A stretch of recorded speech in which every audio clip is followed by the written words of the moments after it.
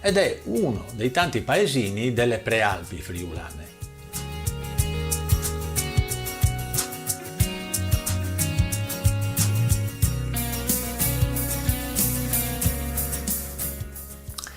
Le malghe di Porzus sono conosciute a livello nazionale per il famoso eccidio dei partigiani della Brigata Osopo che è avvenuto nel febbraio del 1945. Partigiani che sono stati poi sepolti nel Bosco Romagno, come abbiamo ricordato anche sul video che trovate nella scheda sopra. È conosciuto però anche per un evento mistico avvenuto nel settembre del 1855. Si tratta della nota apparizione della Madonna alla piccola Teresa Dus, una bambina del paese che non aveva ancora compiuto 10 anni.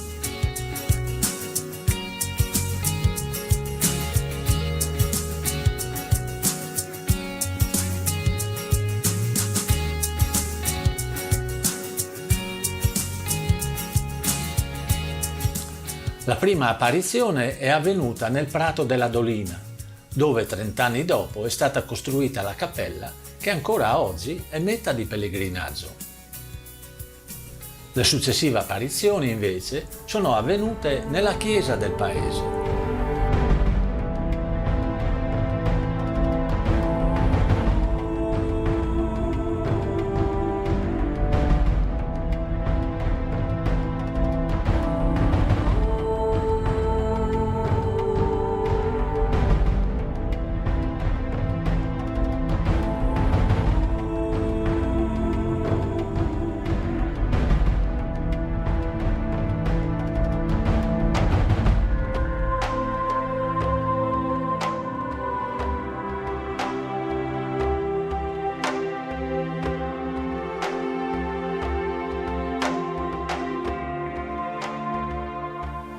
In un primo momento i genitori e la comunità non credevano a questi racconti della bambina.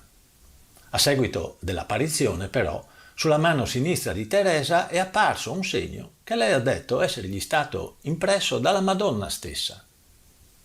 Si trattava di un segno che ha destato molto clamore nel paese e che consisteva in una crocetta di circa 3 cm di colore oro. Nonostante i genitori e anche altre persone incredule avessero cercato di cancellarla sfregando e lavando, la crocetta dorata risultava assolutamente indelebile. Poco tempo dopo, a causa di un'epidemia di colera, Teresa è rimasta orfana. Fu portata così a Udine, nella casa delle derelitte di Don Luigi Scrosoppi, il prete friulano che nel 2001 è stato dichiarato santo da Giovanni Paolo II per l'esempio di carità che ha testimoniato in favore delle tante bambine orfane a causa di queste epidemie che allora imperversavano in Friuli. Qui la giovane, nonostante i problemi di salute, nel 1867 inizia il noviziato e diventa una suora della Provvidenza con il nome di Suor Maria Osanna. Muore però giovanissima di tubercolosi il 17 agosto del 1870 e le suore della sua comunità hanno testimoniato che la croce dorata, che era sempre ben visibile sulla sua mano, con la morte è diventata di colore bianco. Chi volesse approfondire questo avvenimento lo può fare documentandosi su internet o leggendo uno dei vari libri che trattano di questa apparizione.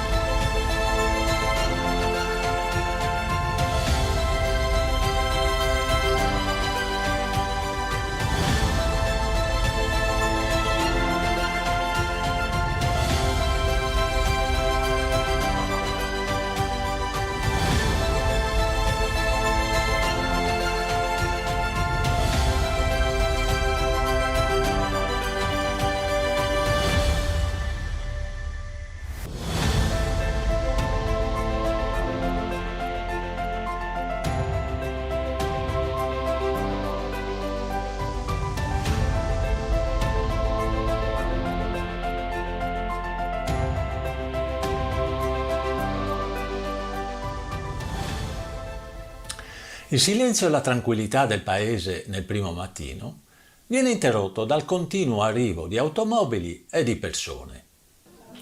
Oggi, infatti, 16 agosto 2020, si fa memoria dei 150 anni della morte di Teresa d'Us, Suor Maria Osanna, e nella chiesa parrocchiale si celebra una Santa Messa solenne a cui partecipa la comunità locale, ma anche molti pellegrini e devoti che arrivano da ogni parte del Friuli e non solo.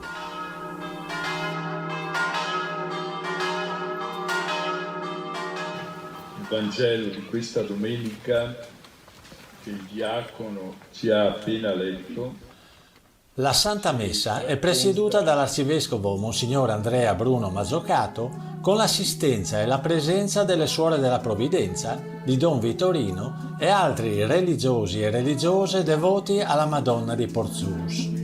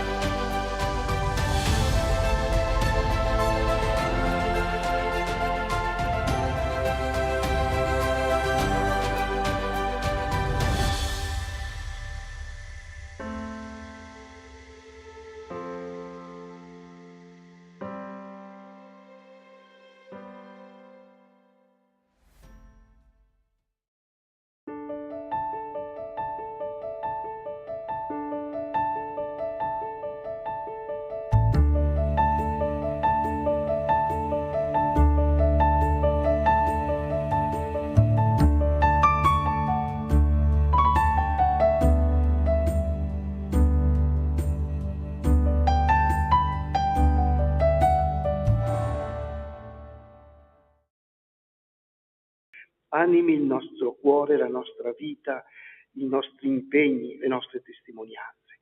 Ecco, mettiamo insieme sull'altare tutte le preghiere che abbiamo a cuore, le persone che hanno bisogno, per chi ha dei progetti importanti. Ricordiamo la Santa Infanzia, oggi anche una giornata dedicata ai più piccoli.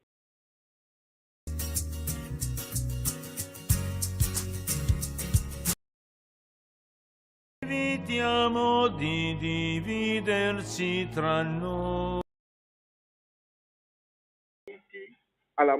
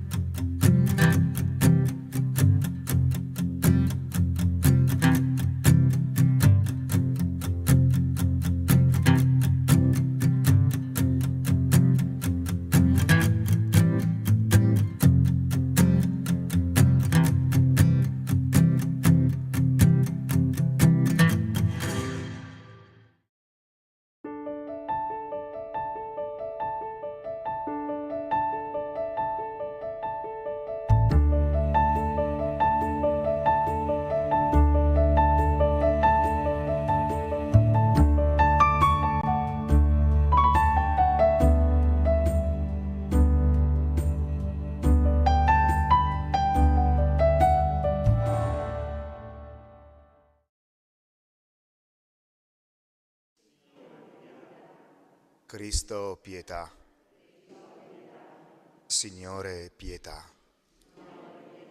Dio Onnipotente abbia misericordia di noi, per i nostri peccati, i nostri errori, ci conduca alla vita eterna. Preghiamo.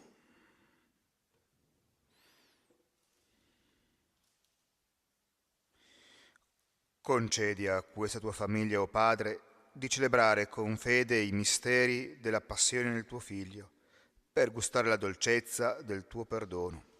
Per il nostro Signore Gesù Cristo, tuo Figlio che è Dio, vive e regna con te, nell'unità dello Spirito Santo, per tutti i secoli dei secoli.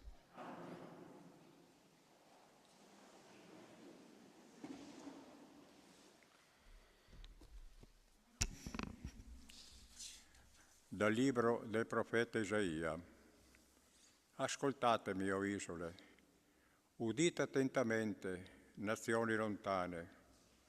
Il Signore dal seno materno mi ha chiamato, fin dal grembo di mia madre ha pronunciato il mio nome. Ha reso la mia bocca come spada affilata, mi ha nascosto all'ombra della sua mano, mi ha reso freccia appuntita, mi ha riposto nella parete. Mi ha detto: mio servo tu sei, Israele, sul quale manifesterò la mia gloria. Io ho risposto: invano ho faticato, per nulla e invano ho consumato le mie forze. Ma certo il mio diritto è presso il Signore, la mia ricompensa presso il mio Dio. Ora ha parlato il Signore, che mi ha plasmato il suo servo dal seno materno, per ricondurre a lui Giacobbe e a lui riunire Israele. Poiché ero stato onorato del Signore e Dio era stata la mia forza, e ha detto: è troppo poco che tu sia mio servo per restaurare la tribù di Giacobbe e ricondurre i superstiti Israele. Io ti renderò luce delle nazioni, perché porti la mia salvezza fino all'estremità della terra. Parola di Dio. Ripetiamo assieme: proclamerò, Signore, la tua salvezza. In te, Signore, mi sono rifugiato, mai sarò deluso. Per la tua giustizia liberami e difendimi, tendi a me il tuo orecchio e salvami. Proclamerò, Signore, la tua. Sii tu la mia roccia, una dimora sempre accessibile. Hai deciso di darmi salvezza. Davvero mia rupe e mia fortezza tu sei. Mio Dio, liberami dalle mani del malvagio.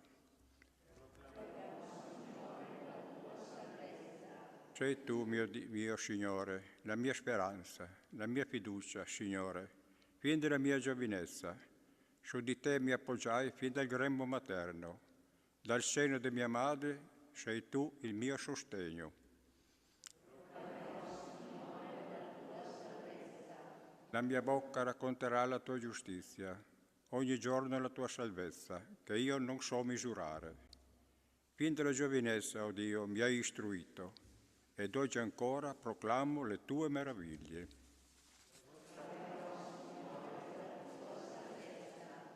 Gloria e lode a te, Cristo Signore. Gloria e lode a te, Cristo Signore. Salve il nostro Re, obbediente al Padre, sei stato condotto alla croce, come agnello mansueto al macello. Gloria e lode a te, Cristo Signore.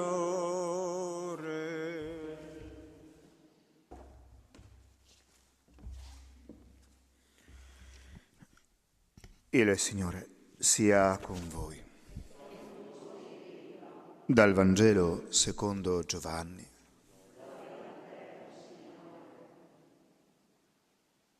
In quel tempo, mentre era a mensa con i suoi discepoli, Gesù fu profondamente turbato e dichiarò: in verità io vi dico, uno di voi mi tradirà.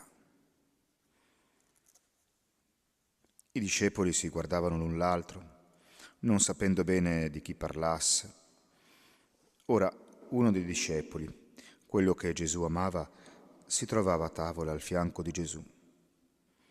Simon Pietro gli fece cenno di informarsi chi fosse quello di cui parlavano. Ed egli, chinandosi sul petto di Gesù, gli disse: Signore, chi è? Rispose Gesù: è colui per il quale intingerò il boccone e glielo darò. E, intinto il boccone, lo prese e lo diede a Giuda, figlio di Simone Iscariota. Allora, dopo il boccone, Satana entrò in lui. Gli disse dunque Gesù: quello che vuoi fare, fallo presto. Nessuno dei commensali capì perché gli avesse detto questo. Alcuni infatti pensavano che, poiché Giuda teneva la cassa, Gesù gli avesse detto: compra quello che ci occorre per la festa, oppure che dovesse dare qualche cosa ai poveri. Egli, preso il boccone, subito uscì. Ed era notte. Quando fu uscito, Gesù disse: ora il Figlio dell'uomo è stato glorificato e Dio è stato glorificato in lui. Se Dio è stato glorificato in lui, anche Dio lo glorificherà da parte sua e lo glorificherà subito. Figliuoli, ancora per poco sono con voi. Voi mi cercherete, ma, come ho detto ai Giudei, ora lo dico anche a voi: dove vado io, voi non potete venire. Simon Pietro gli disse: Signore, dove vai? E gli rispose Gesù: dove io vado, tu per ora non puoi seguirmi, mi seguirai più tardi. Pietro disse: Signore, perché non posso seguirti ora? Darò la mia vita per te. Rispose Gesù: darai la tua vita per me? In verità io ti dico, non canterà il gallo prima che tu non mi abbia rinnegato 3 volte. Parola del Signore.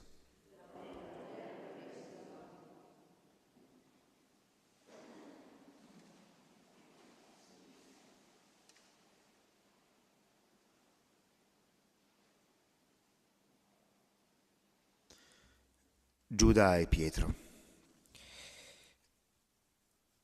Tutti e due hanno tradito il Signore. Uno, alla fine, sappiamo che si toglie la vita. L'altro, secondo il racconto dei sinottici, pianse amaramente. Ma quello che abbiamo tentato di vivere in questa Quaresima, nelle domeniche, non è tanto il nostro peccato, il nostro fallimento, ma è lo sguardo di Dio su di noi. Uno sguardo che va oltre al nostro fallimento, oltre il nostro peccato, oltre il nostro tradimento. Vi ricordate? La terza domenica di Quaresima. Padrone, aspettiamo ancora un po' prima di tagliare l'albero. Il Padre misericordioso, che esce, sempre Lui, va incontro sia al figlio minore che al figlio maggiore. La donna perdonata va, neanch'io ti condanno. Ecco, quello che è importante, secondo me, in questi giorni, non è tanto riconoscere il nostro peccato, perché lo abbiamo, lo riconosciamo, ma fare esperienza di un Dio che ci accoglie proprio così, con il nostro peccato. Ed è il primo passaggio, perché solo così poi riusciamo a rialzarci e a ridirci che abbiamo una dignità che nessuno può togliere. Siamo figli di Dio.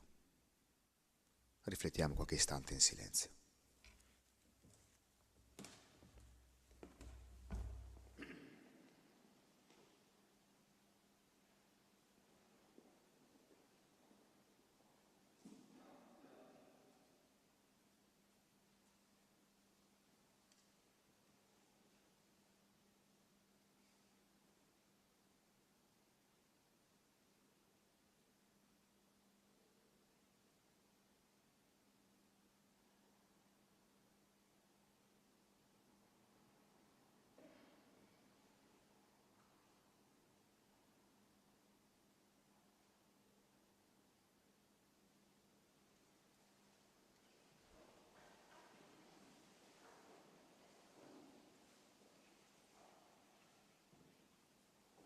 Eleviamo al Signore la nostra preghiera.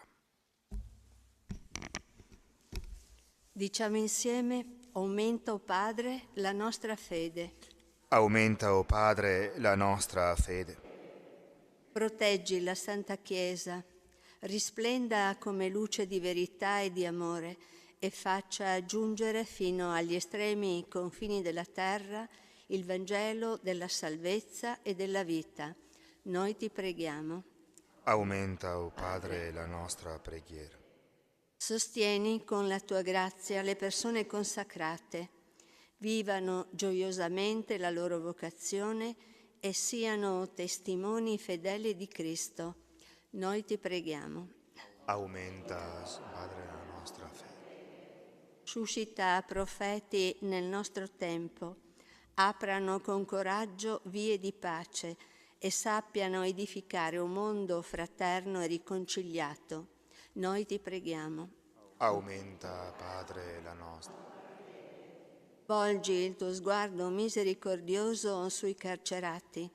Non si spenga nel loro cuore la luce della speranza e si aprano alla grazia rinnovatrice della Pasqua.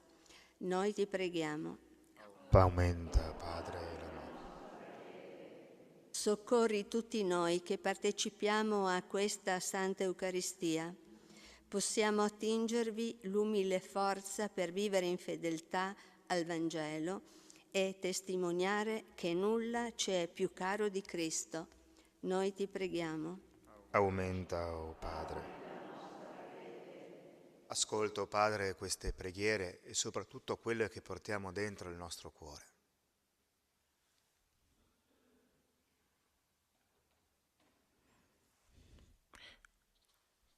Per Cristo, nostro Signore.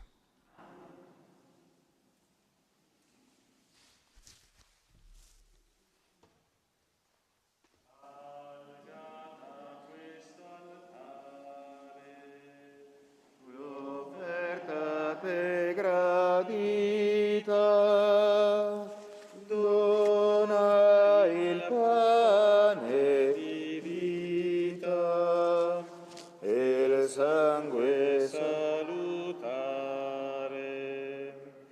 Nel nome di Cristo uniti, il calice e il pane ti offriamo per i tuoi doni elargiti.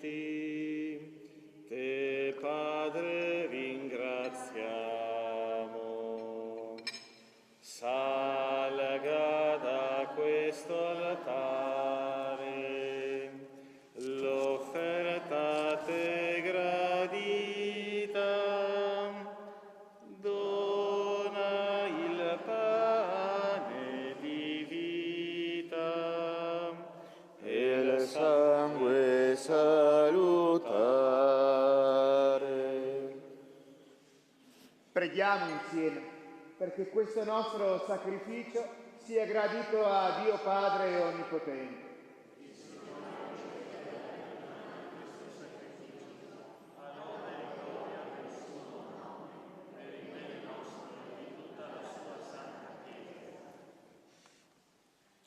Accetta con bontà, o Signore, l'offerta della tua famiglia. Tu che la rendi partecipe di questi santi misteri, fa che giunga a possederli pienamente nel tuo regno, per Cristo nostro Signore. Il Signore sia con voi. In alto i nostri cuori. Rendiamo grazie al Signore nostro Dio.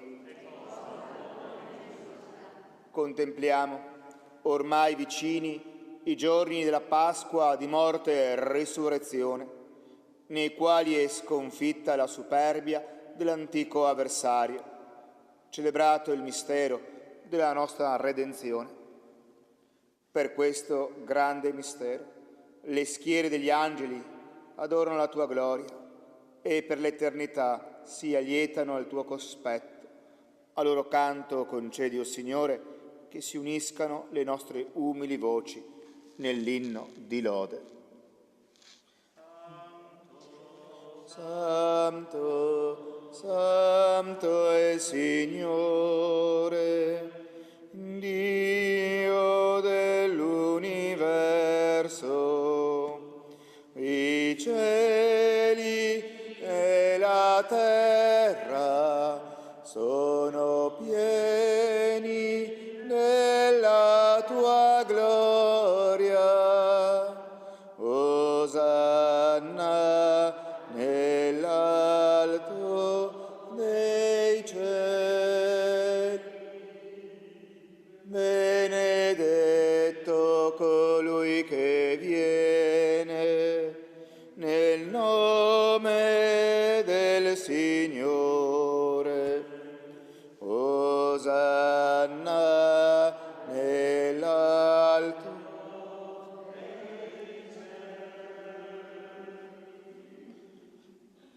Veramente santo sei tu, Padre, fonte di ogni santità. Ti preghiamo, santifica questi doni con la rugia del tuo Spirito, perché diventino per noi il corpo e il sangue del Signore nostro Gesù Cristo.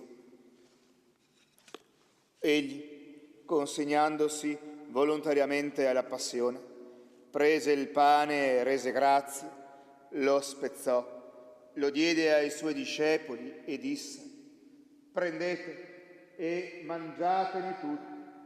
Questo è il mio corpo, offerto in sacrificio per voi.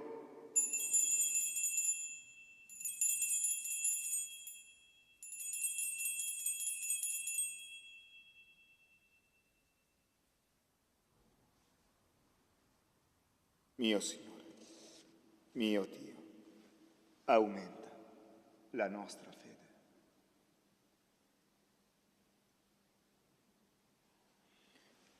Allo stesso modo, dopo aver cenato, prese il calice, di nuovo ti rese grazie, lo diede ai suoi discepoli e disse: prendete e bevetene tutti. Questo è il calice del mio sangue per la nuova ed eterna alleanza, versato per voi e per tutti in remissione peccati.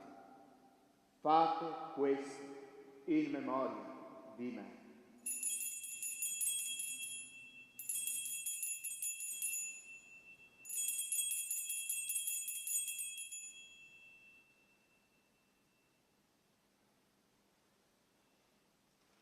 Mio Signore, mio Dio, aumenta la nostra fede.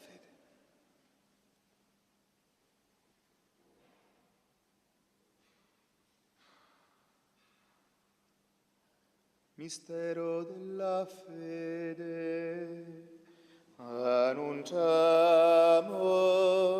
la tua morte, Signore, proclamiamo la tua risurrezione.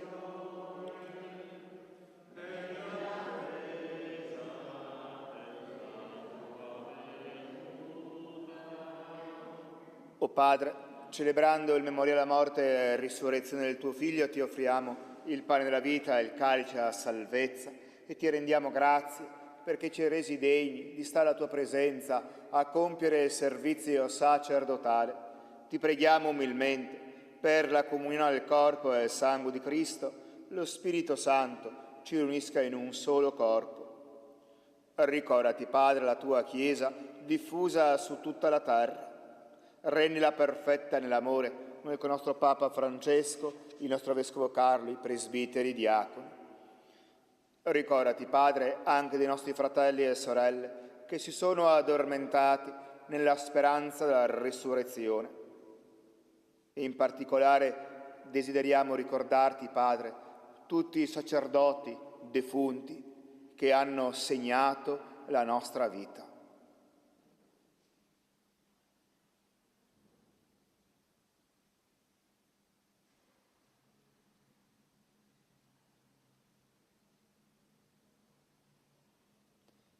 Ammettili alla luce del tuo volto, di noi tutti, delle persone a noi care, abbi misericordia.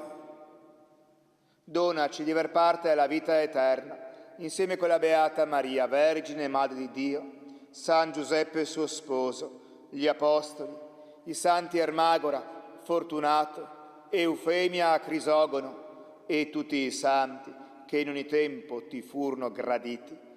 E in Gesù Cristo, Figlio, canteremo la tua lode e la tua gloria. Per Cristo, con Cristo e in Cristo, a te, Dio Padre Onnipotente, nell'unità dello Spirito Santo, ogni onore e gloria per tutti i secoli dei secoli. A una sola voce, preghiamo come il Signore ci ha insegnato.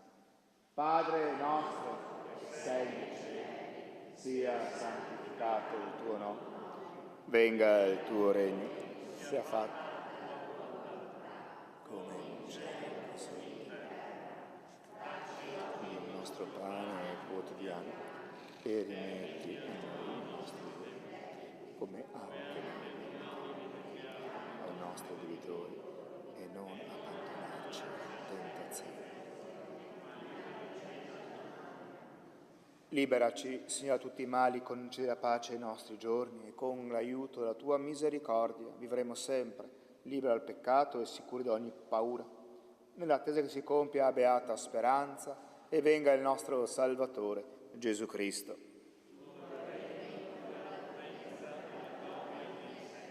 Signore Gesù Cristo, che ai tuoi apostoli vi lascio la pace, vi dono la mia pace. Non guarda i nostri peccati, i nostri errori, ma la fede della tua Chiesa, e dona la pace e gioia, secondo la tua volontà, tu che vivi e regni nei secoli dei secoli. La pace del Signore sia sempre con tutti voi.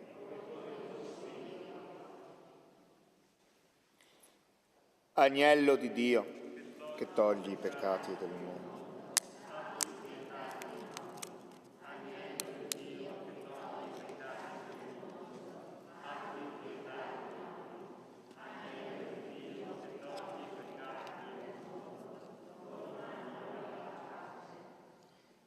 Ecco l'agnello di Dio, ecco colui che toglie i peccati del mondo.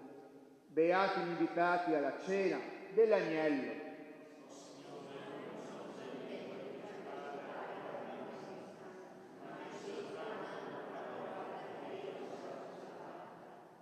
Il corpo e il sangue di Cristo ci custodiscano per la vita eterna.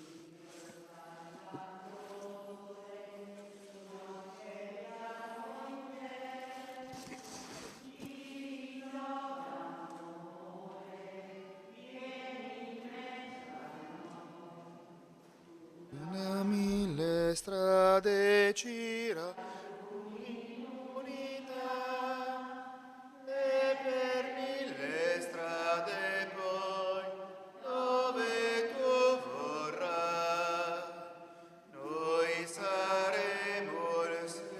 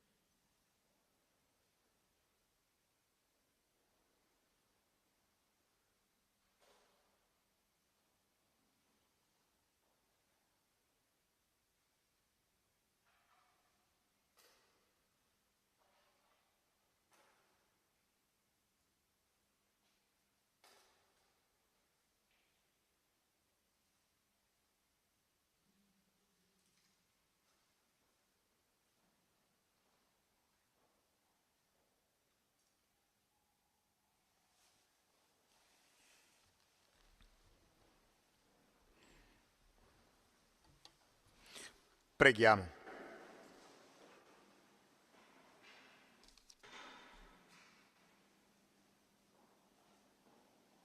Dio non ha saziati del dono di salvezza, invochiamo la tua misericordia, Signore, perché con questo sacramento che ci nutre nel tempo, tu ci renda partecipi della vita eterna. Per Cristo nostro Signore. Il Signore sia con voi. Vi benedica Dio Onnipotente, che Padre, Figlio e Spirito Santo. Benediciamo il Signore.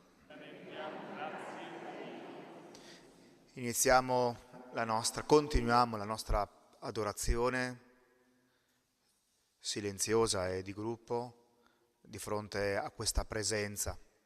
Lasciamoci avvolgere da questa presenza. Questa sera alle ore 20 vivremo il terzo sermone, vivremo anche la processione con l'Eucaristia interna alla Basilica e poi la benedizione solenne. Sia lodato Gesù Cristo.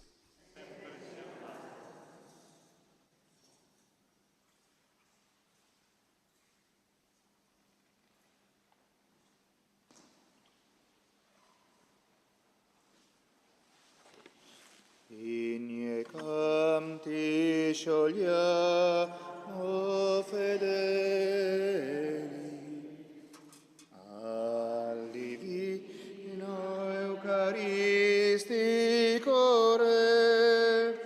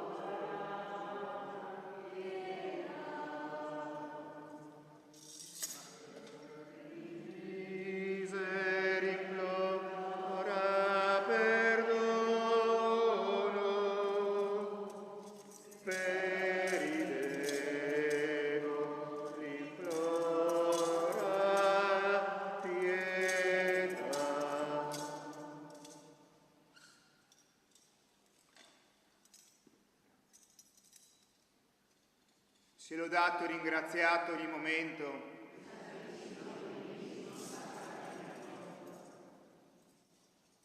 Gloria al Padre, al Figlio e allo Spirito Santo.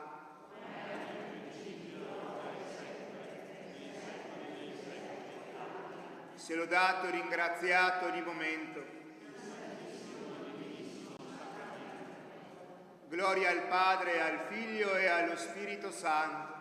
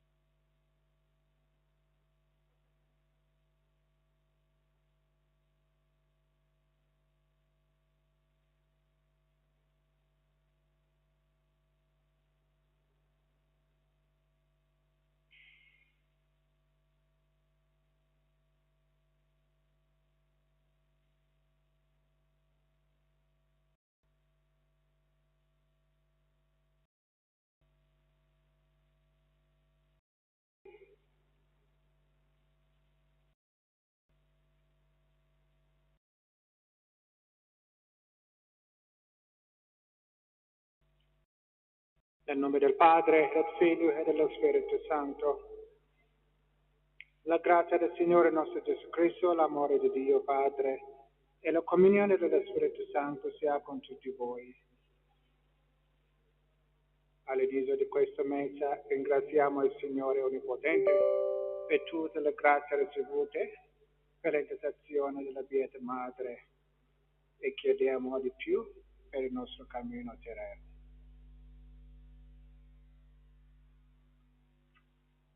Fratelli e sorelle, per osservare dignamente i santi misteri conosciamo il nostro. Preghiamo per il vivente Golbato Giovanna.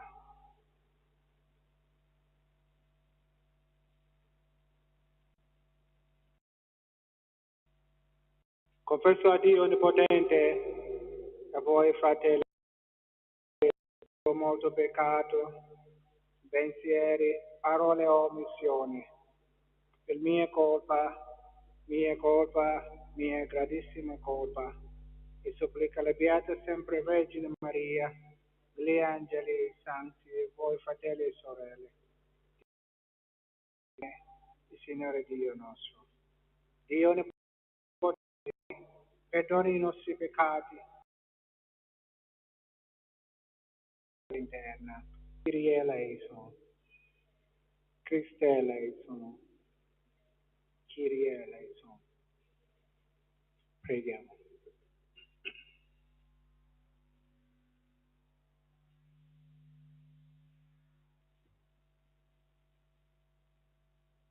O Dio, che hai fatto di tutti i rinati in Cristo, dai sacerdozio regale. Donaci desiderio e la forza di compiere ciò che comandi, perché chiamato alla vita interna, sia concorde della fede e nell'opera del nostro Signore Gesù Cristo, che è Dio, e vive e regna con te nell'unità dello Spirito Santo, per tutti i secoli dei secoli.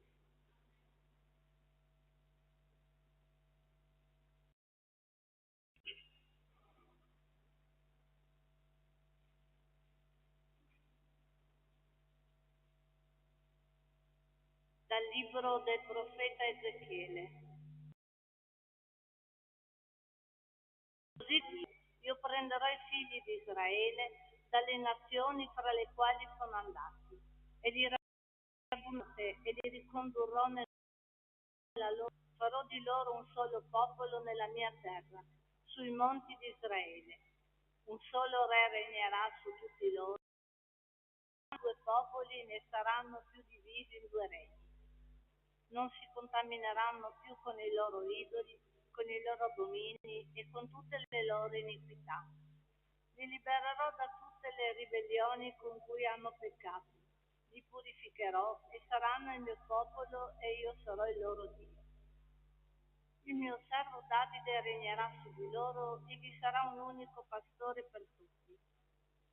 Seguiranno le mie norme, osserveranno le mie leggi e le metteranno in pratica. Abiteranno nella terra che ho dato al mio servo Giacobbe. Terra su cui abitarono i loro padri, abiteranno essi, i loro figli, e i figli dei loro figli per sempre. Il mio servo Davide sarà loro re per sempre. Farò con loro un'alleanza di pace, e sarà un'alleanza eterna con loro. Stabilizerò e porrò il mio santuario in mezzo a loro per sempre. In mezzo a loro sarà la mia dimora, io sarò il loro Dio ed essi saranno il mio popolo. Le nazioni sapranno che io sono il Signore, che santifico Israele. Il santuario sarà in mezzo a loro per sempre. Parola di Dio. Vediamo, grazie. Ripetiamo insieme. Il Signore custodisce come un pastore il suo gregge. Il Signore ci custodisce come un pastore il suo gregge. Ascoltate, genti, la parola del Signore. Annunciatela alle isole più lontane e dite: chi ha disperso Israele lo raduna e lo custodisce come un pastore il suo gregge. Il Signore ci custodisce come un pastore il suo gregge. perché il Signore ha riscattato Giacobbe e lo ha liberato dalle mani di uno più. Verranno e canteranno inni sull'altura di Dio, andranno insieme verso i beni del Signore. Il Signore ci custodisce come un pastore il suo gregge. La Vergine allora gioirà danzando, insieme ai giovani vecchi. Cambierò il loro lutto in gioia, li consolerò e li renderò benedizioni. Il Signore ci custodisce come un pastore il suo gregge. Lode e onore a te, Signore. Lode e onore a te, Signore Gesù. Liberatevi da tutte le iniquità commesse, dice il Signore, e formatevi un cuore nuovo e uno spirito nuovo. Lode e onore a te, Signore Gesù.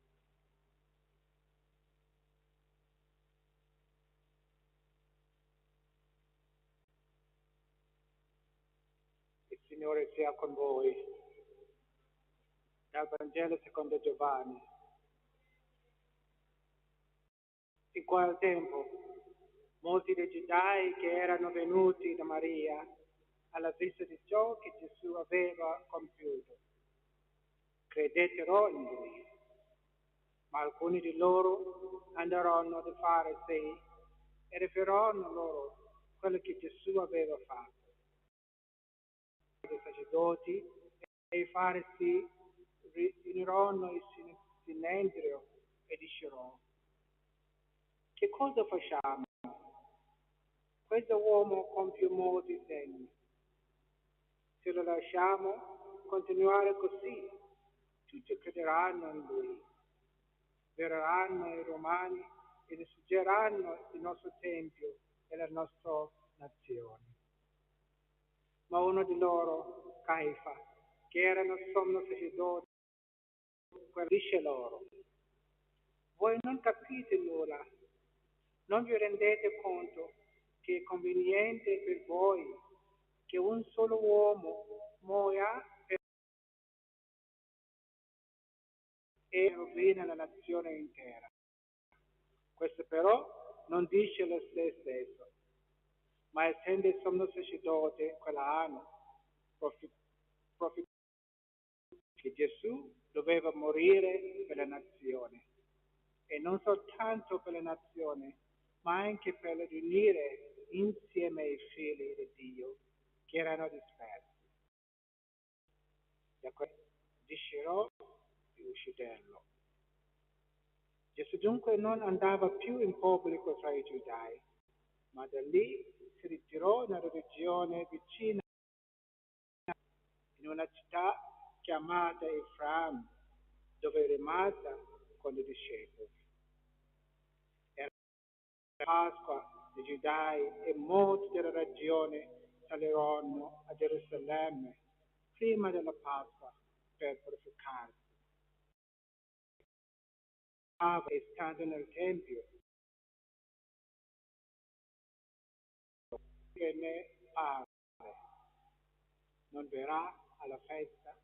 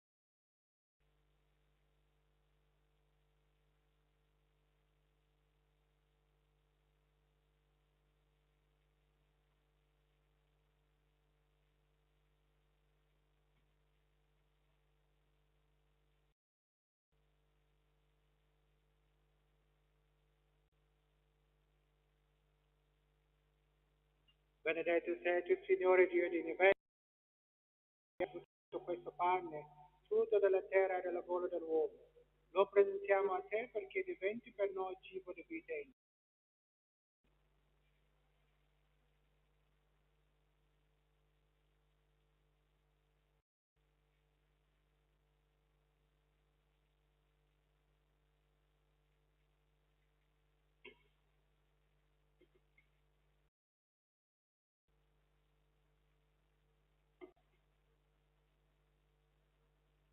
Benedetto sei tu, Signore Dio dell'universo, dalla tua bontà abbiamo ricevuto questo vino, frutto della vita e la portiamo a te, perché diventi per noi bevende di salvezza.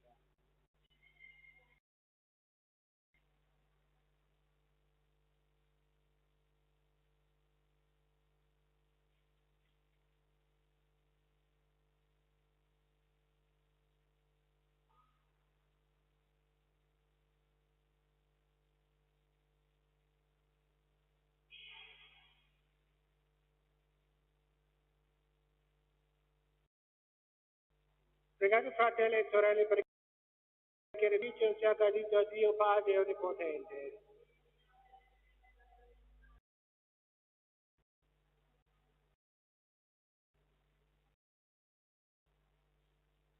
Accogli, oh Signore, i doni che ti presentiamo in questo digiuno quaresimale, perché la loro posa di purificazione ci renda degni della tua grazia e ci conduca alla eternità da te promessa. Per Cristo nostro.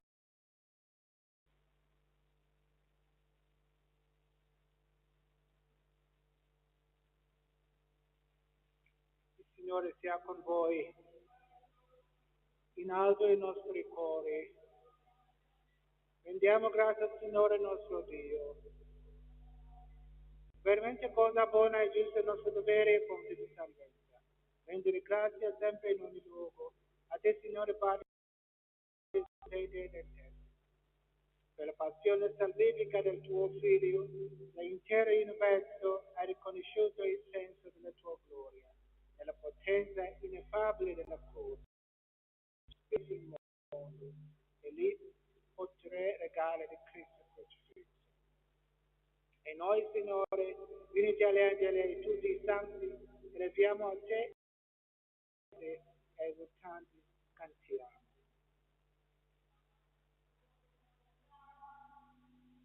Santo è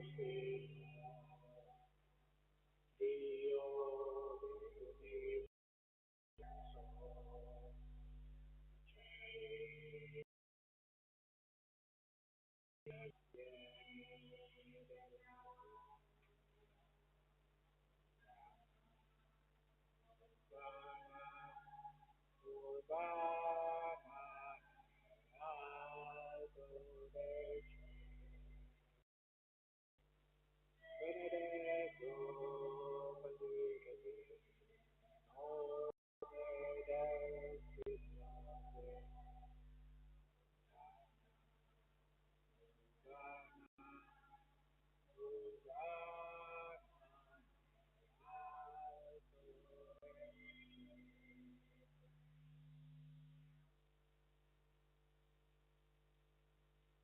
Veramente santo sei tu, o Padre, fonte di ogni santità.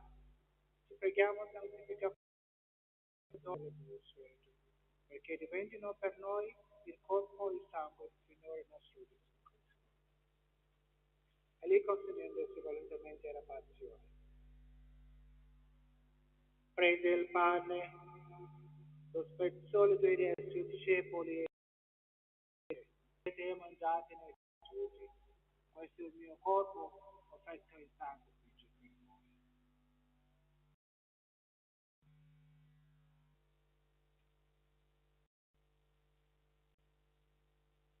Allo stesso modo, dopo aver cenato, prese il calice, di nuovo ti rese grazie e diede ai suoi discepoli e disse: prendete e bevetene tutti. Questo è il calice del mio sangue, per la nuova e eterna alleanza, versato per voi e per tutti, in remissione dei peccati. Fate questo in memoria di me.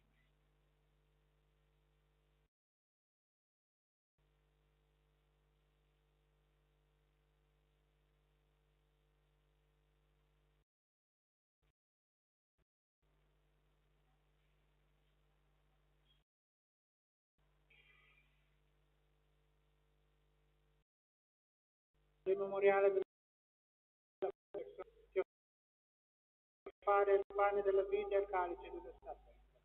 E ti rendiamo che ci redidenti a compiere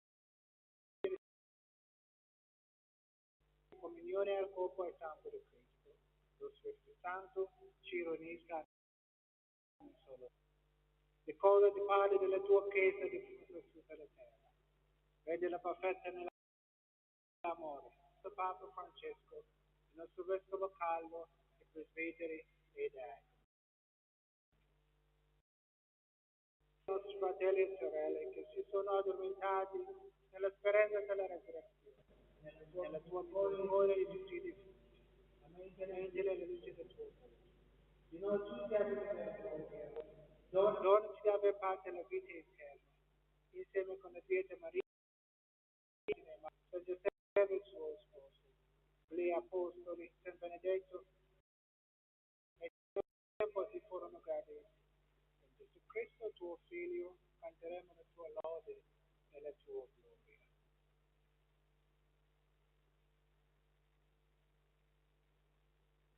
Per Cristo, con Cristo e in Cristo, a te Dio Padre Onnipotente, nell'unità dello Spirito, gloria per tutti i secoli dei secoli.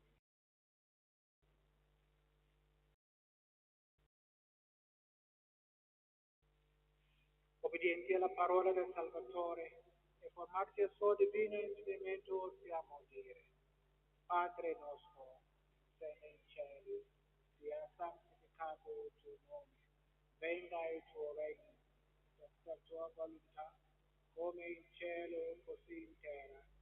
Dacci oggi il nostro pane quotidiano e rimetti a noi i nostri debiti, come anche noi rimettiamo, e non abbandonarci alla tentazione, ma liberaci dal male. Signore di tutti i mali, concedi la pace ai nostri giorni e con l'aiuto della tua misericordia vivremo sempre liberi di peccato e sicuri di ogni tormento, nell'attesa che la pietà e speranza e venga il nostro Cristo. Tuo regno, tua potenza e la gloria. Signore Gesù Cristo, che hai detto ai tuoi apostoli: vi lascio la pace, vi do la mia pace. Non guardare ai nostri peccati, ma alla fede della tua Chiesa. E dona l'unità e pace, sarà tu che vivi e regni nei secoli dei secoli. La pace del Signore sia con voi.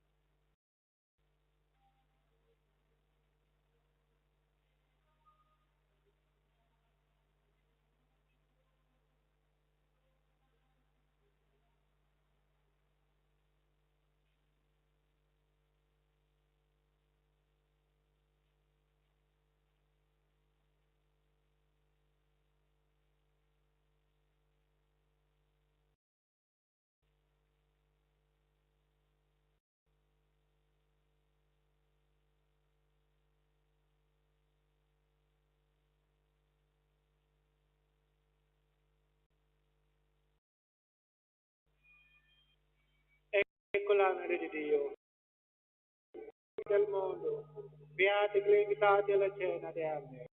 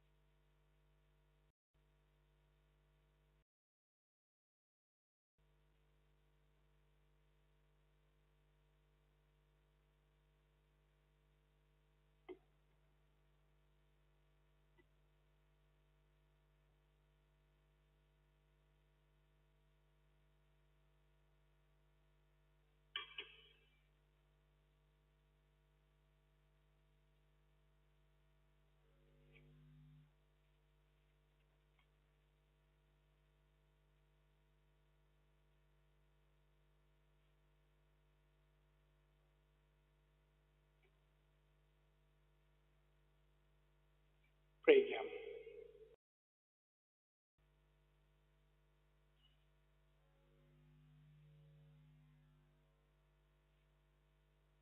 O Padre, che ci hai nutriti con il corpo e il sangue di tuo Figlio, per questo sacramento di salvezza, fa che entriamo in comunione con la tua vita.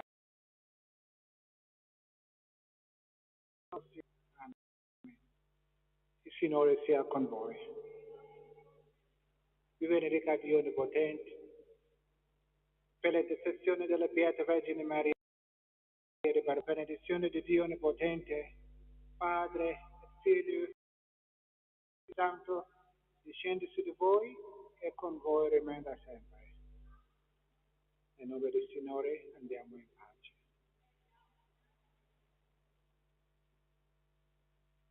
Ave Maria.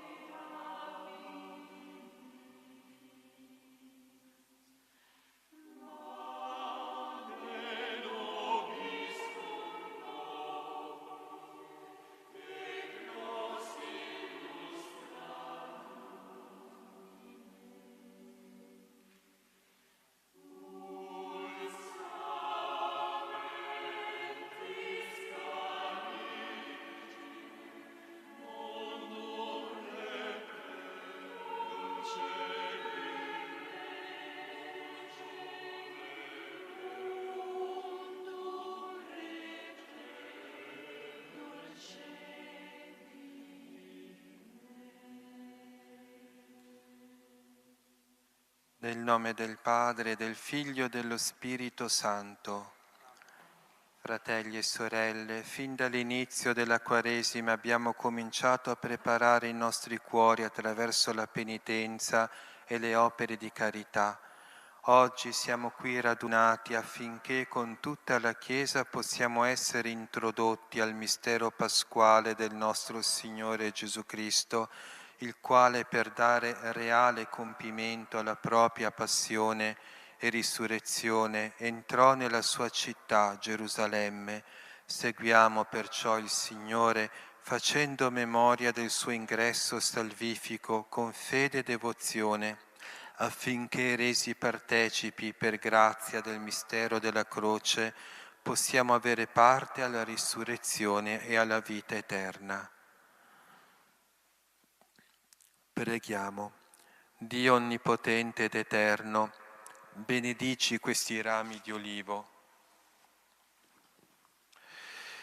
e concedi a noi tuoi fedeli che seguiamo esultanti il Cristo nostro Re e Signore di giungere con Lui alla Gerusalemme del cielo. Egli vive e regna nei secoli dei secoli.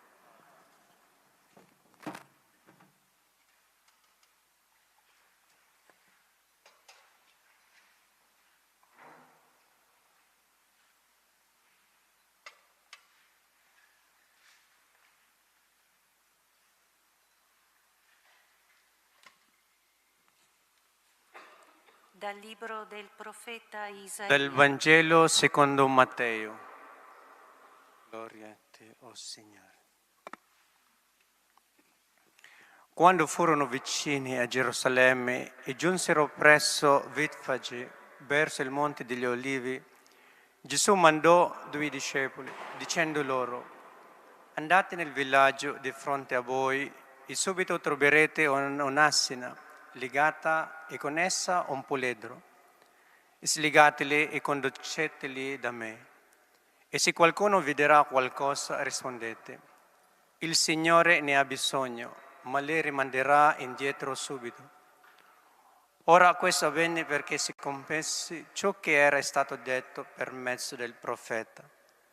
Dette alla figlia di Sion: ecco a te viene il tuo re, miti seduto su un'assina e su un puledro, figlio di una bestia da soma. I discepoli andarono e fecero quello che aveva ordinato loro Gesù. Condussero l'assina e il puledro, misero su di essi i mantelli ed egli vi si posse a sedere. La folla numerosissima stese i propri mantelli sulla strada, mentre altri tagliavano rami dagli alberi e li stendevano sulla strada. La folla che lo precedeva e quella che lo seguiva gridava: Osanna al figlio di Davide, benedetto colui che viene nel nome del Signore, Osanna nel più alto dei cieli. Mentre egli entrava in Gerusalemme, tutta la città fu presa da agitazione e diceva: chi è costui? E la folla rispondeva: questo è il profeta Gesù da Nazaret di Galilea. Parola del Signore. O Cristo, imitiamo, o fratelli e sorelle, le folle che acclamavano Gesù e procediamo in pace. Nel nome di Cristo. Amen.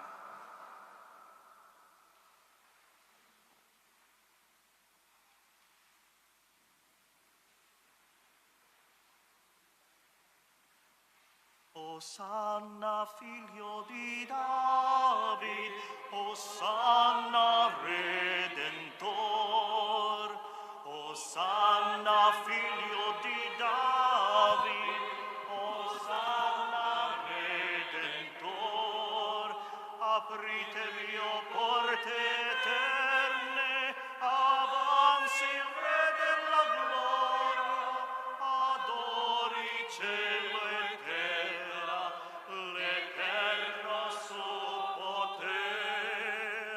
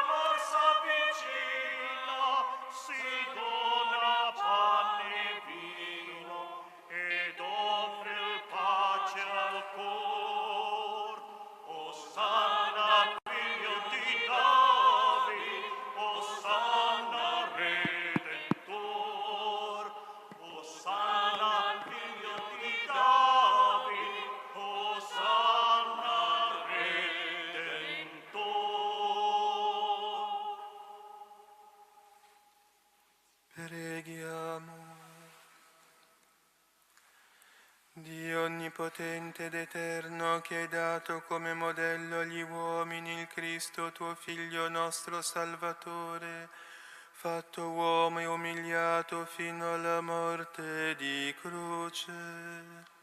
Fa che abbiamo sempre presente il grande insegnamento della sua passione, per partecipare alla gloria della risurrezione. Egli è Dio e vive e regna con te nell'unità dello Spirito Santo, per tutti i secoli dei secoli.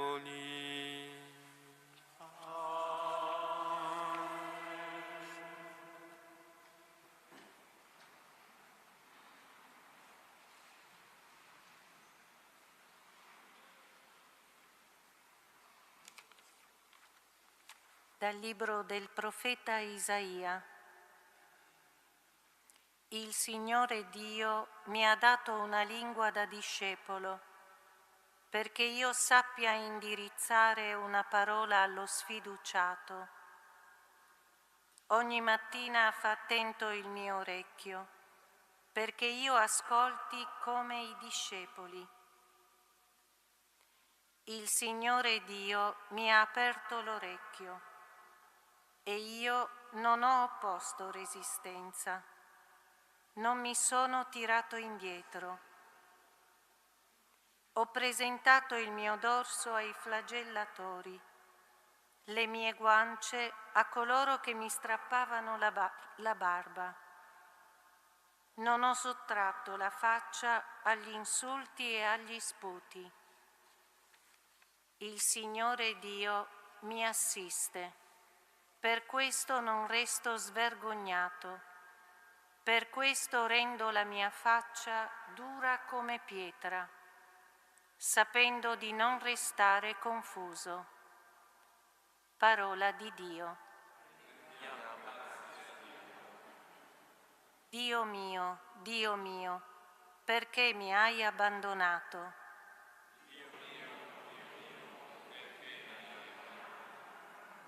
Si fanno beffe di me quelli che mi vedono, storcono le labbra, scuotono il capo.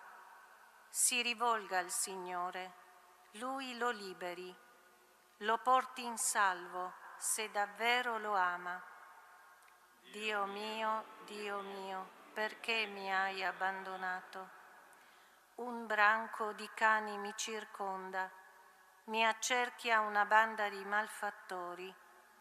Hanno scavato le mie mani e i miei piedi. Posso contare tutte le mie ossa. Dio mio, perché mi hai abbandonato? Si dividono le mie vesti. Sulla mia tunica gettano la sorte. Ma tu, Signore, non stare lontano. Mia forza, vieni presto in mio aiuto. Dio mio, perché mi hai abbandonato? Annuncerò il tuo nome ai miei fratelli, ti loderò in mezzo all'assemblea. Lodate il Signore, voi suoi fedeli, gli dia gloria tutta la discendenza di Giacobbe, lo tema tutta la discendenza di Israele. Dio mio, perché mi hai abbandonato?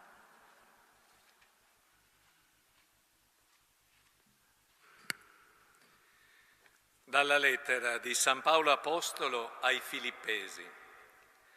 Cristo Gesù, pur essendo nella condizione di Dio, non ritenne un privilegio l'essere come Dio, ma svuotò se stesso, assumendo una condizione di servo, diventando simile agli uomini. Dall'aspetto riconosciuto come uomo, umiliò se stesso, facendosi obbediente fino alla morte e a una morte di croce.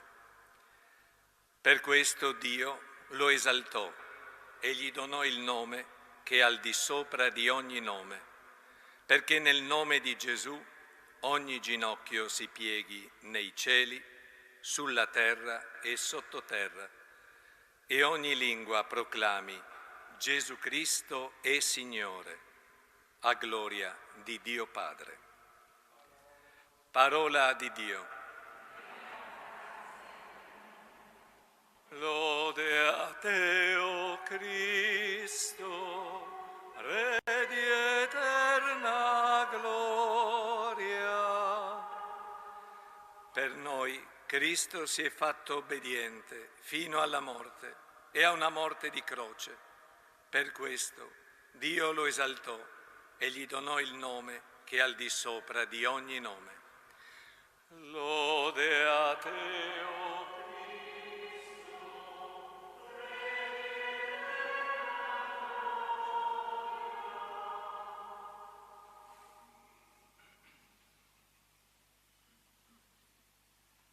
Passione di nostro Signore Gesù Cristo secondo Matteo.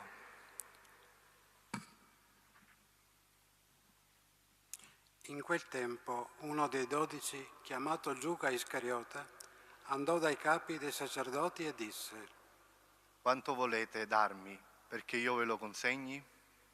E quelli gli fissarono 30 monete d'argento. Da quel momento cercava l'occasione propizia per consegnare Gesù. Il primo giorno degli azimi i discepoli si avvicinarono a Gesù e gli dissero: Dove vuoi che prepariamo per te perché tu possa mangiare la Pasqua? Ed egli rispose: Andate in città da un tale e ditegli: il Maestro dice, il mio tempo è vicino, farò la Pasqua da te con i miei discepoli. I discepoli fecero come aveva loro ordinato Gesù e prepararono la Pasqua. Venuta la sera, si mise a tavola con i 12. Mentre mangiavano, disse: In verità io vi dico, uno di voi mi tradirà. Ed essi, profondamente rattristati, cominciarono ciascuno a domandargli: Sono forse io, Signore? Ed egli rispose: Colui che ha messo con me la mano nel piatto è quello che mi tradirà. Il figlio dell'uomo se ne va, come sta scritto di lui, ma guai a quell'uomo dal quale il figlio dell'uomo viene tradito. Meglio per quell'uomo se non fosse mai nato. Giuda, il traditore, disse: Rabbi, sono forse io? Gli rispose: Tu l'hai detto. Ora, mentre mangiavano, Gesù prese il pane, recitò la benedizione, lo spezzò e mentre lo dava ai discepoli disse: Prendete, mangiate, questo è il mio corpo. Poi prese il calice, rese grazie e lo diede loro dicendo: Bevetene tutti, perché questo è il mio sangue dell'alleanza che è versato per molti per il perdono dei peccati. Io vi dico che d'ora in poi non berrò di questo frutto della vite fino al giorno in cui lo berrò nuovo con voi nel regno del Padre mio. Dopo aver cantato l'inno, uscirono al Monte degli Ulivi. Allora Gesù disse loro: Questa notte per tutti voi sarò motivo di scandalo. Sta scritto infatti, percuoterò il pastore e saranno disperse le pecore del gregge. Ma dopo che sarò risorto vi precederò in Galilea. Pietro gli disse: Se tutti si scandalizzeranno di te, io non mi scandalizzerò mai. Gli disse Gesù: In verità io ti dico, questa notte, prima che il gallo canti, tu mi rinnegherai 3 volte. Pietro gli rispose: Anche se dovessi morire con te, io non ti rinnegherò. Lo stesso dissero tutti i discepoli. Allora Gesù andò con loro in un podere chiamato Getsemani e disse ai discepoli: Sedetevi qui, mentre io vado là a pregare. E presi con sé Pietro e i 2 figli di Zebedeo, cominciò a provare la tristezza e angoscia e disse loro: La mia anima è triste sino alla morte, restate qui e vegliate con me. Andò un poco più avanti, cadde faccia a terra e pregava dicendo: Padre mio, se è possibile, passi via da me questo calice, però non come voglio io, ma come vuoi tu. Poi venne dai discepoli e li trovò addormentati e disse a Pietro: Così non siete stati capaci di vegliare con me una sola ora? Vegliate e pregate per non entrare in tentazione. Lo spirito è pronto, ma la carne è debole. Si allontanò una seconda volta e pregò dicendo: Padre mio, se questo calice non può passare via senza che io lo beva, si compia la tua volontà. Poi venne e li trovò di nuovo addormentati, perché i loro occhi si erano fatti pesanti. Li lasciò, si allontanò di nuovo e pregò per la terza volta, ripetendo le stesse parole. Poi si avvicinò ai discepoli e disse loro: Dormite pure e riposatevi. Ecco, l'ora è vicina e il Figlio dell'uomo viene consegnato in mano ai peccatori. Alzatevi, andiamo. Ecco, colui che mi tradisce è vicino. Mentre ancora egli parlava, ecco arrivare Giuda, uno dei 12, e con lui una grande folla con spade e bastoni, mandate dai capi dei sacerdoti e dagli anziani del popolo. Il traditore aveva dato loro un segno dicendo: quello che bacerò è lui, arrestatelo. Subito si avvicinò a Gesù e disse: Salve, Rabbì. E lo baciò. E Gesù gli disse: Amico, per questo sei qui. Allora si fecero avanti, misero le mani addosso a Gesù e lo arrestarono. Ed ecco, uno di quelli che erano con Gesù impugnò la spada, la estrasse e colpì il servo del sommo sacerdote staccandogli un orecchio.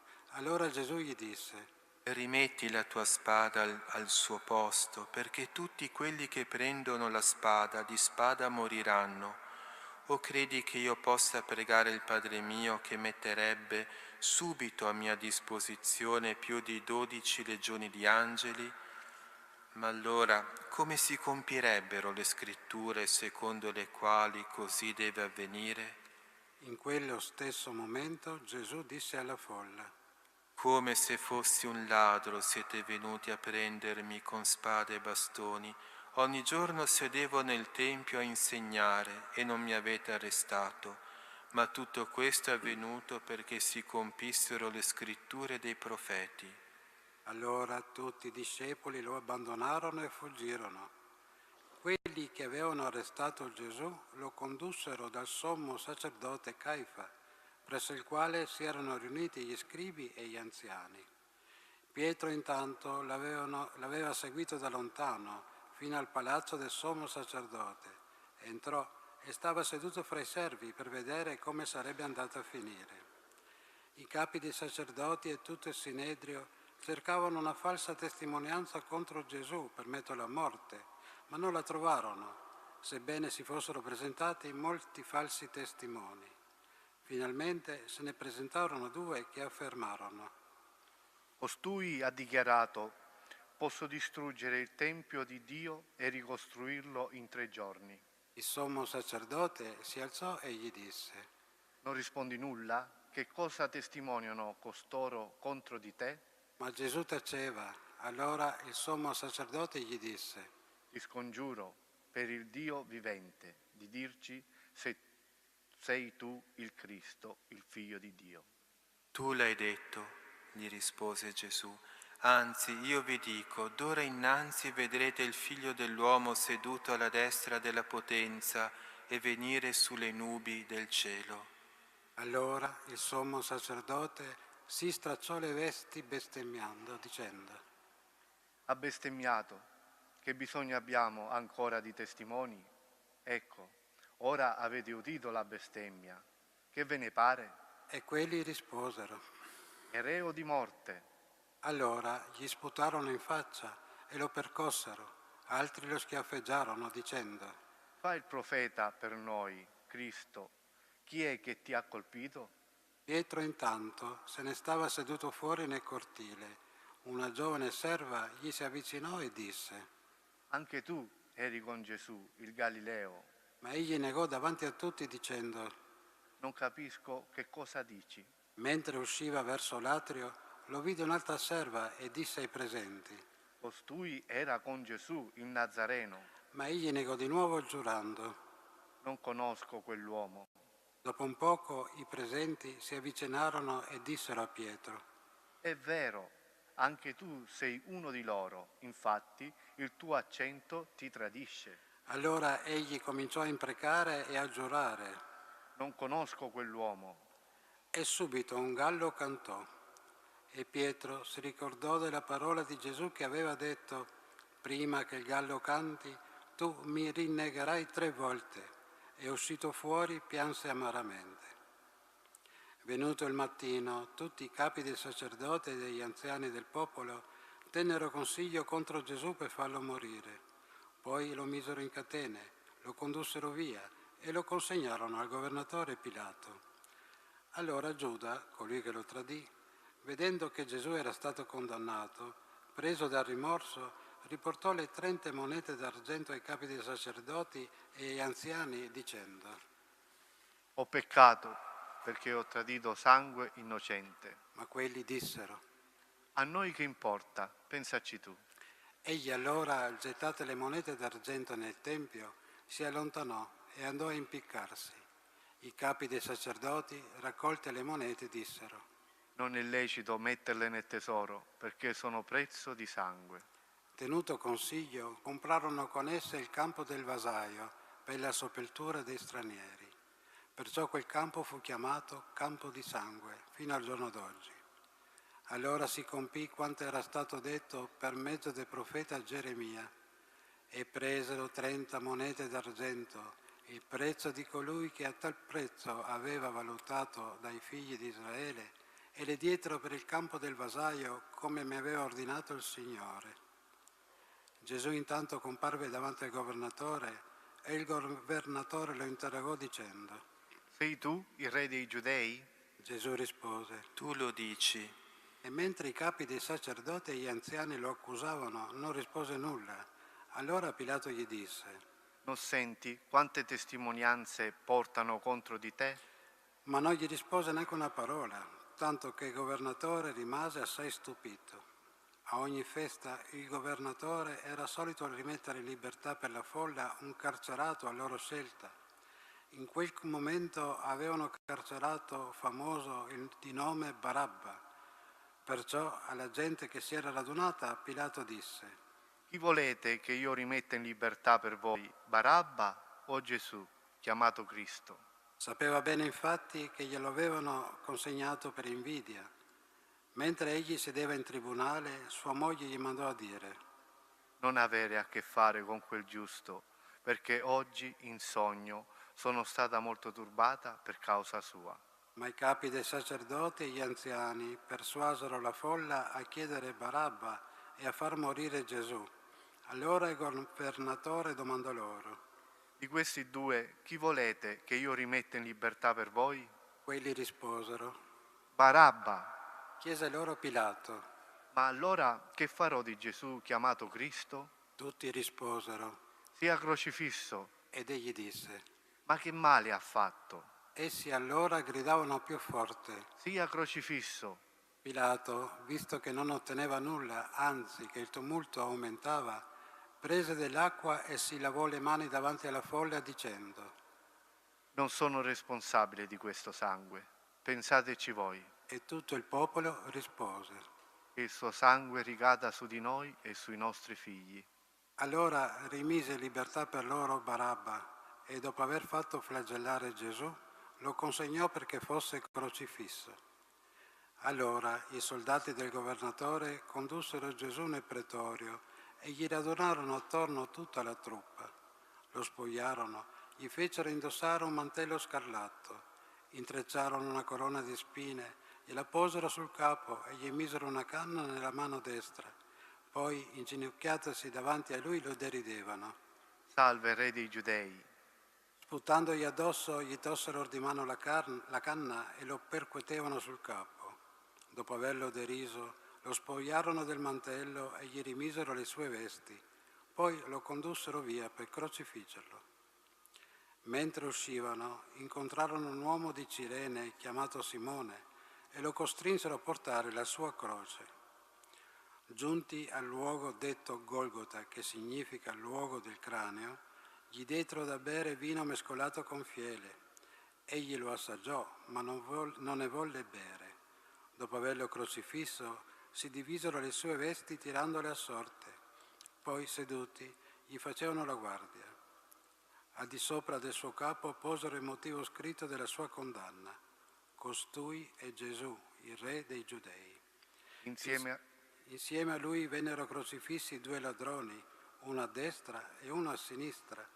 Quelli che passavano di lì lo insultavano scuotendo il capo e dicendo: Tu che distruggi il Tempio e in 3 giorni lo ricostruisci, salva te stesso, se tu sei figlio di Dio, e scendi dalla croce. Così anche i capi dei sacerdoti con gli scribi e gli anziani, facendosi beffe di lui, dicevano: Ha salvato altri e non può salvare se stesso. È il Re di Israele, scenda ora dalla croce e crederemo in lui. Ha confidato in Dio, lo liberi lui, ora se gli vuole bene. Ha detto infatti, sono figlio di Dio. Anche i ladroni crocifissi con lui lo insultavano allo stesso modo.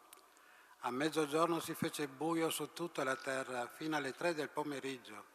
Verso le 3 Gesù gridò a gran voce: Eli, Eli, lema sabachthani, che significa: Dio mio, perché mi hai abbandonato? Udendo questo, alcuni dei presenti dicevano: Costui chiama Elia. E subito uno di loro corse a prendere una spugna, la inzuppò del ceto, la fissò su una canna e gli dava da bere.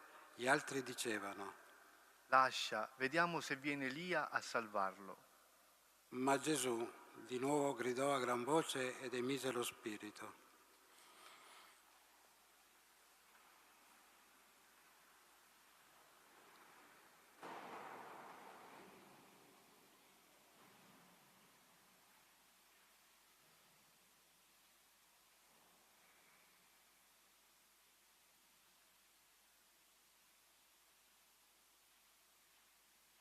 Ed ecco, il velo del Tempio si squarciò in 2, da cima a fondo la terra tremò, le rocce si spezzarono, i sepolcri si aprirono e molti corpi di santi che erano morti risuscitarono. Uscendo dai sepolcri dopo la sua risurrezione, entrarono nella città santa e apparvero a molti. Il centurione e quelli che con lui facevano la guardia a Gesù, alla vista del terremoto e di quello che succedeva, furono presi da grande timore e dicevano: Davvero costui era figlio di Dio. Vi erano là anche molte donne che osservavano da lontano. Esse avevano seguito Gesù dalla Galilea per servirlo. Tra queste c'erano Maria di Magdala, Maria madre di Giacomo e di Giuseppe e la madre dei figli di Zebedeo. Venuta la sera, giunse un uomo ricco di Arimatea, chiamato Giuseppe. Anche lui era diventato discepolo di Gesù. Questo si presentò a Pilato e chiese il corpo di Gesù. Pilato allora ordinò che gli fosse consegnato. Giuseppe, preso il corpo, lo avvolse in un lenzuolo pulito e lo depose nel suo sepolcro nuovo che si era fatto scavare nella roccia. Rotolata poi una grande pietra all'entrata del sepolcro, se ne andò. Lì, sedute di fronte alla tomba, c'erano Maria di Magdala e l'altra Maria. Il giorno seguente, quello dopo la Parasceve, si riunirono presso Pilato i capi dei sacerdoti e i farisei dicendo: Signore, ci siamo ricordati che quell'impostore, mentre era vivo, disse: dopo 3 giorni risorgerò. Ordina dunque che la tomba venga vigilata fino al 3° giorno, perché non arrivino i suoi discepoli, lo rubino e poi dicano al popolo: è risorto dai morti. Così quest'ultima impostura sarebbe peggiore della prima. Pilato disse loro: Avete le guardie, andate e assicurate la sorveglianza come meglio credete. Essi andarono e per rendere sicura la tomba sigillarono la pietra e vi lasciarono le guardie. Parola del Signore. Lode a te, Cristo.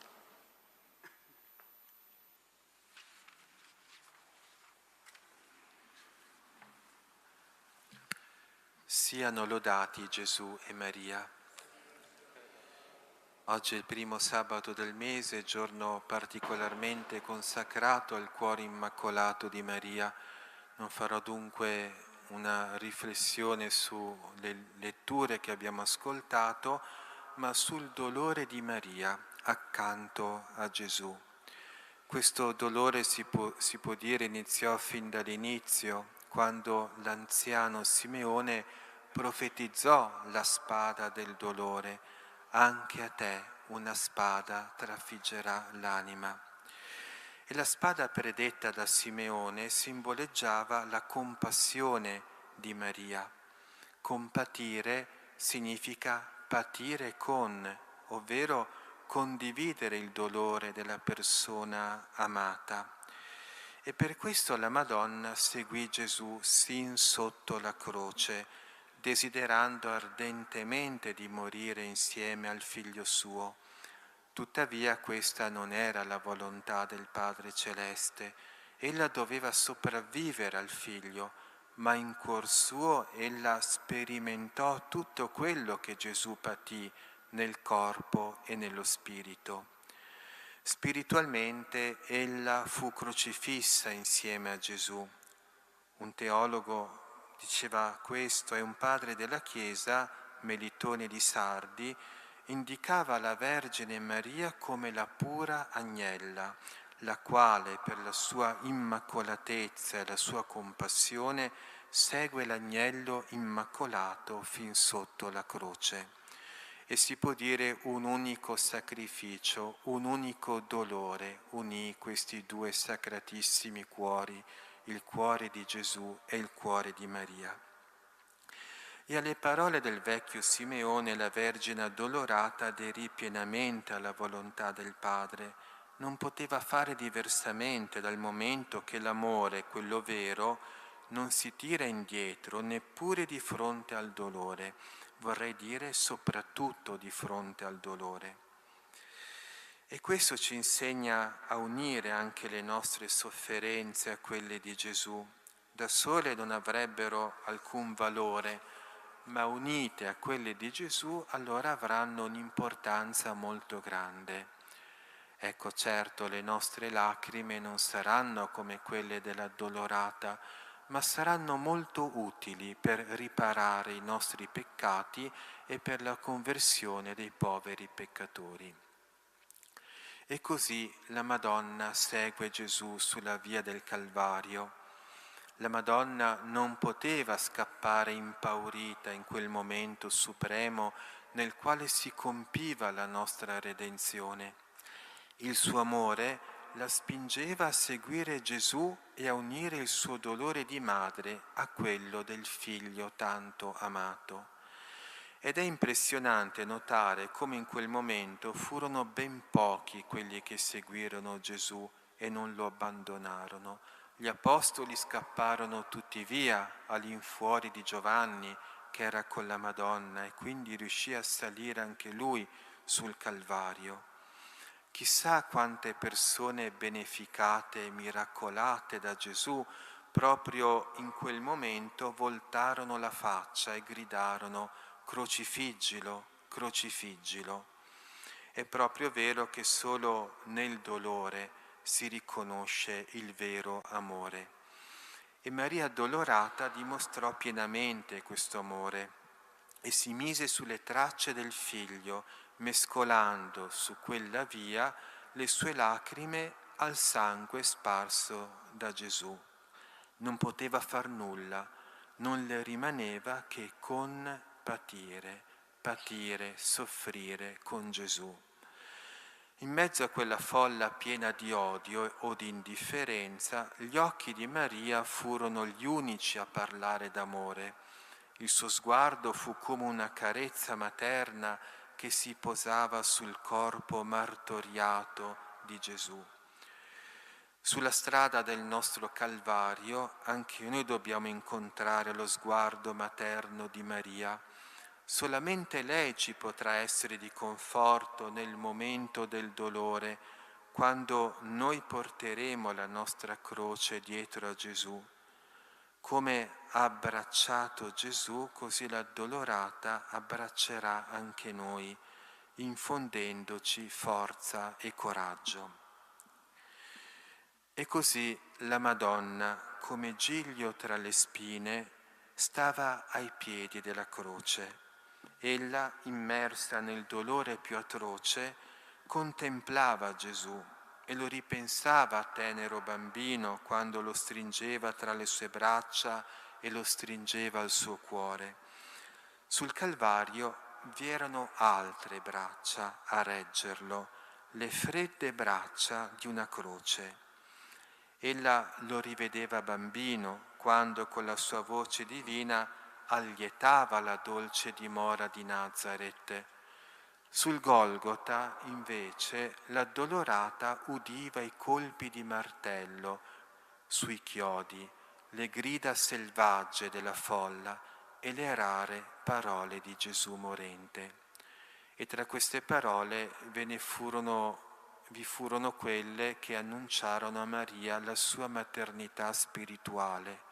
Ecco che dall'alto della croce Gesù disse: «Donna, ecco tuo figlio». E la Madonna accolse con amore la volontà del figlio morente e insieme a Giovanni accolse ciascuno di noi.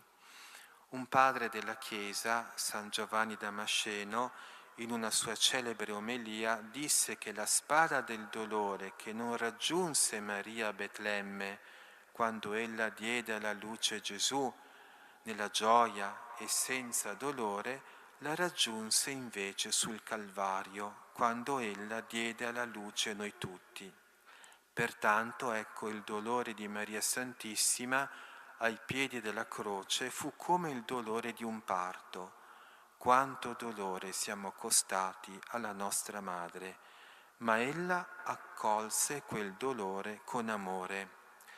Per suo mezzo noi abbiamo ricevuto la salvezza di Gesù, la salvezza di Dio. Siano lodati Gesù e Maria.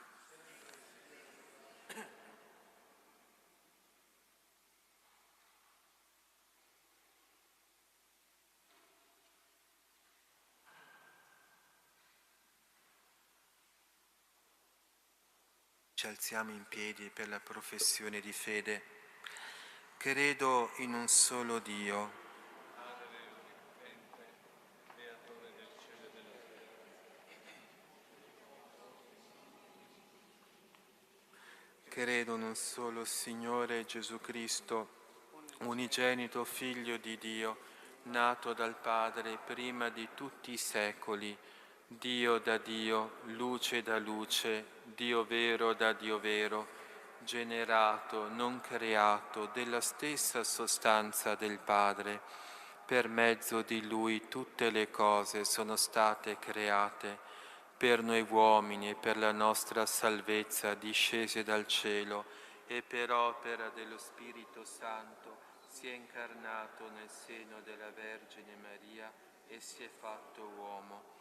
Fu crocifisso per noi sotto Ponzio Pilato, morì e fu sepolto, il terzo giorno è risuscitato secondo le Scritture, è salito al cielo, siede alla destra del Padre e di nuovo verrà nella gloria per giudicare i vivi e i morti, e il suo regno non avrà fine.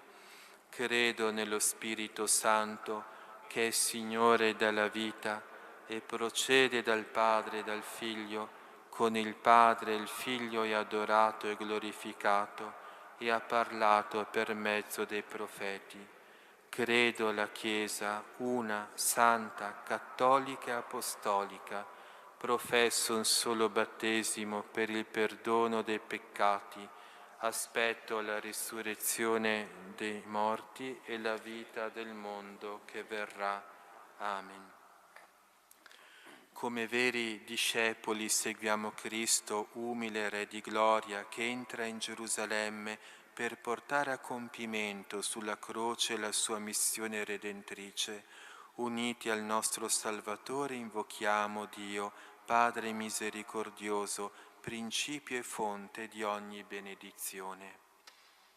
Per la passione del tuo Figlio, ascoltaci, o Padre. Per la passione del tuo Figlio, ascoltaci. Per la Santa Chiesa, celebrando con viva fede il grande mistero della passione e morte di Cristo, guardi con cuore materno alla croce di tanti suoi figli e doni loro conforto e sollievo. Preghiamo. Per la passione del tuo Figlio, ascoltaci, o Padre. Per tutti i battezzati, la celebrazione della Settimana Santa renda più intensa la sequela di Cristo, che con filiale abbandono è in cammino verso la croce. Preghiamo. Per la passione del tuo Figlio, ascoltaci, o Padre. Per coloro che soffrono, uniti alla passione di Cristo e consolati dall'amore fraterno, riscoprano la forza rigenerante della fede. Per la passione del tuo Figlio, ascoltaci, o Padre. Per i giovani, sostenuti dalla testimonianza e dall'intercessione dei santi, siano autentici discepoli di Gesù e compiano senza paura scelte generose. Preghiamo. Per la passione del tuo Figlio, ascoltaci, o Padre. Per noi qui riuniti, attingiamo dall'Eucaristia la forza di essere in famiglia e nella società strumenti di pace. Preghiamo. Per la passione del tuo Figlio, ascoltaci, o Padre. Ascolta, o Padre, la preghiera del tuo popolo che si incammina con il tuo Figlio verso il Calvario. Fa che dopo averlo acclamato nel giorno dell'esultanza, lo seguiamo con amore nell'ora oscura e vivificante della croce. Egli vive e regna nei secoli dei secoli.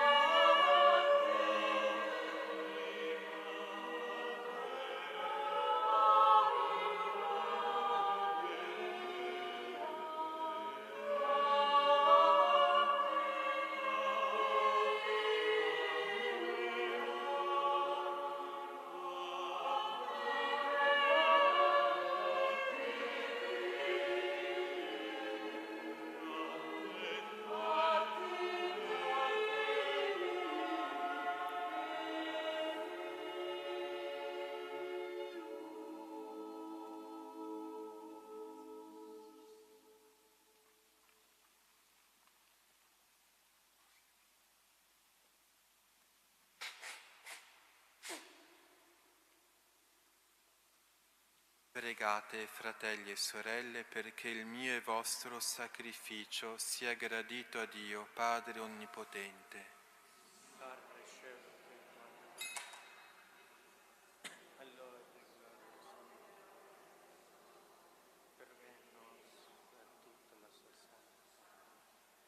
Dio Onnipotente, la passione del tuo unico Figlio affretti il giorno del tuo perdono.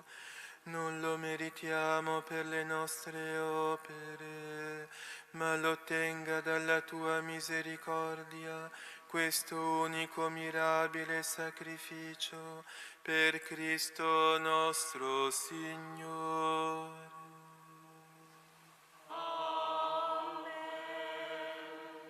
Il Signore sia con voi. E con il tuo spirito. In alto i nostri cuori. Sono rivolti al Signore. Rendiamo grazie al Signore nostro Dio.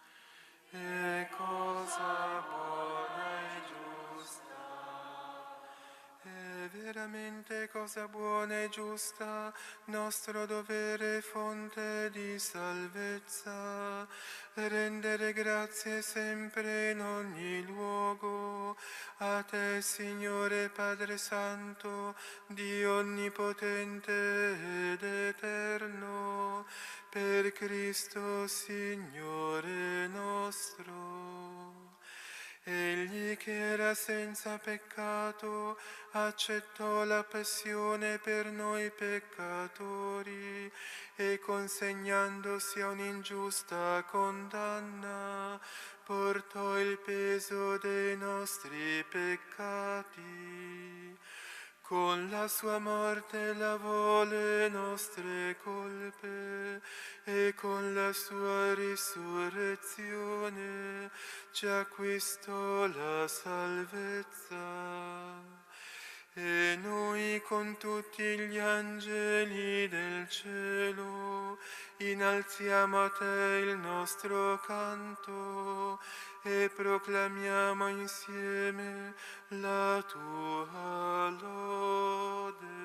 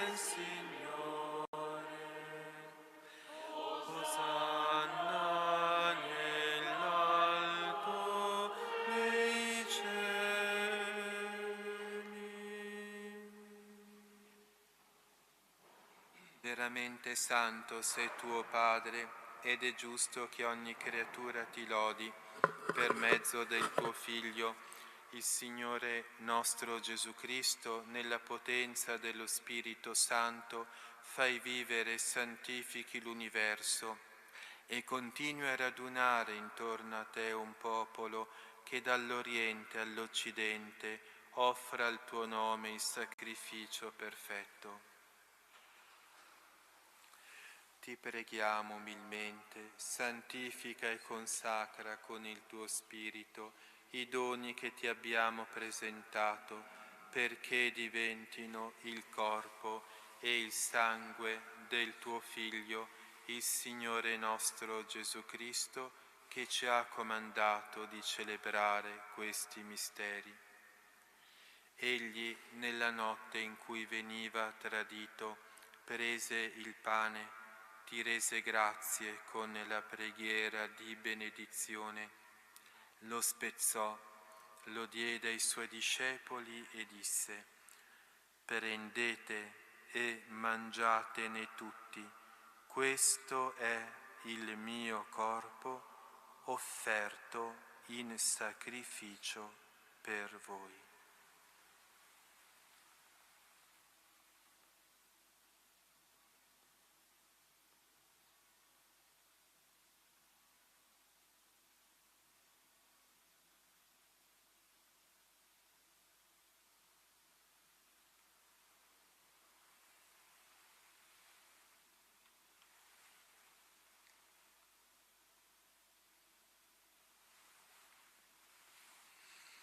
Allo stesso modo, dopo aver cenato, prese il calice, ti rese grazie con la preghiera di benedizione, lo diede ai suoi discepoli e disse: prendete e bevetene tutti, questo è il calice del mio sangue per la nuova ed eterna alleanza, versato per voi e per tutti in remissione dei peccati.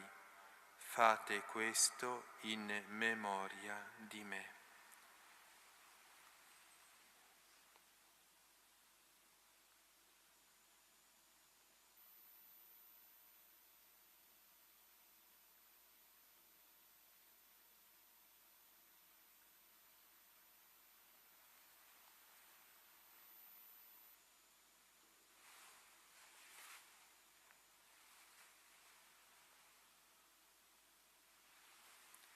Mistero della fede.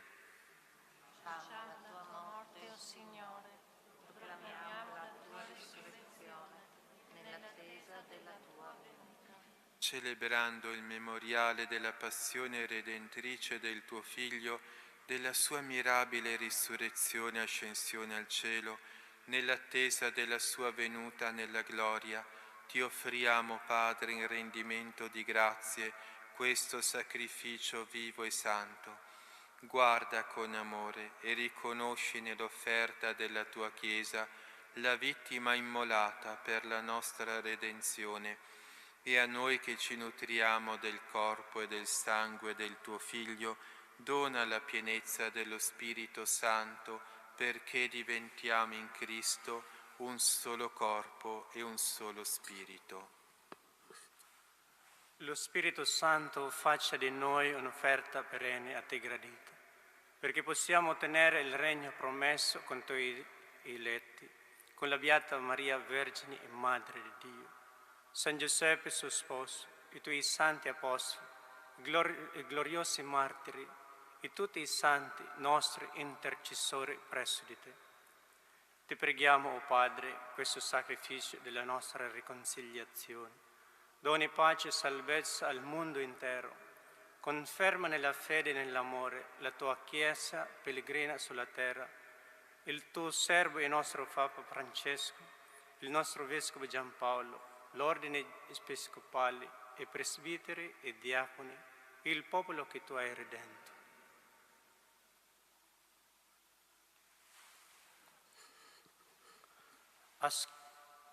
Ascolta la preghiera di questa famiglia che hai convocato alla tua presenza. Ricongiungi a te, Padre misericordioso, tutti i tuoi figli ovunque dispersi. Accogli nel tuo regno i nostri fratelli e sorelle defunti, Franco e Nadia, e tutti coloro che in pace con te hanno lasciato questo mondo. Concede anche a noi di ritrovarci insieme a godere per sempre della tua gloria. In Cristo nostro Signore, per mezzo del quale tu, o Dio, doni al mondo ogni bene. Per Cristo, con Cristo ed in Cristo, a te Dio Padre Onnipotente, nell'unità dello Spirito Santo, ogni onore e gloria per tutti i secoli dei secoli. Amen.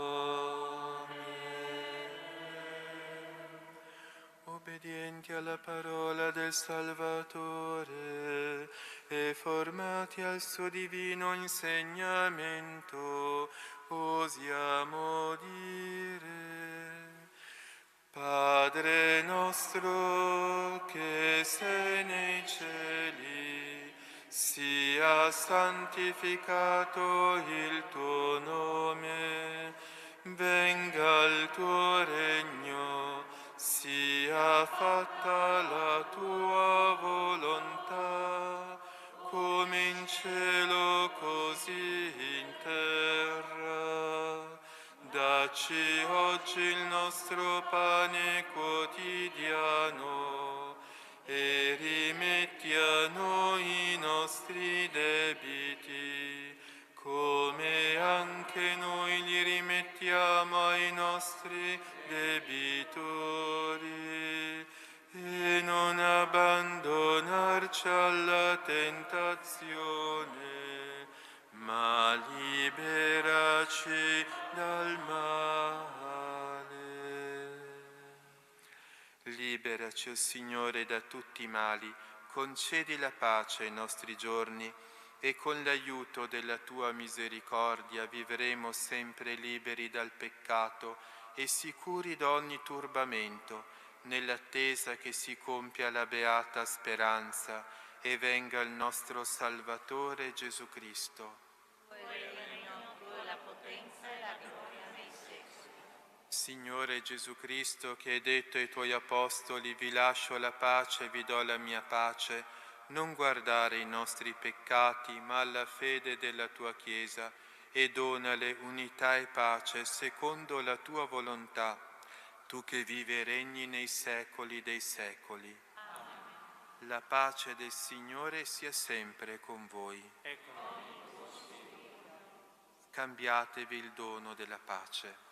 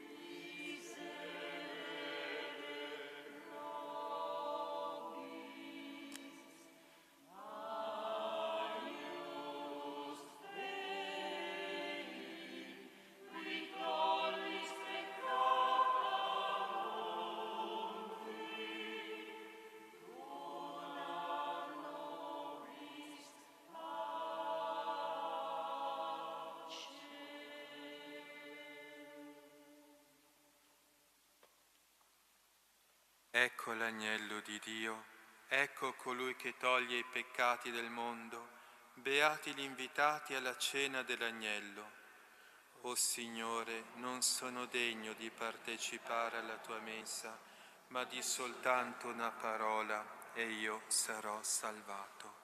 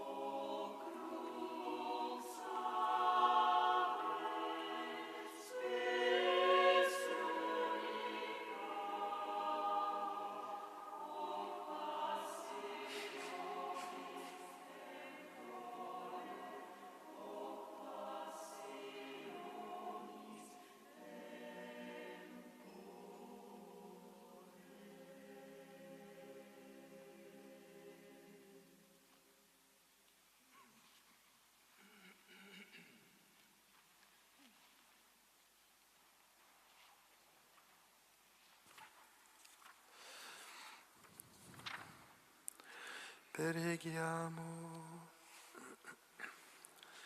O Padre che ci hai nutriti con i tuoi santi doni e con la morte del tuo Figlio ci fai sperare nei beni in cui crediamo, fa che per la sua risurrezione possiamo giungere alla meta della nostra speranza. Per Cristo nostro Signore.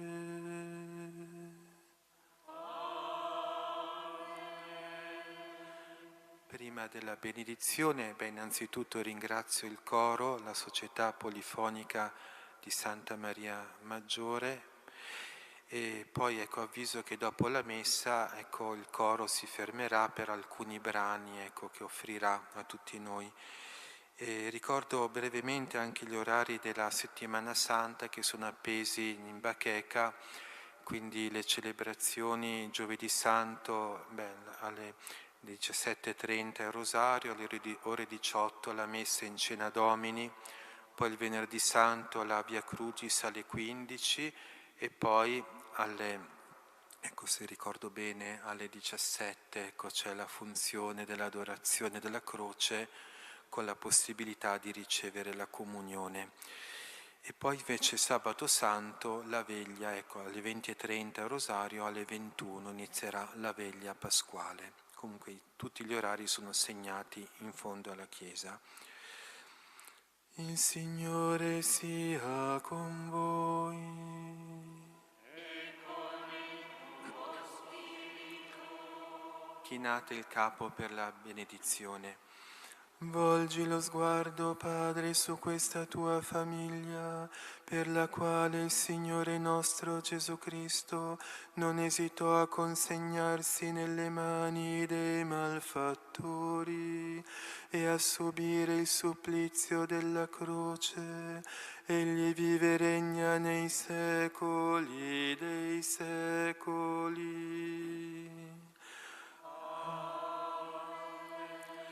E la benedizione di Dio Onnipotente, Padre, Figlio e Spirito Santo, discenda su di voi e con voi rimanga sempre.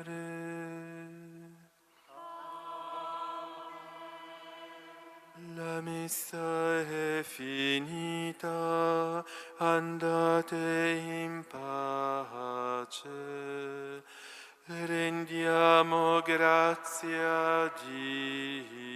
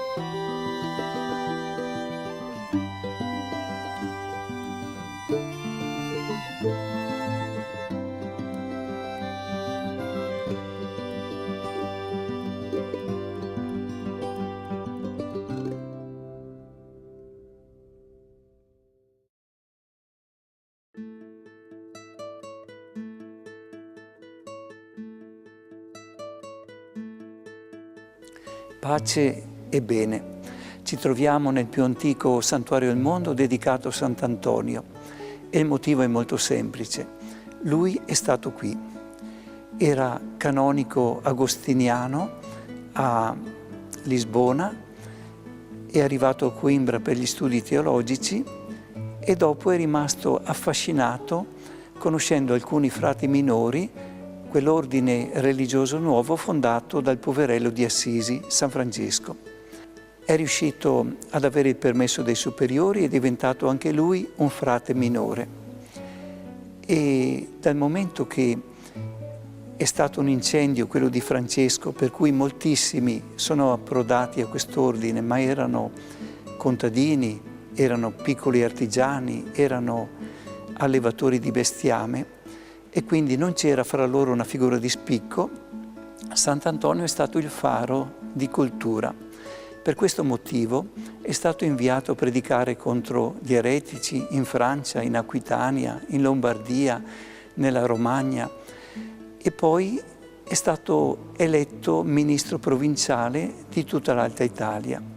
E in questa funzione è approdato qui a Gemona, che era già un centro importante.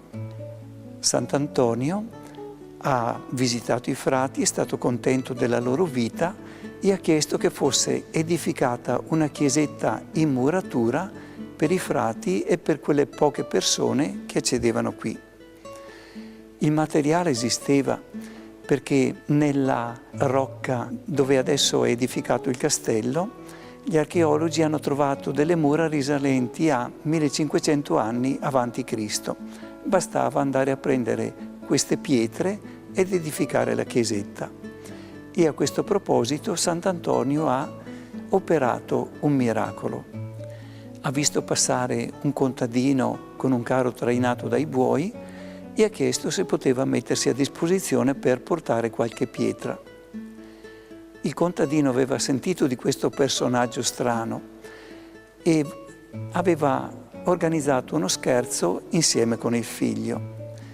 Per cui arriva col carretto lì, questo giovane è disteso nel carretto e il contadino si schernisce dicendo che non può mettersi a disposizione perché deve portare al cimitero il figlio morto. Si gira dopo un po' per ridere alle spalle di Sant'Antonio e il figlio è morto veramente. Il contadino gira il carretto, torna da Sant'Antonio e questo lo resuscita. È chiaro che poi il contadino si è messo a disposizione. E qua si può vedere la chiesetta edificata con le pietre originali prese dalle fondamenta antiche erette per fortificazione dei primi abitanti di Gemona. La cappella della Madonna delle Grazie voluta da Sant'Antonio è stata rimaneggiata più volte nei secoli. Per esempio era totalmente affrescata. Quando verso il 1500 gli affreschi iniziavano a sbiadire, si è pensato di riportare su una lapide cinquecentesca quella scritta esistente su un cartiglio di un affresco. E quindi si dice che questa cappella è un luogo miracoloso perché chi la visiterà devotamente ogni grazia otterrà dalla Madonna. Quindi questo è un ulteriore segno del passaggio di Sant'Antonio da Gemona. Non si sa com'era esattamente la chiesetta, non abbiamo né disegni né tantomeno fotografie. Prima del terremoto la chiesetta aveva un tetto. Qui si può vedere il lacerto di un affresco che molto probabilmente riporta una annunciazione. Qui vediamo la figura della Vergine Maria e sopra si intravede la veste, la tunica di un angelo, l'angelo che annuncia a Maria l'incarnazione del Verbo, del Figlio di Dio.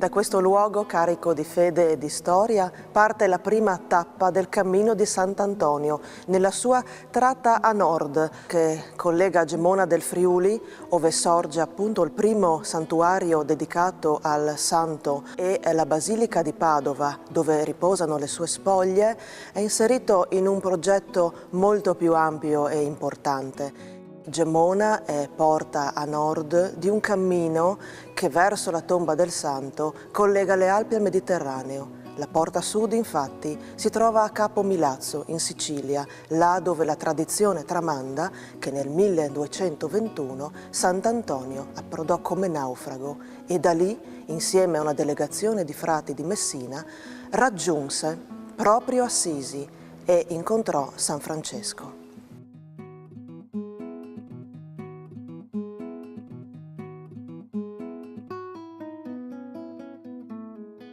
Un progetto molto importante che vive grazie alla sinergia di numerosi partner, tra i quali spicca il fondamentale sostegno della Regione Friuli Venezia Giulia e di Promoturismo FVG, sinergia oltre che tra Comune e Santuario di Gemona, con la Basilica di Padova e l'associazione Il Cammino di Sant'Antonio, sempre facente capo alla Basilica del Santo di Padova.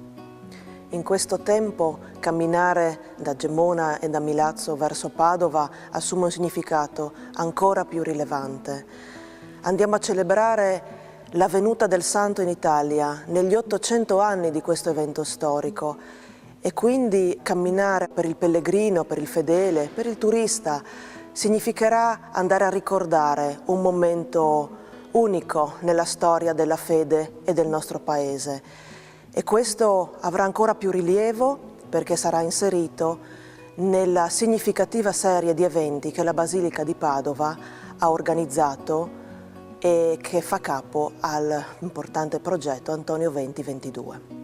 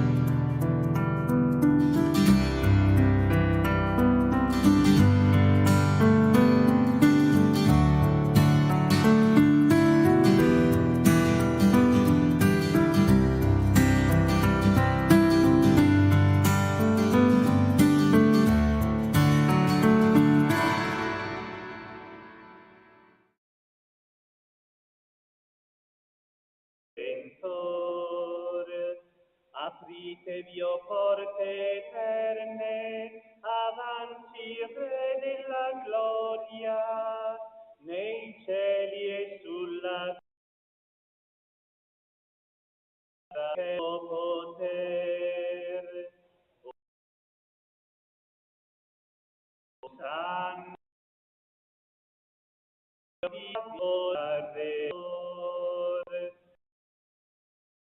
Villate dolcezza, il Re d'amor s'avvicina, ci dona vivo ed offre pace al cuor.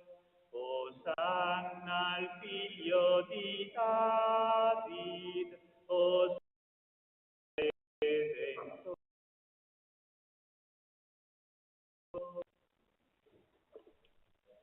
Nel nome del Padre, del Figlio, dello Spirito Santo, il Signore che guida i nostri all'amore e alla pazienza di Cristo Gesù sia con tutti voi.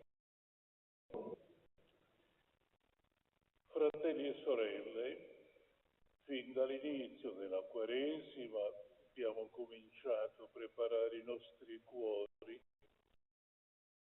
alle opere di carità. Oggi siamo qui radunati con tutta la Chiesa, possiamo essere introdotti al mistero del nostro Signore Gesù, il quale reale compimento la sua passione e risurrezione entrò a Gerusalemme. Seguiamo perciò il Signore in memoria del salvifico confessione, affinché resi partecipi per grazia del mistero della croce possiamo avere parte alla risurrezione e alla vita eterna. Ora benediciamo gli olivi, i rami di olivo che abbiamo davanti all'altare, e poi saranno portati nel suo corrente che vorrà portare con sé.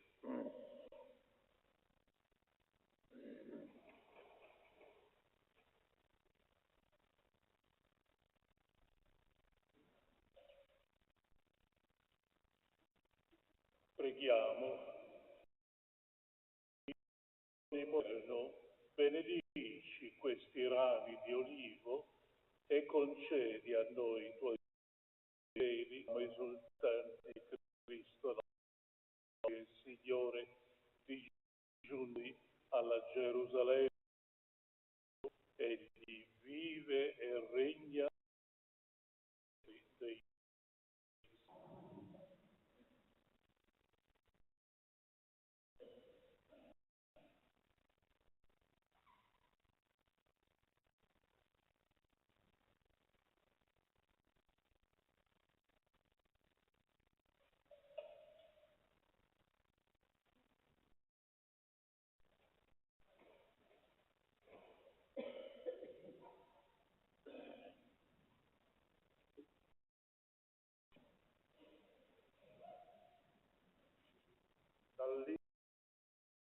Isaia. Il Signore di una lingua da perché io sappia indirizzare una parola allo sfiduciato. Ogni mattina fa attento il mio orecchio perché io ascolti come discepoli. Il Signore Dio mi ha aperto l'orecchio e io non ho opposto resistenza, non mi sono tirato indietro. Ho presentato il mio dono ai relatori, le coloro che la barba. Non ho sottratto la faccia agli insulti. Il Signore Dio mi assiste, per questo non resto svergognato, questo rendo la mia faccia dura come pietra.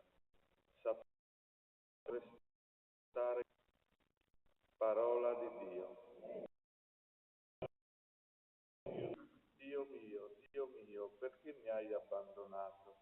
Dio mio, perché mi hai abbandonato? Si fanno beffe di me quelli che mi vedono, storcono le labbra, scuotono il capo.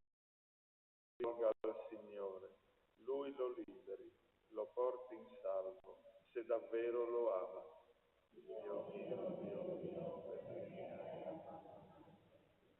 Un branco di cani mi circonda, mi accerchia una banda di malfattori. Hanno scavato le mie mani e i miei piedi. Posso contare tutte le mie ossa. Dio mio. Le mie vesti, sulla mia tunica gettano la sorte. Ma tu, Signore, non stare lontano, mia forza, vieni presto in mio aiuto. Dio mio, perché mi hai abbandonato? Annunzierò il tuo nome ai miei fratelli, ti loderò in mezzo all'assemblea. Lodate il Signore, voi suoi fratelli, gli dia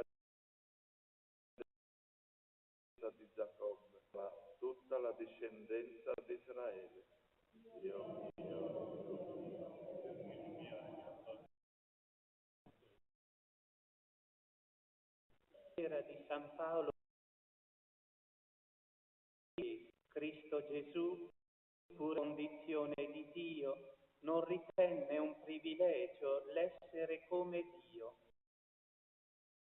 Lo stesso, assumendo una condizione di servo, diventando simile agli uomini. Dall'aspetto riconosciuto come uomo, umiliò se stesso, rendendosi obbediente a morte e a una morte. Dio lo esaltò e gli donò il nome che è al di sopra di ogni nome, perché nel nome di Gesù i piedi, nei cieli, sulla terra e sottoterra, e ogni lingua proclami Gesù Cristo è Signore, a gloria di Padre. Parola di Dio. Lode e onore a te, Signore Gesù. Lode e onore a te, Signore Gesù. Noi Cristo si è fatto obbediente fino alla morte di croce. Questo Dio lo esaltò e gli donò il nome che è al di sopra di ogni nome. E onore a te, Signore Gesù.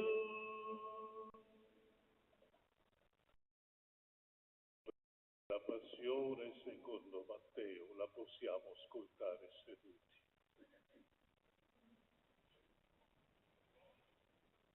Passione di Gesù Cristo.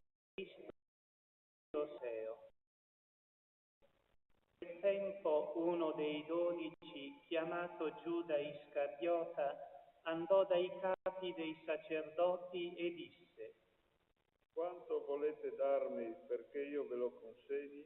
E quelli gli fissarono 30 monete da quel momento cercava l'occasione per consegnare Gesù. Il primo giorno degli attimi, i discepoli si avvicinarono a Gesù e gli dissero: Dove vuoi che andiamo per te la Pasqua? Ed egli: Andate in città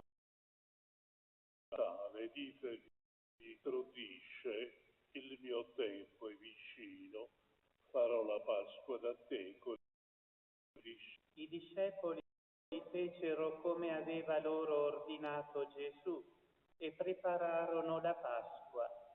Venuta la sera, si mise a tavola con i 12 mentre mangiava. In verità io di voi mi tradirà. Ed essi, profondamente, cominciarono ciascuno a domandargli: Sono forse io? Ed Colui che ha messo con me la mano è quello che mi tradirà. Figlio dell'uomo se ne va come sta scritto di lui, ma guai a quell'uomo del quale dell'uomo viene. Meglio per quell'uomo se non fosse mai nato. Disse,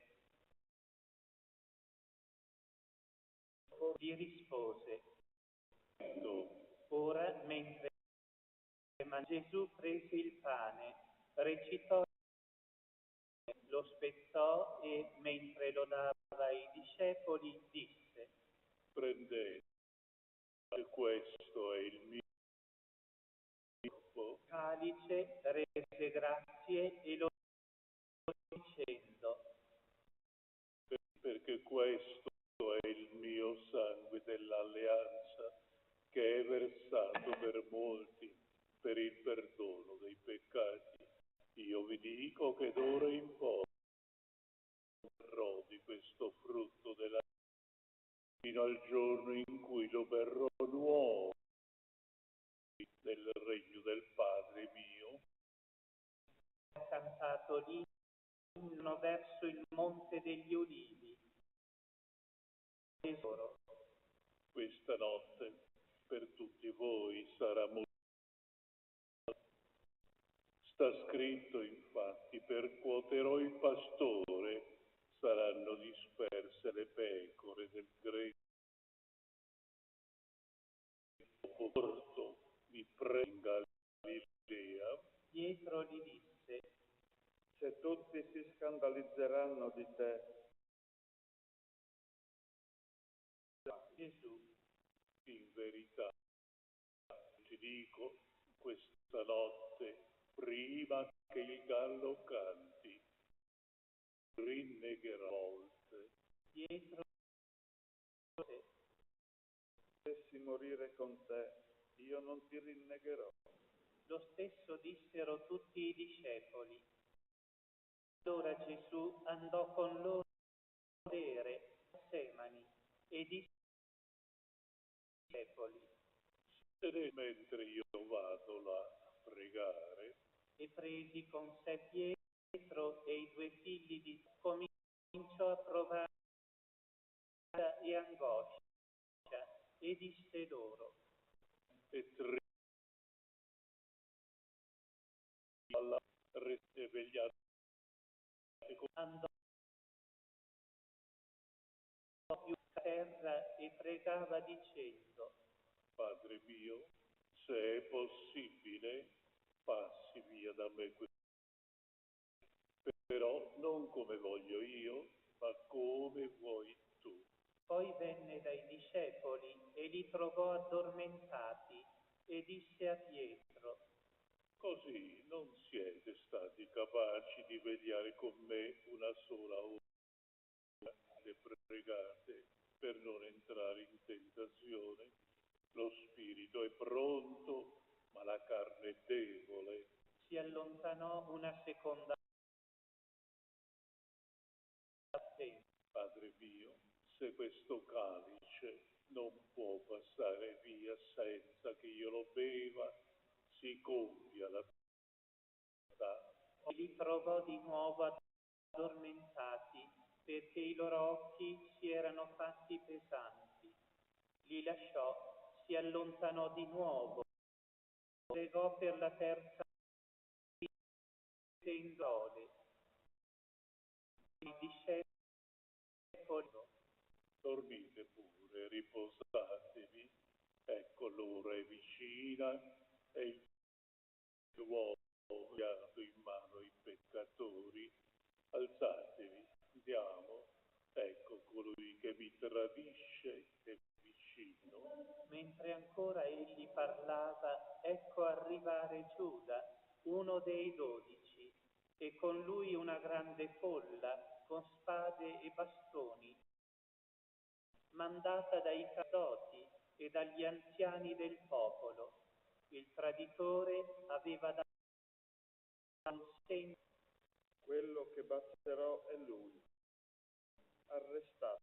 Si avvicinò a Gesù e disse, Salve, Rabbì. E Gesù gli disse: Amico, sei qui.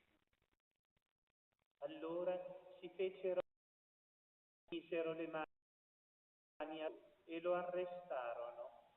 Ed ecco, un con Gesù impugnò la spada, la estraì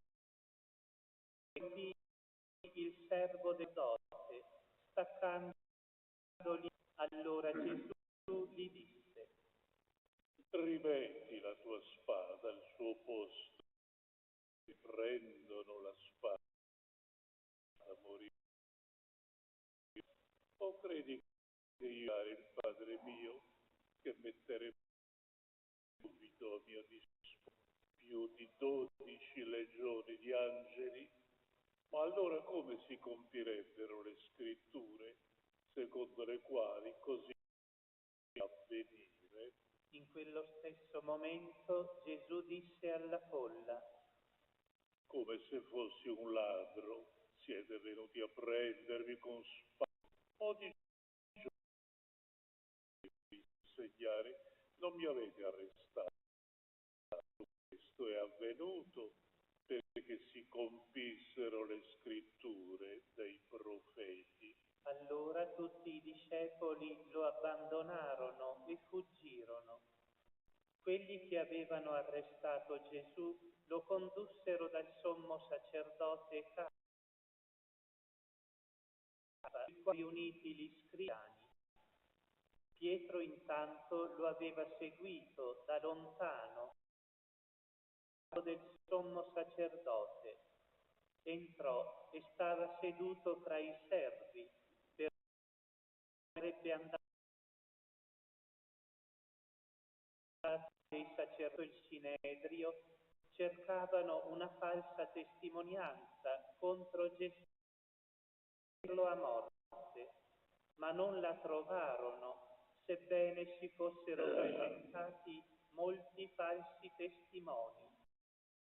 Finalmente erano due che affermarono: Costui ha dichiarato: posso distruggere il Tempio di Dio e ricostruirlo in 3 giorni. Il sommo sacerdote si alzò. Non rispondi nulla? Che cosa testimoniano costoro? Ma Gesù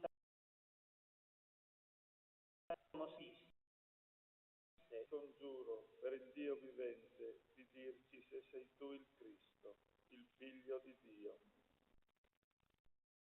Hai detto, gli rispose Gesù, anzi, io vi dico d'ora in avanti, uomo, se della potenza deve venire sul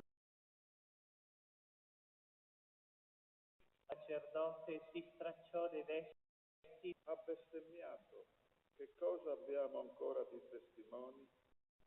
Ecco, ora avete udito la bestemmia. Che ve ne pare? E quelli risposero: è reo di morte. Allora gli sputarono in faccia e lo lo schiaffeggiarono dicendo: il profeta per noi, il Cristo. Pietro intanto se ne fuori nel cortile. Una giovane serva e disse: tu eri il Galileo. Ma egli negò davanti a tutti dicendo: non capisco che cosa dici. Mentre usciva verso l'atrio, lo vide un angelo e disse ai presenti: costui era con Gesù, il Nazareno. Non conosco quell'uomo. Dopo un po'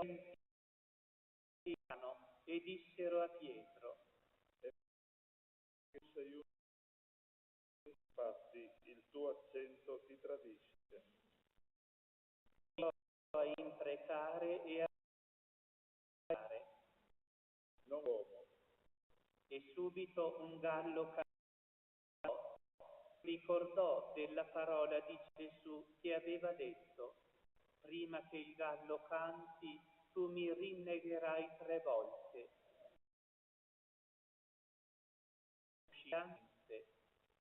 Venuto il mattino, tutti i capi dei sacerdoti e gli anziani del popolo tennero consiglio contro Gesù per farlo morire. Poi lo misero in catene, lo condussero via e lo consegnarono al governato. Ora Gesù, colui che lo tradì, vedendo che Gesù era stato condannato, preso dal rimorso, riportò le 30 monete dei sacerdoti anziani, dicendo: Peccato, perché ho tradito sangue innocente. Ma quelli dissero: a noi che importa, pensaci tu. Ora gettate le monete d'argento al tempio, e andò ad i sacerdoti raccolti dissero: non è lecito metterle nel tesoro, perché sono prezzo di sangue. Tenuto consiglio, comprarono con esse il campo del vasaio per la sepoltura dei prigionieri. Perciò quel campo fu chiamato campo di sangue ad oggi. Allora si compì quanto era per mezzo del e presero 30 monete d'argento,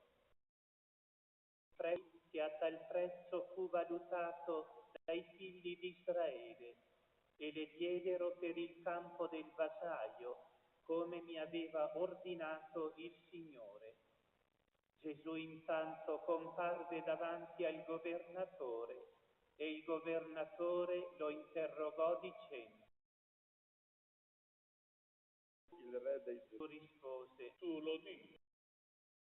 I capi dei sacerdoti, gli anziani lo accusarono, non rispose nulla. Allora disse: non senti quante testimonianze portano contro te? Non se neanche una parola. Il governatore rimase assai stupito. Il governatore era solito rimettere in libertà per la folla un carcerato a loro scelta. In quel momento avevano un carcerato di nome Barabbà. Perciò alla gente che si era radunata, Pilato disse: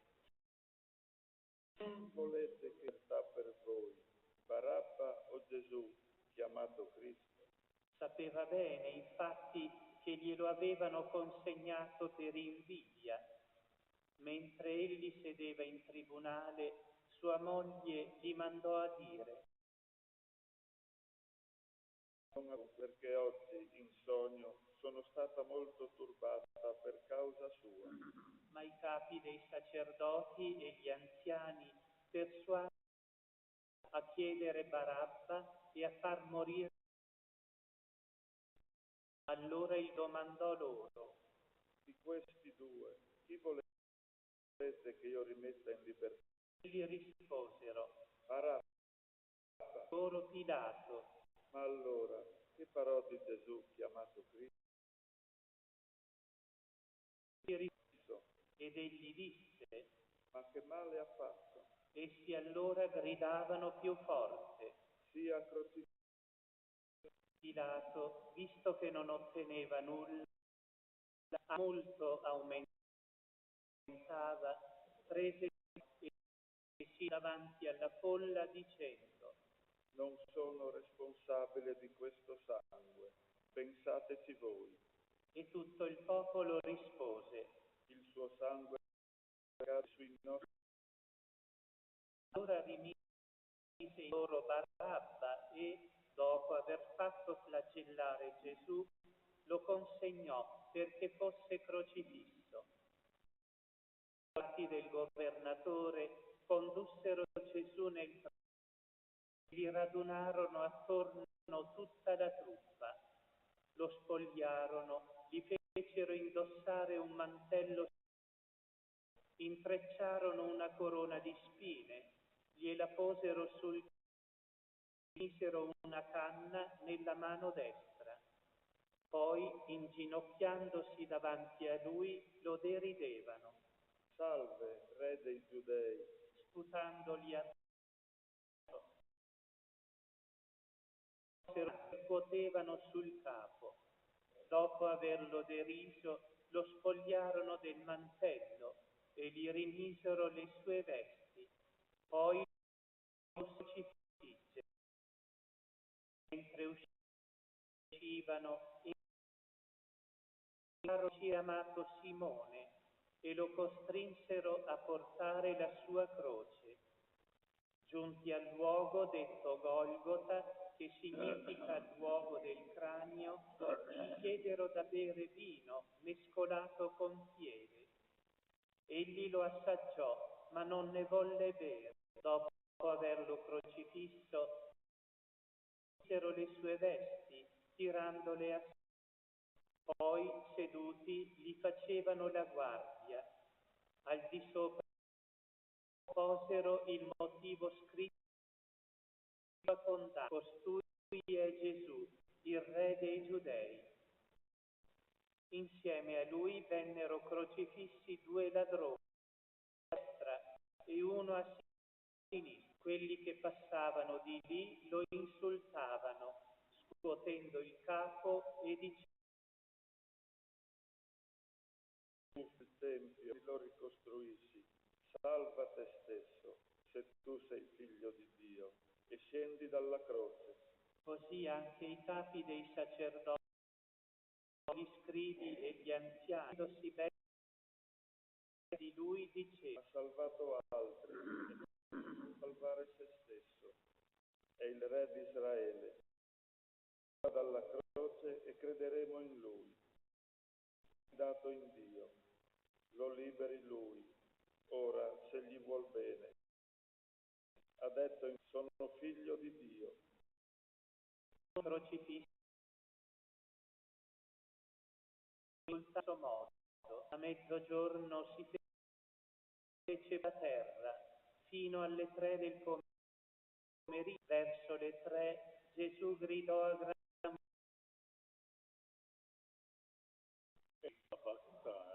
che significa Dio mio, beato. Alcuni dicevano: costui chiama Elia. E subito uno di loro corse a prendere una spugna, aceto, la dicevano: lascia, vediamo se viene lì a salvarlo. Ma Gesù gridò a gran voce: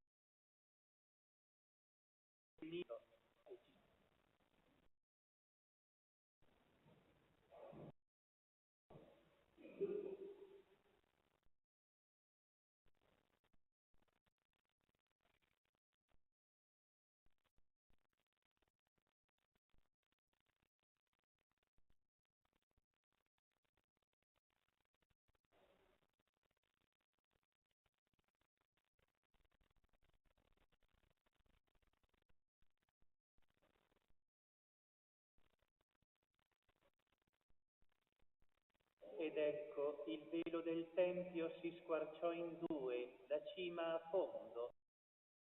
La terra e rocce si spezzarono, i sepolcri si aprirono e molti corpi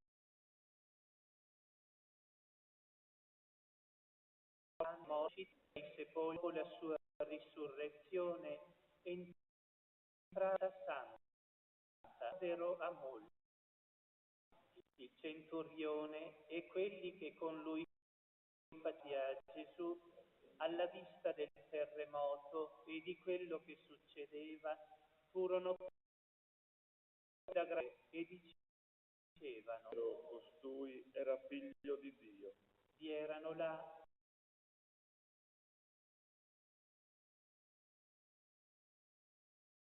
da lontano, non si alla servirlo. Queste c'erano dalla Maria, madre di Giacobbe, e la madre dei. La sera ricco di Arimatea, chiamato Giuseppe, anche questi si predarono il corpo di Pilato, allora ordinò che gli fosse consegnato. Giuseppe prese il corpo, lo avvolse in un lenzuolo pulito, pose nel suo sepolcro, rotolata poi una grande pietra del sepolcro, se ne andò. Lì seduta Magdala e l'altra Maria. Il giorno quello dopo la parascena venirono presso i capi dei sacerdoti e i farisei, dicendo: Signore, ci siamo ricordati che quell'impostore dopo 3 giorni ordina dunque che la vigilata fino ai suoi discepoli e poi dicano al popolo: sorto dai morti, quest'ultima impostura sarebbe peggiore. Pilato andate e assicurate la sorveglianza come meglio credete. Essi andarono e per la tomba sigillarono la pietra e guardie. Parola del Signore.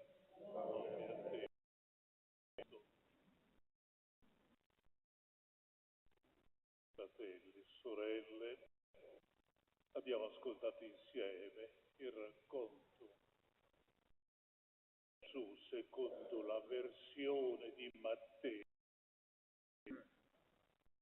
È una sofferenza e di umiliazione liberamente accolta da Gesù, la nostra salvezza.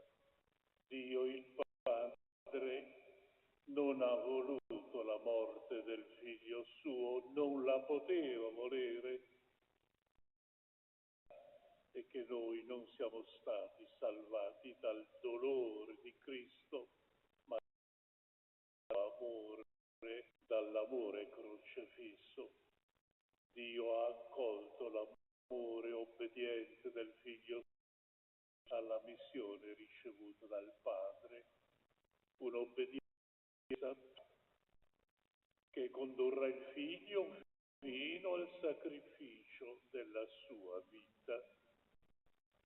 Paolo così ci ha ricordato, scrivendo ai fratelli di Filippi, un grande mistero che celebriamo in questi giorni.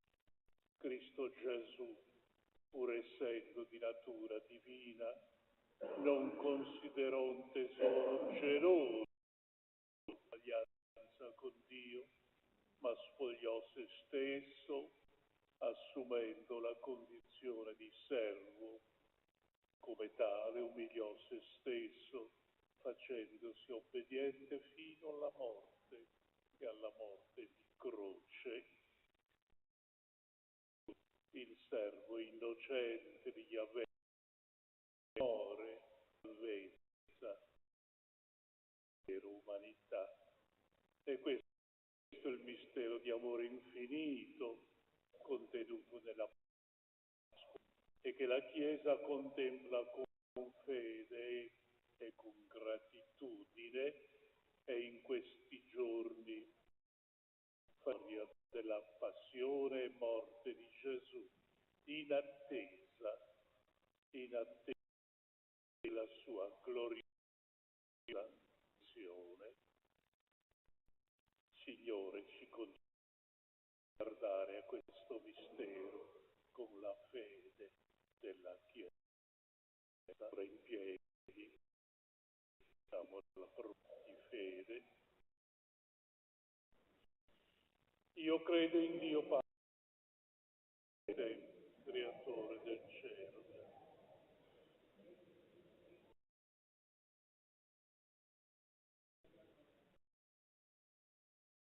Concedo Ponzio Pilato, da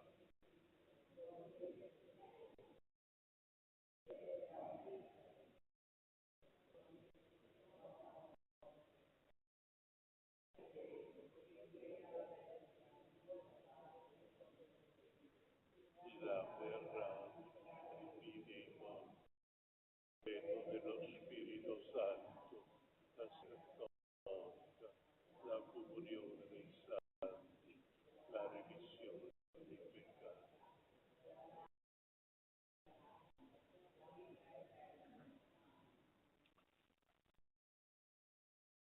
Abbiamo seguito Cristo, umile e Re di gloria, ingresso in Gerusalemme, nel suo cammino di passione, con riconoscenza eleviamo il Padre la nostra preghiera. Padre, ascolta la nostra supplica.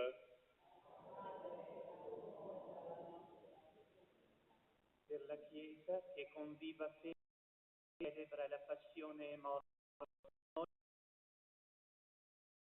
Nostra supplica. responsabili delle nazioni, chiamati a portare conforto e speranza, noi ti preghiamo. Per la fede, per chi non ha speranza, per chi ha spento la fiamma della carità, noi ti preghiamo. Per la nostra comunità, nell'eu spirito di carità e la forza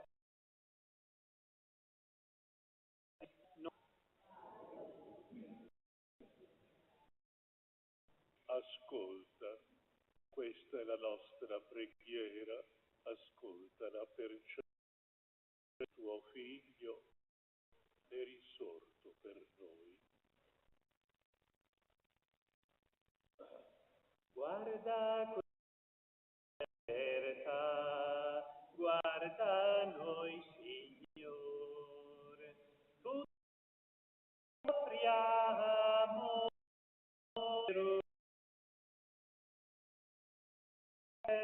nella tua messa, la nostra messa e la tua vita.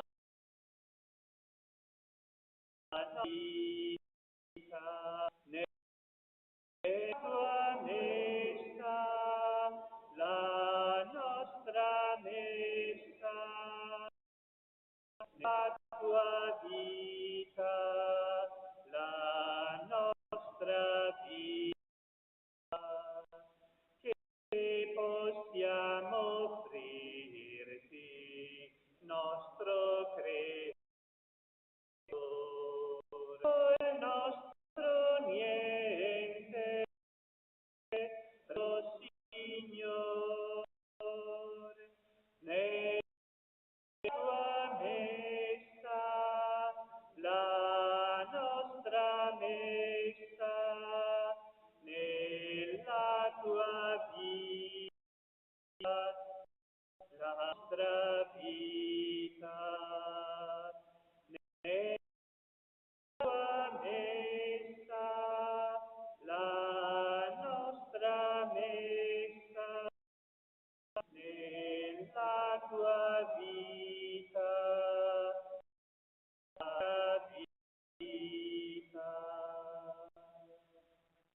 Pregate, fratelli e sorelle, perché questa nostra famiglia, radunata dallo Spirito di Gesù, possa offrire il sacrificio gradito a Dio.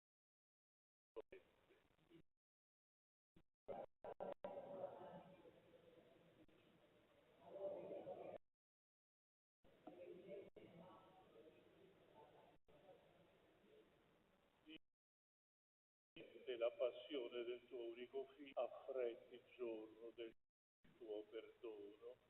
Non lo meritiamo per le nostre opere, ma non tenga misericordia quest'unico mirabile sacrificio. Questo Signore,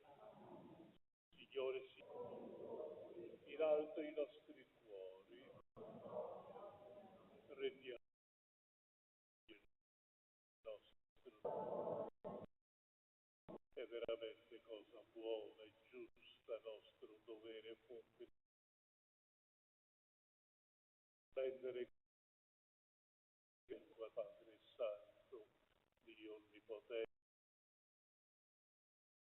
Cristo, egli che era senza peccato, accettò per noi peccatori,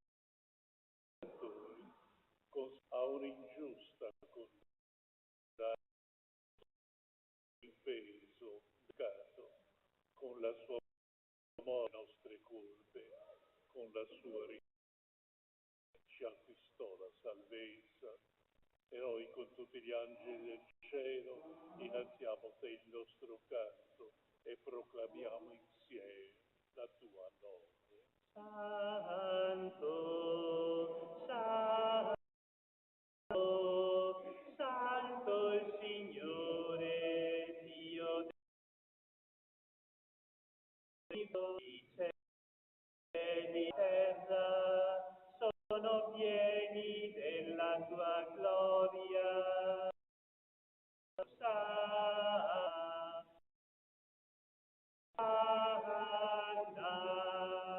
Osanna nel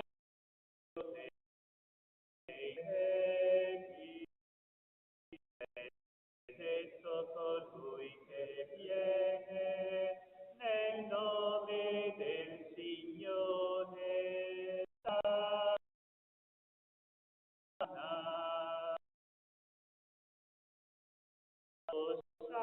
Osanna nell'alto dei cieli.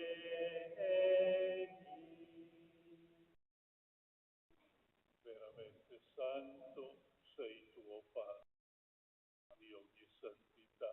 Ti preghiamo, santifica questi doni con la rugiada del tuo Spirito, perché diventino per noi il corpo e il sangue del Signore nostro Gesù Cristo, consegnandosi volontariamente alla passione per pane, resi grazie e lodi e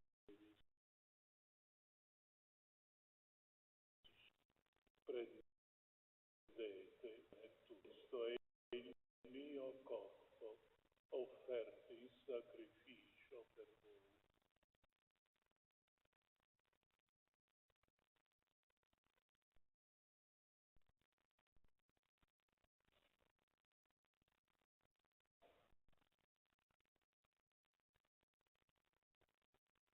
Allo stesso modo, dopo aver cenato, ti rese grazie, lo diede ai suoi, disse, prendete,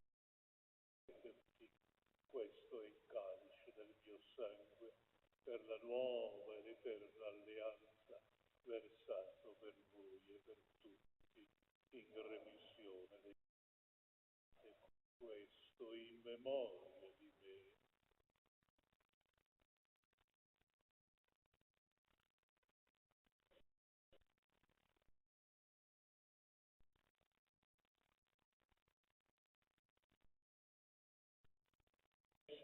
Mistero della fede.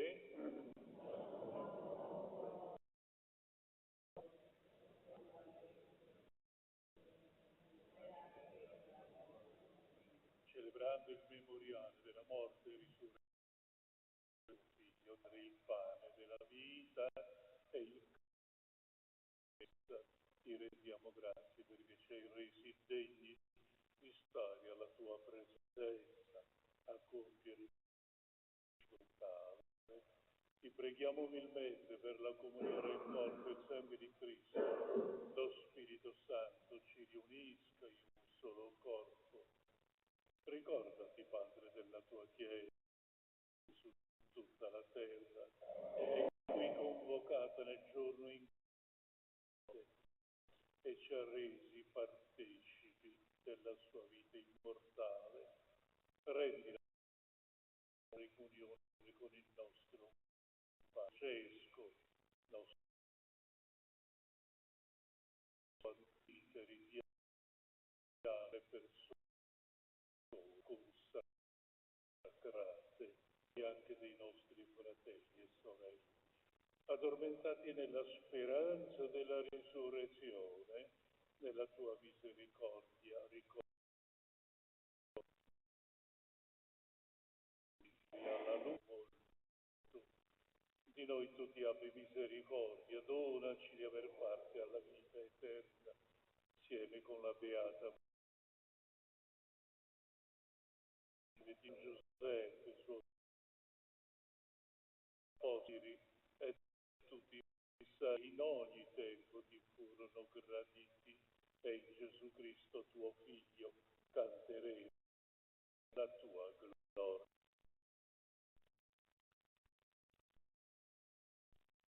Per Cristo e in Cristo, e Dio te nell'unità dello Spirito, gloria secoli dei secoli. Andiamo insieme, riconoscenti il Padre nostro che sei nei cieli, sia santificato, venga il tuo regno, sia fatta la tua volontà, come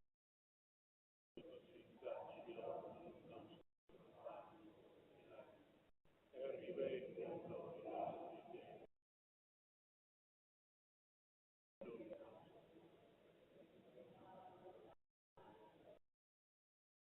ma liberaci dal male.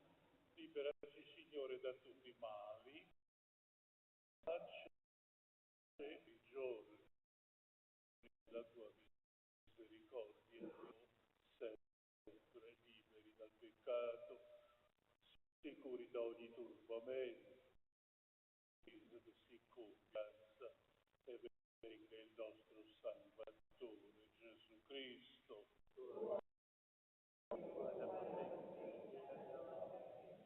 Signore Gesù, che hai detto ai tuoi apostoli: vi lascio la pace, vi do la mia pace. Non guardare i nostri peccati, ma alla fede,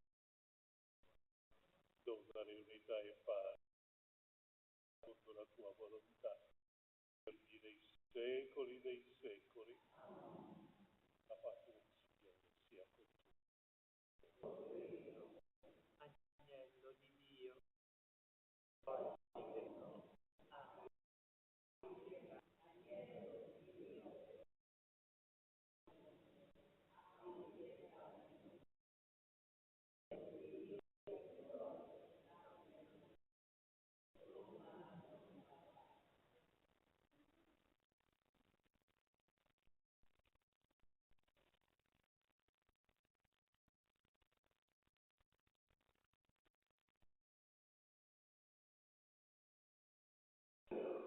ecco l'agnelletto di mondo, beati gli invitati alla cena dell'agnello.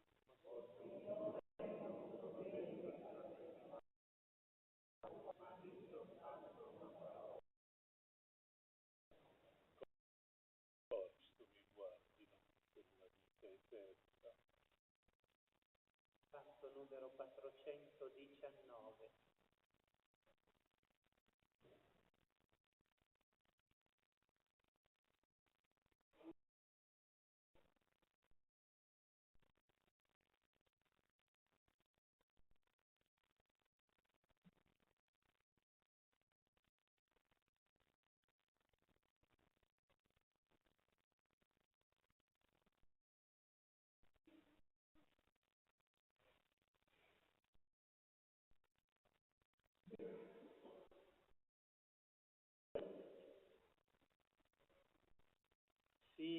Signore dolce,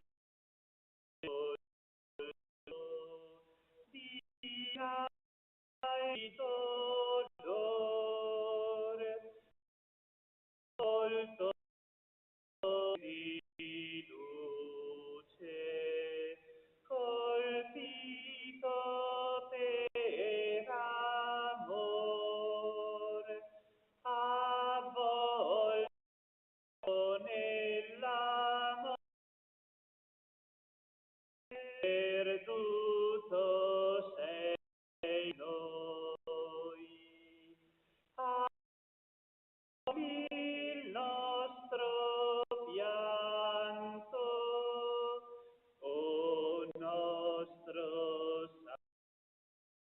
Salvator, nello morte resistere non puoi, o nostro croce sei per noi, nell'ora dell'ore ci rivolgiamo a te. Accogli il nostro santo dono, Salvatore.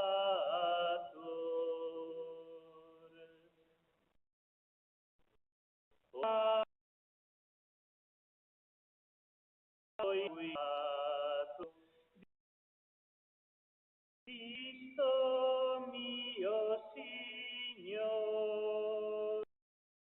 di Spirito Santo, colpito per amore, perché sono spiati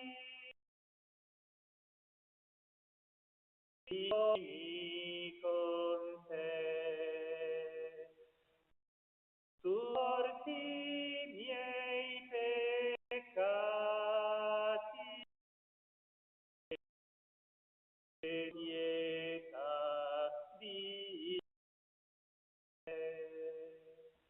Nell'ora della morte il Padre ti salvò, trasforma mia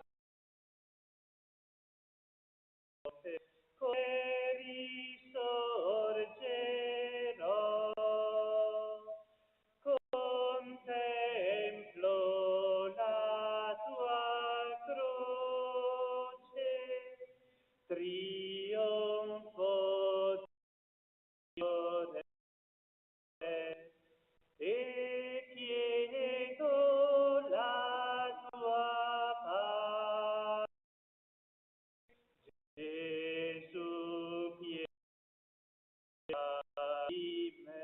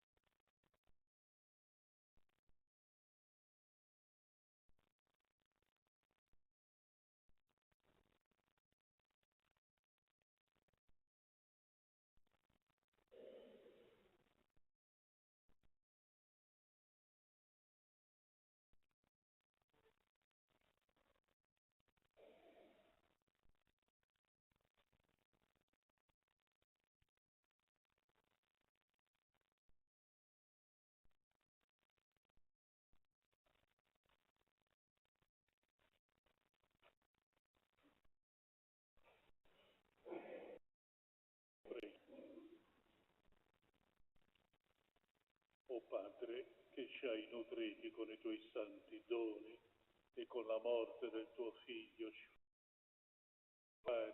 dei beni qui, fa che per la sua risurrezione giungere della nostra speranza, Cristo nostro Signore.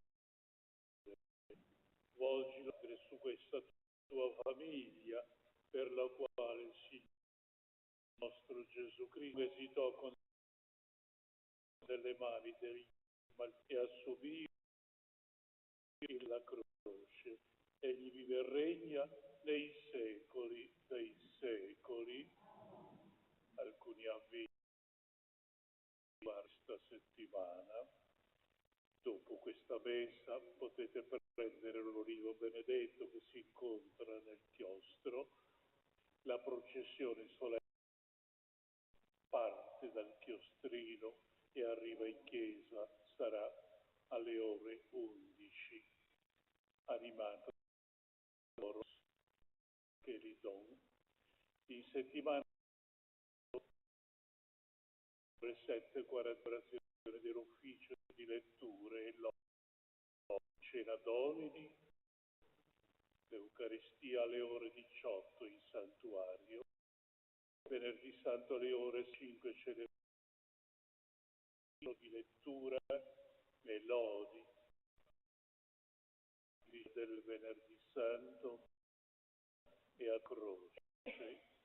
Alle ore 17 celebra in santuario, alle ore 21 via Crucis cittadina per le vie di Giamora, con partenza dal santuario e animazioni proposte dai giovani della parrocchia. Sabato a 7:45 di lettura e il santuario non si celebra la solenne vigilia pasquale.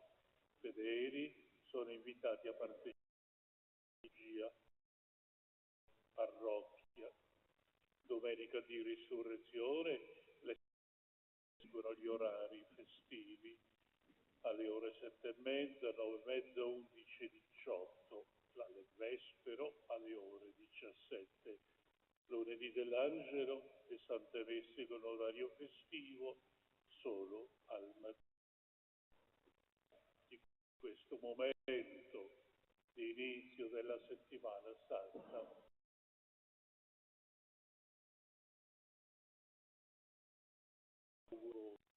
un buon incontro. Signore sia con voi, vi benedica Dio Onnipotente, Padre, Spirito Santo. La messa è finita, andiamo in pace.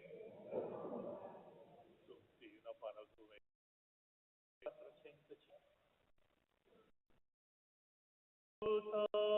Croce Santa, che portasti Redentore, gloria, lode, onor ti canta ogni lingua ed ogni cuore.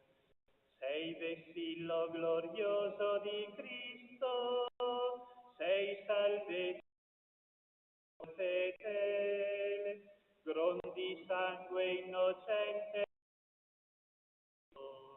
che ti volle croce.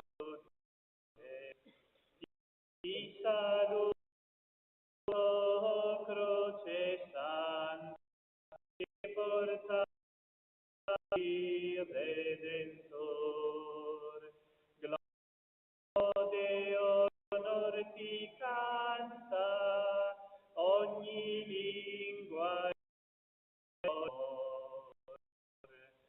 O agnello divino immolato sull'altar della croce, dal salva l'uomo che perdona. Ti saluto, Gesù Santa, che portasti Redentore. La lode, onor ti canta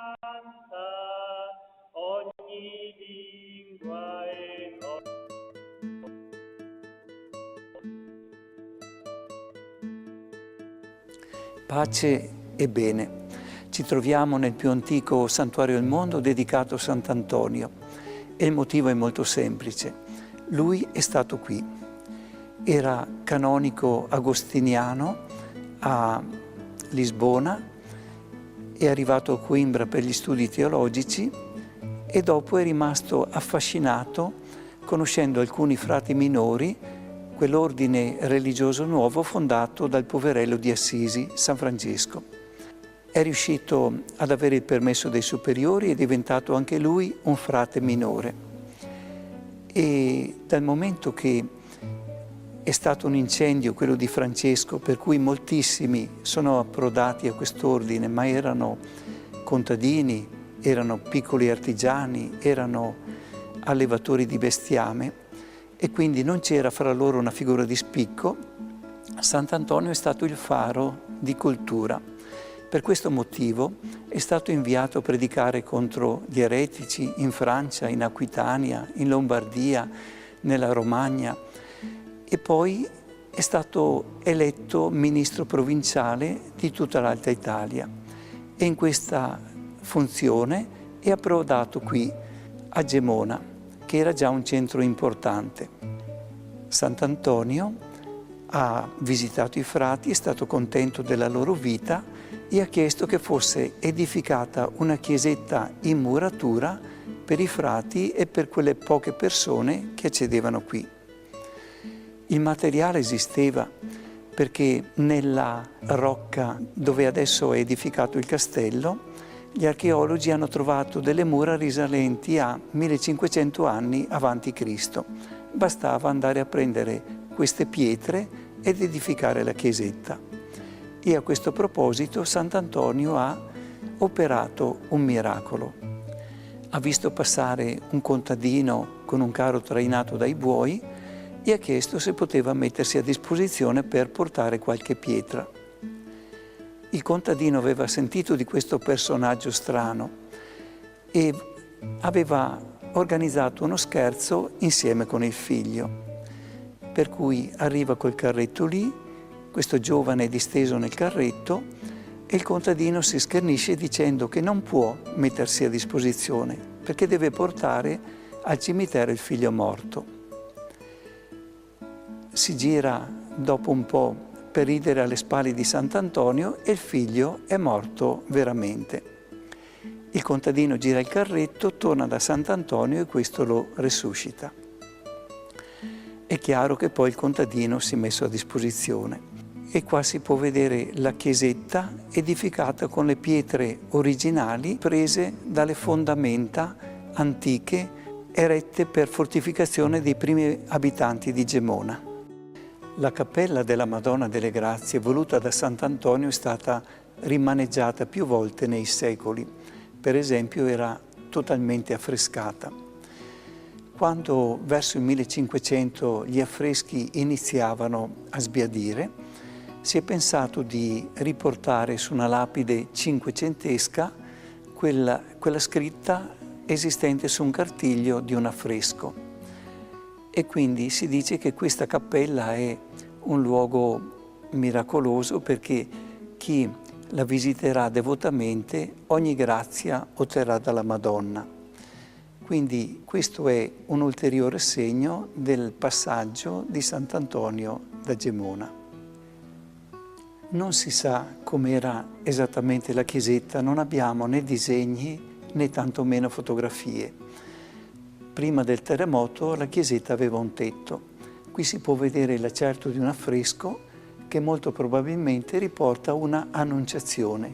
Qui vediamo la figura della Vergine Maria e sopra si intravede la veste, la tunica di un angelo, l'angelo che annuncia a Maria l'incarnazione del Verbo, del Figlio di Dio.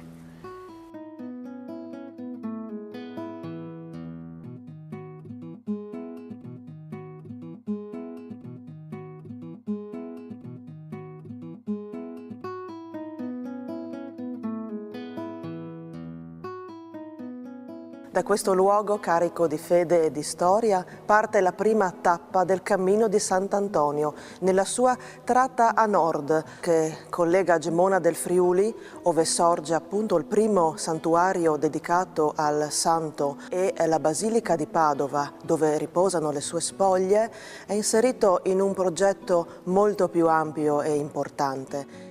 Gemona è porta a nord di un cammino che verso la tomba del santo collega le Alpi al Mediterraneo. La porta sud, infatti, si trova a Capo Milazzo, in Sicilia, là dove la tradizione tramanda che nel 1221 Sant'Antonio approdò come naufrago e da lì, insieme a una delegazione di frati di Messina, raggiunse proprio Assisi e incontrò San Francesco.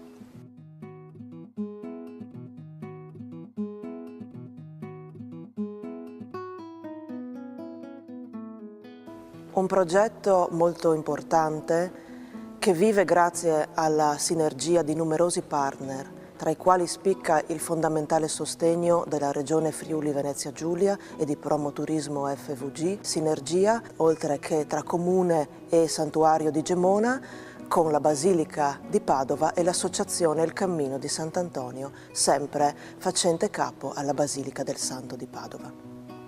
In questo tempo camminare da Gemona e da Milazzo verso Padova assume un significato ancora più rilevante. Andiamo a celebrare la venuta del Santo in Italia negli 800 anni di questo evento storico e quindi camminare per il pellegrino, per il fedele, per il turista significherà andare a ricordare un momento unico nella storia della fede e del nostro Paese. E questo avrà ancora più rilievo perché sarà inserito nella significativa serie di eventi che la Basilica di Padova ha organizzato e che fa capo all'importante progetto Antonio 2022.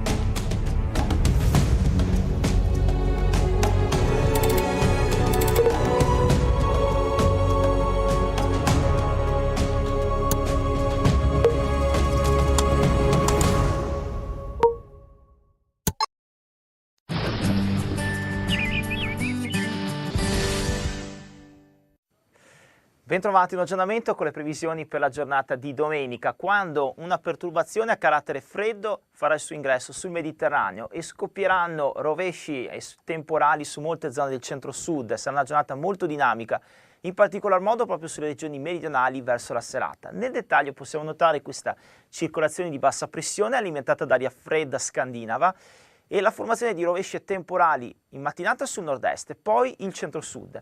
Nord-ovest che ha bisogno di acqua praticamente quasi del tutto saltato. Uno sguardo alla mappa dell'Italia con variabilità e dei piovaschi mattinate e primo pomeriggio sul nord-est, poi qui migliora, e poi la formazione del minimo di bassa pressione al centro-sud con delle precipitazioni a macchia di ghepardo e dei fenomeni anche tra Sardegna e Sicilia con venti forti. Tutti i dettagli precisi scaricando l'app gratuita di Trebi Meteo.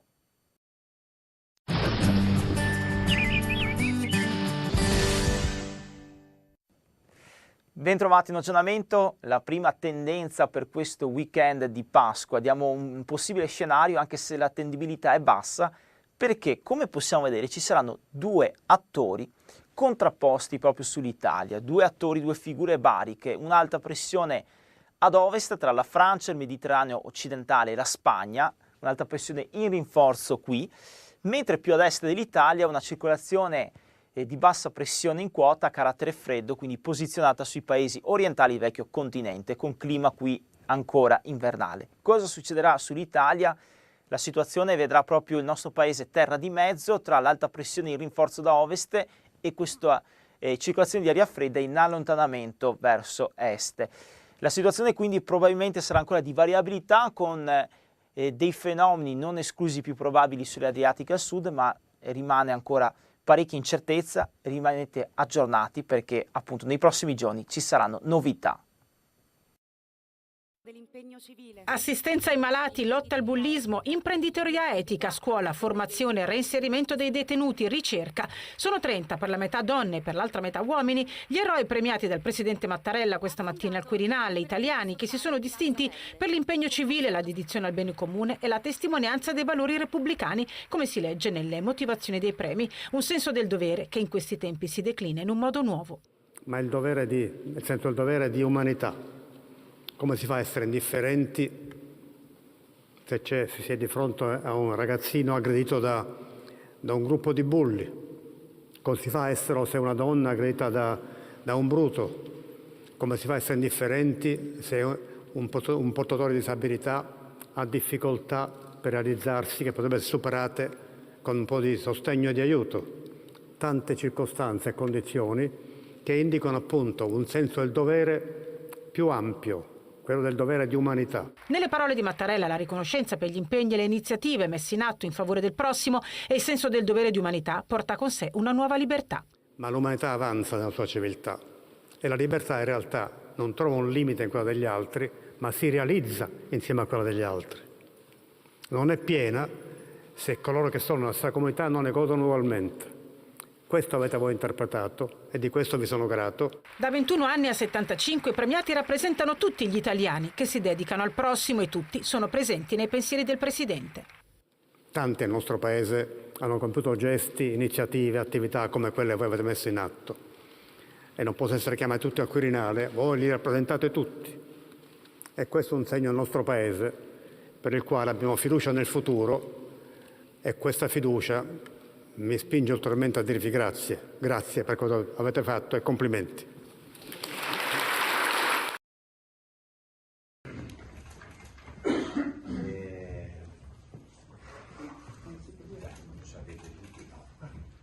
Adesso annuncio il nome del nuovo vescovo io ho dato le dimissioni, sapete, quando ho compiuto gli anni l'anno scorso, il 19 di settembre, e adesso dalla nuziatura è arrivata la comunicazione che il Santo Padre Papa Francesco ha nominato il nuovo vescovo, quindi vi do lettura della lettera che mi è arrivata direttamente a Nunzio Apostolico. Eccellenza, mi reco a premura di comunicarle che il Santo Padre ha nominato come suo successore della Chiesa che è in Trieste il reverendo Enrico Trivisi del clero di Cremona, finora parroco.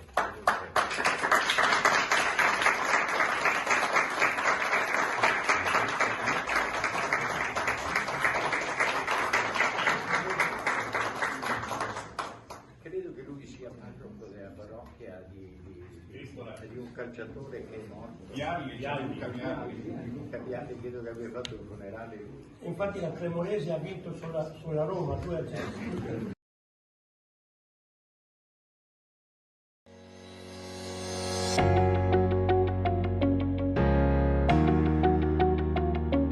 Buongiorno. Il video di oggi, che ha come linea guida il pensiero complesso e la sfida che la complessità ci pone davanti, è dedicato ad una analisi all'edificio scolastico, l'edificio scolastico come luogo che racchiude la comunità. In qualche modo potremmo considerare che la cura per gli edifici scolastici è la cura del creato, cioè la cura dell'ambiente in cui una comunità di studenti e di insegnanti si ritrova ad operare per raggiungere un fine. Il punto di partenza della mia riflessione è un certo fastidio che io personalmente comincio a provare anche in ambito scolastico per alcune fissazioni, per alcune derive, diciamo così, ideologiche che tendono a interpretare e a proporre l'uomo come nemico o al massimo ospite dell'ambiente. in qualche maniera, soprattutto i giovani, stanno arrivando a considerarsi come un fastidio nell'ambito della realtà che vivono. Il punto di partenza ovviamente del mio ragionamento è che l'uomo è centro del creato, l'uomo è immagine e somiglianza di Dio, quindi l'ecologia deve essere a servizio dell'uomo. L'ambiente scolastico è il luogo fisico in cui una comunità agisce e da questo punto di vista l'ambiente scolastico e l'edilizia scolastica sono l'elefante nella stanza di tanti discorsi sulla scuola. Abbiamo già tempo fa analizzato in un video gli effetti terribili di tanti anni di poca cura, edifici vecchi, edifici brutti, edifici non a norma, edifici che sono sempre lì per non riuscire più a rispondere a quella che è la necessità di una comunità in crescita, in evoluzione.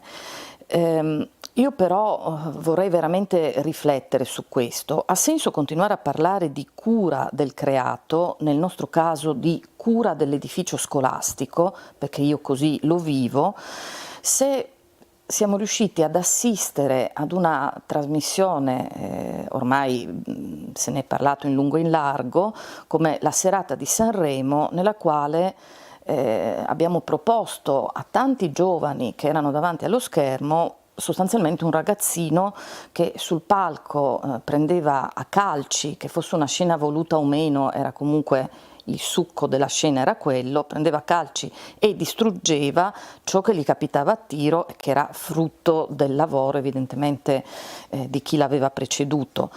E per me è stato ancora più diseducativo in un certo senso vedere un anziano signore, di cui conosciamo tutti, abbiamo cantato le canzoni, che ripuliva armato di scopa. C'è stato anche un bel intervento di una preside di una scuola superiore che su Facebook si è esposta su questo tema. Ecco, io credo che abbia un senso parlare di cura del creato se educhiamo i nostri giovani ad avere cura di ciò che abbiamo intorno. Questa è cura del creato, prima che una sterile, in qualche maniera, o velleitaria esaltazione appunto di fissazioni ambientaliste, e scene di quel tipo secondo me possono solo diseducare un'intera generazione. Grazie.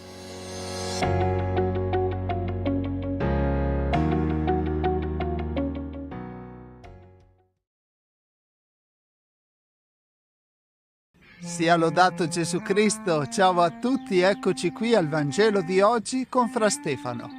Il Vangelo del giorno, domenica 2 aprile, domenica delle Palme, nel nome del Padre, del Figlio e dello Spirito Santo. Amen. Fratelli e sorelle, fin dall'inizio della Quaresima abbiamo cominciato a preparare i nostri cuori attraverso la penitenza e le opere di carità.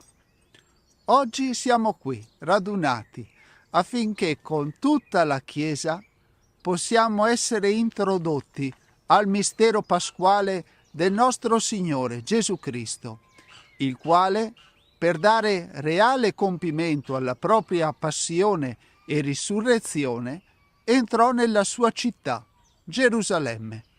Seguiamo perciò il Signore facendo memoria del suo ingresso salvifico, con fede e devozione, affinché resi partecipi, per grazia del mistero della croce, possiamo aver parte alla risurrezione e alla vita eterna.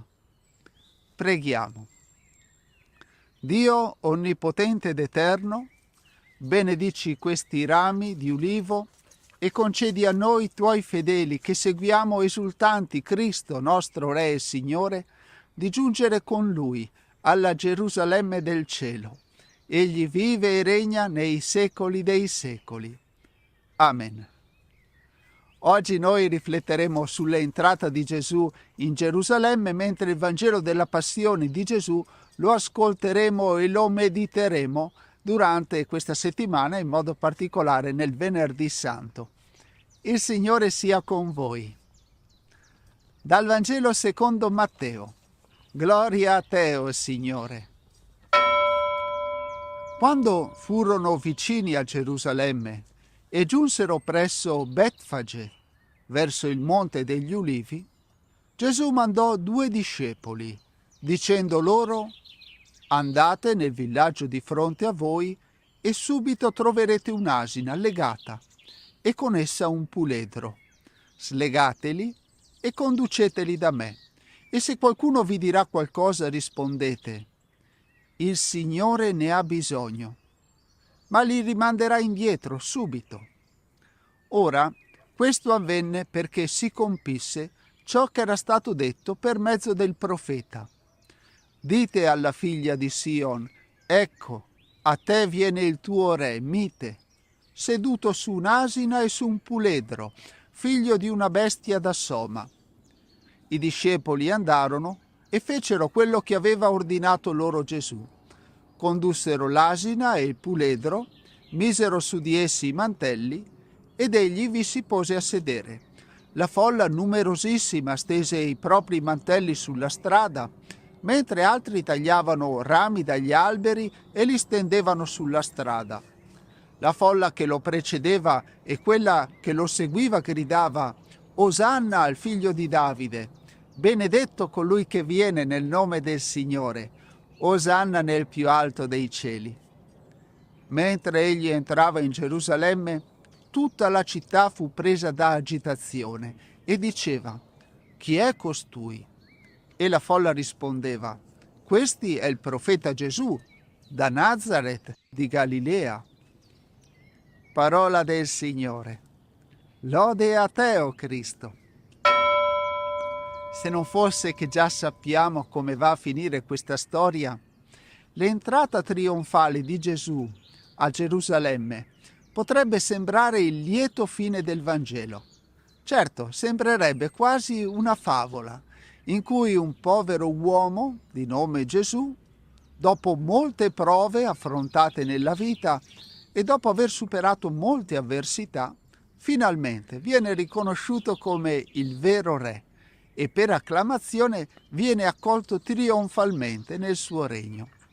E chissà se anche la nostra fede non abbia un po' i tratti della favola, nel senso che forse anche noi ci troviamo oggi tra quelli che acclamano a Gesù come al loro Signore e siamo felici di essere cristiani, abbiamo voglia di proclamare la nostra fede e di cantare inni al nostro Dio, ma non sappiamo davvero se questa fede reggerà alla prova della passione, se sopporterà la pressione della folla che ci spinge ad abbandonare Gesù Cristo, se supererà la paura di vedere messo a rischio il nostro benessere, la nostra reputazione e anche la vita.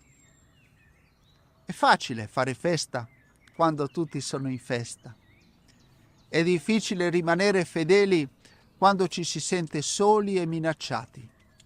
Noi oggi acclamiamo Gesù nostro Re e Signore, ma non ostentiamo troppo questa nostra fede.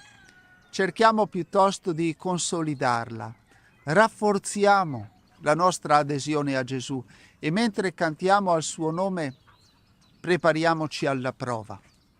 E Dio Padre ci doni di essere uniti a Cristo, suo Figlio, nella gioia e nella sofferenza, nella morte e nella risurrezione. Padre nostro che sei nei cieli, sia santificato il tuo nome. Venga il tuo regno, sia fatta la tua volontà, come in cielo così in terra. Dacci oggi il nostro pane quotidiano e rimetti a noi i nostri debiti, come anche noi li rimettiamo ai nostri debitori. E non abbandonarci alla tentazione, ma liberaci dal male. Amen. La benedizione per te e per le persone che porti nel cuore. Il Signore sia con voi. Vi benedica Dio Onnipotente, Padre, Figlio e Spirito Santo. Amen. E vi ringrazio per questo tempo che abbiamo passato insieme nell'ascolto della parola di Dio e vi auguro di cuore una santa domenica. Ciao ciao e abbi cura di te.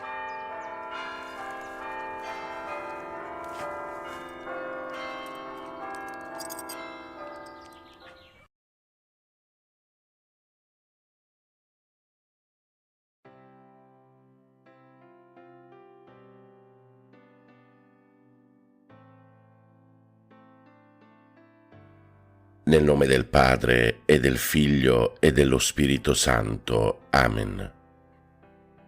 O glorioso mio protettore San Vincenzo, vi prego per il dono di sapienza che aveste dallo Spirito Santo ad impetrarmi grazia di sempre faticare per salvarmi.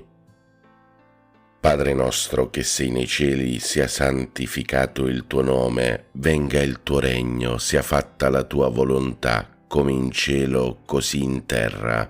Dacci oggi il nostro pane quotidiano e rimetti a noi i nostri debiti, come anche noi li rimettiamo ai nostri debitori, e non abbandonarci alla tentazione, ma liberaci dal male. Amen. Ave o Maria, piena di grazia, il Signore è con te. Tu sei la benedetta fra le donne, e benedetto è il frutto del tuo seno, Gesù. Santa Maria, Madre di Dio, prega per noi peccatori, adesso e nell'ora della nostra morte. Amen. Gloria al Padre, al Figlio e allo Spirito Santo, come era nel principio, ora e sempre, nei secoli dei secoli. Amen. San Vincenzo Ferreri, prega per noi. O glorioso mio protettore San Vincenzo, vi prego per il dono di intelletto che aveste dallo Spirito Santo ad impetrarmi grazia di intendere le illustrazioni che mi vengono da Dio. Padre nostro che sei nei cieli, sia santificato il tuo nome, venga il tuo regno, sia fatta la tua volontà, come in cielo così in terra. Dacci oggi il nostro pane quotidiano e rimetti a noi i nostri debiti, come anche noi li rimettiamo ai nostri debitori, e non abbandonarci alla tentazione, ma liberaci dal male. Amen. Ave o Maria, piena di grazia, il Signore è con te. Tu sei la benedetta fra le donne, e benedetto è il frutto del tuo seno, Gesù.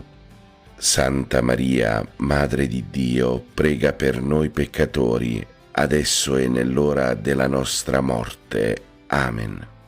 Gloria al Padre, al Figlio e allo Spirito Santo, come era nel principio, ora e sempre, nei secoli dei secoli. Amen.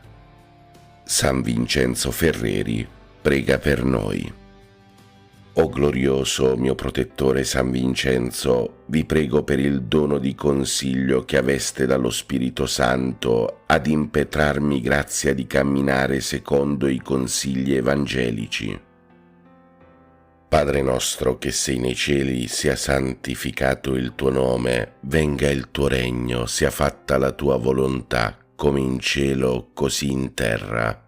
Dacci oggi il nostro pane quotidiano e rimetti a noi i nostri debiti, come anche noi li rimettiamo ai nostri debitori, e non abbandonarci alla tentazione, ma liberaci dal male. Amen. Ave o Maria, piena di grazia, il Signore è con te. Tu sei la benedetta fra le donne, e benedetto è il frutto del tuo seno, Gesù. Santa Maria, Madre di Dio, prega per noi peccatori, adesso e nell'ora della nostra morte. Amen.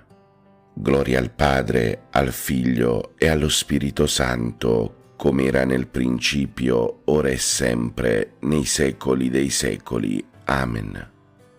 San Vincenzo Ferreri, prega per noi. O glorioso mio protettore San Vincenzo, vi prego per il dono di fortezza che aveste dallo Spirito Santo ad impetrarmi grazia di esser forte contro i miei spirituali nemici. Padre nostro che sei nei cieli, sia santificato il tuo nome, venga il tuo regno, sia fatta la tua volontà, come in cielo così in terra. Dacci oggi il nostro pane quotidiano e rimetti a noi i nostri debiti, come anche noi li rimettiamo ai nostri debitori, e non abbandonarci alla tentazione, ma liberaci dal male. Amen.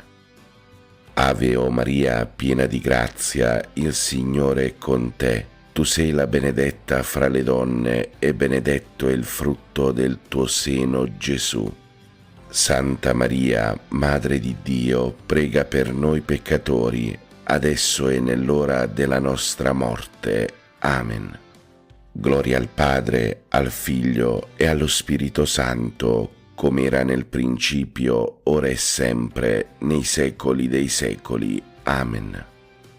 San Vincenzo Ferreri, prega per noi. O glorioso mio protettore San Vincenzo, vi prego per il dono della scienza che aveste dallo Spirito Santo ad impetrarmi grazia di ottenere la scienza dei santi, che è il sapere amare Dio. Padre nostro che sei nei cieli, sia santificato il tuo nome, venga il tuo regno, sia fatta la tua volontà, come in cielo così in terra. Dacci oggi il nostro pane quotidiano e rimetti a noi i nostri debiti, come anche noi li rimettiamo ai nostri debitori, e non abbandonarci alla tentazione, ma liberaci dal male. Amen. Ave o Maria, piena di grazia, il Signore è con te. Tu sei la benedetta fra le donne, e benedetto è il frutto del tuo seno, Gesù.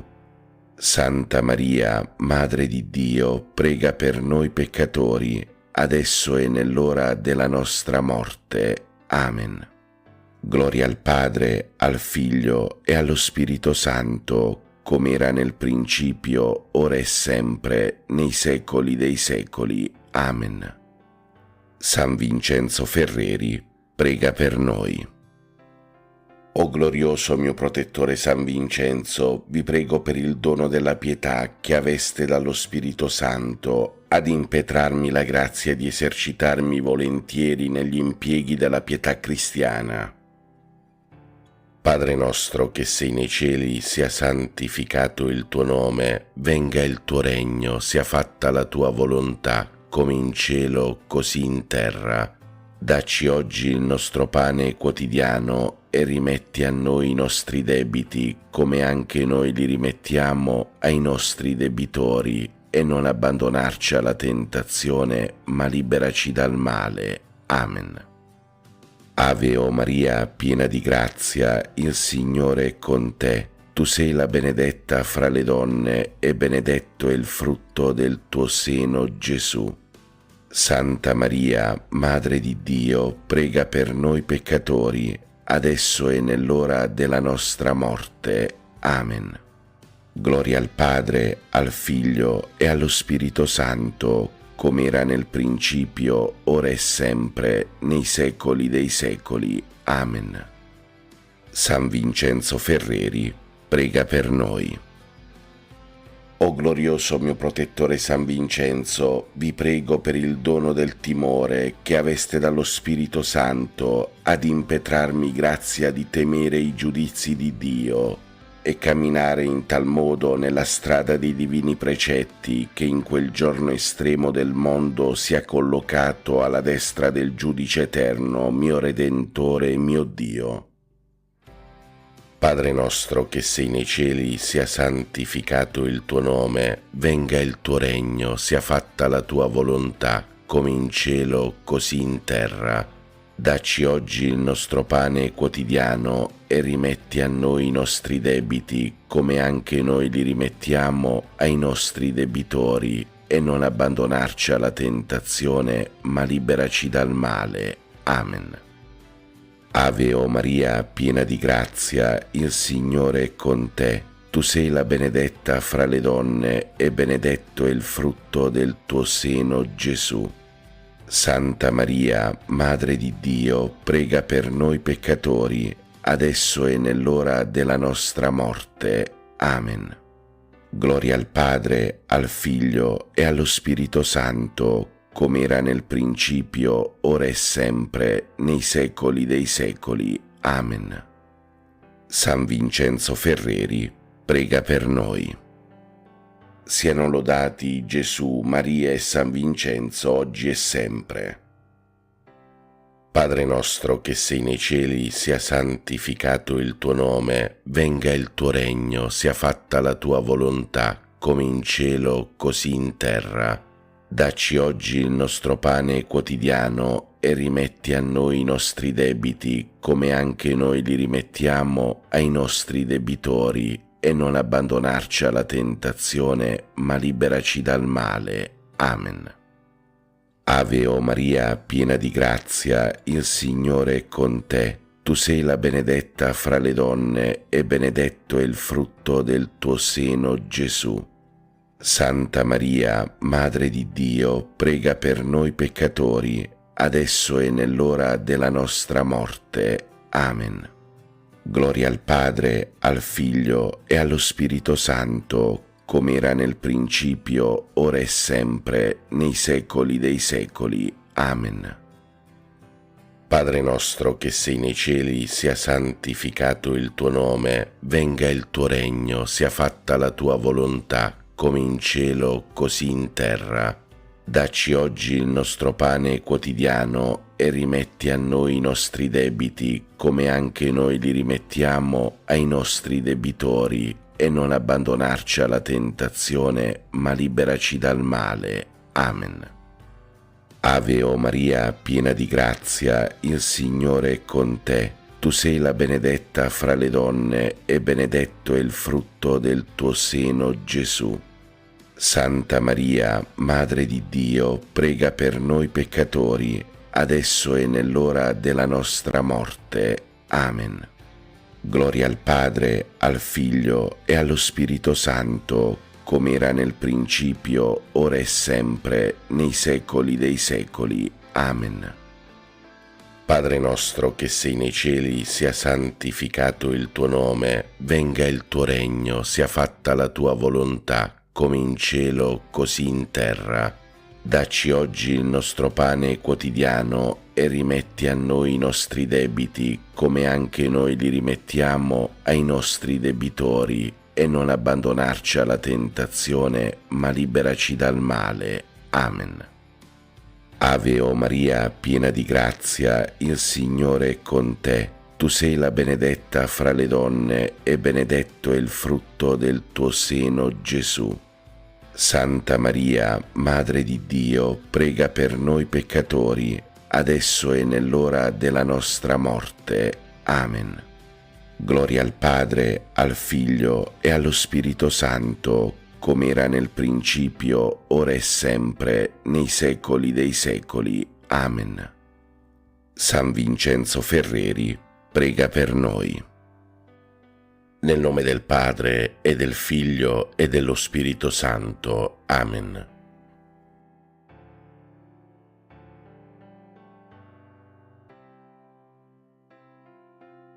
Buongiorno a tutti voi, fratelli e sorelle. Preghiamo insieme le preghiere del mattino. Nel nome del Padre, del Figlio e dello Spirito Santo. Amen. L'angelo del Signore portò l'annuncio a Maria, ed ella concepì per opera dello Spirito Santo. Ave o Maria, piena di grazia, il Signore è con te. Tu sei la benedetta fra le donne, e benedetto è il frutto del tuo seno, Gesù. Santa Maria, Madre di Dio, prega per noi peccatori, adesso e nell'ora della nostra morte. Amen. Eccomi, sono la serva del Signore, si compia in me la tua parola. Ave o Maria, piena di grazia, il Signore è con te. Tu sei la benedetta fra le donne, e benedetto è il frutto del tuo seno, Gesù. Santa Maria, Madre di Dio, prega per noi peccatori, adesso e nell'ora della nostra morte. Amen. E il Verbo si fece carne e venne ad abitare in mezzo a noi. Ave o Maria, piena di grazia, il Signore è con te. Tu sei la benedetta fra le donne, e benedetto è il frutto del tuo seno, Gesù. Santa Maria, Madre di Dio, prega per noi peccatori, adesso e nell'ora della nostra morte. Amen. Prega per noi, Santa Madre di Dio, perché siamo resi degni delle promesse di Cristo. Preghiamo. Infondi nel nostro spirito la tua grazia, o Padre, tu che all'annuncio dell'angelo ci hai rivelato l'incarnazione del tuo Figlio, per la sua passione e la sua croce, guidaci alla gioia della risurrezione. Per Cristo nostro Signore. Amen. Gloria al Padre, al Figlio e allo Spirito Santo, come era in principio, ora e sempre, nei secoli dei secoli. Amen. Gloria al Padre, al Figlio e allo Spirito Santo, come era in principio, ora e sempre, nei secoli dei secoli. Amen. Gloria al Padre, al Figlio e allo Spirito Santo, come era in principio, ora e sempre, nei secoli dei secoli. Amen. Angelo di Dio, che sei il mio custode, illumina, custodisci, regge e governa me, che ti fui affidato dalla pietà celeste. Amen. L'eterno riposo dona loro, Signore, risplenda ad essi la luce perpetua, riposate in pace. Amen.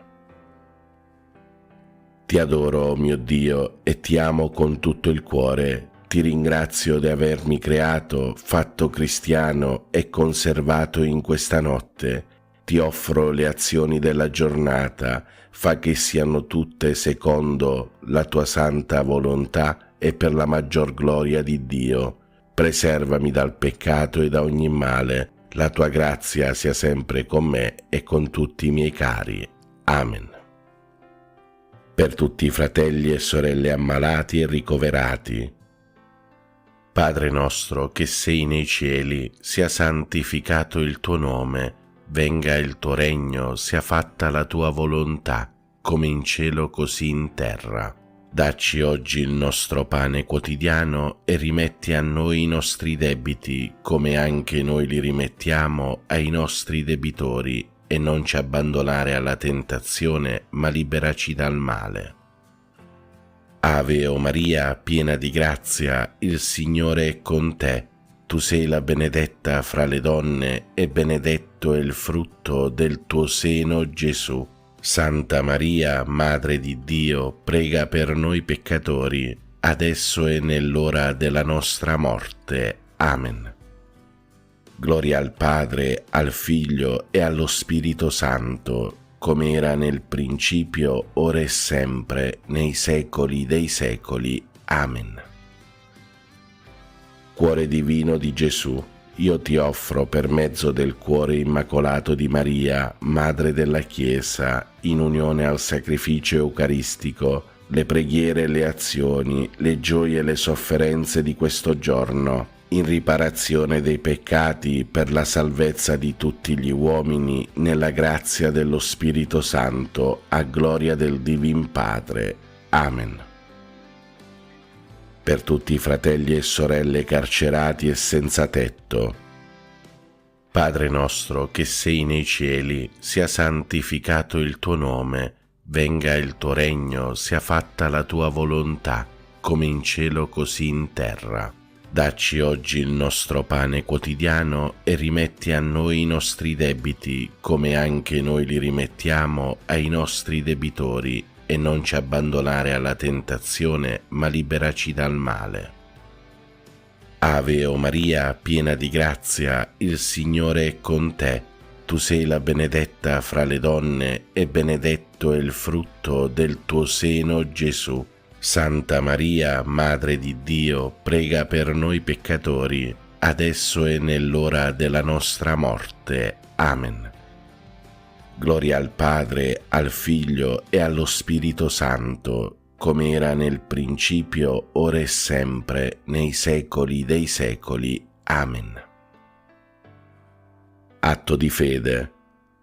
Mio Dio, perché sei verità infallibile, credo fermamente in tutto quello che tu hai rivelato e la Santa Chiesa ci propone a credere, ed espressamente credo in te, unico vero Dio, in tre persone uguali e distinte, Padre, Figlio e Spirito Santo, e credo in Gesù Cristo, Figlio di Dio, incarnato e morto per noi, il quale darà a ciascuno, secondo i meriti, il premio o la pena eterna.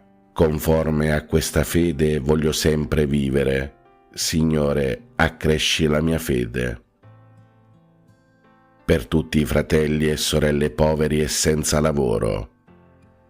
Padre nostro che sei nei cieli, sia santificato il tuo nome, venga il tuo regno, sia fatta la tua volontà, come in cielo così in terra. Dacci oggi il nostro pane quotidiano e rimetti a noi i nostri debiti, come anche noi li rimettiamo ai nostri debitori, e non ci abbandonare alla tentazione, ma liberaci dal male. Ave o Maria, piena di grazia, il Signore è con te. Tu sei la benedetta fra le donne, e benedetto è il frutto del tuo seno, Gesù. Santa Maria, Madre di Dio, prega per noi peccatori, adesso e nell'ora della nostra morte. Amen.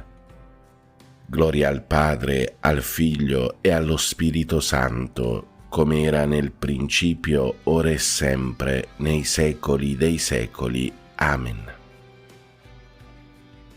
Atto di speranza.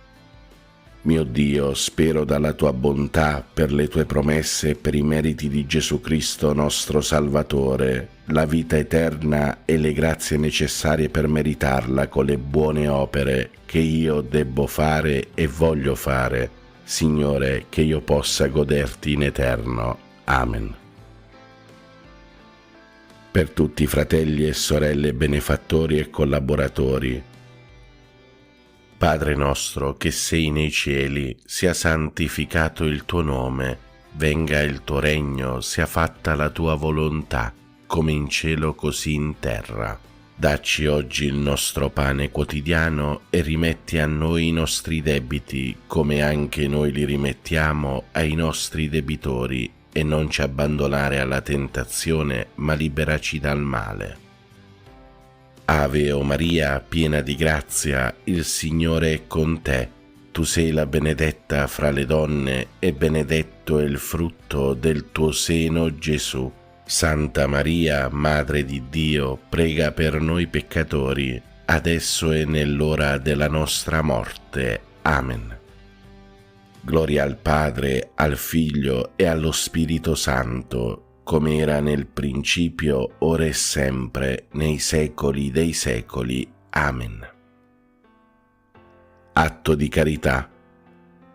Mio Dio, ti amo con tutto il cuore sopra ad ogni cosa, perché sei bene infinito e nostra eterna felicità, e per amore tuo amo il prossimo come me stesso, e perdono le offese ricevute. Signore, che io ti ami sempre più. Amen. Per tutti i fratelli e sorelle anziani e nelle case di riposo.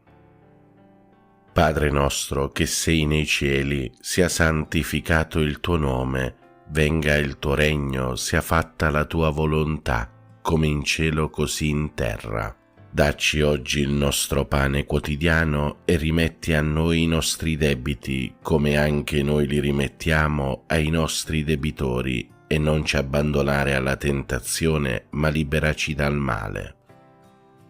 Ave o Maria, piena di grazia, il Signore è con te. Tu sei la benedetta fra le donne, e benedetto è il frutto del tuo seno, Gesù.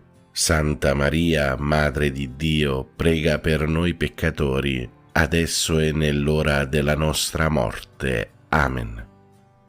Gloria al Padre, al Figlio e allo Spirito Santo, come era nel principio, ora e sempre, nei secoli dei secoli. Amen. Fratelli e sorelle, chiediamo al Signore perdono per tutti i nostri peccati e chiediamolo con un atto di dolore.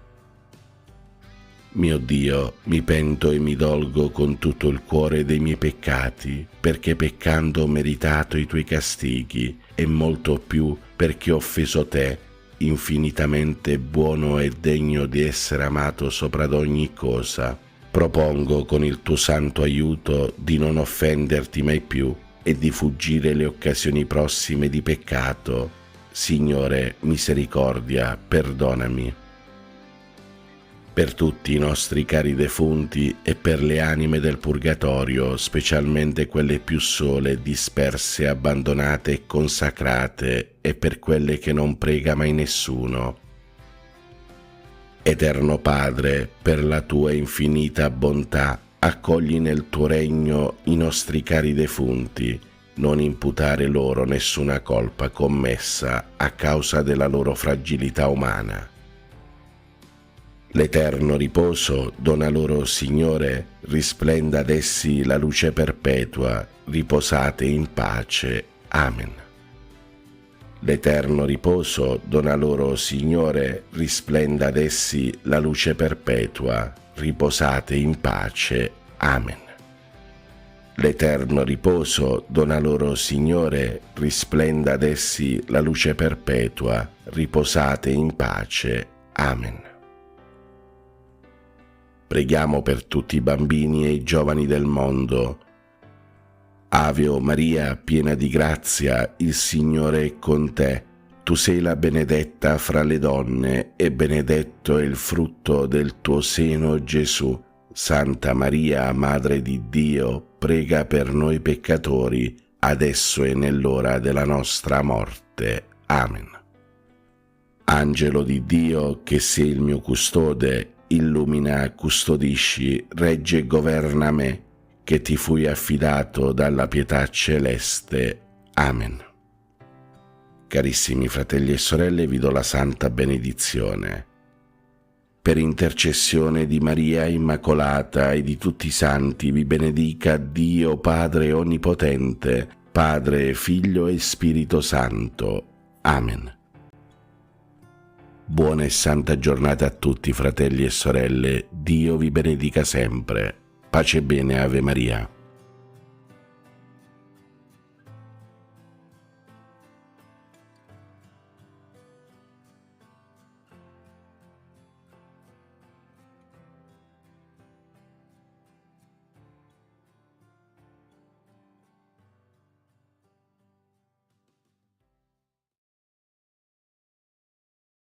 Oggi si festeggia San Francesco di Paola, il patrono della Calabria e il protettore dei naviganti e dei pescatori. È il santo più amato dai marinai, che a lui si raccomandano quando il mare è grosso e minaccia di travolgere le loro imbarcazioni. E naturalmente auguri ai nostri amici della Calabria. Si racconta infatti che un giorno un fraticello lacero e smagrito aveva chiesto ad alcuni pescatori di Reggio Calabria, che avevano appena tirato le barche in secco, la carità di essere traghettato attraverso lo stretto di Messina. I pescatori però, vedendo il cielo coperto da minacciosi nuvoloni, risposero al frate: no, non possiamo, il mare tra poco sarà un vero inferno. Allora il fraticello stese il suo mantello sull'acqua, vi salì e con quell'insolita imbarcazione, facendo vela a se stesso, raggiunse le sponde siciliane. Ecco, si trattava di San Francesco di Paola, il santo che più di tutti gli altri ha compiuto centinaia di miracoli mentre era ancora in vita, ragion per cui la sua fama oltrepassò presto i confini dell'Italia. Infatti, quando era re Luigi XI di Francia, colpito da una grave malattia, sentiva che i suoi giorni erano contati e allora chiese a Papa Sisto IV di inviargli un santo capace di guarirlo. Il pontefice, senza esitare, inviò Francesco da Paola, che partì per la Francia. Lungo il cammino, Francesco liberò la città di Bornu e Fréjus da una terribile malattia. Giunto poi al capezzale del re, non recò la guarigione del corpo, bensì la guarigione della sua anima, aiutandola ad accettare serenamente e cristianamente il volere di Dio. Ma chi era questo santo? Francesco d'Alessio, conosciuto da tutti come San Francesco da Paola, visse tra l'anno 1436 e il 1507, quasi tutti gli anni della sua vita in Calabria, ma passò gli ultimi 20 anni in Francia. Era nato a Paola, in provincia di Cosenza, e apparteneva ad una modesta famiglia quando nacque. I genitori lo chiamarono Francesco in onore del santo d'Assisi, al quale avevano chiesto di intercedere per il loro figlio, che nonostante 15 anni di matrimonio non era ancora nato. La gioia dei genitori però si era trasformata subito in tristezza, poiché un mese dopo la nascita del figlio la madre aveva scoperto nel neonato un piccolo ascesso nell'occhio sinistro, che rapidamente si estese fino ad offendere la cornea. Quando i medici disperavano di salvare l'occhio, la madre si recò in chiesa e fece un voto a San Francesco d'Assisi, il voto di tenere il figlio in convento dei frati minori per un anno intero, facendogli vestire l'abito francescano. Tornata a casa, la madre s'accorse che l'ascesso era sensibilmente diminuito e dopo qualche giorno l'occhio era perfettamente guarito. A 12 anni i genitori, per sciogliere il voto, lo condussero nel convento dei francescani. È qui che il ragazzo rivelò le sue doti non comuni. Si racconta infatti che stupisse i frati dormendo per terra, digiunando e pregando, e che già iniziavano i suoi primi miracoli.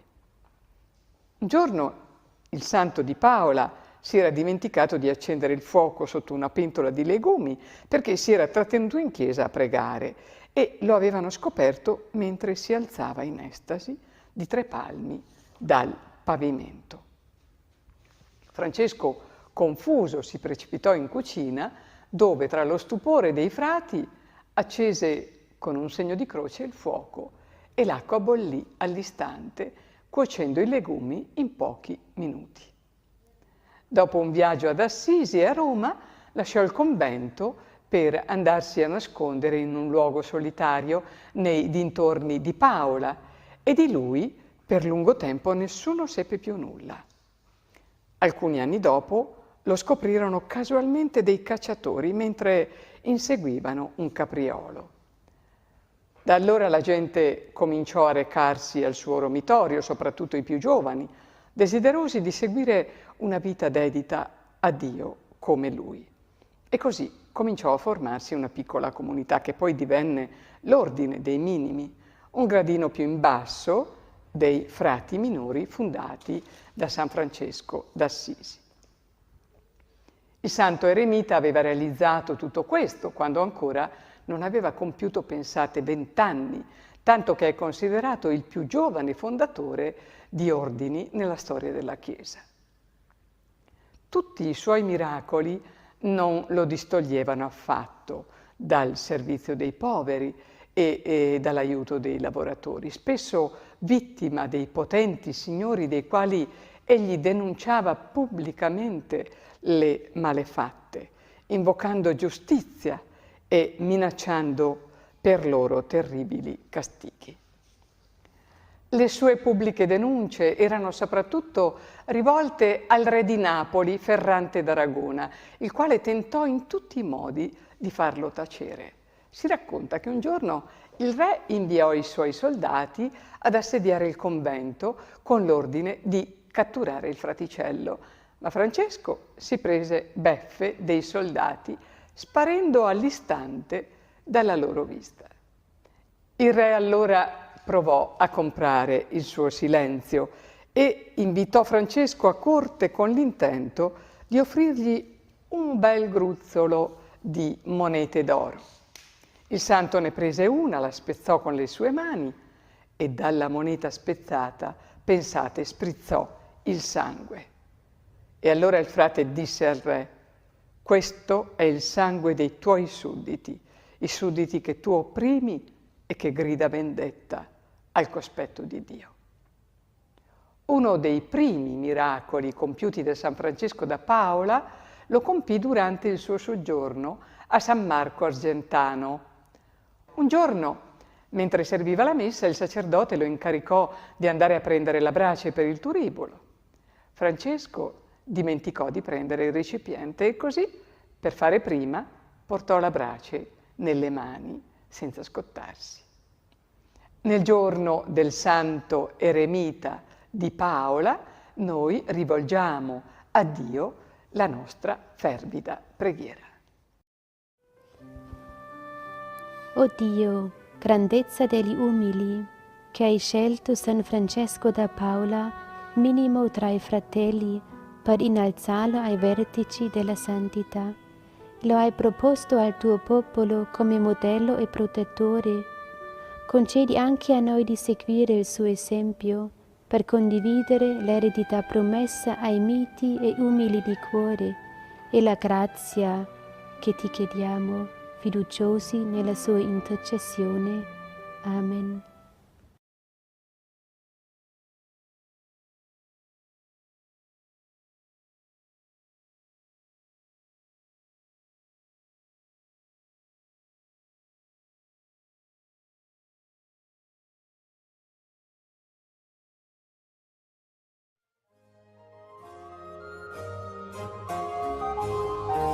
Dopo la preparazione di 5 settimane, siamo giunti alla Domenica delle Palme e con essa entriamo nella Settimana Santa, che costituisce il cuore di tutto l'anno liturgico. Questa è una settimana ricca delle memorie e dei misteri del Signore. Vedremo come la sua messianicità, Osanna al figlio di Davide, benedetto colui che viene nel Signore, è una messianicità non di potere, ma di servizio. Nell'ascolto della parola contempleremo l'amore di Dio che per la passione del suo Figlio vince la morte con la vita, il peccato con la grazia, l'attesa con la presenza eucaristica. E la stessa passione e morte diventano non condanna, ma dono d'amore offerto all'uomo, dono che sboccia nella risurrezione. Se ci siamo impegnati a vivere bene il cammino quaresimale, impegniamoci ancora di più in questi prossimi giorni particolarmente santi e scopriremo la forza dell'amore di Dio che ci salva e la vita nuova che, nascendo dal sepolcro di Gesù, ci rinnova e rinnova il mondo.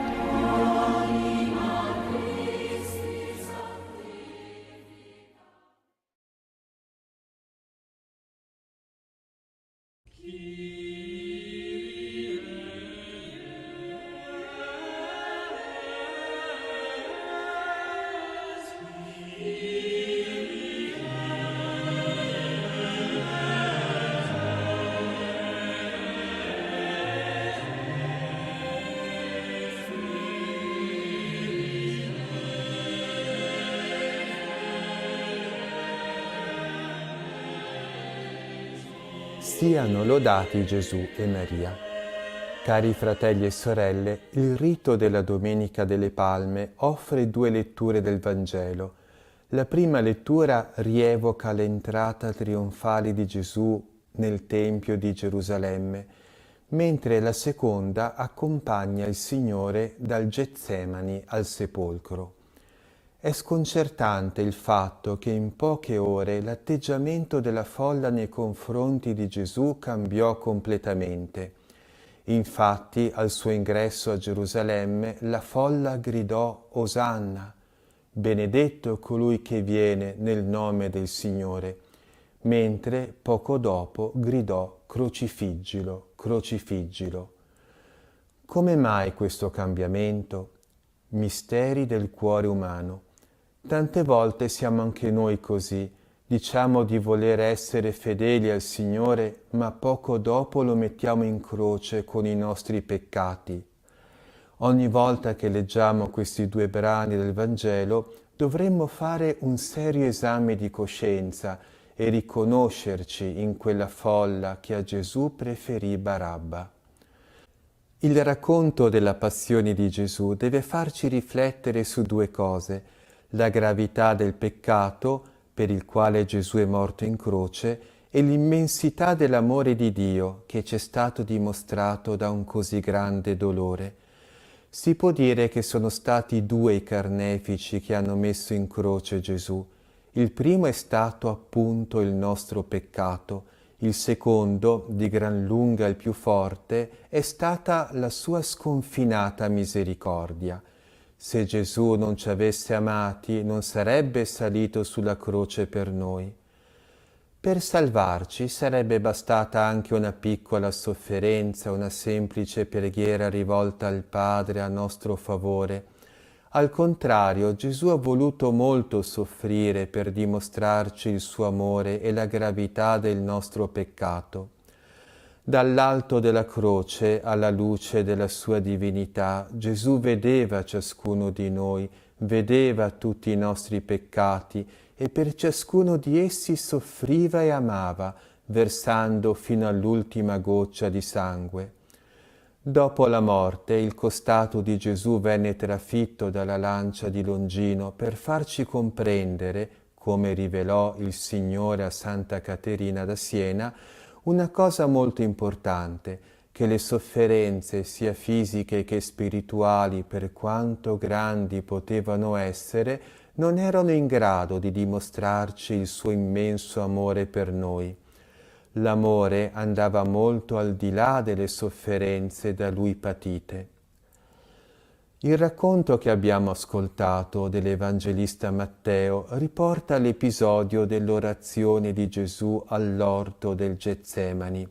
Gesù iniziò a provare tristezza e angoscia e domandò: «Padre mio, se possibile, passi via da me questo calice, però non come voglio io, ma come vuoi tu». Gesù sentì tutta l'amarezza per i nostri peccati, li vedeva tutti, uno dopo l'altro, e disse: «La mia anima è triste fino alla morte, restate qui e vegliate con me». Gesù chiede anche a noi di vegliare e di pregare. Se da una parte vedeva tutti i nostri peccati, il Signore vedeva anche tutte le nostre preghiere. Anche noi, come il piccolo Francesco di Fatima, vogliamo consolare Gesù con la nostra preghiera e la nostra fedeltà. In paradiso Gesù non soffre più, ma mentre era nel Getsemani vedeva queste nostre preghiere e allora ne fu consolato.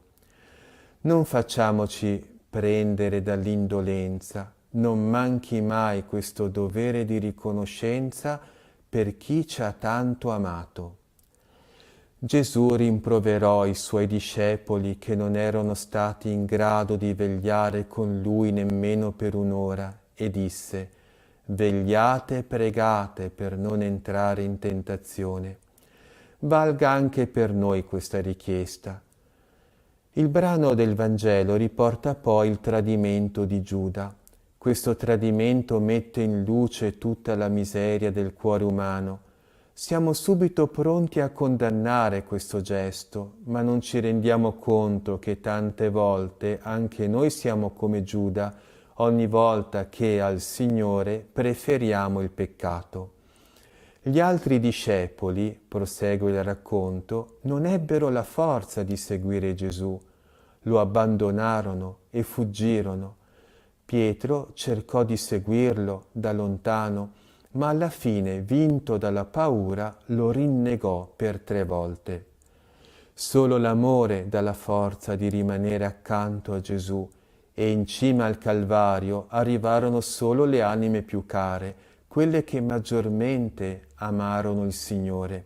Ci fu la Madre Maria, impietrita dal dolore, il discepolo prediletto Giovanni e le pie donne. Solo chi ama veramente trova la forza di soffrire insieme alla persona amata. A mezzogiorno si fece buio su tutta la terra fino alle 3 di pomeriggio. Gesù gridò a gran voce: Dio mio, perché mi hai abbandonato? E poco dopo spirò. Alla morte di Gesù la terra tremò e le rocce si spezzarono. Solo i nostri cuori, più duri delle pietre, rimangono freddi e insensibili e non si aprono alla compassione. La sofferenza e la morte di Gesù non possono lasciarci indifferenti, ma devono essere ben impresse nel nostro cuore per mezzo di un'assidua meditazione. Solo così troveremo lo stimolo per mutare vita. Lucia di Fatima, quando era ancora bambina, un giorno raccontò alla piccola Giacinta la storia della passione di nostro Signore Gesù Cristo.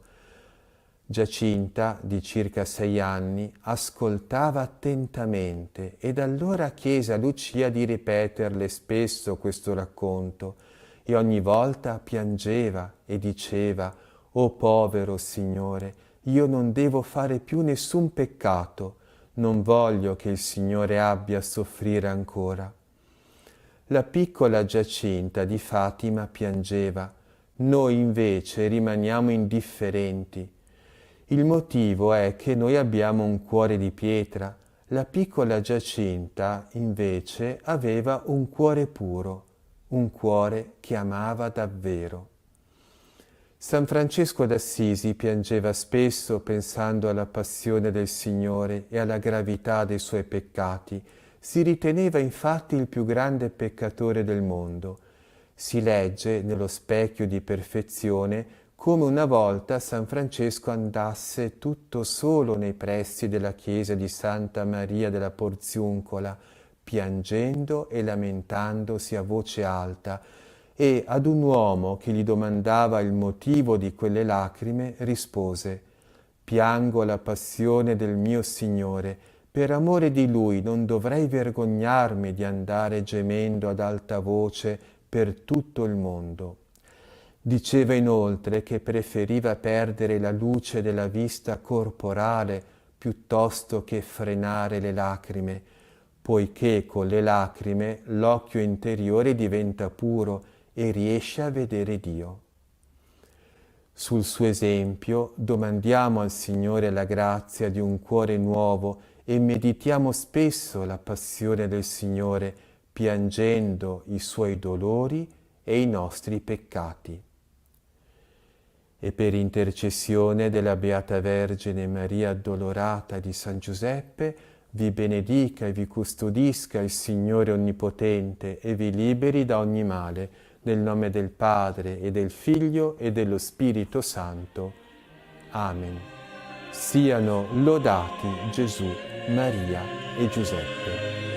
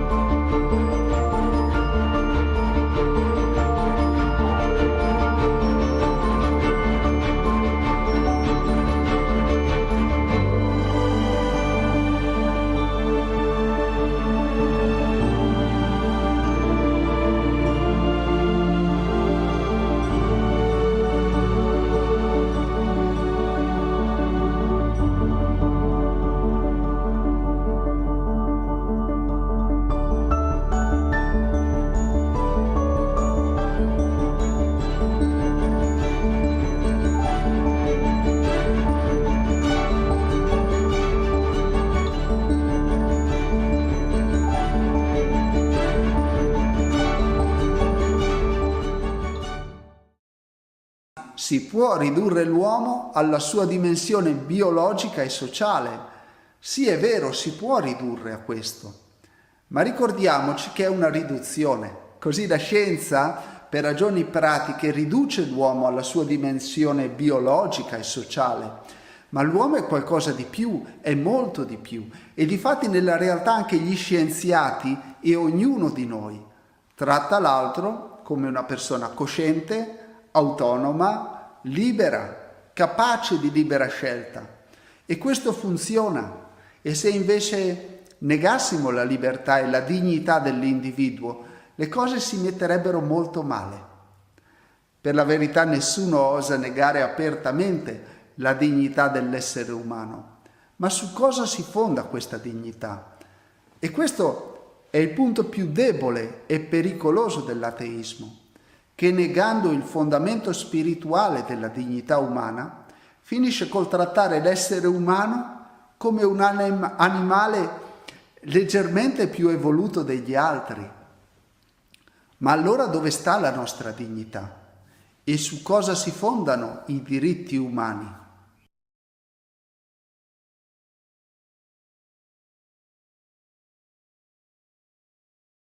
Cari figli, vi invito a conoscere il meglio possibile mio figlio attraverso la preghiera e la misericordia, perché con i cuori puri ed aperti impariate ad ascoltare ciò che vi dice mio figlio, per riacquistare la vista spirituale.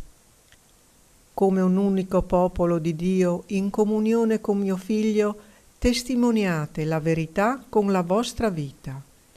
Pregate, figli miei, affinché insieme a mio figlio possiate portare solo pace, gioia ed amore a tutti i vostri fratelli e sorelle. Io sono con voi e vi benedico con la mia benedizione materna.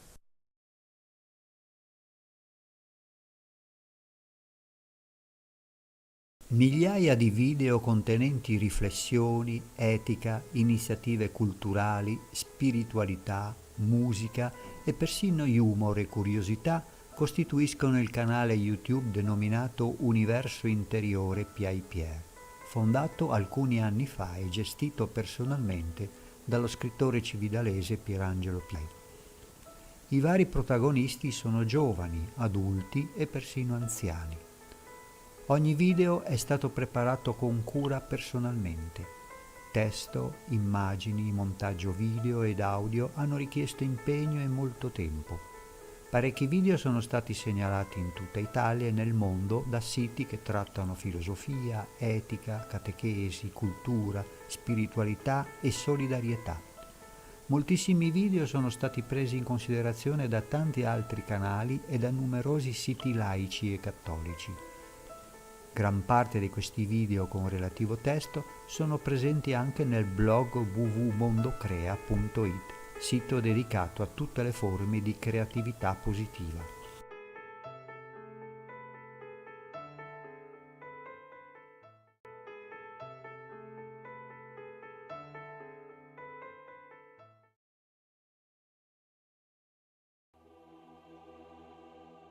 Ricordiamo che San Disma, detto il buon ladrone, era uno dei 2 ladroni appeso alla croce accanto a Gesù. Probabilmente trascorse la sua vita da criminale, perché la Sacra Scrittura ci dice che era un malfattore. Egli riconobbe in Gesù il Messia e gli chiede di ricordarsi di lui nel suo regno. Gesù gli rispose: «Oggi sarai con me in paradiso». Invochiamo spesso questo santo speciale. Egli ora è sicuramente in cielo perché è stato canonizzato direttamente da Gesù Cristo. Può intercedere per ognuno di noi, per la nostra conversione. Accade spesso che Dio sceglie i più reietti e i peccatori per realizzare i suoi misteriosi piani d'amore, perché tutto concorre al bene di coloro che amano Dio. San Disma, un criminale pentito, è il primo santo del paradiso. Davvero nulla è impossibile a Dio.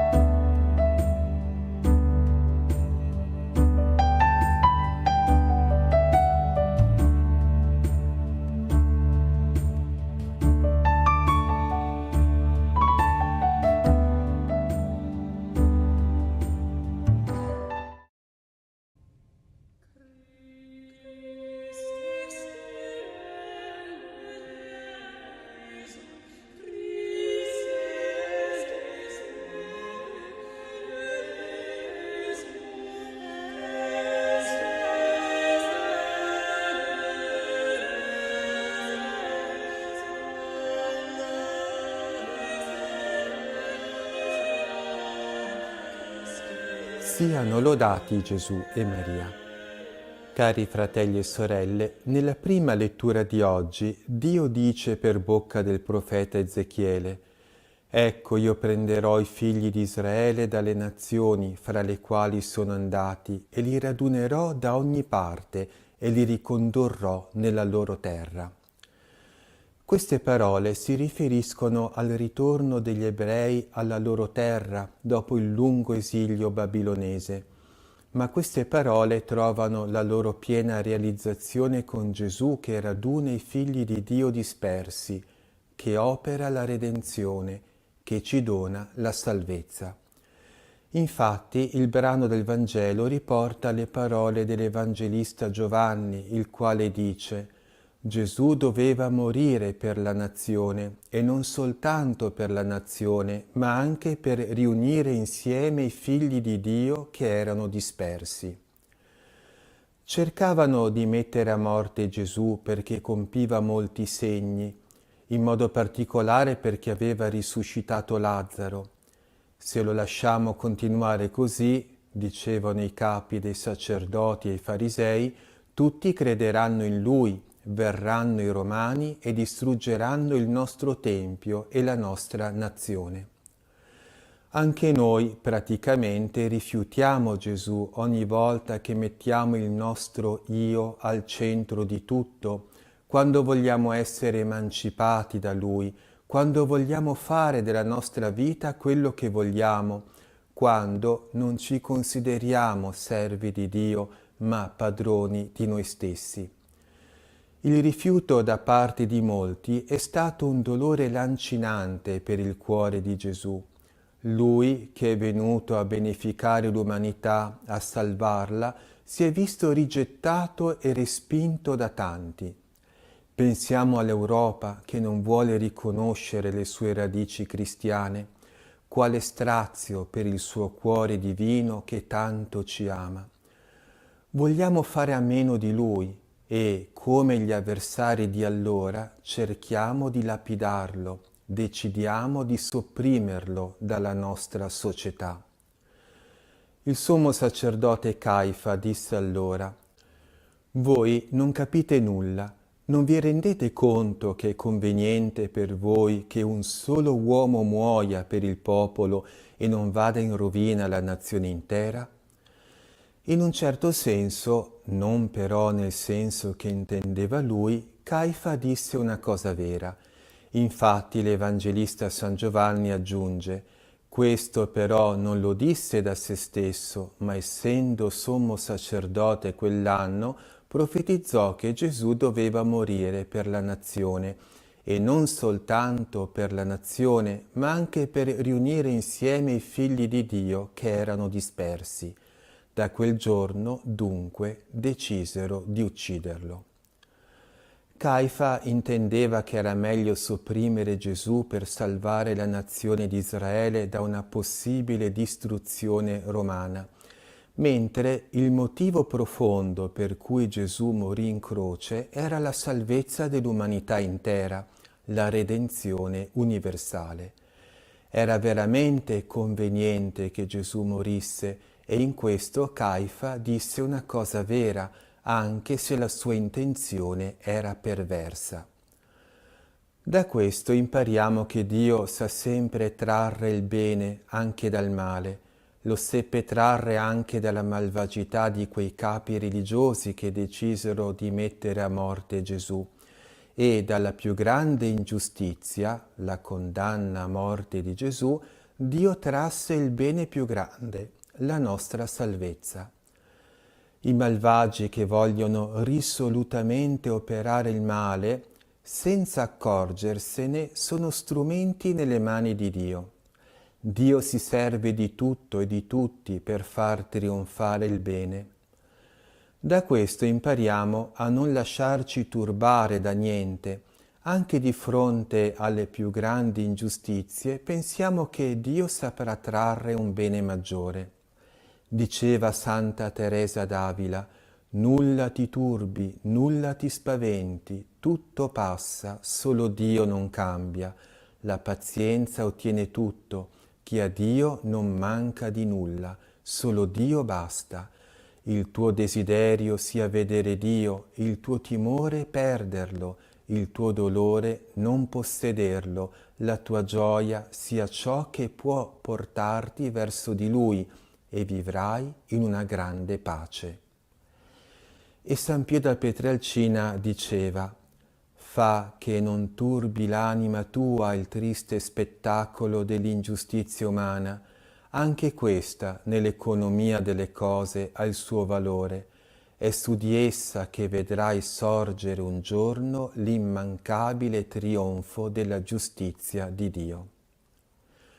Con altre parole diceva Gesù a Giuliana di Norwich: lo vedrai tu stessa, tutto volgerà al bene. Non lasciamoci dunque turbare dal male. Questa è una grande tentazione che agghiaccia l'anima e le impedisce di pregare come si deve. Tante volte preghiamo, sì, ma come gli apostoli nella barca con il lago in tempesta e Gesù che dorme. Preghiamo in modo agitato e senza piena fiducia. Gli apostoli allora furono amabilmente ripresi e corretti da Gesù. Preghiamo in modo fiducioso, fidiamoci di Dio e confidiamo che Dio nella sua onnipotenza saprà volgere tutto al bene. Un bene che ancora non vediamo, ma che Dio vuole donarci.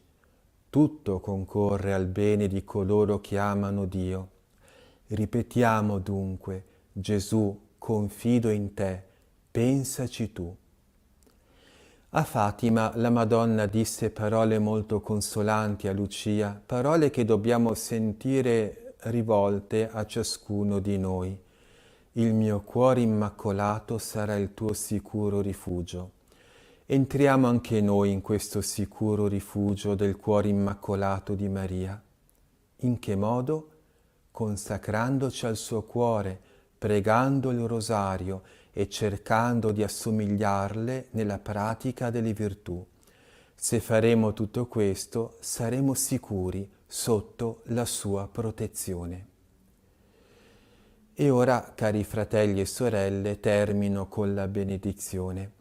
Per intercessione della Beata Vergine Maria e di San Giuseppe, vi benedica e vi custodisca il Signore Onnipotente e vi liberi da ogni male, nel nome del Padre e del Figlio e dello Spirito Santo.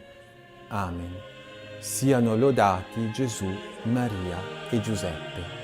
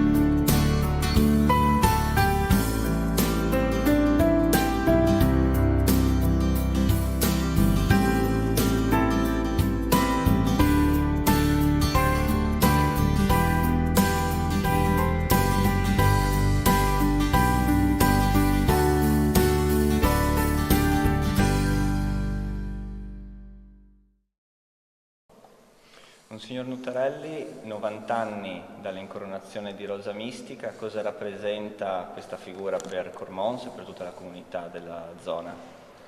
Rosa Mistica è un punto di riferimento non solo per le nostre 4 comunità chiamate a collaborare insieme, Cormons, Borgnano, Brazzano e Dolegna, ma è un punto di riferimento per tante comunità, persone, famiglie che si recano in questo santuario per trovare conforto, per trovare la speranza o ritrovare. In questo ottavario particolare, in questo anno 2021, a 90 anni dall'incarnazione, abbiamo deciso, in accordo con le suore della Provvidenza, che ringrazio, che sono custodi di questa immagine, di portarla in Duomo. Per tanti motivi, un po' per ricordare l'incoronazione di 90 anni fa e anche per più che mai affidare le nostre comunità, le persone, le famiglie a Rosa Mistica in questo tempo di pandemia, ricordando in particolare le persone che ci hanno lasciato a causa del virus e coloro che in questo momento sono in ospedale, stanno lottando. Maria diventa colei che ci sta accanto, avvocata nostra, qui Rosa Mistica.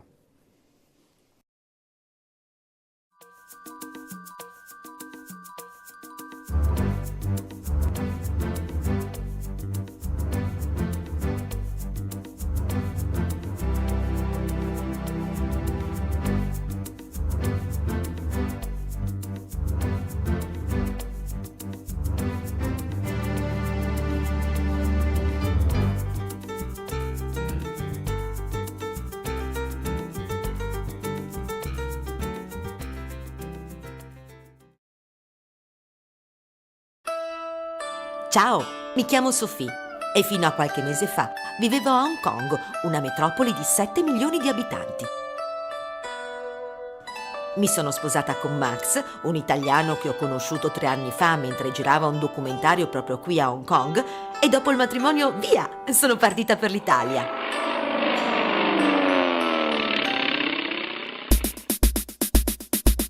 È tutto così diverso qui. Per questo ho capito che devo viaggiare un po' per conoscere la mia nuova terra.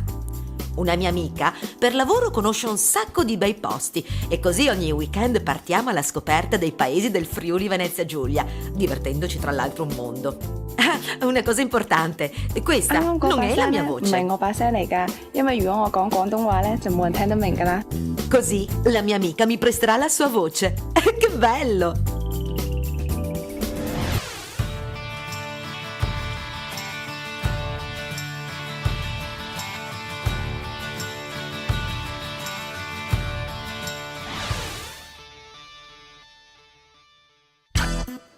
Partiamo la mattina presto. Vogliamo arrivare a Sella Nevea il primo possibile per goderci questa bellissima giornata di sole.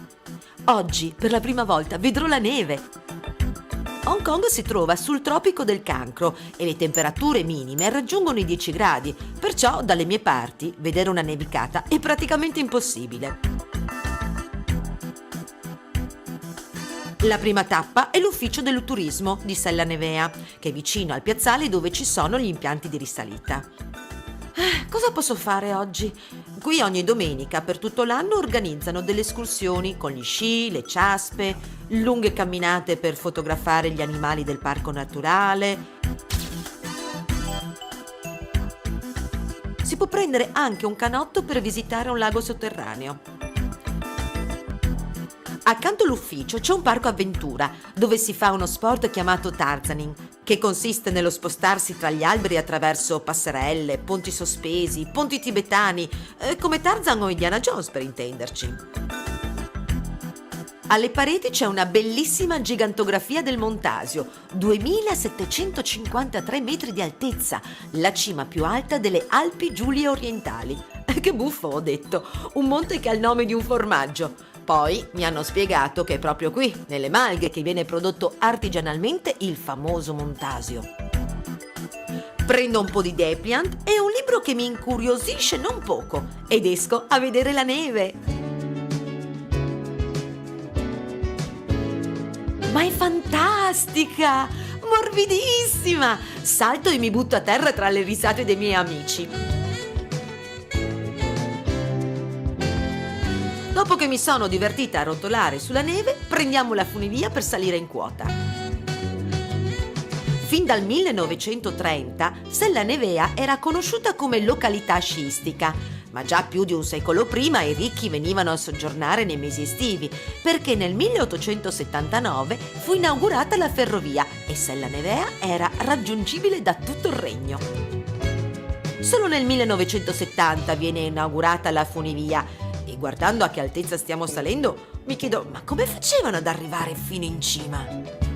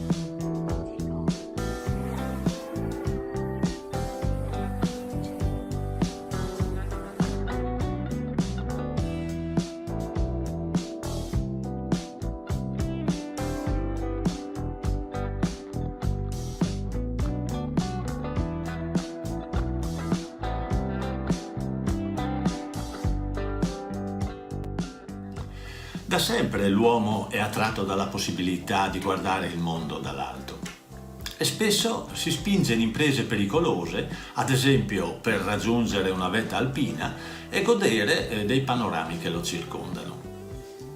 In un rapporto del Corpo Nazionale del Soccorso Alpino, però, si legge che sulle nostre montagne italiane nell'ultimo anno ci sono state ben 458 vittime tra gli scalatori e gli escursionisti.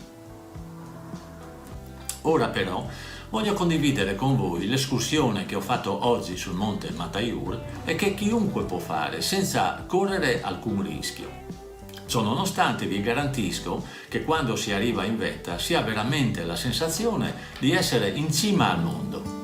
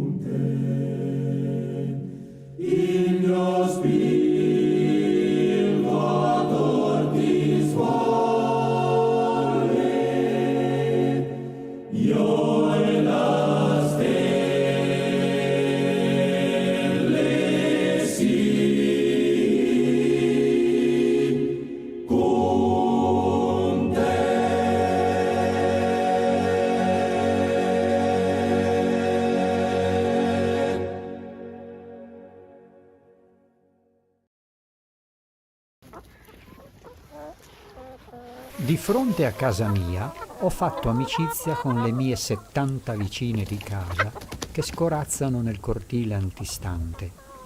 Mi fanno sentire davvero importante, eppure per me anche loro sono importanti. Appena apro la porta di casa si mettono appresso alla rete di rimpetto e mi parlano. Io mi avvicino alla rete e loro continuano a parlarmi. Dono loro degli avanzi, mangiano contente e poi si rimettono a chiacchierare lungo la rete fissandomi. Allora mi reco sul mio prato, raccolgo dell'erbetta e gliela dono con amore e rispetto. Quando la vedono fanno tutte una grande festa e si dimostrano davvero molto grate. Ognuna ha un modo particolare di manifestare la propria gratitudine nei miei confronti.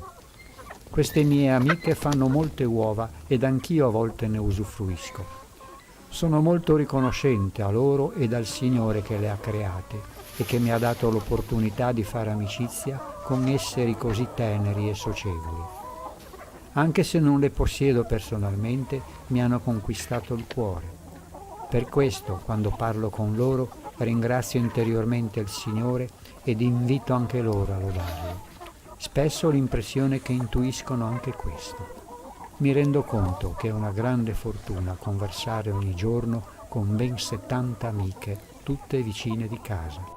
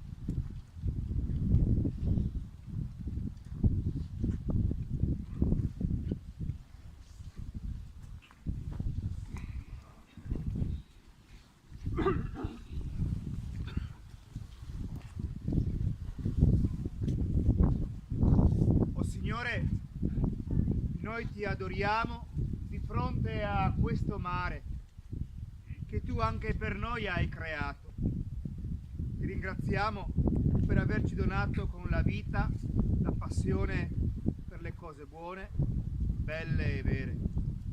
Ti offriamo ancora le nostre giornate di lavoro, di riposo, di servizio.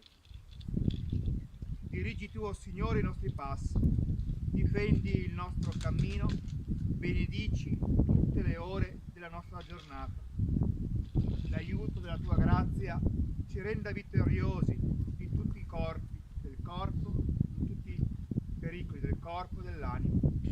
A noi dona, o Signore, un cuore semplice, che non si ripieghi ad assaporare le proprie tristezze, un cuore fedele, generoso, che non dimentichi alcun bene e non servi a raccogliere alcun male, un cuore grande, che nessuna ingratitudine possa chiudere e che nessuna indifferenza possa stancare.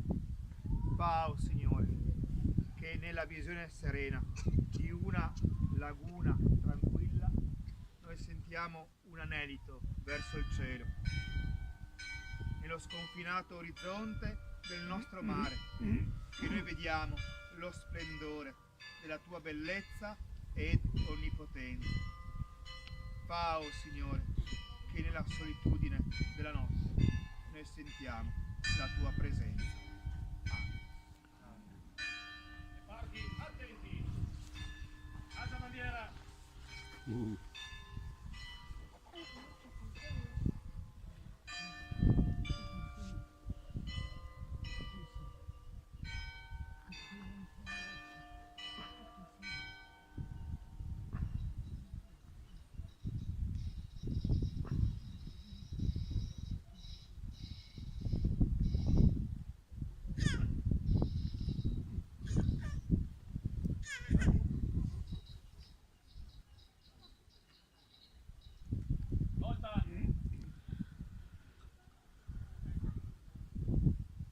Rientra! Le parti, riposo!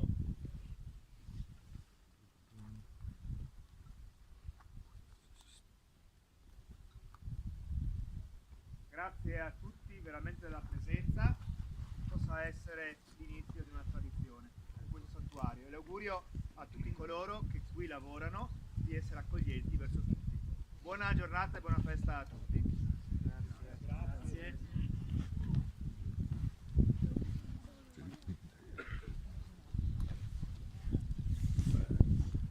A mezzogiorno parte il traghetto. Dove si mangia? Mangiate le onde.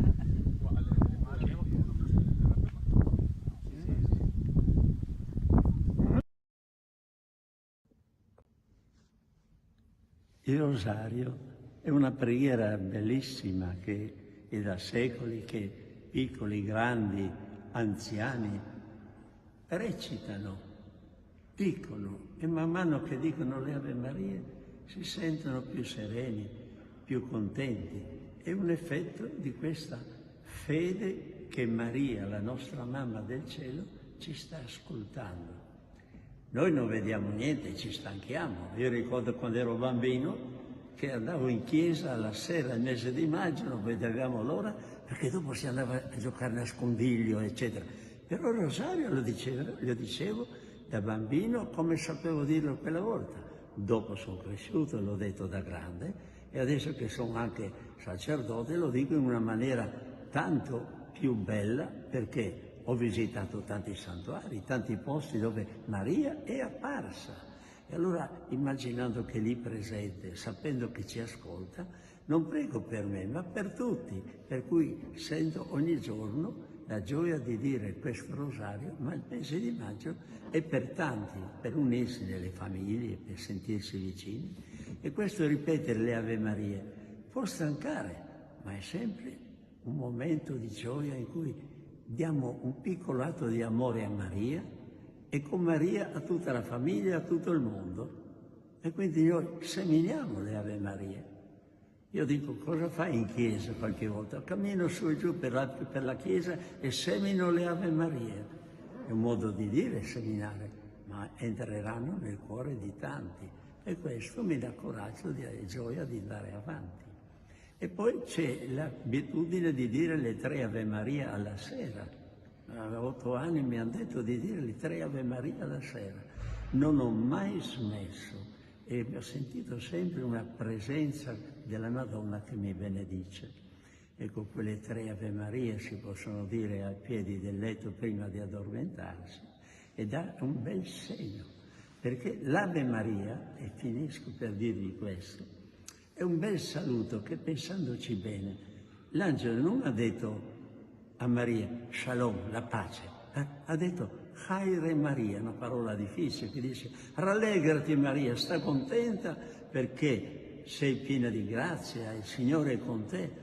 E noi ripetiamo questo saluto a Maria, che poi dicendo prega per noi, che abbiamo bisogno di aiuto, dei compiti, per noi peccatori che abbiamo tante cose, che facciamo i capricci, che ci aiuti adesso in questo momento mentre preghiamo e poi nell'ora della nostra morte, che poi può essere chiamato anche nell'ora del nostro incontro, perché la morte non esiste, ma la morte è l'incontro con Maria che ci abbraccia dopo averla chiamata tante volte qui sulla terra e seminato tante Ave Marie, che sono tante rose messe insieme che formano il rosario. Buon mese di maggio a chi può provare, provi e vedrà che troverà pace e gioia. Amen.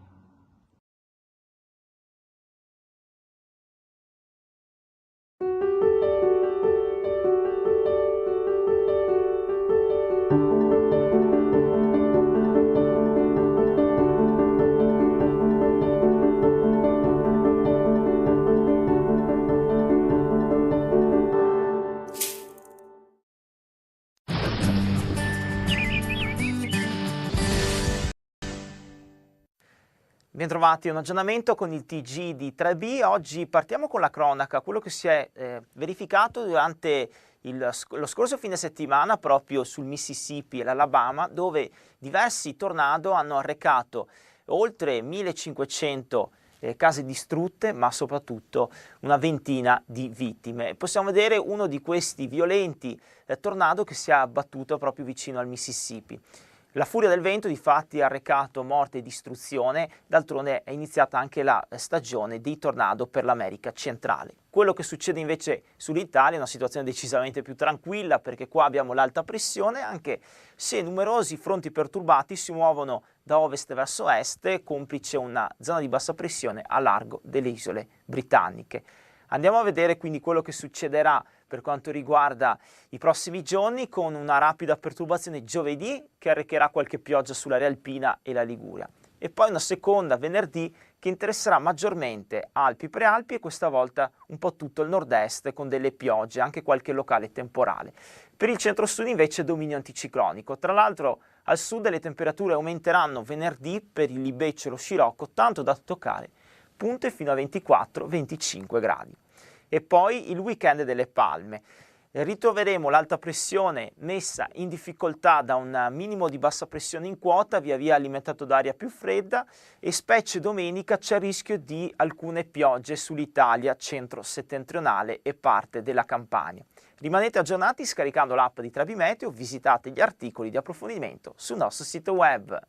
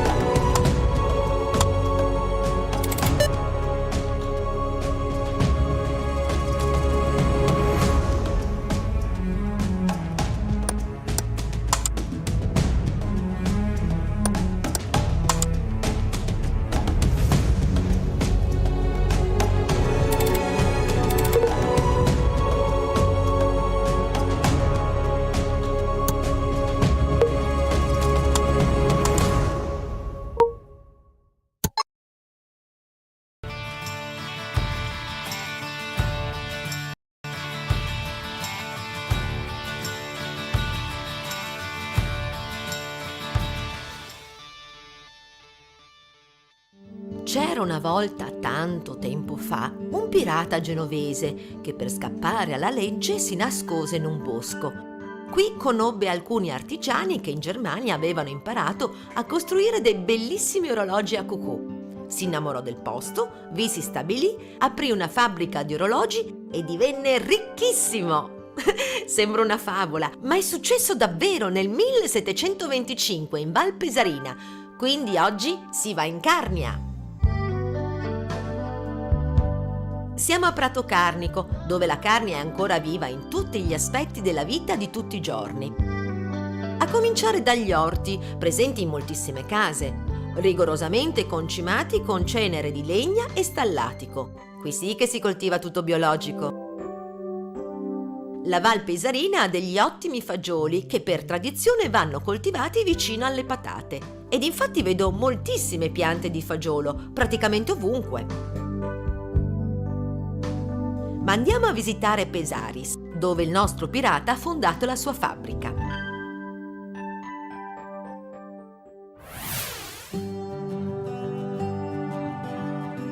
Voglio subito visitare il Museo dell'Orologio. Ci sono pezzi rarissimi del 1400. Mai visto tanti orologi diversi, orologi da torre, vecchi timbracartellini ed anche il famoso Cifra 5, realizzato negli anni 60 ed attualmente esposto al Museo di Arte Moderna MoMA di New York. Il museo ha anche una sua sede esterna, una bellissima idea, quella di realizzare il percorso dell'orologeria monumentale. Orologio a palette giganti.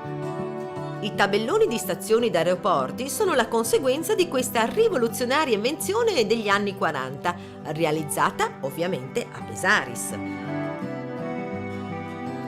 Orologio a vasche d'acqua.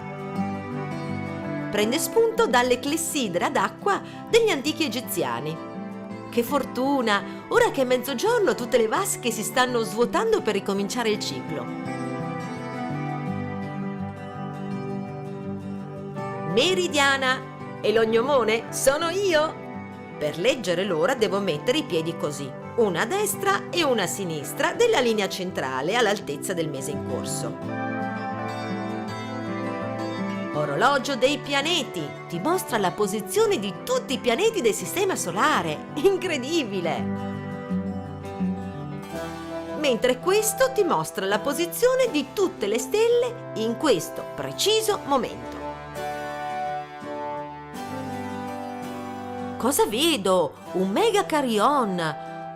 11 campane che suonano allo scoccare dell'ora la melodia Un saluti a Maria.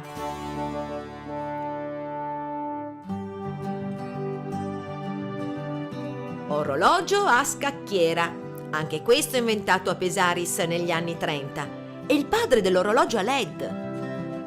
Ce ne sono ancora tanti da scoprire, ma dovrete farlo da soli perché io ho un appuntamento. A Pieria, nell'ex caseificio sociale, mi aspetta il signor Gonano, che ha creato un museo di antiche macchine fotografiche e cinematografiche. Sono affascinata.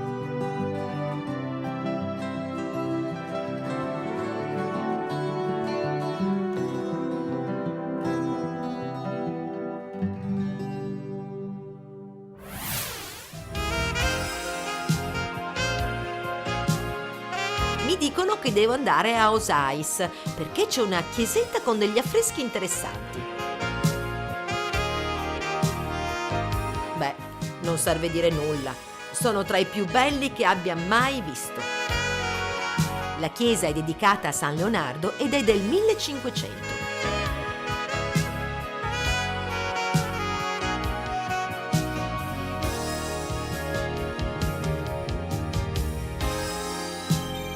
Dovete vivere i borghi di Prato Carnico a piedi. Ci sono delle case seicentesche straordinarie, come questa, la Vecchia Pesa. Da qui si passava nel Bellunese e le merci dovevano pagare il pedaggio. Il nostro amico pirata aveva trovato casa nell'edificio accanto. Sembra infatti che quella sia stata la sua abitazione. La chiamano la Casa dell'Orologio. Nella casa di fianco, nello stesso periodo, viveva una coppia il cui figlio fece grandi cose. diventò papa. Ebbene sì, Pesari sconta l'unico papa carnico, Gregorio XVI.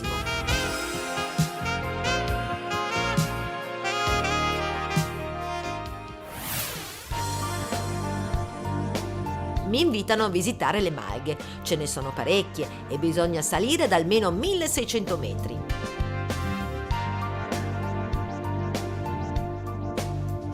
Dalla notte dei tempi, nel mese di maggio, le mandrie salgono in quota dove c'è un buon foraggio, per poi scendere a settembre. In questi mesi i formaggi che vengono prodotti dai casari sono quelli più buoni perché si sente spiccatamente il gusto delle erbe di montagna. Morena e Boris vivono qui tutta l'estate e i loro bambini non potrebbero essere più liberi e felici. Tra le loro mucche ci sono alcune grigio alpine, una razza in estinzione, ma che fanno un latte particolarmente buono. Il formaggio non ha precisamente un nome, lo chiamano semplicemente formadi di mont, cioè formaggio di montagna. E assaggiare la ricotta fatta 2 ore prima non ha prezzo. Alla Malga San Giacomo è possibile anche pernottare. Se avessi tempo, vi giuro che starei qui per un bel po'. In un'altra malga vedo fare la ricotta affumicata, proprio come la facevano i nonni dei nonni dei nonni. Dentro ad una stanza viene acceso il fuoco e sopra si mettono le ricotte a stagionare. Fino agli anni 50, quando le mandrie dal fondovalle partivano per le casere, a metà percorso i pastori usavano delle abitazioni temporanee per sostare e far pascolare gli animali. Il viaggio era lungo. Di solito queste costruzioni, chiamati stavoli, si trovano sparsi e mai vicini. Orias è un'eccezione ed è un vero e proprio borgo di stavoli. Ora che non vengono più usati, sono diventati delle casette di vacanza. Il borgo più antico della Val Pesarina è Truria, a 900 metri di quota. Sembrerebbe che i primi abitanti siano venuti qui perché in epoca remota c'era una miniera d'argento. Ma chissà dove sarà? E soprattutto, l'avranno trovato l'argento? È venuto il momento di tornare a casa e mentre esco dal paese non ci posso credere. È come la Torre di Pisa! Il campanile pendente di Prato Carnico è una delle attrattive del posto ed io non posso fare a meno di fare una foto così.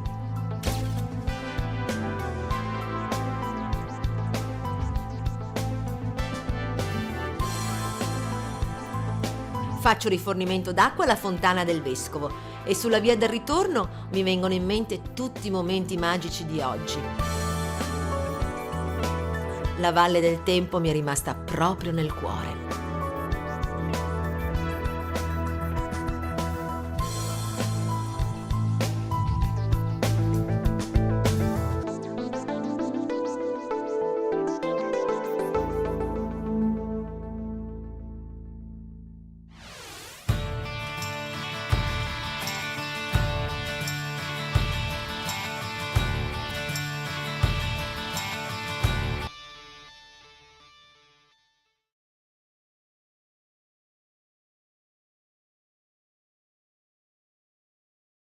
Voltiamo pagina. Antiche mura venerate da secoli. Secondo la tradizione sarebbero le pareti della casa di Maria, la madre di Gesù. Ma è davvero possibile che dalla Palestina siano arrivate proprio in Italia e più precisamente a Loreto? E quali potrebbero essere gli artefici di questo prodigio?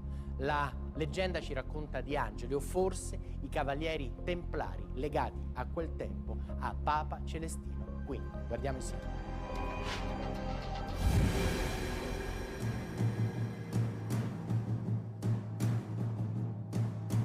A Loreto, antiche mura alimentano da secoli una profonda devozione. La tradizione dice che sono le pareti della casa di Maria. È vero? Cosa dice la scienza? Ma la casa si trovava a Nazareth, in Palestina. Chi le ha portate fin qui? La tradizione dice gli angeli. Moderni studiosi dicono i crociati. Un affascinante viaggio alle radici più sacre della cristianità. Da almeno 700 anni la città di Loreto attrae i devoti di Maria. Su questo colle milioni di pellegrini arrivano da ogni angolo del mondo per pregare e rendere omaggio alla Madonna all'interno della casa dove, ancora fanciulla, avrebbe ricevuto l'annuncio dell'arcangelo Gabriele, accettando il disegno divino.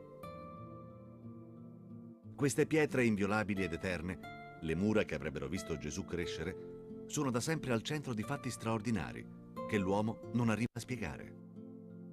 Così Loreto è divenuta nei secoli una città cosmopolita, nata e sviluppata intorno al santuario, come in un abbraccio a difesa della sacra dimora di Maria. Qui tutto parla di lei.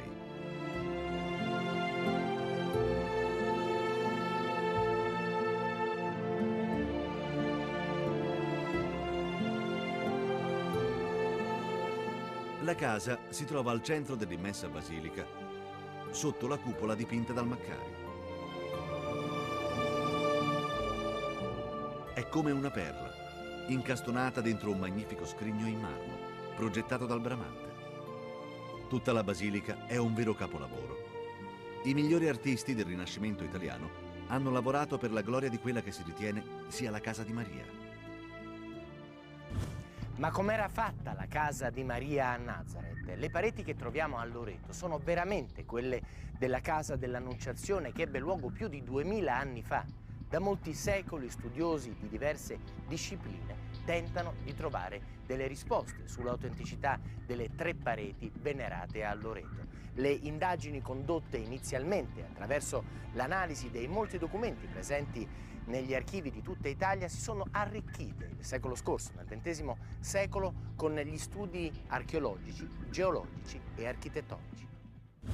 Secondo la lunga tradizione lauretana, queste 3 pareti che troviamo a Loreto sono proprio quelle della casa in cui nacque e visse Maria a Nazareth. Esse furono portate su questo colle, che a quell'epoca apparteneva alla città di Recanati, nella notte tra il 9 e il 10 dicembre del 1294 e posate al suolo senza fondamenta sopra quella che era un'antica strada pubblica.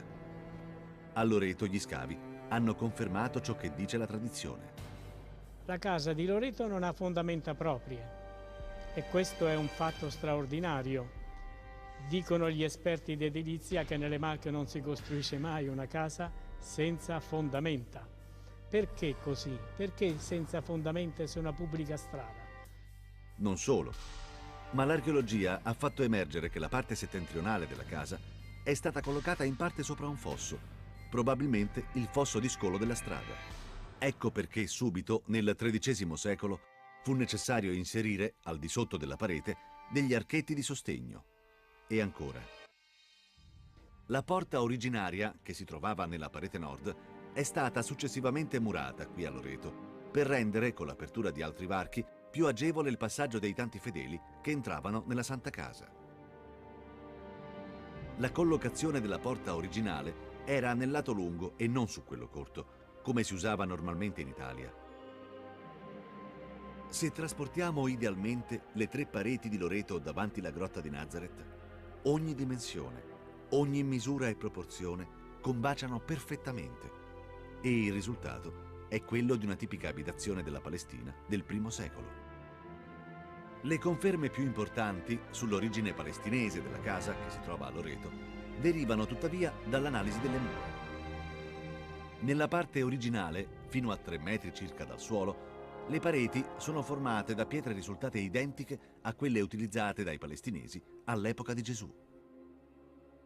Come emerge anche dall'inserimento delle pietre a spina di pesce e dalle piccole scanalature che si possono osservare, frutto di uno stile di lavorazione ben noto. La finitura delle pietre è di stile nabateo. Ebbene, questi nabatei, lavorando queste pietre e esportando l'arte anche in regioni lontane, hanno fatto giungere fino a Nazareth questo stile particolare di lavorazione ornamentale della facciata delle pietre. Se ne trovano bellissime nella Grotta dei Pastori di Betlemme, se ne trovano al Santo Sepolcro di Gerusalemme e quindi abbiamo dei raffronti sicuri. Anche l'altare degli Apostoli, dopo essere stato a lungo trascurato dagli studiosi, ad una recente analisi è risultato formato da pietre di origine palestinese, rifinite con la stessa tecnica nabatea delle pietre della Santa Casa. Probabilmente fu un altare utilizzato dai primi discepoli di Gesù, che subito dopo la resurrezione trasformarono la casa di Maria a Nazareth in luogo di culto. Siamo quindi in presenza di uno degli altari più antichi della cristianità. Non solo, ma c'è un'altra prova circa l'autenticità della Santa Casa. Nelle pietre si vedono come dei marchi incisi. Si tratta di circa 60 graffiti, databili tra il I e il III secolo d.C. Tutti simboli che troviamo anche in Terra Santa, come le croci a doppio corno, le croci cosmiche e le iniziali di Gesù in ebraico. Inoltre abbiamo trovato dei resti di un uovo di struzzo, che qui è del tutto estraneo, mentre era frequente in Palestina perché gli uovi di struzzo si appendevano nelle chiese a ornamento. Ce ne sono diversi. Ma come hanno fatto queste pareti così antiche a restare intatte fino ai giorni nostri? Ebbene, questa casa a Nazareth è stata difesa gelosamente, prima dai giudeo-cristiani nel II-III secolo. Poi nel V secolo i bizantini hanno edificato una basilica più bella, artistica, che ha sostituito quella dei giudeo-cristiani. E infine nel secolo XI-XII i crociati francesi hanno costruito una monumentale basilica per cui la casa, fin dal II-III secolo, è stata sempre protetta all'interno di un altro edificio sacro. L'archeologia e gli studi edilizi, dunque, avrebbero fatto luce sull'autenticità della casa, dando sostegno alla devozione secolare che la circonda. Ma c'è ancora un altro mistero che non trova soluzione, un mistero antico e affascinante. Come hanno fatto queste pareti ad arrivare dalla Terra Santa fino a qui in Italia, nelle Marche? Chi le avrebbe portate? Per ben 7 secoli la Chiesa ha creduto che la Santa Casa fosse stata trasportata grazie all'intercessione divina. Nella notte tra il 9 e il 10 maggio 1291 il Signore operò uno dei miracoli più grandi. Fece trasportare la casa di Maria dagli angeli celesti, che in volo e per lunghi tratti di aria e di mare la portarono da Nazareth ad una località della Croazia. Dopo circa 3 anni, gli angeli spostarono di nuovo la casa, portandola sull'altro lato dell'Adriatico, in Italia. Qui la dimora di Maria fu posta prima su una collina vicino al mare, poi, dopo 8 mesi, fu posata in una selva di recanati. Dopo qualche tempo gli angeli, ancora, portarono in volo la casa di Maria sul Monte Prodo, l'attuale Colle di Loreto, presso un campo che apparteneva a 2 fratelli. Infine, nella notte tra il 9 e il 10 dicembre 1294, gli stessi messaggeri di Dio spostarono la Santa Dimora, posandola a pochi metri fuori dal campo dei 2 fratelli, nella sua collocazione attuale, che rimaneva sopra un'antica strada pubblica. È questo il miracolo delle cosiddette traslazioni angeliche, venerate per secoli dal cristianesimo.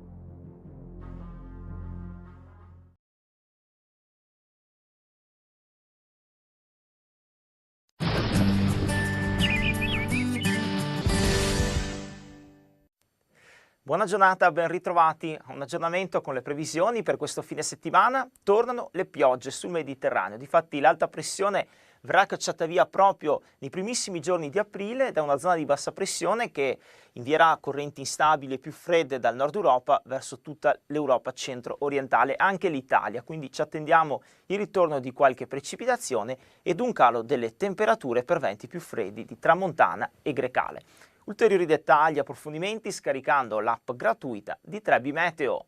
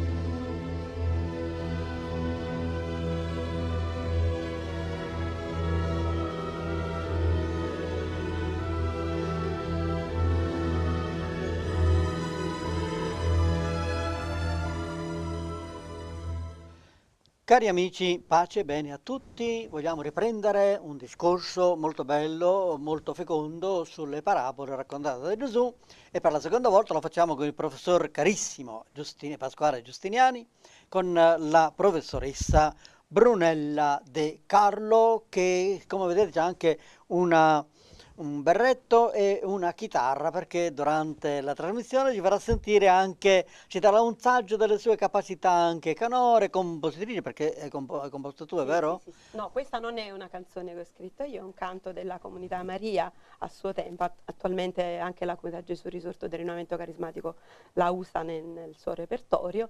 Però tu la usi, la canti. È così pertinente a questo tema che oggi hai scelto nell'invito. Al momento opportuno ti inviteremo a parlarne. Professore, lei è professore di filosofia teoretica. Filosofia teoretica. Abbiamo già detto che c'entri poco con la...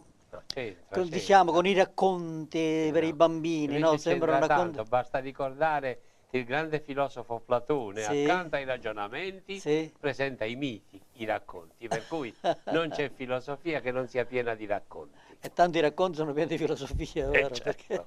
E i racconti di Gesù sono pieni di filosofia e di teologia.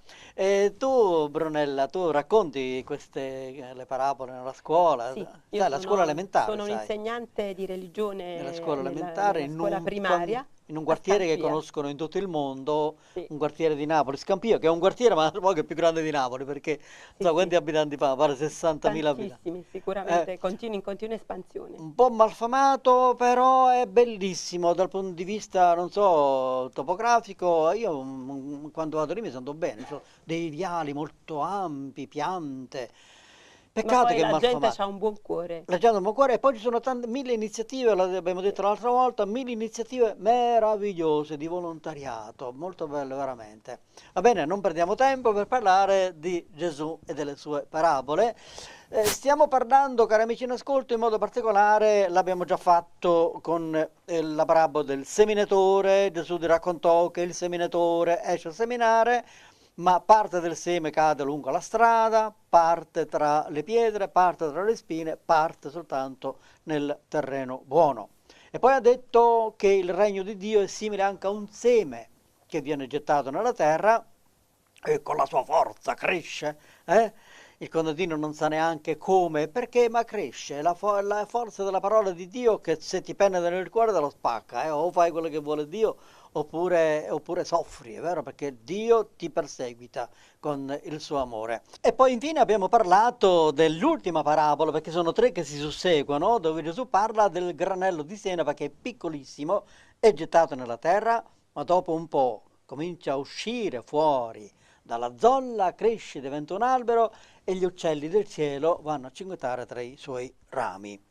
Adesso andiamo oltre e parliamo di altre due parabole che ugualmente si somigliano, quello della perla preziosa e quello del tesoro nascosto nel campo. Quello della perla preziosa dice Gesù che il regno dei cieli è simile a un mercante che va in cerca di perle preziose, ma ne trova una veramente preziosa e cosa fa? Vende tutto quello che ha per comprare questa perla veramente preziosa. E l'altra invece è quella del regno dei cieli, è simile a un tesoro nascosto nel campo. Se uno trova questo tesoro, compra il campo per diventare padrone del tesoro. E noi vogliamo parlare con il professor Giustiniani e con la professoressa Brunella De Carlo, in arte Bruna Girasole. Bruna Girasole, ecco. Professore, allora, bisogna essere dei cercatori, come mi pare che voglia dire la prima cosa Gesù, cercatori di perle, cercatori di tesori. Sì, non Qua solo. c'è tanto pessimismo intorno a noi che sembra che ci sia solo monnezza intorno a noi, invece sono anche le perle, come dice Gesù. Cercatori, E uno più prezioso dell'altro. cercatori anche in grado di avere un buon patrimonio che bisogna comprare. Entrambe le parabole ci dicono che il protagonista compra qualcosa per avere È la grazia di Dio, penso che sì, sia, che è infinita. E no? quindi bisogna avere una buona borsa di denaro, materiali nel caso dell'acquisto del campo oppure dell'acquisto della perla, oppure spirituali, che significa la ricchezza, la capacità di attingere alle proprie risorse mentali, intellettuali, culturali per acquistare. O anche rinunziare a se stessi, rinunziare alla propria vita, rinunziare per acquistare questo tesoro, che poi diremo che è il Cristo praticamente, no? Quindi allora, professore, non ci sta soltanto la monnezza intorno a noi, ma ci sono tante perle, tanti valori, è vero?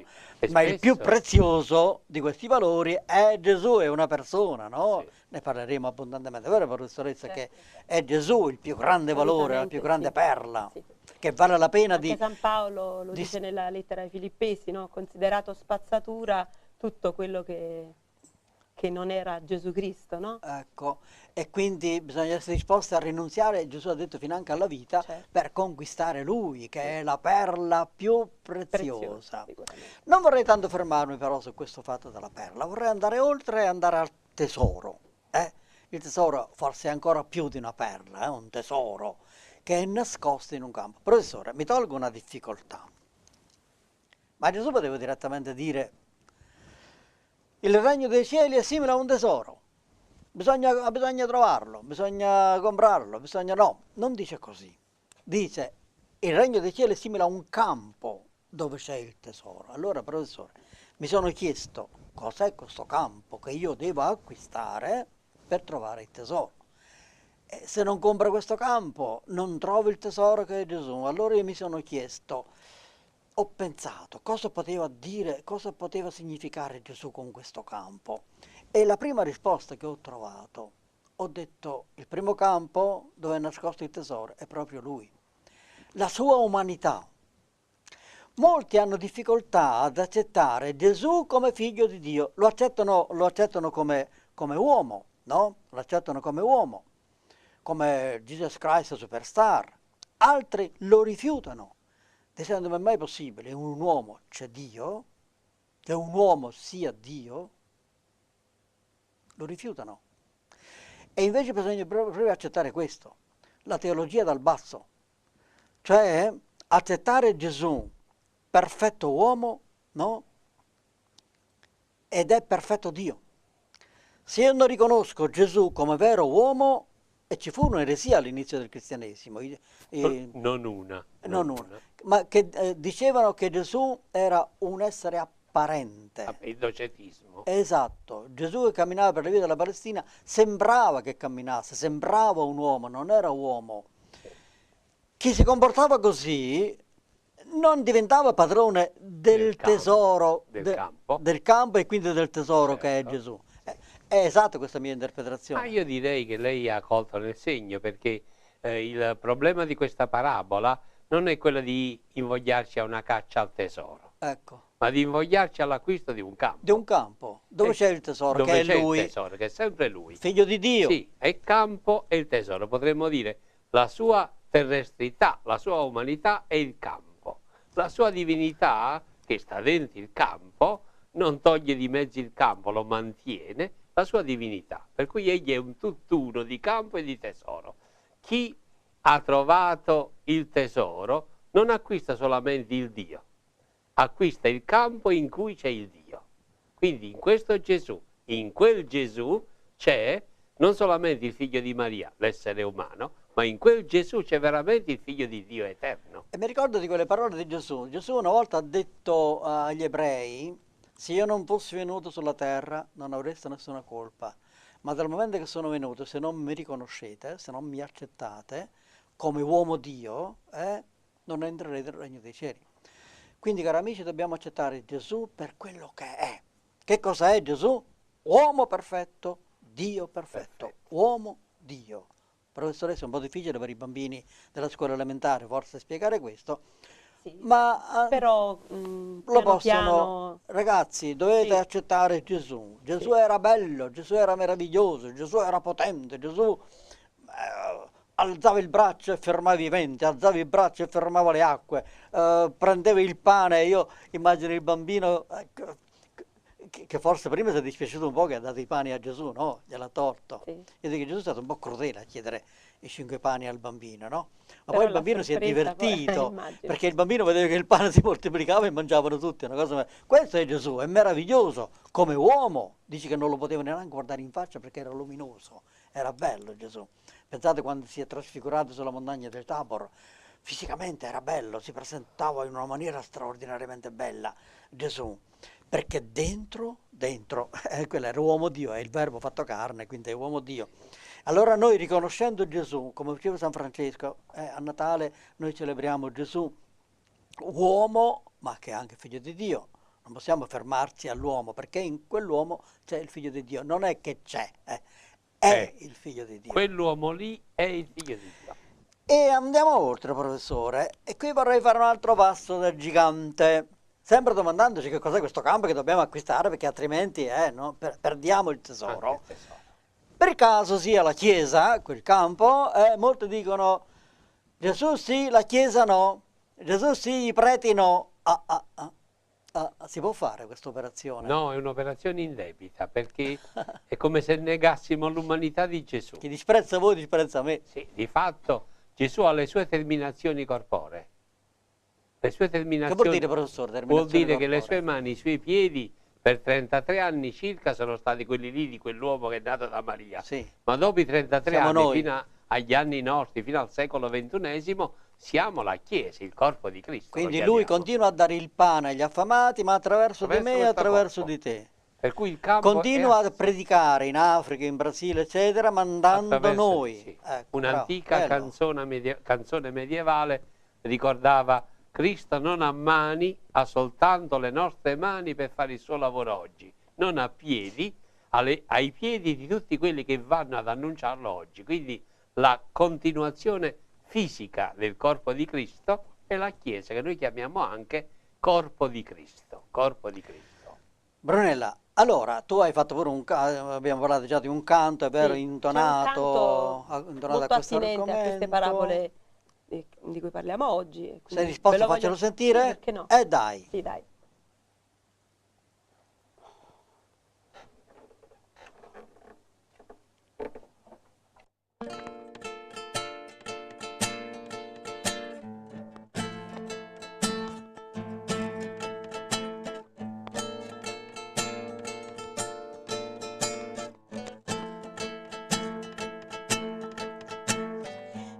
Parlami, Signore, rispondimi a che cosa è simile il regno tuo. Io ascolterò la tua parola e l'accoglierò dentro il mio cuore, nella mia mente, essa mi insegnerà la verità. Il regno dei cieli è simile ad un tesoro nascosto in un campo.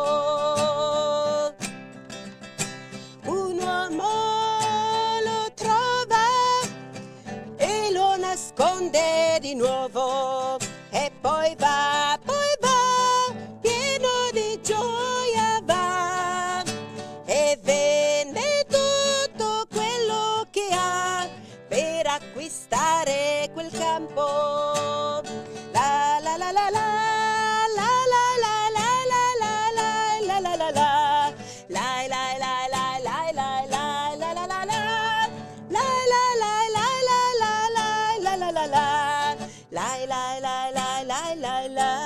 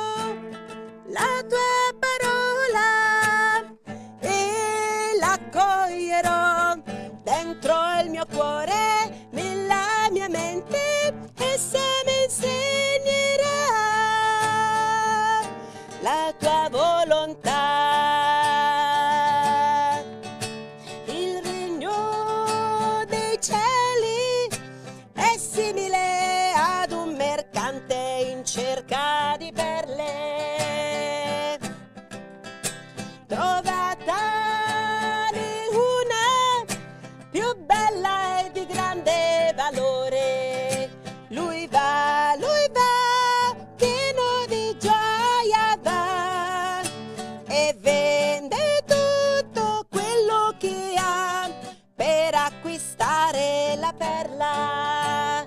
La la la la la, la la la la la la la la la la, la la la la la la la la la la la, la la la la la la la la la la la, la la la la la la.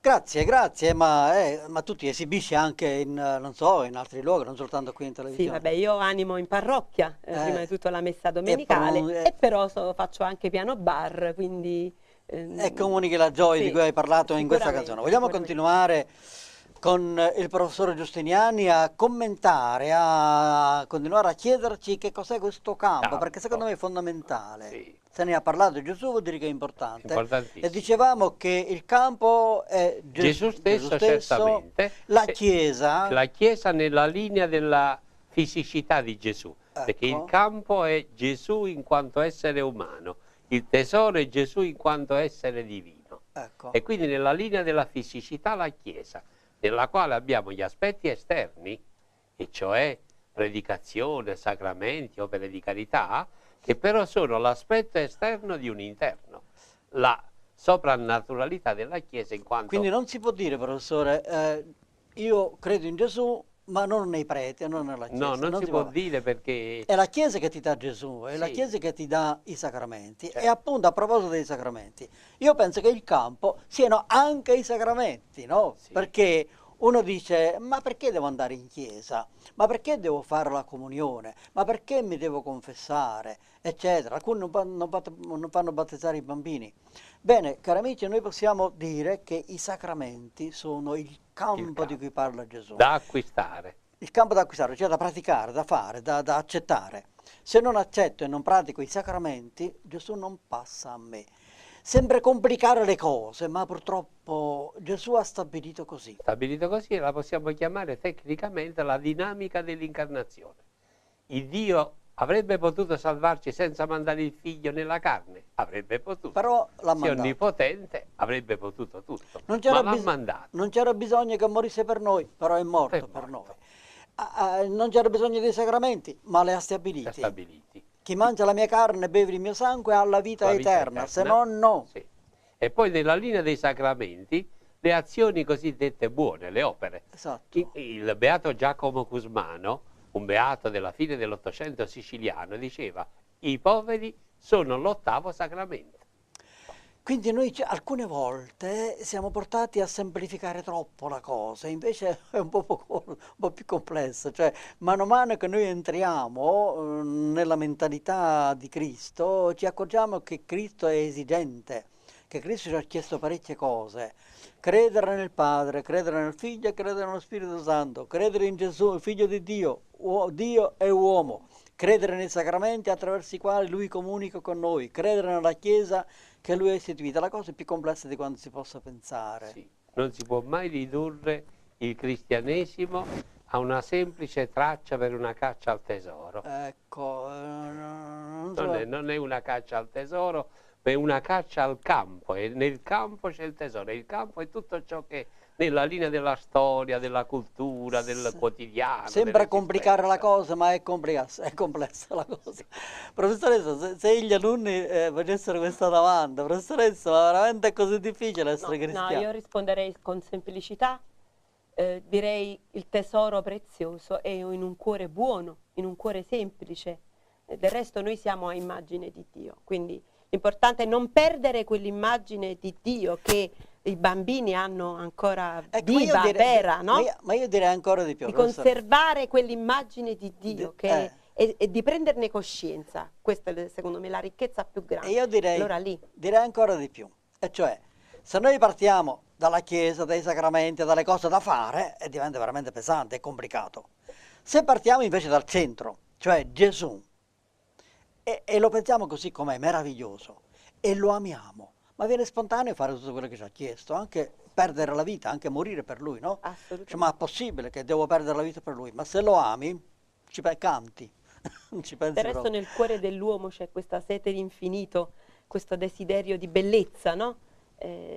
Secondo me Gesù perciò ha usato questa immagine della perla, che è preziosa e bella al tempo stesso. Ecco. Ma è vero pure che la perla è frutto di una ferita, no? L'ostrica, in effetti, viene fuori da una ferita dell'ostrica. Quindi potremmo dire che un cuore che vuole cercare Dio, un cuore che anche nella sua sofferenza può incontrare Dio, anche nel dolore si può incontrare Dio, anche da un momento difficile della propria vita, si può scoprire l'incontro con Dio, Sì. anche questo. Professore, ripeteci quella cosa che ha detto ultimamente quel santo. Beato Giacomo Cusmano. Cusmano. È un santo del secondo Ottocento siciliano, diremmo contemporaneo del nostro più noto in Campania, padre Lodovico da Casoria. Sì. Ha detto che il povero è l'ottavo sacramento, testuale, per cui diversi studiosi, tra cui io stesso, che stanno reindagando a tappeto questo Beato Cusmano, pensano che egli sia il dottore dei poveri. Però, professore, c'è qualche santo più santo di questo qui che dice che tutti gli uomini sono l'ottavo sacramento anziché solo i poveri? Sicuramente, ci sta Gesù di Nazareth, il Santissimo, il quale ha detto beati i poveri, quindi ha, diciamo, tolto dall'immaginazione che chi più ha più conta davanti a Dio. No, io volevo dire un'altra cosa invece, cioè che noi spesso parliamo dei poveri, no? Come se fosse l'unico oggetto della nostra attenzione, invece no, io penso che le perle di cui parla Gesù, le perle preziose, le tante perle preziose di cui parla Gesù, di cui lui è la perla più preziosa, perché è uomo Dio, noi invece siamo solo uomini, ma siamo perle, tutti, poveri, ricchi, siamo perle. Tutti coloro i quali sono capaci e sono in grado di non attaccarsi eccessivamente a un aspetto dell'esistenza. E dobbiamo considerare tutti gli uomini, in modo particolare i peccatori più che i poveri, i peccatori come l'oggetto del nostro amore, come Dio. Sì. Quindi proprio i ricchi, proprio i delinquenti devono essere oggetto del nostro amore, come Dio li preferisce. Noi diciamo preferisce i poveri, lo diciamo troppo spesso questo. Cioè Dio ama tutti, Dio è padre di tutti, ha detto che preferisce i peccatori più che i poveri. Tutti coloro che stanno nel catalogo delle beatitudini. Ecco, sono tutte condizioni di emarginazione, io dico di situazione sociale. Ecco, noi ci stiamo interrogando, cari amici, cos'è questo campo? Il campo sono gli uomini. E Gesù vive negli uomini, nei singoli uomini. Ciò che avrete fatto al più piccolo dei miei fratelli, cioè a qualunque uomo, l'avete fatto a me. Se io voglio conquistare Cristo, devo amare ogni uomo, non solo i poveri, non solo i ricchi, non solo i peccatori, ma ogni uomo, perché in ogni uomo c'è Cristo. Questo è il campo vero in cui c'è la perla delle perle, il tesoro dei tesori, che è Gesù. Grazie professore di aver partecipato a questa trasmissione, grazie professoressa che ci ha cantato anche questo bel canto, grazie anche a voi cari amici, a risentirci nella prossima trasmissione, pace e bene a tutti.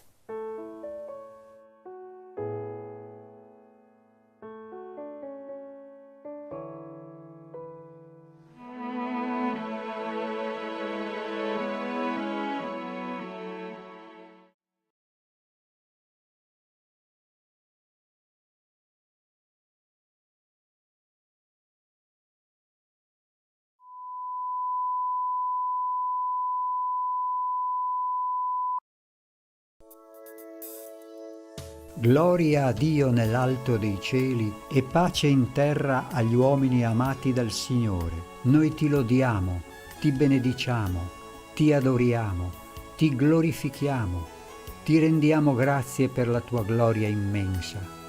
Signore Dio, Re del cielo, Dio Padre onnipotente, Signore Figlio unigenito, Gesù Cristo, Signore Dio, Agnello di Dio, Figlio del Padre, tu che togli i peccati del mondo, abbi pietà di noi. Tu che togli i peccati del mondo, accogli la nostra supplica. Tu che siedi alla destra del Padre, abbi pietà di noi, perché tu solo il Santo, tu solo il Signore, tu solo l'Altissimo, Gesù Cristo, con lo Spirito Santo, nella gloria di Dio Padre. Amen.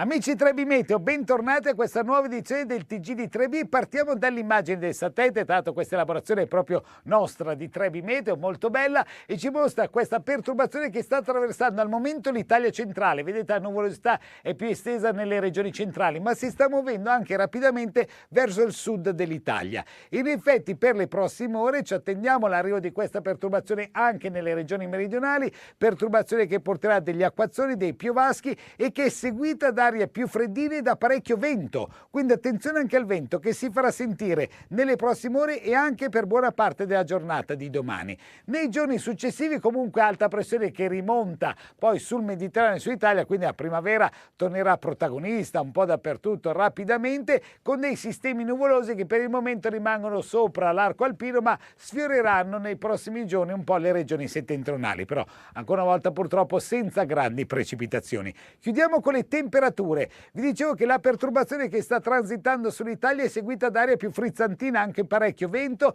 e quindi temperature in calo. Di giorno in realtà si starà abbastanza bene, anche se per questo martedì vedete comunque massime per lo più al di sotto dei 20 gradi, ma al primo mattino ci sarà bisogno di coprirsi bene. Al centro-nord scenderemo anche sotto i 5 gradi. Con questo è tutto, ma per maggiori dettagli sulle vostre località consultate l'app di Trebi Meteo.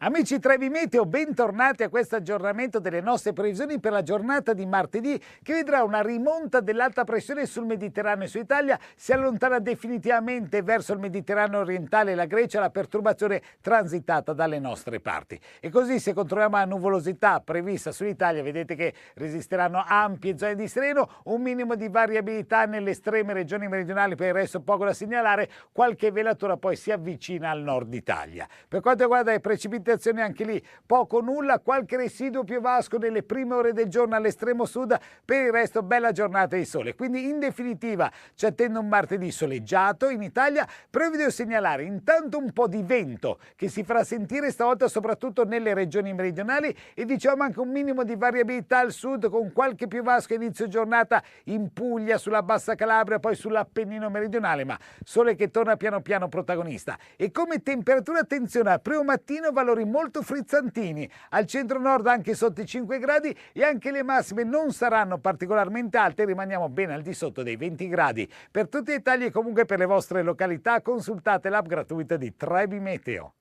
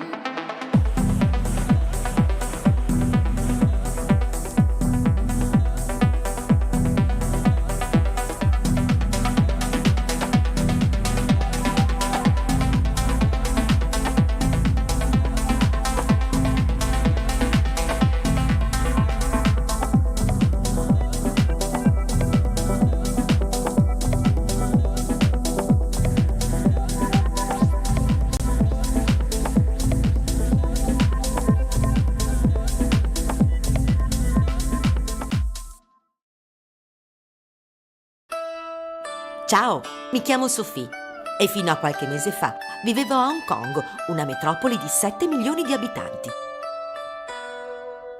Mi sono sposata con Max, un italiano che ho conosciuto 3 anni fa mentre girava un documentario proprio qui a Hong Kong, e dopo il matrimonio, via, sono partita per l'Italia.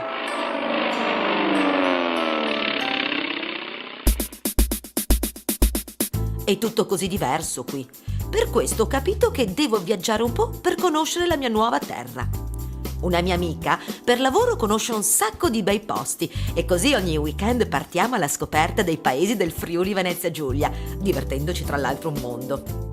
Una cosa importante, questa non è la mia voce.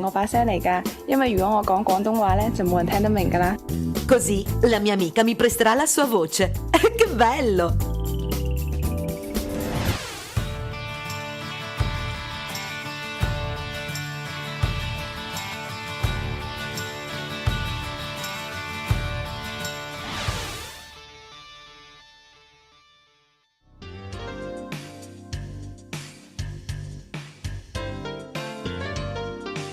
Sarà una gita speciale e quindi con me ho portato Lu, una mia amica di Shanghai.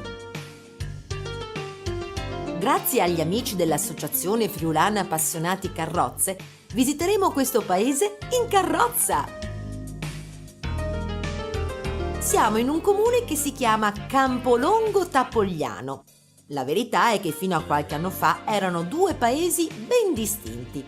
Per una complicata serie di eredità, Campolongo fin dal 1420 faceva parte della Serenissima, mentre Tapogliano era sotto il dominio dell'imperatore d'Austria. Quindi qui c'era un confine tra 2 stati. Per anni, di notte gli abitanti si sono spostati l'un l'altro le croci dei confini e spesso arrivavano alle mani. La questione arrivò alle alte sfere dei 2 stati, ma solo nella seconda metà del 1700 si definì una chiara linea di frontiera con un trattato che pose fine alle questioni. Per ricordare la vecchia Repubblica Veneta, il leone di San Marco qui a Campolongo lo troviamo un po' ovunque. Sulla facciata del municipio, alla base del campanile della chiesa di San Giorgio, sullo stemma comunale, approvato solo 20 anni fa. Mentre a Tapogliano il tipico campanile a cipolla ci ricorda che questo era territorio dell'imperatore austriaco. Entrambi gli stati si contesero per moltissimi anni la chiesetta di San Leonardo e i suoi terreni. Così gli affittuari di questi campi non sapevano mai se dovevano pagare le tasse a Venezia o a Vienna. Un bel problema. Dovevano rispettare i proclami di quale stato?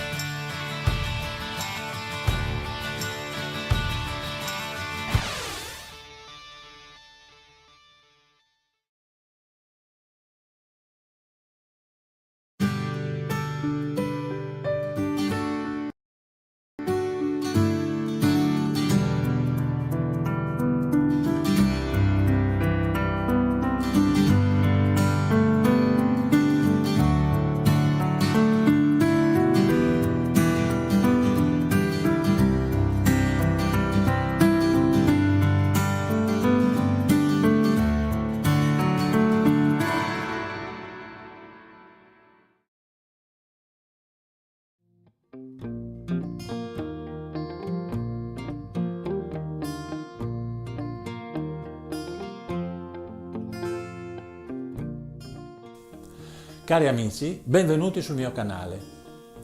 Dove vi porto oggi?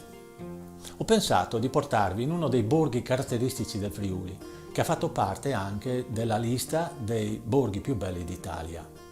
Parlo di Valvasone, che è in provincia di Pordenone, è un centro che conta oggi poco più di 2200 abitanti.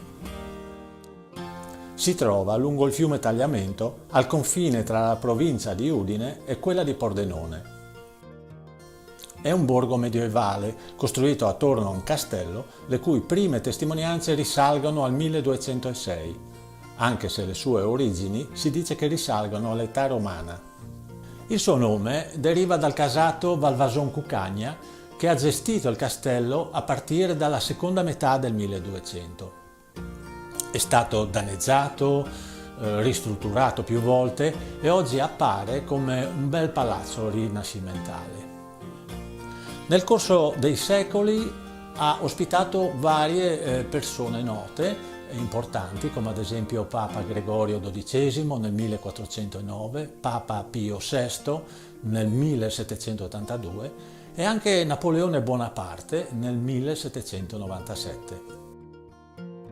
Per le riprese volevo portare anche il mio drone Mavic Mini, ma andando su YouTube ho visto che il collega Adolfo Melilli ne aveva già fatte di belle, per cui ho pensato che non ne valeva la pena. E quindi ho deciso di utilizzare queste riprese e fare pubblicità al mio collega.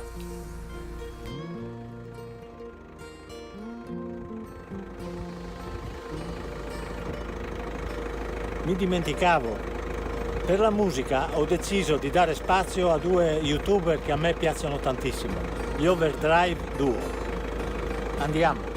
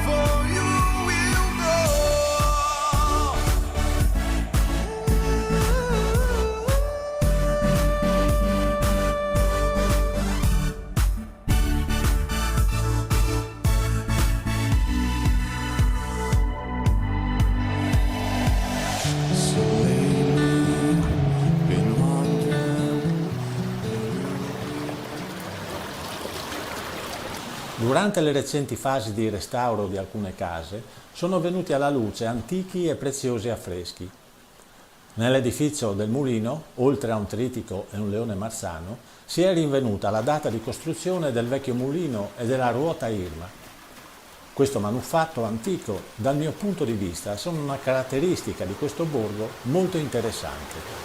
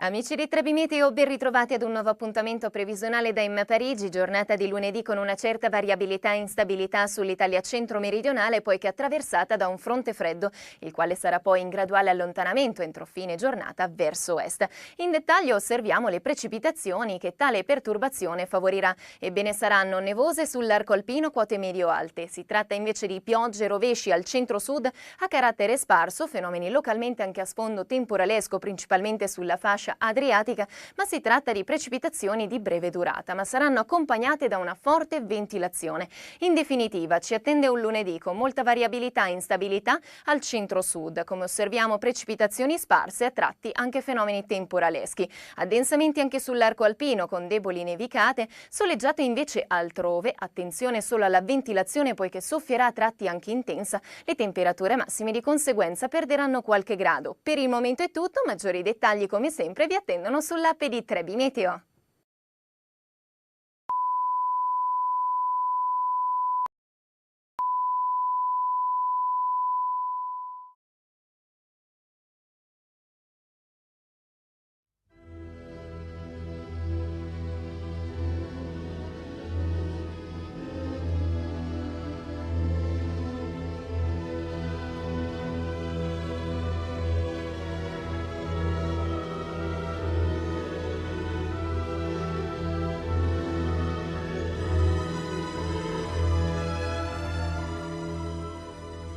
Carissimi amici, pace e bene a tutti. Abbiamo dedicato una trasmissione alle apparizioni della Madonna a Ischia, Zaro, un paesino dell'isola di Ischia nel Golfo di Napoli. Penso che abbiate sentito parlare, forse non tanto delle apparizioni della Madonna, ma di Ischia avrete sentito parlare. Lì dicono, per chi ci crede, che da 21 anni appare la Madonna. Prima erano un gruppetto, tra loro c'era anche un ragazzo che poi è diventato sacerdote e adesso sono praticamente due giovani spose, una si chiama Simona, un'altra si chiama Angela, alle quali periodicamente appare la Madonna e vanno tante persone anche dall'estero per assistere a questa estasi in cui entrano tutte e due mentre appare la Madonna. Nella precedente trasmissione abbiamo avuto in studio Anna Maria Baratto e Stefano Petrazzuolo. Oggi abbiamo invece Anna Patrizia Alfieri. Buonasera. Sei anche tu poeta? No. No, non sei poeta, però sei parente di Vittorio Alfieri. Sì, c'è un legame e reale. Allora, sei fantasioso forse un po' anche tu, va bene. E poi abbiamo anche Maria Lauro, anche Lauro è un nome ridondante a Napoli, vero? Lauro, quante cose richiama Lauro. Benvenuti nei nostri studi. Cara Patrizia, Anna Patrizia, senti, ci vuoi descrivere un po' che cosa avviene là? Perché si parla di un bosco, si parla di centinaia di giovani, di persone che vanno in questo bosco, si parla dei messaggi della Madonna e qualche volta si dice che sono anche preoccupanti, si dice che addirittura la Madonna fece vedere l'abbattimento delle torri di New York, ma prima ancora che succedesse. Insomma, che cosa succede lì a Zaro? Dunque, da quando la Madonna appare nel bosco di Zaro, all'incirca intorno alle 15:30 di ogni giorno? No, del 26 di ogni mese ci si raduna in preghiera in questo bosco. Naturalmente le persone che adesso frequentano il bosco arrivano prima anche per preparare, no? il cuore, l'anima al momento di preghiera.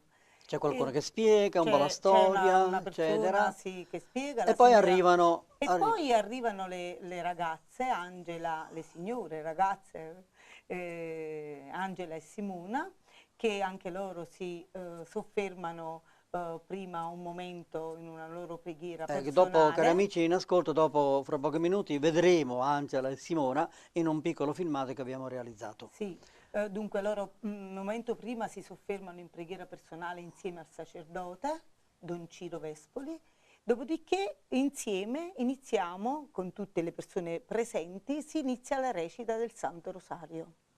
Durante la recita del Santo Rosario a loro è dato di ricevere per grazia. Si interrompe perché mi pare verso Loro il terzo, vanno in estasi, verso il terzo mistero, ma verso il terzo, verso il quarto, quando arriva la Madonna. Cioè cadono in ginocchio. Loro già sono in ginocchio perché sono solite pregare in ginocchio, quindi hanno questo momento di estasi.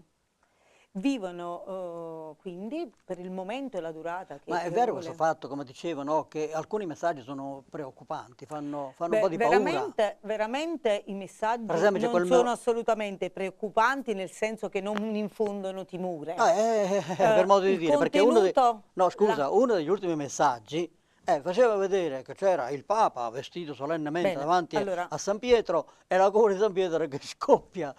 Uno ha paura, no? Allora, sicuramente loro, oltre al messaggio, la Madonna, oltre a dare un messaggio, in alcune situazioni loro hanno anche da vedere, hanno delle visioni in cui praticamente a loro è dato di vedere delle cose.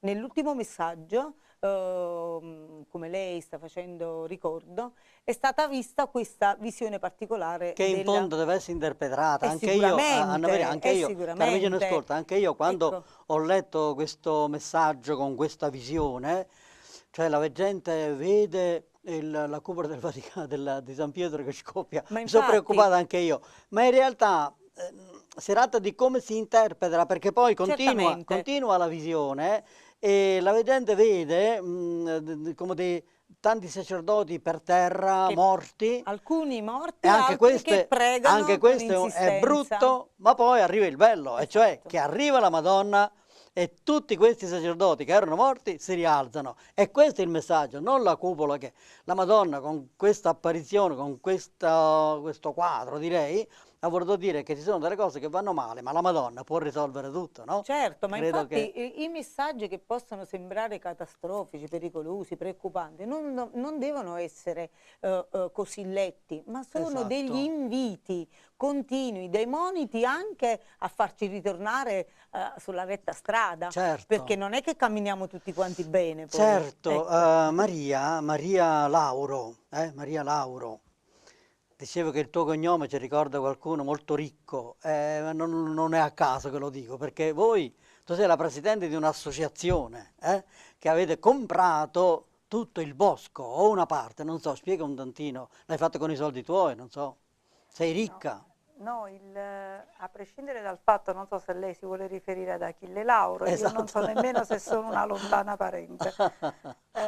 La cosa che posso dire è che quando nell'ottobre del 94, quando sono iniziate le apparizioni, si andava in questo appezzamento di terreno che abbiamo scoperto fosse di proprietà privata. Per tutto il corso del 95, fino a quando nel 2007 si è posto il problema che il proprietario doveva vendere questo pezzo di terreno. E proprio nel 2007, sotto invito della Madonna, abbiamo costituito questa associazione, l'Associazione Madonna di Zaro, che è una Onlus. Abbiamo, sia singolarmente sia con altri amici, abbiamo raccolto soldi, abbiamo chiesto l'aiuto alle persone e nel giro di brevissimo, perché la cifra era piuttosto consistente che ci veniva chiesto per comprarlo, e nel giro di un anno, e per essere precisi, il problema si è creato l'8 dicembre all'Immacolata e l'8 dicembre successivo abbiamo chiuso il compromesso e abbiamo raccolto i soldi. Quindi abbiamo comprato il terreno perché il proprietario era in fin di vita. E il figlio avrebbe venduto tutti gli appezzamenti di terreno, compreso l'appezzamento dove avvenivano le apparizioni. Quindi l'abbiamo comprato. Sì, ho capito bene, quindi anzitutto non l'hai comprato con i soldi tuoi?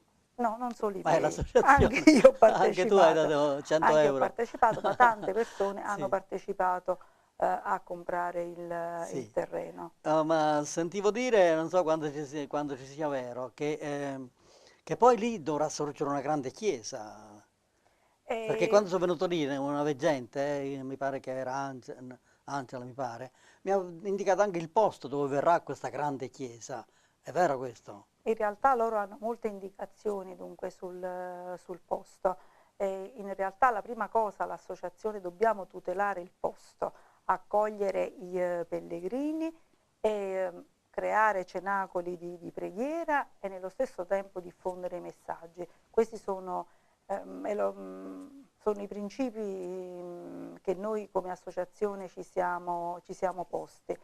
Poi per quanto riguarda quello che lei dice in particolare, in realtà si parla di un futuro e si parla anche di un eventuale santuario che le stesse veggenti hanno visto, però su questo andiamo molto cauti.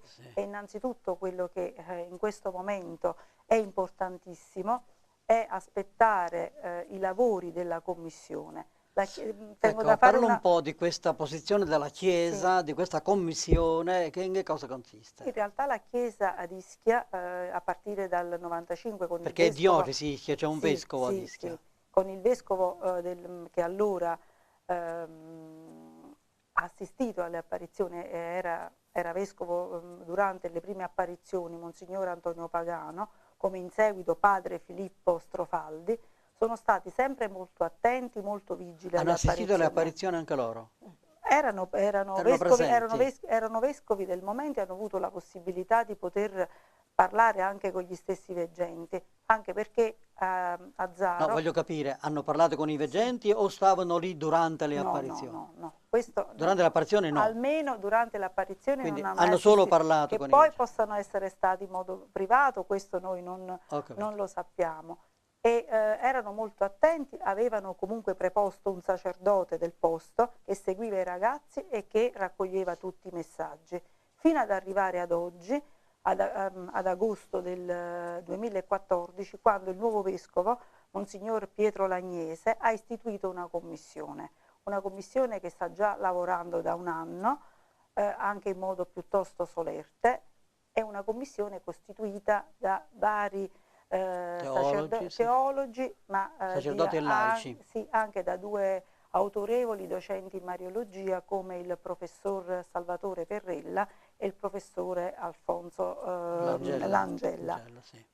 Quindi noi adesso aspettiamo. Quindi ci aspettiamo un po' il responso, poi vediamo. Stanno lavorando di buona lena, quindi e poi quello che sarà il futuro vedremo. Ma è stata la Madonna però a dire di acquistare il bosco, se ho capito bene. La Madonna stessa. E portava molta fretta perché perché il proprietario era in fin di vita, era malato, aveva un tumore. Viva Gesù, viva Maria. Cara Anna Patrizia, la Madonna in questi messaggi, l'abbiamo già accennato nella precedente trasmissione, quando appare la Madonna ai veggenti, appare sempre vestita in una maniera diversa, vero? Intanto se ci dici come appare, per esempio, con la corona in testa, non so. La mamma regina del bosco di Zaro precisamente è vestita con un abito bianco, ha un cuore di rose che fuoriesce dal petto, cioè proprio piazzato sul petto, un manto azzurro, sui piedini che sono comunque staccati sempre dal suolo, ha altri boccioli di rose, ha le mani aperte proprio per accogliere noi figli, quindi nello stesso tempo per accogliere le nostre richieste. E dicono che è di una bellezza. Ed è di una bellezza, non è molto chiara, di carnagione, degli occhi azzurro-verdi che sono indescrivibili a quello che dicono le veggenti. È di una bellezza indescrivibile, qualunque bellezza sulla terra non è paragonabile. Ecco, allora la Madonna appare sempre vestita in una maniera diversa. Io mi ricordo che quando cominciò ad apparire la Madonna, cari amici, non dovete ridere perché quando cominciò ad apparire la Madonna a Medjugorje, io feci io ero all'inizio di queste trasmissioni televisive, 30 anni fa, e intervistai un giornalista di un giornale che non vi nomino, di Napoli, il quale fece l'obiezione intelligentissima, guarda, veramente straordinaria. Dice, ma che la Madonna c'ha un armadio in paradiso? No, non è così. È intelligentissimo questo, come no? La Vergine Santa... Cari amici, non è questione di armadio, il Dio è spirito, la Madonna è andato in cielo con il suo corpo, ma è spiritualizzato. Anche Gesù è andato in cielo con il suo corpo, ma è spiritualizzato. Cioè, come dice San Paolo, noi non sappiamo adesso come saremo in cielo. Saremo dei raggi di luce, non abbiamo l'armadio, per amor di Dio. Assolutamente Non è che ci mettiamo una veste, però il modo di vestirsi della Madonna annuncia qualcosa. Annuncia, esatto. Se è vestita di nero vuol dire che dirà qualche cosa. Allora, è così. Lei me lo insegna, Padre Fiorenzo, cioè la Madonna non trasmette il messaggio solo a parole, ma lei trasmette il messaggio anche nel modo in cui appare. In tutte le altre apparizioni anche già riconosciute dalla Chiesa, vedi quella di Lourdes, vedi quella di Guadalupe, è comunque circoscritta al luogo, al momento storico, alla cultura del luogo. Nello specifico Azzaro parla all'umanità intera e non è soltanto relativa all'Italia o all'isola di Ischia, ma è comunque un messaggio rivolto all'umanità. E lei ogni volta nell'esprimere anche a parole a noi uomini, esprime anche alle nostre sensibilità, ai nostri cuori, al nostro animo, che noi stessi, poi grazie all'azione dello Spirito Santo, dobbiamo cogliere un messaggio che si identifica nella tipologia, proprio nella tipicità del vestito, del modo in cui si presenta. Il 26 ottobre 2015 la Madonna apparve con una corona regale sul capo. Perché? Perché stava per dire nel messaggio poi: io sono la madre di tutti i popoli, regina dei cieli e della terra. Quindi quella corona, quel modo di vestire splendido, voleva significare con i gesti, con i colori, quello che lei era, la regina del cielo e della terra.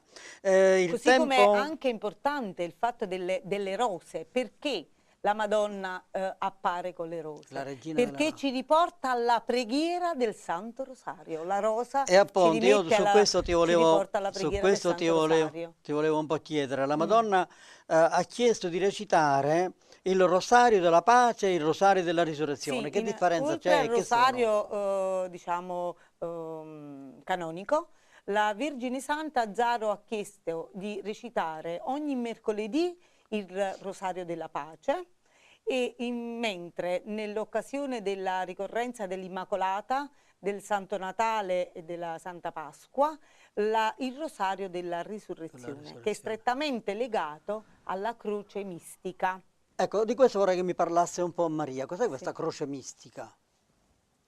La croce mistica è una croce reale che sta lì, di legno. Una croce reale che noi portiamo in processione in queste occasioni di cui ha parlato Anna Patrizia, ed è legata a diverse apparizioni che Don Ciro Vespoli ha avuto. La vedeva spesso durante alcune apparizioni e in un'apparizione specifica gli è chiesto di andare a Fatima perché lì l'avrebbe trovata, senza ulteriori spiegazioni. Don Ciro si reca a Fatima con la famiglia e cercava di capire dove potesse trovarla. In realtà aveva pensato anche di trovarla in negozi di souvenir come un oggetto. Si reca alla cappellina della Madonna di Fatima, ha la visione e riceve il messaggio.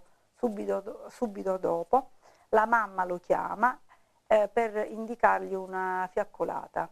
La fiaccolata si avvicinava al luogo, alla cappellina, e c'era una persona che guidava la fiaccolata con questa croce che lui aveva visto in visione e resta molto colpito di questa cosa.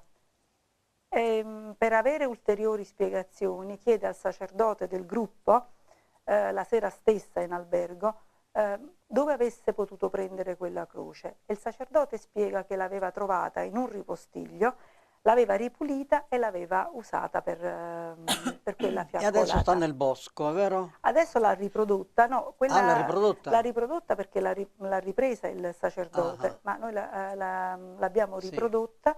Sta nel bosco, e la Madonna dice che chi prega davanti a quella croce ha delle particolari grazie, mi pare. Sì, è particolare ed è legato, e soprattutto durante le apparizioni in vari momenti viene dettato a Don Ciro il Rosario della Resurrezione, quindi sono strettamente legati. Anche nelle stesse litanie c'è la litania Santa Croce Mistica. Meraviglioso. Cari amici, abbiamo ascoltato Anna Patrizia Alfieri e Maria Lauro su queste cose prodigiose, straordinarie, belle, di ciò che avvengono nel bosco di Zaro, nell'isola di Ischia, e abbiamo parlato dei messaggi della Madonna e delle apparizioni. Io vorrei pregare la regia di mandare in onda il filmato che abbiamo visto già nella precedente trasmissione, lo vogliamo vedere anche adesso. Intanto saluto Anna Patrizia e Maria Lauro, perché subito dopo il filmato, cari amici, avremo due altre persone, sono quelle di cui vi ha parlato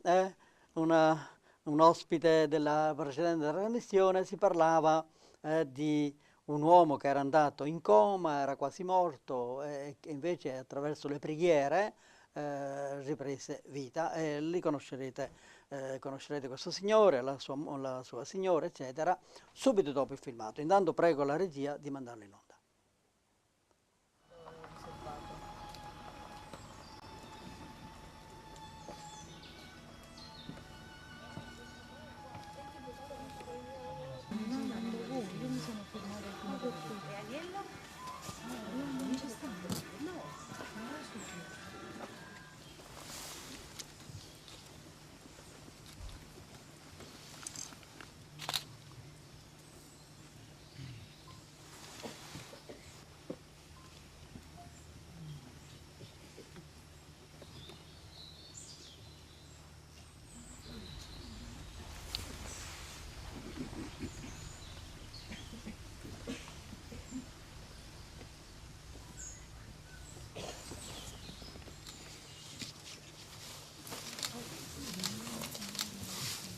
Ricordo questione, durante un mistero glorioso, la nascita di Gesù. Ave Maria, piena di grazia. Gloria al Padre, al Figlio e allo Spirito Santo. Gesù mio. Ho visto mamma, aveva un velo bianco sul capo, con la corona da regina, sulle spalle un manto rosso e un vestito verde, in vita una cintura d'oro. I suoi piedi scalzi poggiavano sul mondo. Tra le braccia aveva Gesù bambino, vestito con una tunica rossa, sul capo una corona da re, e tra le sue piccole manine stringeva un piccolo globo del mondo. Sia lodato Gesù Cristo. Oggi e sempre, sia lodato. Cari figli, vengo a voi come madre di tutti i popoli, regina dei cieli e della terra. Figli miei, io sono la porta, il mezzo e non il fine. Io vengo per portarvi tutti al mio amato figlio Gesù. Egli, figli, vi ama immensamente e ha dato la sua vita per ciascuno di voi, per salvarvi. Figli miei, io vi amo, vi chiedo ancora preghiera. Figli miei, come una madre veglia sul suo neonato che dorme nella culla, così io veglio su ciascuno di voi. Ma, ahimè, figli miei, troppe volte voi non mi ascoltate, non ascoltate la mia voce, e fuggite lontani da me, così lontani che io non riesco più a proteggervi come vorrei. Figli miei, il Signore Dio Padre, nel suo immenso amore, vi ha creati liberi anche di non amarlo, di allontanarvi da Lui.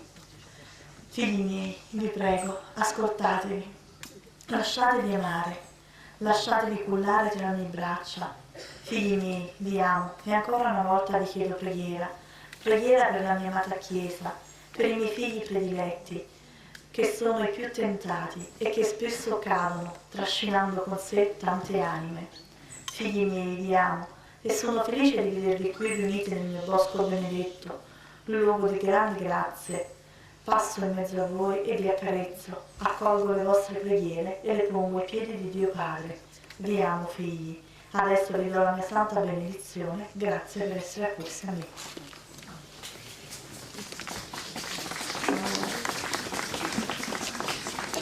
Questo pomeriggio mamma si è presentata come regina e madre di tutti i popoli. Era avvolta in una luce bianchissima, era completamente vestita di bianco, i bordi del suo vestito erano dorati. La mamma aveva il mondo sotto i suoi piedi scalzi, nelle mani giunte in preghiera una lunga corona di luce del Santo Rosario. Alla destra di mamma c'era San Michele Arcangelo, era grandissimo, come un grande condottiero, aveva la spada sguainata e scintillante. La teneva ferma, puntata verso il basso, sopra l'Italia. La mamma era triste, una lacrima scendeva sul suo volto. Sia lodato Gesù Cristo. Cari figli, grazie che anche quest'oggi avete risposto a questa mia chiamata. Vi amo figli, vi amo immensamente e vedervi qui numerosi a riempire il mio bosco benedetto mi riempie il cuore di gioia. Figli miei, anche quest'oggi vengo ad implorare preghiera. Vi prego figli, pregate, apritemi i vostri cuori e fatemi entrare. Figli amatissimi, tempi duri vi attendono, ma voi non temete. Io vi sono accanto e prego e imploro misericordia per ciascuno di voi. Figli miei, vi prego di non giudicare, ma di perdonare. Il giudizio non spetta a voi, ma a Dio. Uno dei peccati più gravi è quello di pensare di non essere perdonati da Dio. Non pensate questo, figlioli. Non c'è nessun peccato così grave da non poter essere perdonato. Chiedete perdono, affidatevi al mio cuore immacolato e così vi farò passare per la sorgente d'amore che porta a mio figlio Gesù. Figlioli miei, ancora una volta vi chiedo di confessarvi e di restare davanti a mio figlio presente nel Santissimo Sacramento dell'altare almeno 10 minuti al giorno. Pregate figli, pregate per la salvezza dell'intera umanità e pregate San Michele Arcangelo che protegga l'Europa. Pregate e non temete, io vi amo e vi tengo tutti nella culla del mio cuore. Voi siete i miei bambini e io tengo a ciascuno di voi, tengo a voi come a mio figlio Gesù. Pregate ancora per la Santa Chiesa e per tutti i miei figli prescelti.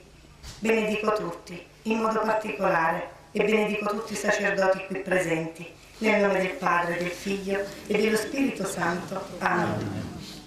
Ecco, cari amici, abbiamo voluto farvi rivedere questo breve filmato realizzato a Zaro, nell'isola di Ischia, il 26 ottobre 2015. Abbiamo assistito, per chi ci crede sempre, all'estasi delle due veggenti che poi ci hanno fatto anche sentire uno dei due messaggi dati dalla Madonna. Come vi promisi, non abbiamo mai accennato, cari amici, che anche a Zaro, come a Medjugorje, ci sono 10 segreti dati dalla Madonna, che essendo segreti ovviamente non li conosciamo. Basta sapere che ci sono anche questi 10 segreti che la Madonna dà come prova anche, in modo che quando si avverano si possa dire allora veramente, ecco, la Madonna ci è apparsa, veramente la Madonna ha detto delle cose vere.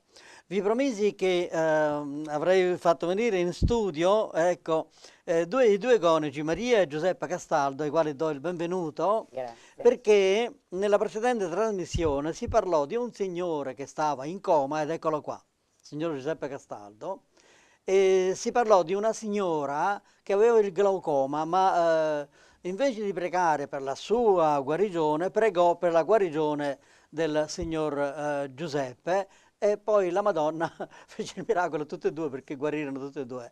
Vogliamo sentire un po' la storia della signora Maria, che è la sposa di Giuseppe. Dobbiamo sempre dire grazie a Liliana, che ci ha dato l'opportunità di conoscere la Madonna di Zaro attraverso quello che dico io, un vero e proprio miracolo. Tu allora conoscevi Zaro, le apparizioni? No, me l'ha fatto conoscere Liliana. E ti ha dato un'immaginetta? Mi diede un'immaginetta e la portai in ospedale, passandola sul torace a mio marito, perché i medici mi avevano detto: signora, 3 sono le opzioni, o le ridiamo un vegetale su una sedia a rotelle, o suo marito finisce i suoi giorni qui in rianimazione, o ci vuole un miracolo. Un miracolo.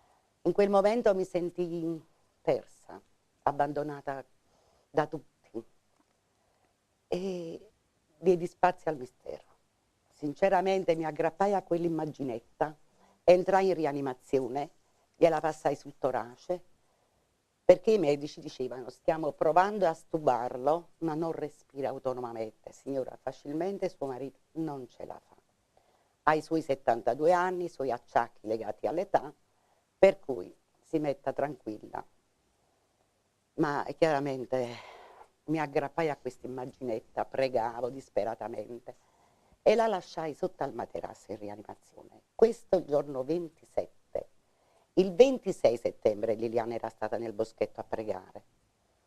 Il giorno dopo andai a colloquio con i sanitari e mi ricevette una dottoressa con un sorriso radioso e disse ai miei figli: ragazzi, papà ce l'ha fatta, sta avendo cenni di ripresa.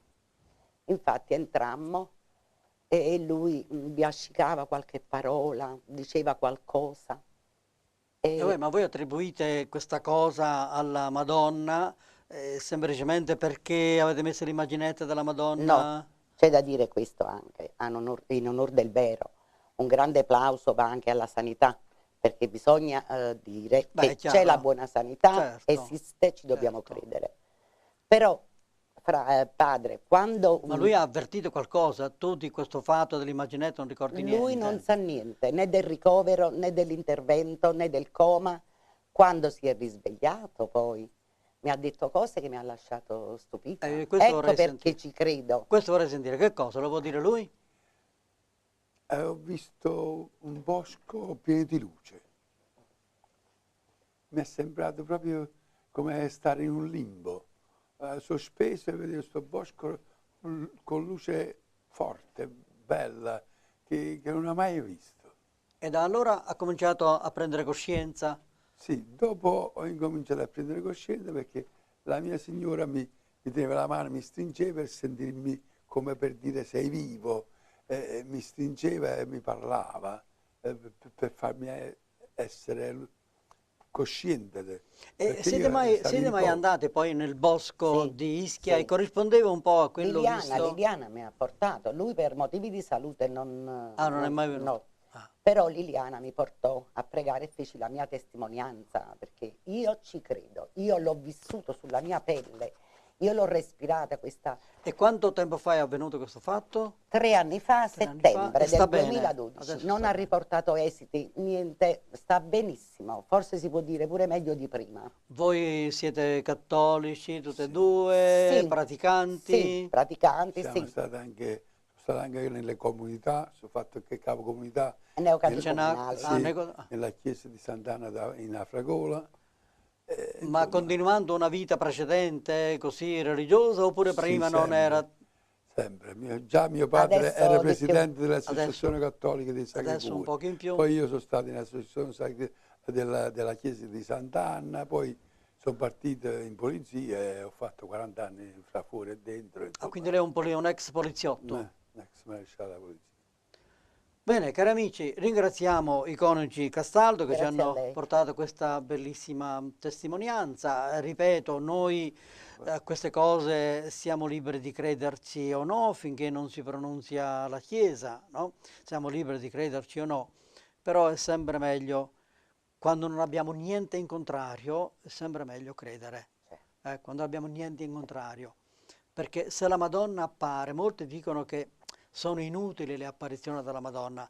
Allora io mi domando, le apparizioni di Lourdes, di Fatima, che sono approvate dalla Chiesa, quindi sono vere, sono cose inutili? Assolutamente no. Se la Madonna è apparsa a Fatima, a Lourdes, vuol dire che è utile, almeno utile, non so se sia necessario, ma utile all'umanità, il fatto che appare. E poi a me mi commuove in un modo particolare il fatto che la Madonna ogni volta che appare, mi ricordo quando chiedeva alle veggenti di Fatima, di Lourdes, puoi venire, puoi farmi il favore di venire qui, c'è la Madonna, la regina, che chiede il favore. Grandioso. E poi alla fine che ringrazia, grazie che siete venuti. Cioè la Madonna è contenta che noi andiamo. Non ci scarichiamo facilmente dicendo, va buoni, ci crederà, Maronna, non c'è bisogno che io vada. La Madonna è contenta se noi andiamo. E ripeto, se appare vuol dire che è almeno utile all'umanità. Cari amici, grazie. Io ci credo moltissimo perché, come mi diceva la mia signora, che io avevo 41 di febbre, avevo una broncopolmonite. E la broncopolmonite, il primario disse, come si fa in un giorno a non apprezzare più niente? Quindi per me è stato un miracolo. Cose che solo Dio e la Madonna sanno fare. Cari amici, grazie agli ospiti, grazie a voi per averci seguiti fino a questo momento, a risentirci nella prossima trasmissione. Un bacione, a risentirci nella prossima trasmissione. Pace e bene a tutti. Pace e bene.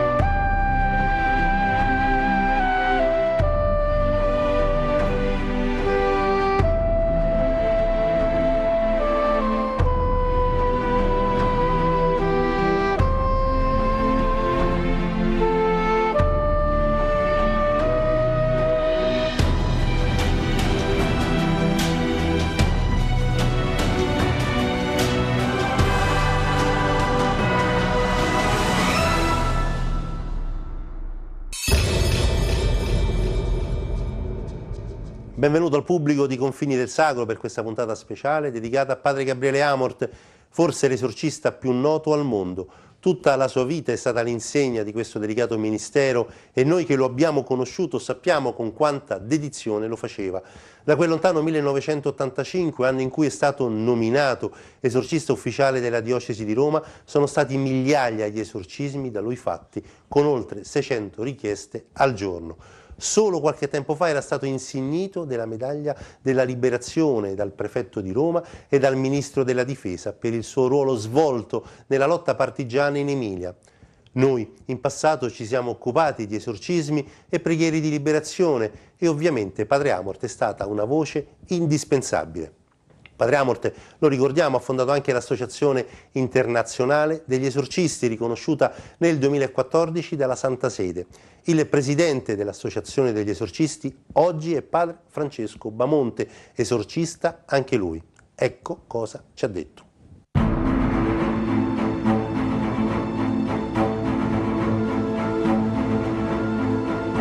Noi sacerdoti esorcisti di tutto il mondo siamo immensamente grati a Don Gabriele Amort per tutto quello che ha fatto riproponendo e valorizzando nella Chiesa il ministero degli esorcismi.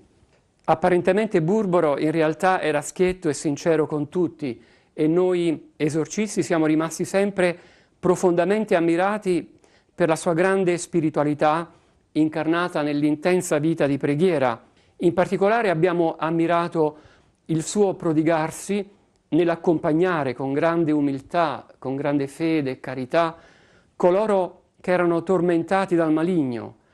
Ci hanno edificati la premura e l'amore con cui sosteneva questi fratelli e queste sorelle sofferenti e come li incoraggiasse nel duro cammino della liberazione, così che essi ritrovavano fiducia in Dio e forza nella sua grazia. Eravamo ammirati per la sua capacità di sdrammatizzare le situazioni più critiche e creare un ambiente sereno durante gli esorcismi, comunicando calma in tutti e consolando i cuori più sofferenti. Ci ha anche colpiti nei momenti di relax e nei suoi colloqui amichevoli il suo personale senso di humor, la sua capacità di raccontare qualche aneddoto che si concludeva con una sonora risata che risollevava lo spirito dei presenti. Nei giorni successivi alle dimissioni di Benedetto XVI, padre Amort è venuto da noi in studio, qui a TV2000. Con lui abbiamo fatto il punto sulla situazione del Ministero dell'Esorcismo.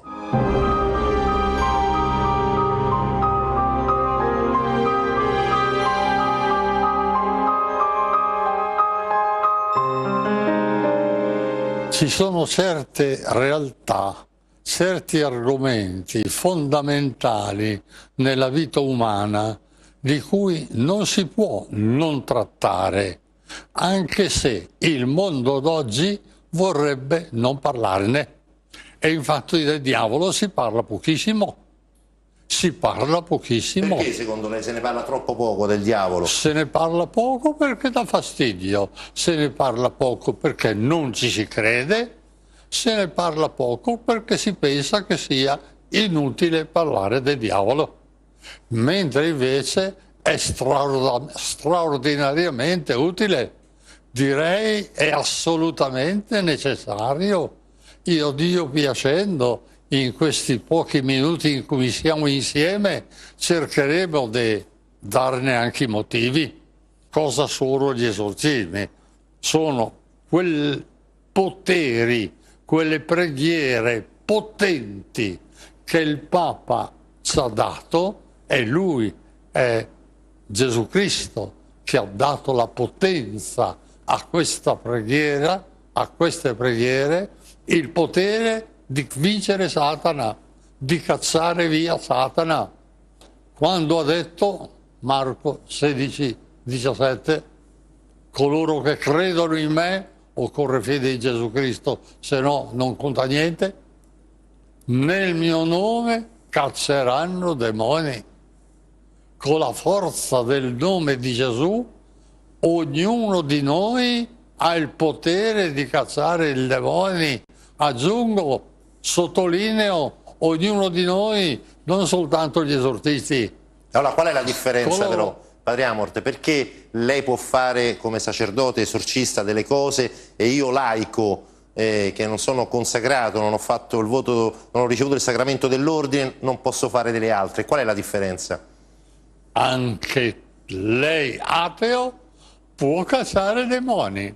La differenza è questa, che quando la Chiesa nel IV secolo in pratica ha istituito il sacramentale dell'esorcistato, che prima non esisteva, e tutti, uomini, donne, giovani, adulti, se la sentivano, cacciavano i demoni. E ancora adesso gli ortodossi non hanno mai accettato il sacramentale dell'esorcistato, ritengono che chi se la sente lo ritengono un carisma personale, chi se la sente può cacciare demoni, anche se in pratica la gente, quando ha bisogno di un esorcista, di cacciare demoni, si rivolge ai conventi. Tutti i conventi, tutti i monasteri hanno almeno un esorcista, e nella Chiesa ortodossa cercare un esorcista è come da noi andare in un santuario mariano e suonare il campanello per chiamare un confessore. È una cosa semplicissima, mentre da noi, purtroppo, per motivi che diremo, per secoli e secoli di abbandono, è diventato un problema di Stato. Quando uno ha bisogno di un esorcista, è diventato un problema di Stato andarlo a trovare. Pochi e molte volte mal preparati. Satana non ha solo il potere di cui si era tenuto conto prima, il potere di possedere le persone, il possesso di una persona, cosa straordinaria, che non è neppure l'attività principale del demonio. L'attività principale del demonio è tentare l'uomo al peccato, portarlo lontano da Dio e tirarselo all'inferno. Questa è l'opera principale del demonio, a cui tutti siamo soggetti. Tante volte mi hanno chiesto la mia memoria e la mariologia se anche la Madonna è stata tentata dal demonio. Certo, quando? Dalla nascita alla morte. È diverso dal peccato originale, ovviamente, la tentazione del demonio. Questa è l'azione ordinaria del demonio.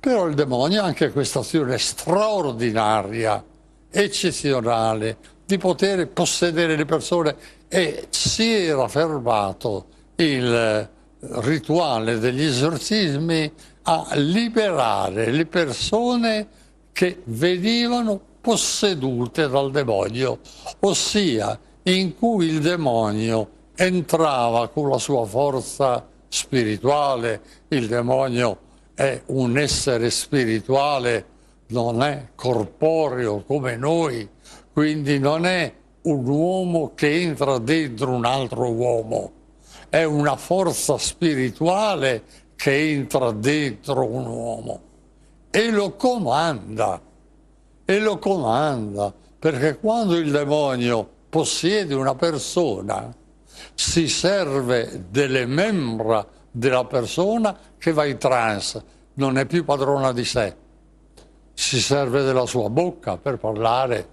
Ecco che può essere poliglotta, può dire le cose nascoste, segrete, si serve delle sue membra, ecco perché può acquistare una forza immensa, una forza assolutamente inumana, può fare cose che nessun altro potrebbe fare, per esempio camminare sui muri, per esempio strisciare per terra come una biscia. Lei l'ha viste queste cose, Don Amort? Le ha viste queste cose? Le ho viste e le vedo da 27 anni. Sono 27 anni che a tempo pieno faccio esorcismi e queste cose le ho viste, anche se, ripeto, rare. La possessione totale del demonio su una persona è un fatto raro, che può dipendere da vari fattori che volendo potremmo anche dire. Però ci si era dimenticati che il demonio ha delle azioni immensamente più vaste e che può esercitare su un sacco di persone, quindi non più solo la possessione diabolica, ma il disturbo diabolico, quello che noi chiamiamo la vessazione diabolica. Il demonio può disturbare sotto 1000 aspetti, da un punto di vista intellettuale, da un punto di vista del lavoro, da un punto di vista della salute, da un punto di vista sentimentale, può rompere matrimoni, può combinarne altri, eccetera. Da un punto di vista degli affari, anche dello stato di casa, può disturbare una costruzione, una casa, un animale, un oggetto.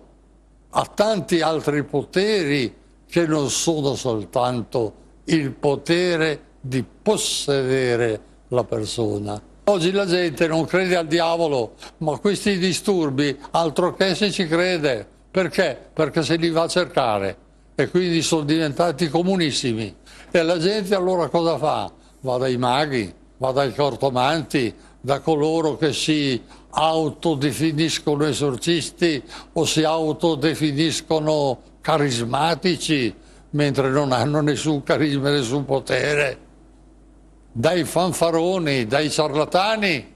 E aggiungo, in mezzo a questa assemblea ci sono anche quelli veramente schiavi di Satana, ci sono maghi, cartomanti, eccetera, veramente schiavi di Satana, che ottengono questi effetti negativi sulle persone. Tante persone hanno collaborato con Padre Amorth, ma forse quella che gli è stata più vicina è una signora, la signora Rosa, che per 25 anni è stata la sua assistente. Insieme a lei vediamo adesso la stanza degli esorcismi di Padre Amorth.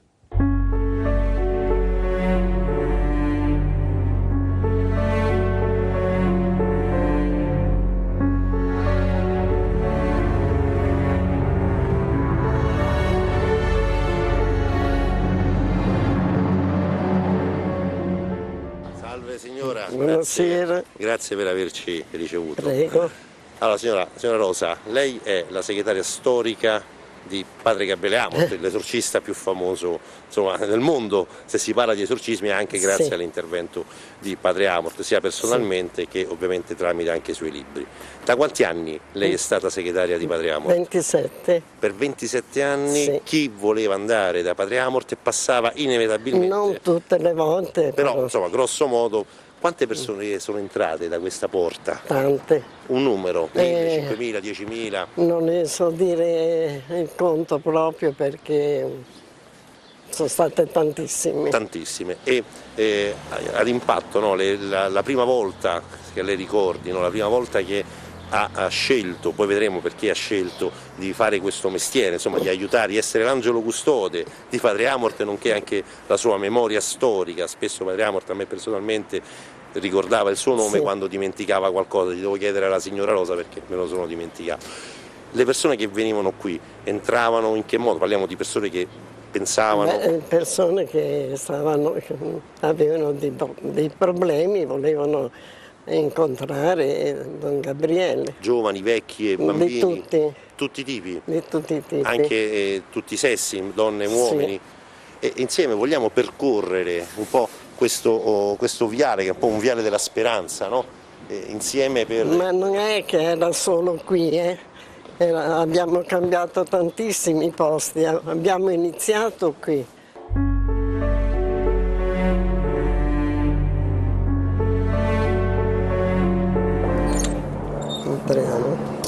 Questa è quindi la stanza di Don Amorth, no? Dove qua continua a ricevere, appunto diciamo prima, le persone. Ce la illustra? Cioè, lì chi si siede? Lì si siede il paziente. Il paziente si siede qui? Qui. Questa sedia? Noi che preghiamo, fratello Francesco, che è il suo assiduo aiutante, si mette lì e noi qui.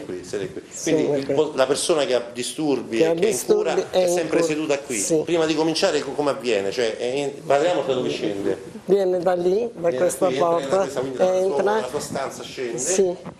Si inchina alla Madonnina, gli dice per 3 volte Ave Maria e poi inizia. Comincia con la persona interessata. Padre Amorth ha vissuto quasi tutta la sua vita in uno stabile di Roma Sud, sede della congregazione della Società San Paolo. Viveva al secondo piano in una piccola stanza. Le nostre immagini in esclusiva.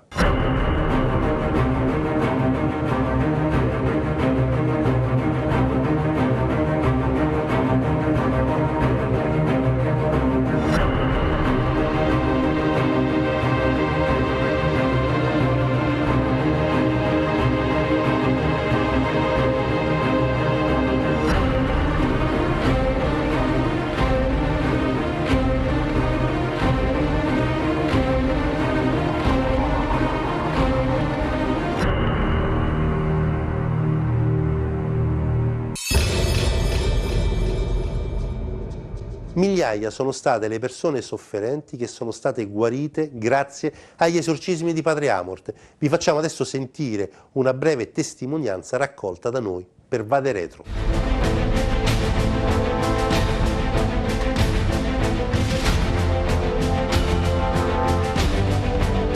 Per 22 anni tu sei dovuta andare in modo costante dall'esorcista. L'esorcista, lo diciamo, è Don Gabriele Amorth, sei stata una dei suoi primi casi, anche forse uno dei casi più forti, più violenti che Don Gabriele Amorth ricorda. Ecco, Gabriella, ma la tua possessione diabolica ormai è finita, insomma, alla fine ce l'hai fatta ad uscire da questo tunnel. Sì. Cosa ricordi? Cosa ricordi con maggiore, con maggiore sensibilità? Cos'è che più ti ha dato fastidio? Cos'è che più ti ha pesato in questi numerosi anni di possessione diabolica? Beh, c'è da dire innanzitutto una grandissima sofferenza psicologica. Avevo sempre pensieri suicidi, quindi ero anche anoressica, non mangiavo nulla, potevo passare anche settimane senza toccare cibo e stranamente riuscivo a rimanerne in vita. Pesavo 35 kg. E quando ti sei accorta che comunque il tuo non era un disturbo fisico o psichico, ma un disturbo di altra natura, qual è stato il tuo primo pensiero? Insomma, credo che non sia bello pensare e sapere di essere posseduti dal diavolo. Beh, è cominciata questa situazione, ho cominciato a prendere coscienza quando sono stata a Medjugorje, sono andata in un pellegrinaggio a Medjugorje e a un certo punto ho sentito parlare nel 1987, e ho sentito parlare di padre Iozo e dissero che lui era un esorcista. E allora io sentii come dentro di me un qualcosa che mi diceva che avevo bisogno di questo sacerdote, ma mi fu impedito di andarci perché diciamo che in quel periodo viveva una situazione in cui non poteva essere facilmente raggiungibile, avvicinabile. Ma questo è l'inizio, no? Poi c'è l'incontro con Don Gabriele Amorth. Molti anni, cioè molto tempo dopo, ecco. Ma quando c'è stato l'incontro con Don Gabriele Amorth e c'è stato l'interrogatorio durante il rito esorcistico, no? E quando Don Amorth ha chiesto e ordinato al diavolo chi eri, qual è stata la risposta che ricordi? Io ho detto sono Satana. Quindi Satana. Lo spirito che era in me ha detto sono Satana. Quindi Satana in persona possedeva momentaneamente il tuo corpo. Sì, ma io non mi rendevo conto effettivamente che io avevo questa possessione. Quando io ho chiesto appunto a Don Amorth se era una possessione, lui mi ha detto sempre, me lo ha negato, perché giustamente non voleva farti preoccupare, non voleva perfetto. che ti angosciassi di più. Quindi è stato molto delicato. Moltissimo. Nel dirti, guarda, c'è un problema come un altro, insomma, no? Sì. Quindi non ti preoccupare, è un'infestazione. C'era un legame profondo che univa padre Amort e Giovanni Paolo II e il Papa polacco era sensibile al ministero esorcistico, ce lo racconta lui stesso. C'era una ragazza del nord che veniva tutti i mesi a Roma per una settimana a ricevere esorcismi da me e da un altro esorcista di pomeriggio. Quindi per quella settimana tutti i pomeriggi noi la esorcizzavamo. Un mercoledì, essendo che noi la esorcizzavamo al pomeriggio, aveva il mattino libero, ha pensato di andare all'udienza generale in piazza San Pietro. È andato, hanno visto le guardie che si comportava in maniera un po' strana, hanno pensato, beh, forse un po' malata, l'hanno messa in prima fila tra i malati. Quando il Papa è uscito ed è entrato in piazza San Pietro, questa qui si è messa a urlare con una forza che io conoscevo bene, molto bene, e va sicuro una forza tremenda.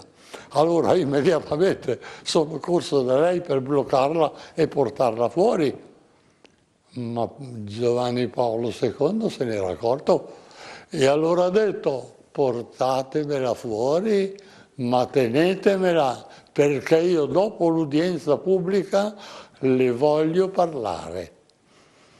Ha fatto l'udienza pubblica, poi è andato dalla Porta delle Campane in questa stanza riservata, in poche battute ha capito che tipo era, le ha fatto la diagnosi e la Benedetta l'ha esorcitata.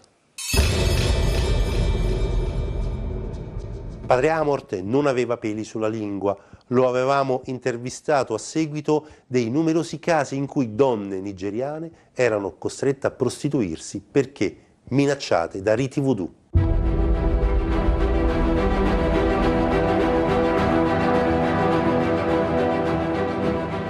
Il voodoo, penso che la gente ormai lo sappia, dal momento che purtroppo sta entrando anche in Italia, è una delle forme peggiori di maleficio diabolico dato in Africa. E quando c'è stato quell'orrendo episodio, forse il più orrendo episodio della storia umana, della tratta dei negri, proprio una cosa orribile, ecco che anche queste due forme di magia, la macumba e il voodoo, sono state importate in America, specie in America Latina, per cui macumba e voodoo in Brasile, in Argentina sono molto diffuse. Adesso purtroppo stanno entrando anche in Italia. Cos'è il voodoo? È una magia che attraverso Satana, perché lì c'è indirettamente o direttamente l'invocazione di Satana, si vuol fare del male agli altri. È per fare del male agli altri. Questo è il voodoo.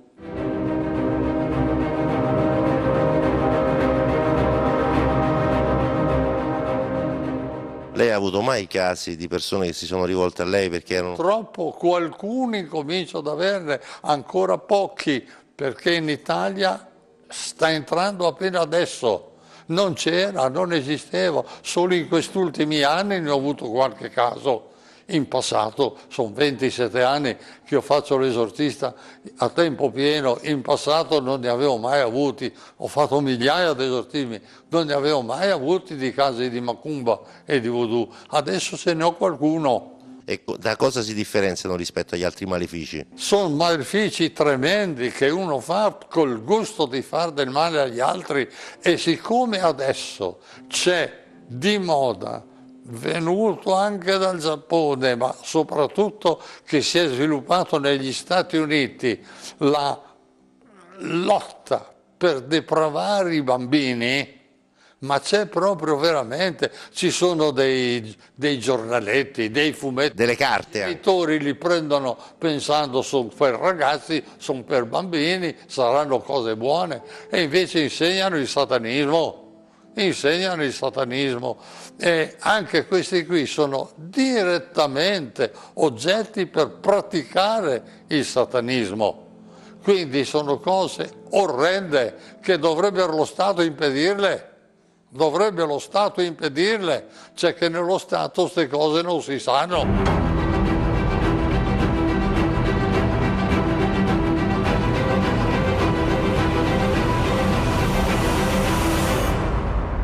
Ci sono addirittura dei maghi che hanno le targhe, io faccio magia nera. Magia nera è fare del male agli altri. La magia è sempre il ricorso a Satana, quindi anche la cosiddetta magia bianca è sempre magia nera perché è sempre il ricorso a Satana. Però di per sé la magia bianca sarebbe diretta a togliere i mali. La magia nera a fare dei mali. E hanno tanto di targa, io faccio magia nera. Oh, magia nera che può arrivare anche a fare la magia nera con fatture, con malefici mortali che portano le persone al suicidio. Questa è la forma a cui arriva anche la magia nera, di portare le persone al suicidio. Questa che stiamo per vedere è l'ultima sua intervista, era già provato dalla sofferenza, non l'abbiamo mai mandato in onda e secondo noi rappresenta un po' il suo testamento spirituale. Il diavolo c'è, che è il nemico numero 1 di Dio. Dio ci vuole tutti in paradiso, il diavolo ci vuole tutti all'inferno. Quelli che dicono, e questa frase toccherà molti, quelli che dicono ad esempio io credo ma non sono praticante, sono con Satana. Sono con Satana.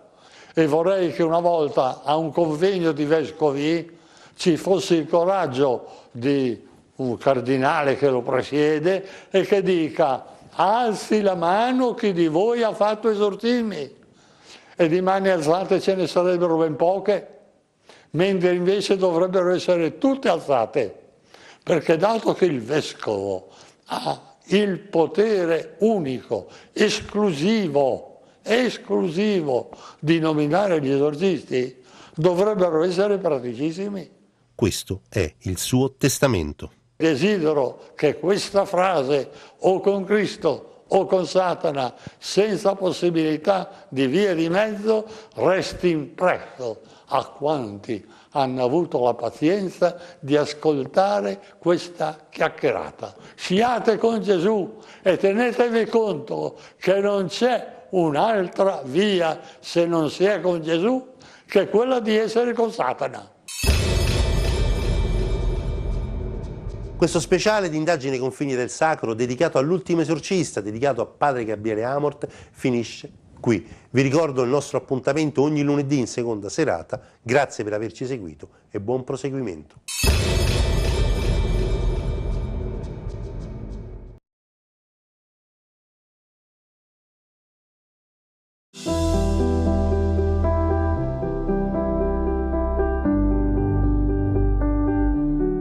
Nonostante il terreno e le temperature difficili, la Valle del Kelt ha ospitato il primo incontro preparatorio della 32esima marcia francescana in Terra Santa, dal titolo Ai piedi del crocifisso.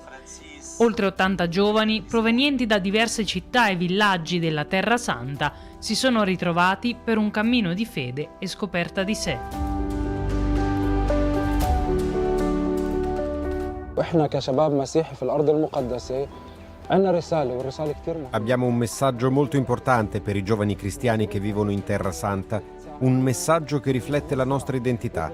La marcia francescana ci aiuta a gettare il seme nel cuore dei giovani affinché conoscano il loro compito e la loro vocazione.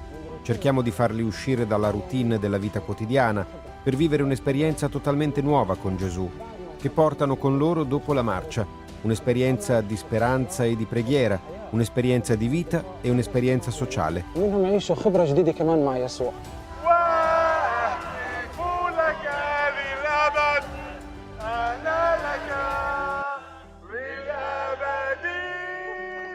I partecipanti hanno vissuto un'esperienza che li ha aiutati a entrare in una relazione più profonda con se stessi e con Dio, attraverso la preghiera e la meditazione sulle parole di Cristo sulla croce. بالفعل شعور مختلط يعني متضارب. Qui nel deserto viviamo un clima di preghiera e meditazione. Se in futuro avrò l'opportunità di partecipare a questa marcia, lo farò sicuramente. Noi cristiani siamo pochi in questo paese, ma è bello conoscere i cristiani che vengono da Nazareth, da Betlemme e da tutte le parti. المسيحيين في الناصرة في بيت لحم في كل المناطق. كان نشاط خارج عن المألوف يعني احنا أبعدنا عن الحياة التكنولوجية. È un'attività fuori dal comune, camminare nel deserto, lontano dalla routine quotidiana e dalla vita tecnologica. Ci sono poche attività simili a Jenin che mettono in evidenza la nostra presenza cristiana. È stata un'esperienza fantastica, con 7 fasi di meditazione e spiegazione di ogni parola che Gesù disse sulla croce. تشرح لنا عن كلمة حكاها السيد المسيح على خشبة الصليب. تجربة كتير حلوة بتذكرنا كيف. Un'esperienza molto bella. Ci ricorda come Gesù visse e digiunò 40 giorni nel deserto e noi non resistiamo a 3 ore di caldo. Questo ci insegna la pazienza e la forza e che tra 1000 difficoltà e le prove che viviamo possiamo superare qualsiasi cosa con la forza di Dio.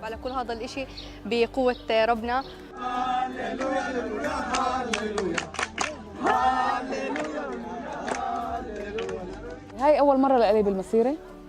Questa è stata la prima volta che ho partecipato alla marcia ed è stata un'esperienza che ha superato tutte le aspettative, con tante persone amichevoli, e credo che la meditazione spirituale in un gruppo sia molto importante, in particolare per la nostra generazione. وخاصة من هذا الجيل لها أهمية كتير كبيرة. Nonostante le sfide che la custodia di Terra Santa ha vissuto per secoli, i francescani continuano la loro missione per l'uomo. Con questa marcia accompagnano i giovani cristiani nella ricerca della propria identità, a trovare Dio e ricchezze spirituali che illuminano la vita.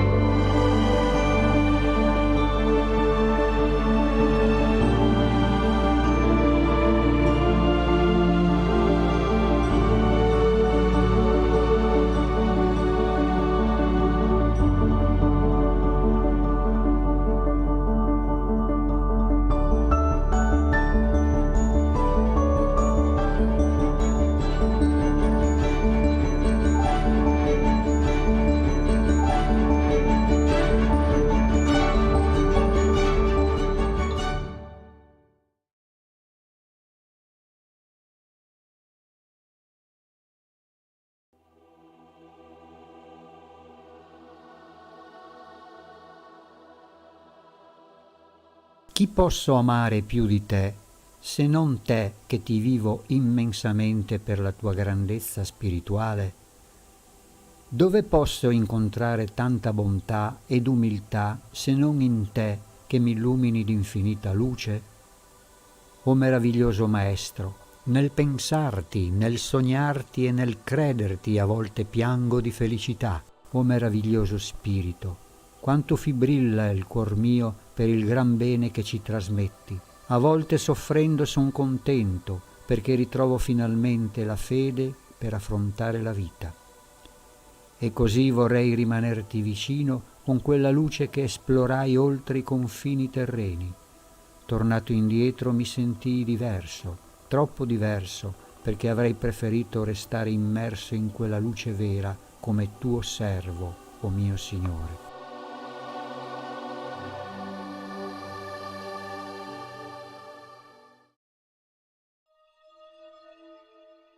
Chi può spiegare il vero silenzio? Facciamolo prima e poi lo capiremo, lo sentiremo nella sua essenza. Il silenzio è un puro stato di osservazione personale. Non è rimanere muti a riempire di concetti la nostra mente. Se comincio a fare considerazioni costruendo concetti su diverse idee, genero immagini che sono condizionate dalle mie esperienze del passato, fissate nella mia memoria e nei comportamenti acquisiti. Questo non è silenzio interiore, è far migrare il chiasso esterno in me. Ciò inquina le mie genuine capacità di osservazione. Ottenere del silenzio interiore non è un esercizio facile se non siamo abituati a farlo. Inizialmente implica una forma di violenza su noi stessi, la quale genera uno sforzo che sottrae energia mentale. Quando notiamo che riusciamo ad essere osservatori passivi senza sforzo, allora comincia lo stato meditativo. Osservo il flusso dei pensieri, lascio che scorrano in me senza emettere un giudizio, che consiste nell'affermare se un pensiero è buono o cattivo, se è utile o inutile, eccetera. In questo silenzio interiore non solo riesco a staccarmi dai contenuti mentali, ma imparo ad osservare come funziona realmente la mia mente. Questo fatto è molto importante perché mi consente di continuare l'esplorazione con estremo interesse. Se riesco a comprendere gradualmente i miei meccanismi mentali, comprendo anche l'intera umanità alla quale appartengo, proprio perché ognuno di noi è il precipitato dell'intero universo.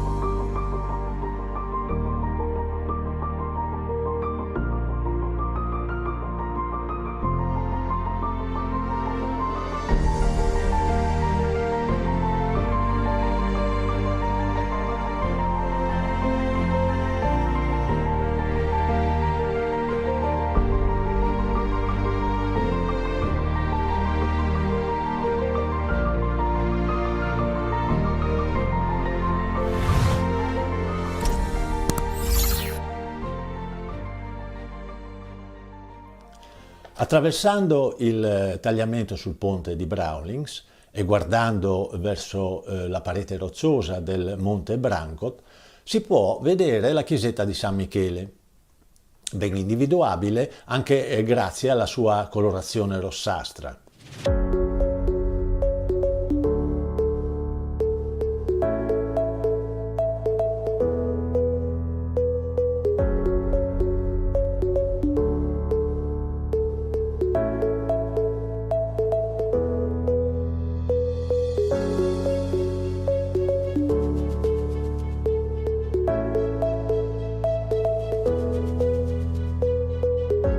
Datata intorno al XIII secolo, la tradizione vuole che sia stata edificata sui resti di un tempio pagano di epoca longobarda. È facilmente raggiungibile attraverso un sentiero che parte dal paese di Brawlings e si inerpica sul Monte Brancot.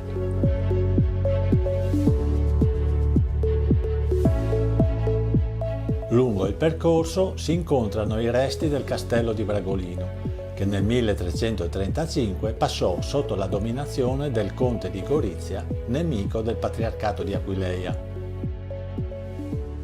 È per questo motivo che il 23 agosto 1336 il castello venne espugnato e distrutto dalle truppe del patriarca Bertrando di Aquileia.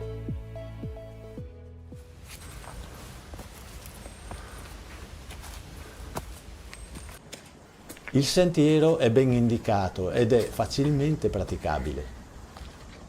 Alcuni tratti però è bene percorrerli con attenzione, soprattutto se ci sono bambini.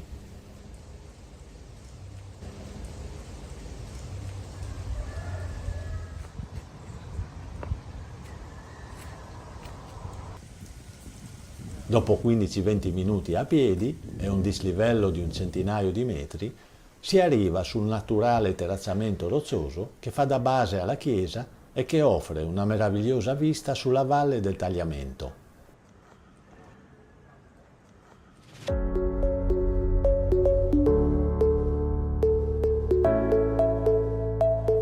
A seguito di un lungo periodo di abbandono e i danni subiti dal terremoto del 1928, nel 1929 la chiesetta è stata ristrutturata e consacrata in onore ai caduti della Grande Guerra.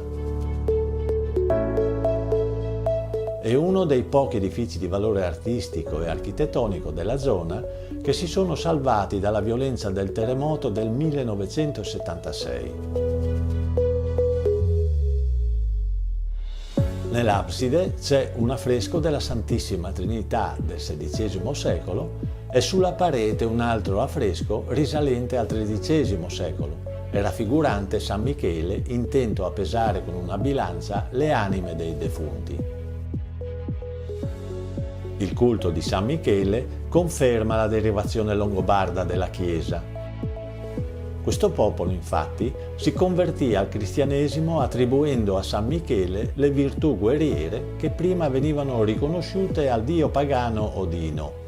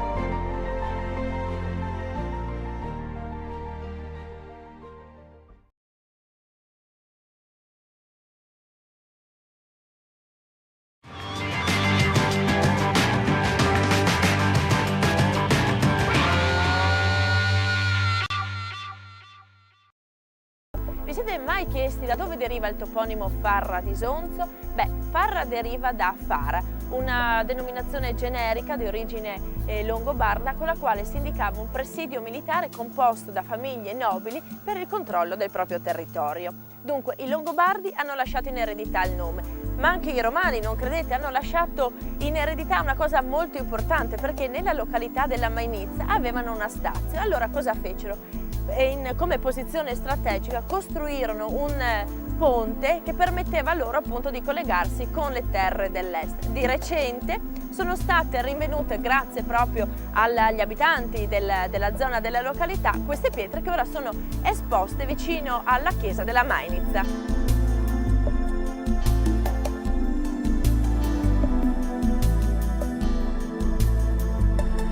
Passeggiando per il centro del paese si trova la settecentesca parrocchiale dedicata a Santa Maria Assunta, distrutta durante la Prima Guerra Mondiale e riedificata nel 1923. Conserva affreschi del primo Novecento.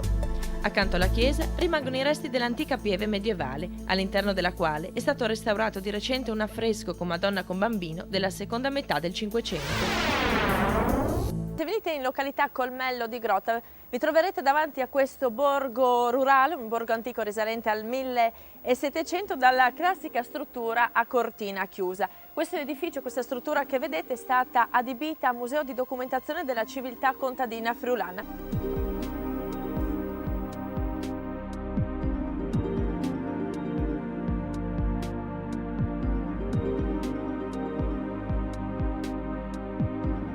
All'interno del museo abbiamo una ricostruzione di un'antica cucina friulana con il classico fogolar, quindi l'ambiente dove si ritrovava la famiglia, ma abbiamo anche un'altra cucina dove troviamo invece la cucina in muratura ed era questo uno spazio che veniva utilizzato non solo per cucinare e per mangiare. Era il cuore della casa, era il momento in cui la famiglia socializzava, si ritrovava la sera appunto per mangiare assieme, ma era anche il posto, soprattutto d'inverno, essendo l'unico luogo caldo della casa, riscaldato dal fuoco, dove si facevano anche altre attività. In questo caso noi abbiamo collocato un angolo dedicato al calzolaio e vediamo appunto che abbiamo Ivaldi al lavoro che ci fa vedere quello che era un'attività degli uomini di un tempo, mentre da questa parte abbiamo l'impagliatura delle sedie, che era invece un lavoro delle donne. Tra le altre 1000 incombenze avevano anche questa attività.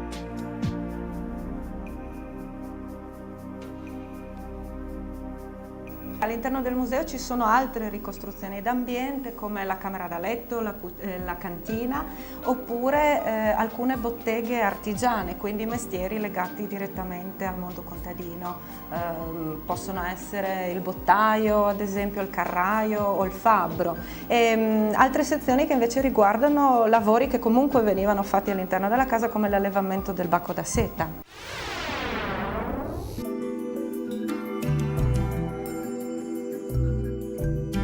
Farra si estende tra pianura e collina, sorge sulle ultime propaggini del Coglio, quindi è un territorio privilegiato per la produzione di vino. Quali sono le proprietà di questo terreno che consentono di dare un vino così buono? A Farra di Isonzo ci sono due tipologie di DOC, denominazione di origine controllata. Il Friuli Isonzo, quindi la zona pianeggiante, e il Coglio invece, che è la collina, quindi un terreno totalmente diverso. Il primo terreno, quello dell'Isonzo, è un terreno sciolto, noi usiamo questa terminologia, di origine alluvionale con molta presenza di sassi, di molto sassoso.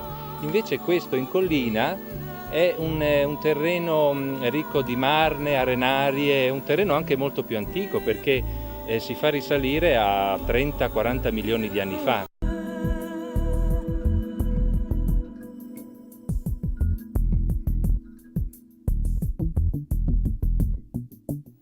Granato con riflessi rubini, soprattutto io li vedo qui nel fondo del bicchiere, però non manca anche un qualcosa di porpora, cioè veramente è solo un pochino, ma però cioè denota che pur essendo un vino che indubbiamente ha avuto un certo invecchiamento, però ha già dal colore vivace, limpido, trasparente, che ci si legge attraverso, perché io lo vedo le mani, quindi indica già che ha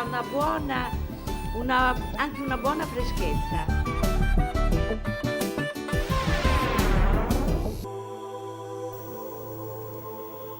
Una delle particolarità che Farra offre è sicuramente il CAF, il Circolo Culturale Astronomico di Farra. Siamo tutti dei volontari e la nostra principale attività è divisa in due parti. La prima è la divulgazione astronomica rivolta alle scuole di tutti i tipi, dagli asili alle scuole medie superiori, e dal pubblico che viene come curiosi o come gruppi più o meno organizzati ad ascoltare le conferenze, consultare biblioteche o per avere qualche informazione o sfruttare qualche osservazione particolare.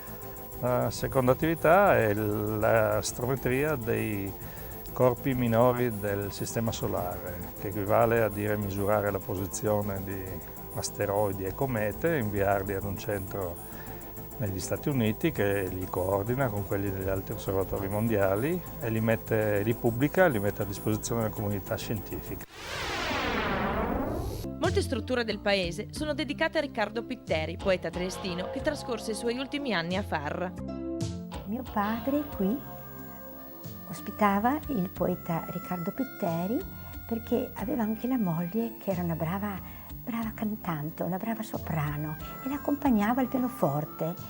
Mio padre, che è stato allievo di Franz Lehár, ha messo su una piccola accademia. Venivano qui in questa stanza gli allievi delle scuole magistrali di Gradisca e facevano bella musica, chi con il mio padre col pianoforte, chi col flauto, chi col clarinetto, chi con il violino e il violoncello, una piccola accademia.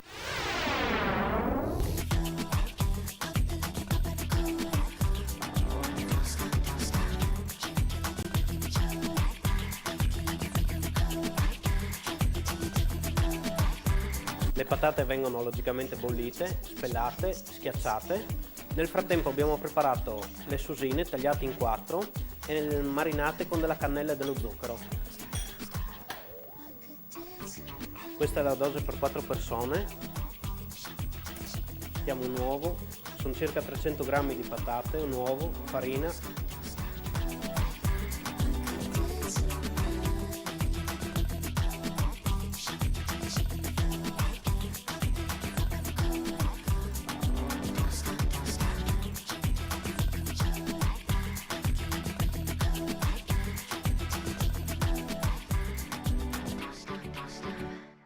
Abbiamo potuto scoprire anche una cittadina così graziosa, ma purtroppo, ahimè, il tempo a nostra disposizione è concluso. Allora io vi aspetto la prossima settimana da un'altra bella località.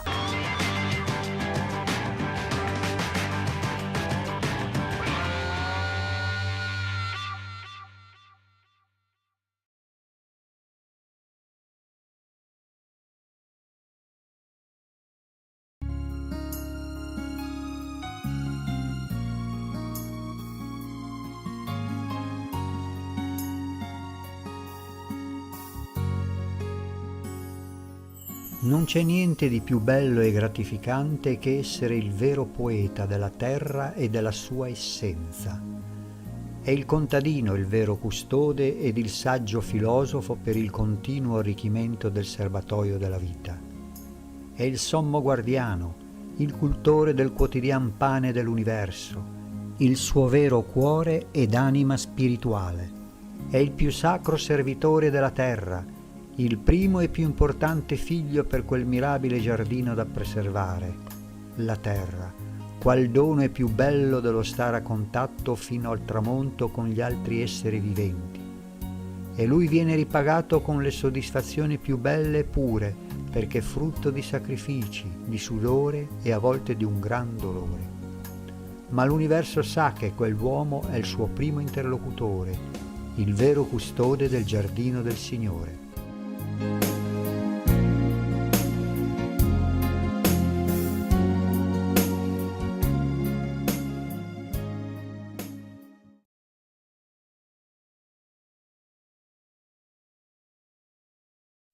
Medjugorje, un villaggio che arriva a malapena a 3.000 abitanti. Non lo si trova sulla cartina geografica. Le più particolareggiate segnano appena Čitluk, di cui Medjugorje è frazione.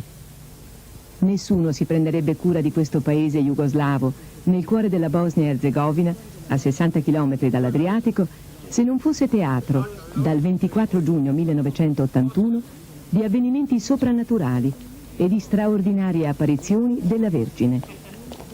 6 ragazzi, da quel giorno, vivono un incontro quotidiano con la presenza misteriosa della Madonna.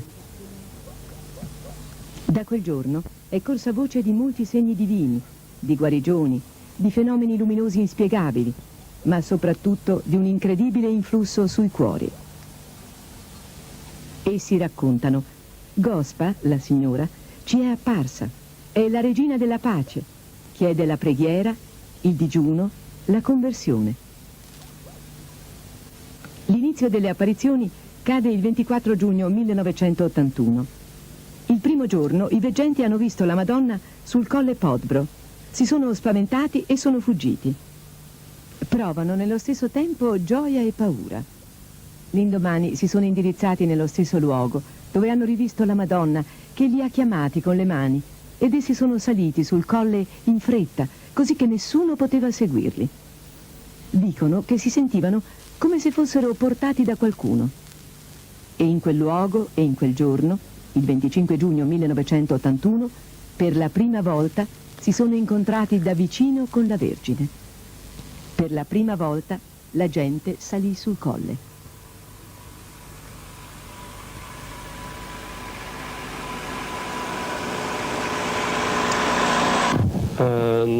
Prima delle apparizioni tutta la gente qua era cattolica, ma in senso tradizionale, però pregava troppo poco. Difatti la gente dice adesso noi non abbiamo pregato neanche. Ho trovato nella cronaca alla fine dell'aprile 81, allora 2 mesi prima delle apparizioni, il parroco si lamentava. I ragazzi non conoscono che cosa è il rosario, dicono nelle famiglie, in una maggioranza delle famiglie non si prega, non conoscono che cos'è la venerazione della Madonna nel maggio, il mese del maggio. Allora proprio la preghiera era sparita, ma dopo le apparizioni la gente ha ripreso la fede. E secondo me è uno dei doni più grandi che ho visto che la Madonna ha lasciato qui è proprio la preghiera e il digiuno.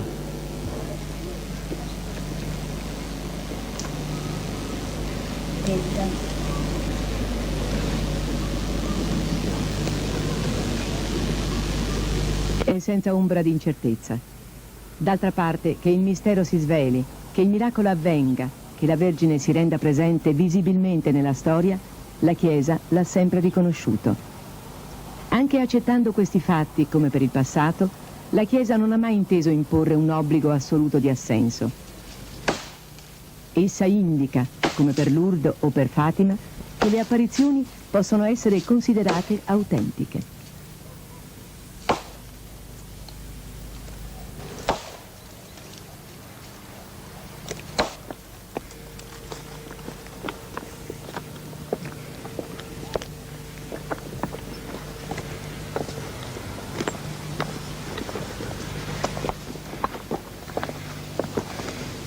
Appena fuori le case si inerpica un sentiero che porta al luogo dove sono avvenuti i primi incontri con la Vergine Maria. Alcuni pellegrini si avviano al luogo delle apparizioni.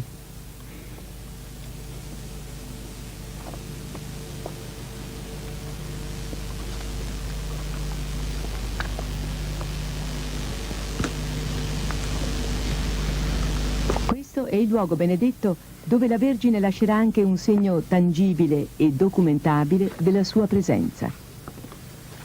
Forse è la prima volta che questo luogo viene ripreso, anche perché fino a non molto tempo fa era circondato dalle forze dell'ordine che impedivano a chiunque di avvicinarsi.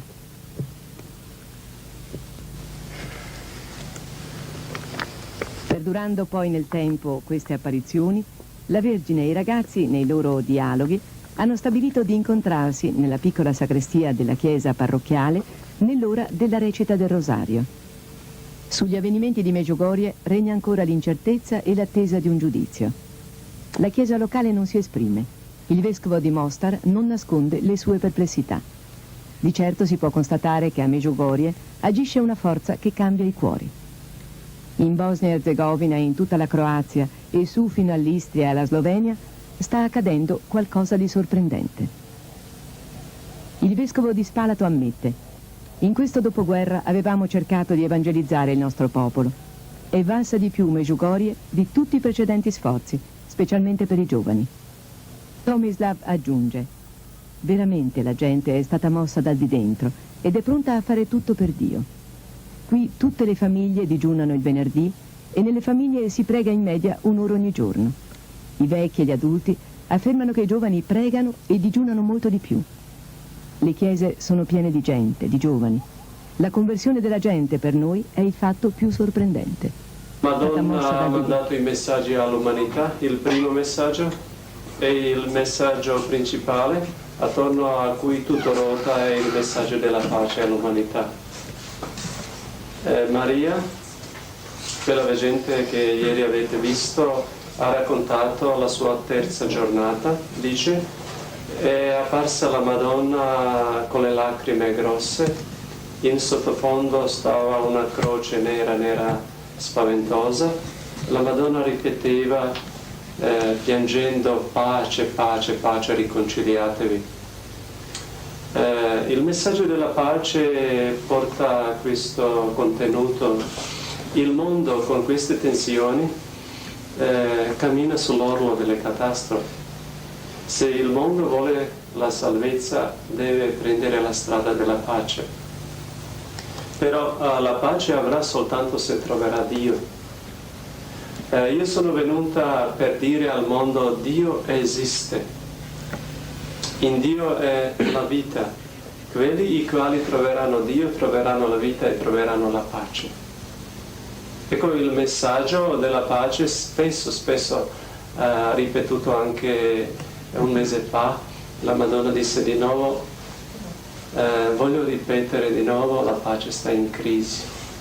Convertitevi, fatevi fratelli tra di voi, aumentate le preghiere e i digiuni. Per raggiungere la pace, la Madonna chiede la conversione. Anche questo messaggio si ripete quasi ogni giorno, spinge sempre i veggenti e l'umanità alla conversione. Per realizzare la conversione ci si vogliono la preghiera e il digiuno. Nell'inizio la Madonna disse: voi avete dimenticato che con la preghiera e il digiuno potete allontanare anche le guerre, potete sospendere le leggi naturali.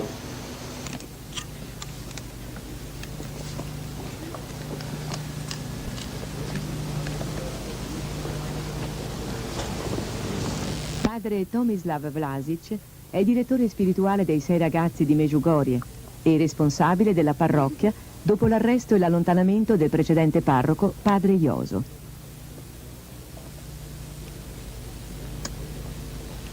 È il testimone più convinto e più convincente delle apparizioni della Vergine.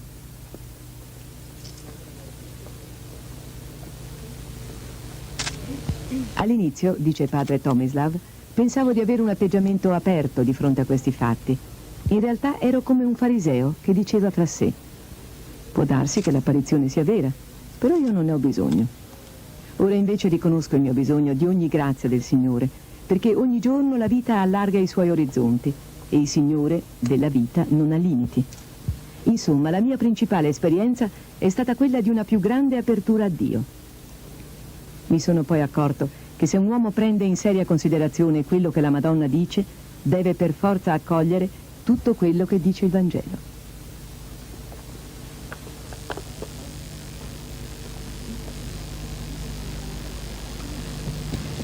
In questo luogo delle prime apparizioni abbiamo visto una fiamma grande che non bruciava. Anche i poliziotti sono corsi lì perché pensavano che fosse una provocazione. Però non hanno trovato altro che una guardia inginocchiata sul luogo delle apparizioni dove si vedeva la grande fiamma.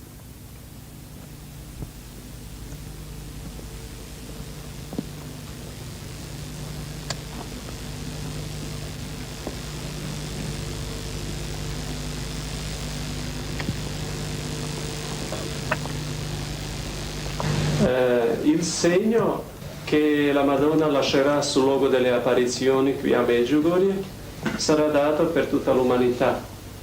Sarà visibile, palpabile, grande, permanente, con cui saranno legati molti miracoli, molte guarigioni. Dopo il segno, se il mondo non si converte, verrà la punizione. Secondo Mirjana, tutto è possibile evitare con la conversione, con la penitenza, con le preghiere, però è difficile da aspettare che il tutto mondo si converta. Allora la punizione, certa punizione, dovrebbe venire, però noi con le preghiere, con la conversione possiamo diminuirla. Gli altri veggenti conoscono alcuni 8, altri 9 segreti. Tutti conoscono, tranne una, conoscono la data del segno visibile, il quale dovrebbe essere lasciato qui a Medjugorje. e tutti quanti dicono di averlo visto in una visione. Dicono che è bello e hanno una gioia grande per aspettarlo. Ivan dice in modo particolare che dopo il segno, quelli quali si convertiranno prima avranno una gioia più grande, ma quelli quali non si convertiranno, in modo particolare quelli quali lotteranno contro Dio, dopo avranno un rimorso della coscienza e avranno delle difficoltà nella sua coscienza.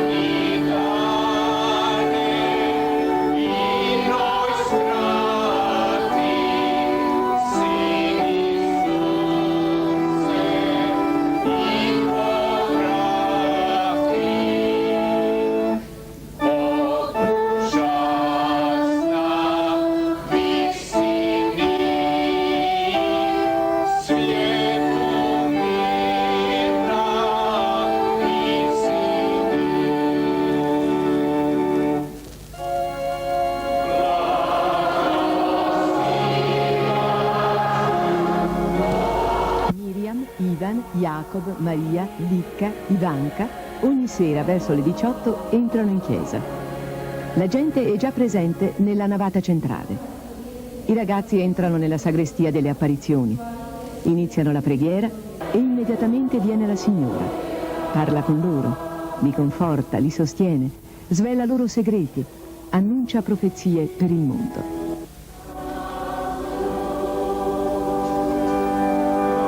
Abbiamo le immagini straordinarie delle apparizioni del 25 e 26 novembre e dell'8 e 9 dicembre 1983. La prima non è completa, dal momento che il nostro operatore è stato sorpreso dalla semplicità e immediatezza dell'avvenimento. La seconda apparizione, quella del 26 novembre, è ripresa dall'inizio.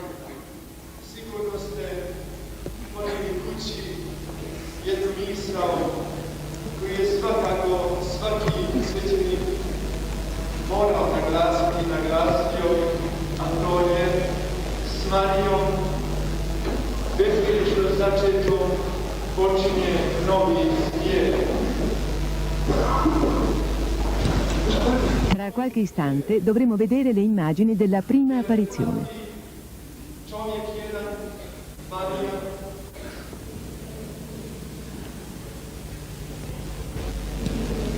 Queste immagini testimoniano con naturalezza la incomparabile avventura di esseri umani che dialogano con il mistero di Dio, che si rivela nella materna immagine della Vergine.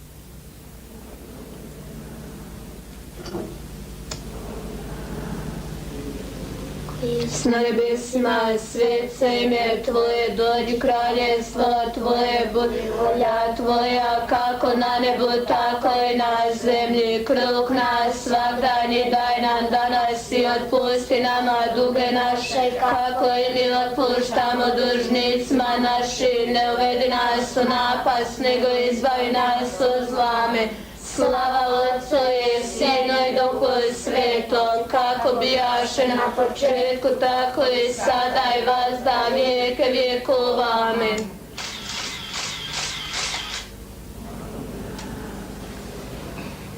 Ode.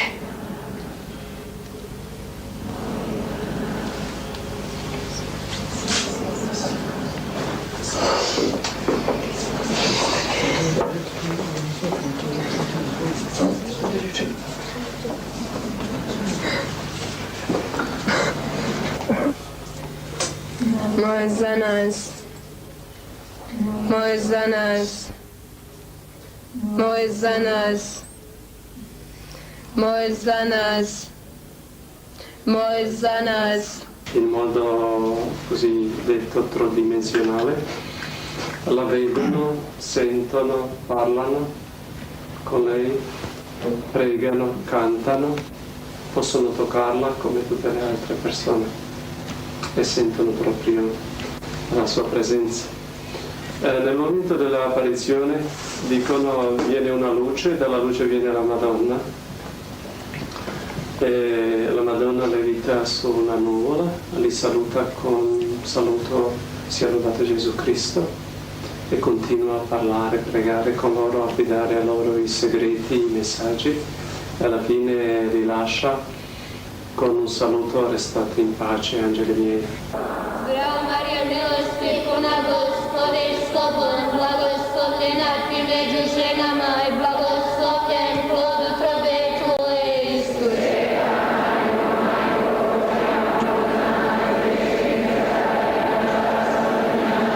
Slava Otcu i Sinu i Duhu Svetom.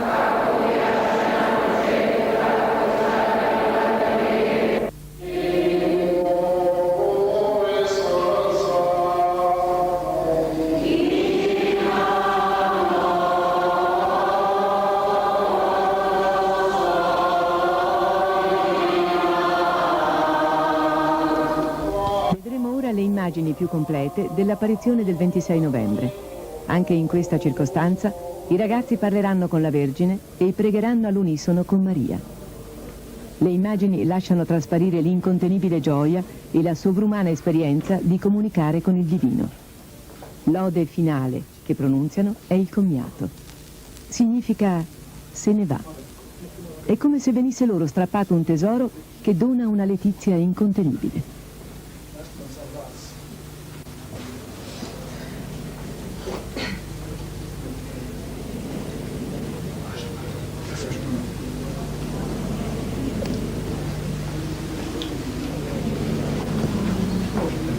U ime Otca i Sina i Duha Svetog, amen. Oče naš koji jesi na nebesima, svet se ime Tvoje, dođi kraljestvo Tvoje.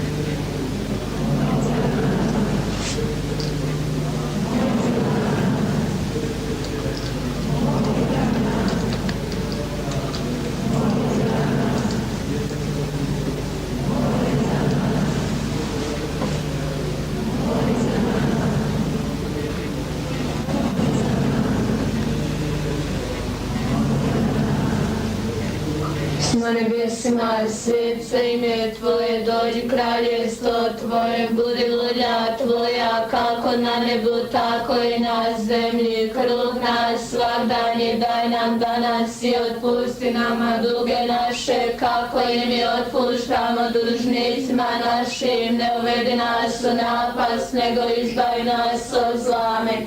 Slava Otcu i Sinu i Duhu Svetom, kako bijaše na početku, tako i sada i vazda i vijeke vjekova. Amen.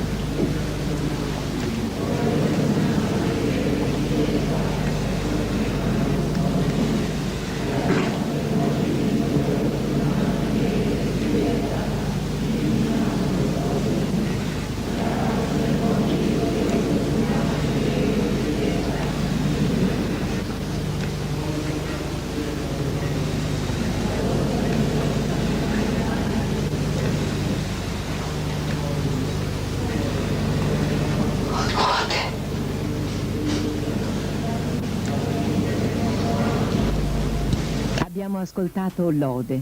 La Vergine se n'è andata. I veggenti si preparano ad entrare nella chiesa dove il popolo, questa volta, ha già terminato la recita del Rosario e come tutte le sere, insieme a tutti i pellegrini, reciteranno 7 volte Padre Nostro, Ave Maria e Gloria al Padre.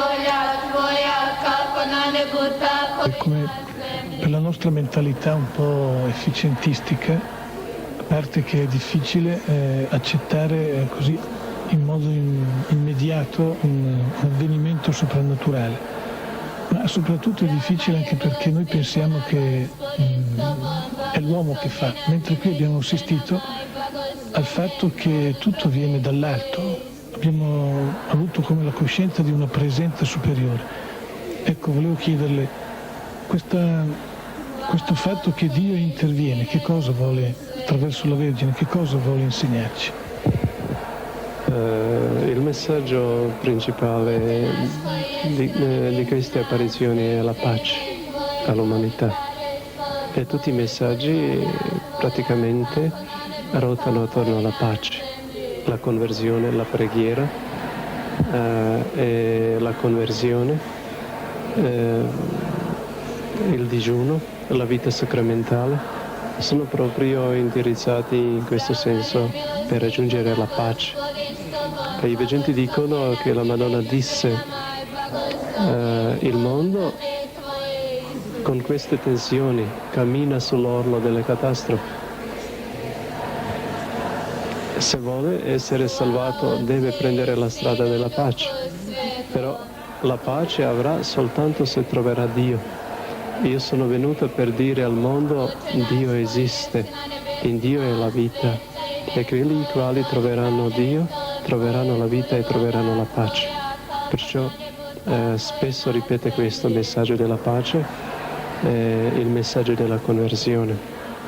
A proposito di quello che tu dici che è difficile accettare questo fatto soprannaturale, ci si vuole la grazia.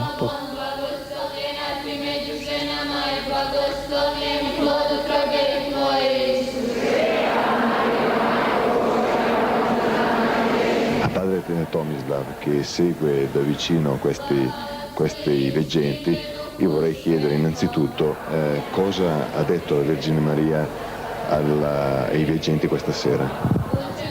Questa sera a Vitska, quella alla quale ha parlato di più, la Madonna ha continuato a raccontare la sua vita. Difatti da 7 gennaio di quest'anno la Madonna sta raccontando la sua vita a Vitska ogni sera. Agli altri ha raccontato alcuni episodi fino adesso. Altri 3 questa sera hanno fatto diverse domande per gli ammalati e hanno raccomandato gli ammalati. Non c'era niente di particolare. Durante l'apparizione avete sentito che i veggenti hanno pregato Padre Nostro e Gloria al Padre. Difatti la Madonna ha cominciato questa preghiera Padre Nostro e noi abbiamo sentito che sei nei cieli, sia santificato il tuo nome, eccetera.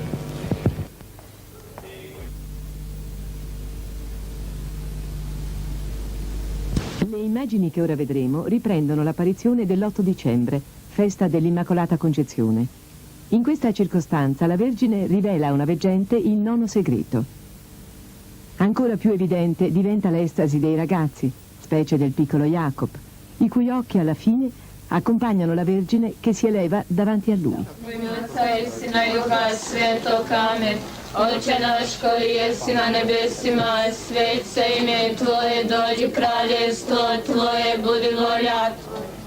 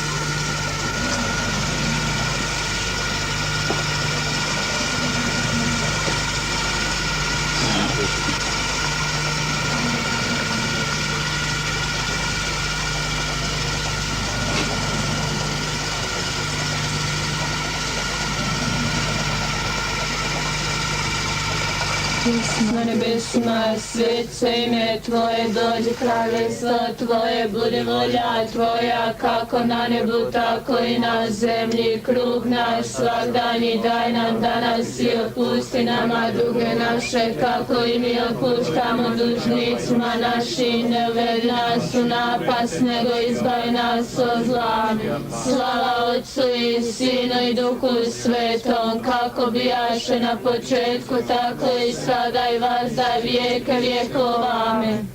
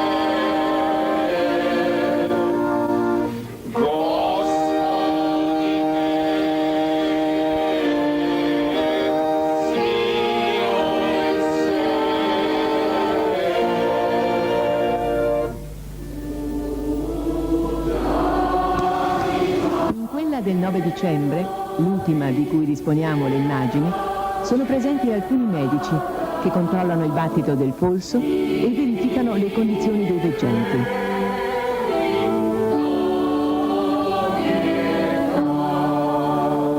Spesse volte, anche in passato, sono stati esaminati e interrogati da medici di diverso orientamento ideologico, ma non è mai stato riscontrato in essi nulla di anormale.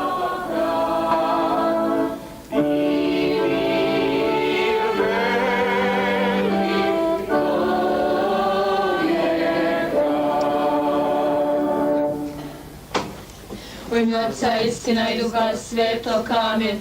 Oče naš koji jesi na nebesima, svet se ime Tvoje, dođi kraljestvo Tvoje, budi volja Tvoja.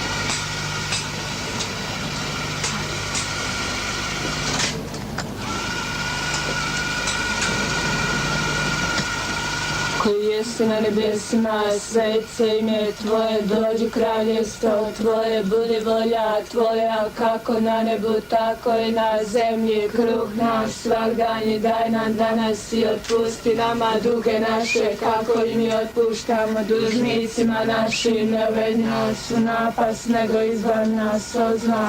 Slava Otcu i Sinu i Duhu Svetom, kako bijaše na početku, tako i sada i vazda vijeke vjekova.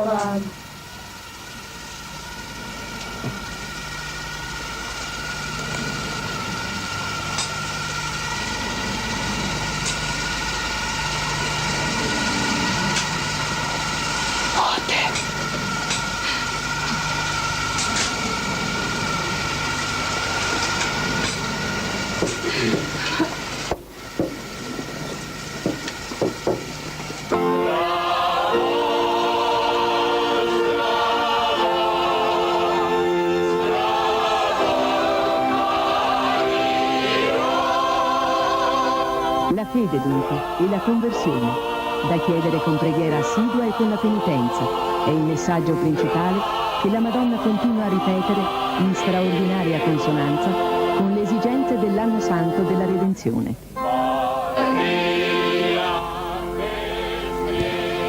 Ma cosa significa convertirsi? Che cosa questo ha implicato per i molti pellegrini che si sono recati a Medjugorje? Innanzitutto e fondamentalmente la ripresa di coscienza che il cristianesimo è un fatto, è la presenza nella storia del destino reso incontrabile.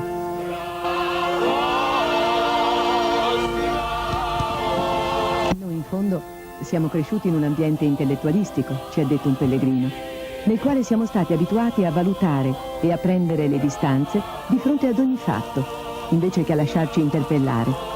E anche Cristo può restare un argomento di discorso più che rapporto personale, più che presenza nelle cui braccia ci si abbandona. Non meravigliatevi, ma voi siete proprio deboli perché pregate troppo poco. Al minimo ogni mattina e ogni sera pregate per mezz'ora. Altro tempo cercate durante la giornata e vi raccomando ogni giorno assistere alla messa quotidiana.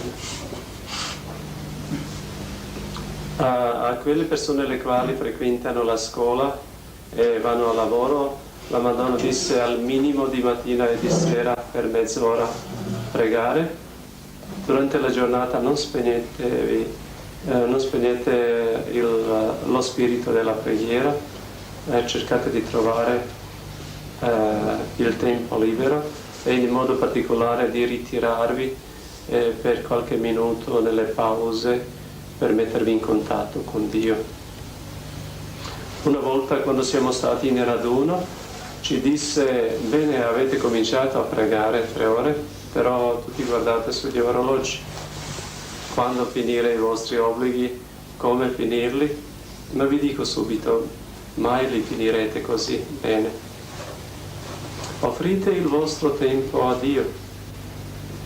Lasciate le vostre preoccupazioni, abbandonatevi a Dio e lasciatevi guidare dallo Spirito.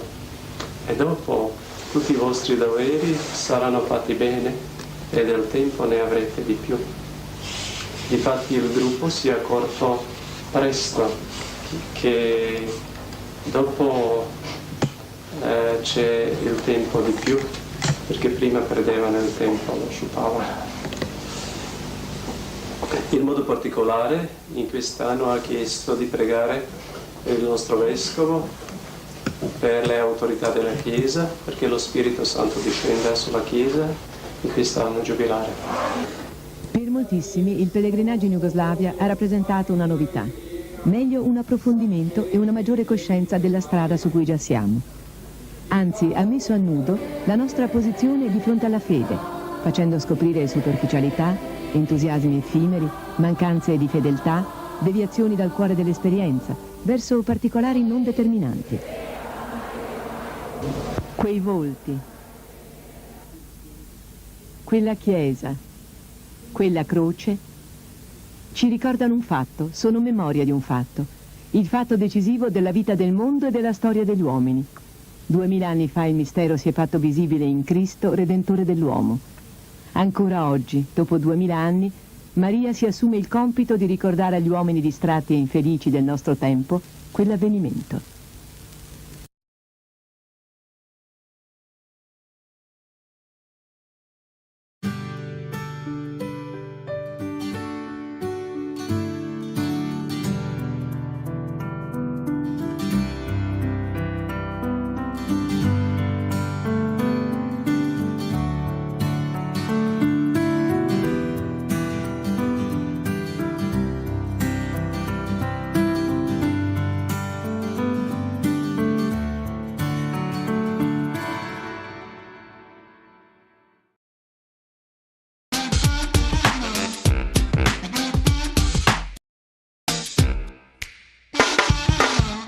Da quasi 2 anni a quest'ora, come sapete bene, va in onda il racconto di una realtà parrocchiale o quello di un santuario della nostra bella Italia, espressione della fede e della devozione di una determinata comunità cristiana.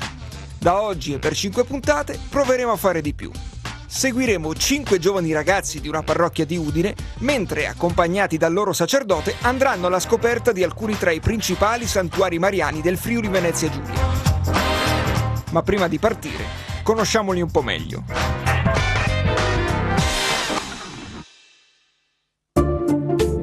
Ciao ragazzi, com'è? Bene. Tutto a posto? Sì. Batti un 5, sì, già. Ha dormito Maggie? Con quell'altra? Con questa, sì, fagli vedere come Sono Maggie, ho 15 anni e frequento l'istituto Zanon, una scuola di economia e lingue. Materie che mi piacciono molto e frequento da questa parrocchia fin da quando sono piccola.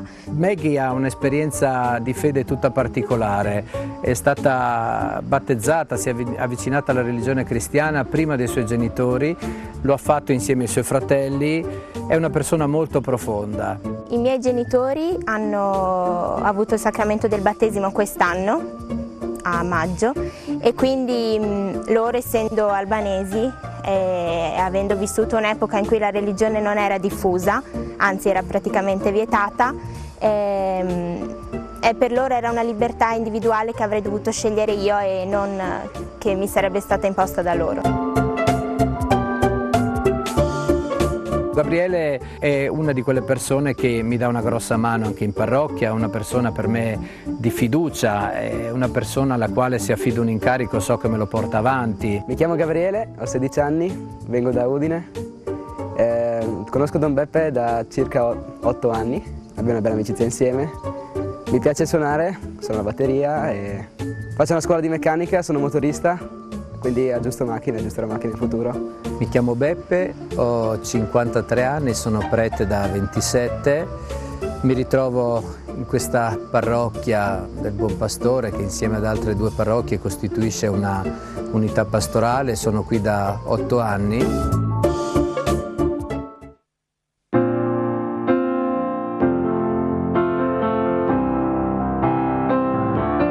Faremo un pellegrinaggio in 3 santuari.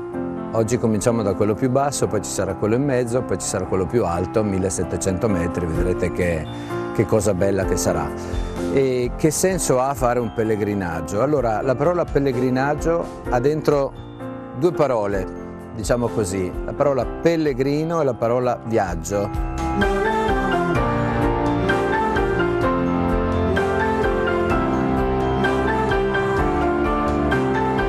Il pellegrino è uno che gira, che parte, che non sa poi neanche dove troverà una locanda per riposarsi, dove troverà qualcosa da mangiare, eccetera, no? La bellezza del viaggio è qualcosa che ti fa mettere in cammino, ti fa mettere in movimento, come dirti, è qualcosa che ti fa scoprire cose che non ti aspettavi, no? E noi questo lo facciamo andando in 3 santuari e vedremo che cosa ci arriva in dono. Ragazzi, guardate laggiù il santuario, il primo santuario che raggiungeremo, il santuario della Madonna di Barbana, lì sull'isola, vedete la chiesa? Sono Giovanna, ho 15 anni, frequento la parrocchia da quando avevo 6 anni. Ho finito la prima superiore, vado al Copernico, liceo scientifico, e come sport, diciamo, sono un'acrobata del circo, se si può dire. Giovanna è una ragazza veramente speciale, una ragazza particolare, che però magari ha bisogno proprio, no, di relazionarsi con gli altri, di prendere fiducia negli altri, perché lei ha tantissimo da dare. Io sono convinto che Giovanna sia ricchissima e se vince un po' di paura, ecco, riesce veramente a donare perle preziose.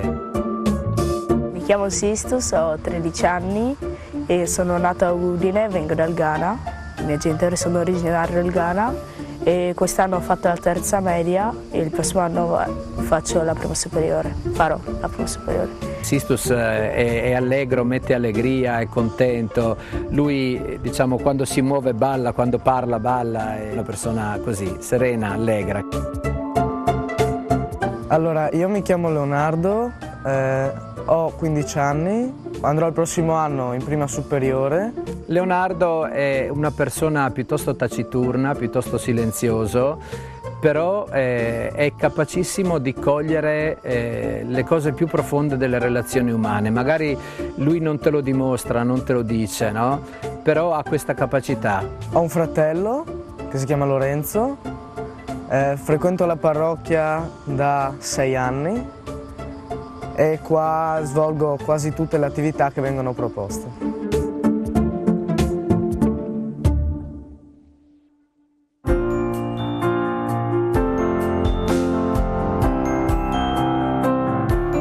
Allora ragazzi, siamo arrivati a Grado, adesso tra poco dovremmo trovare la barca per andare verso Barbana, verso Santuario.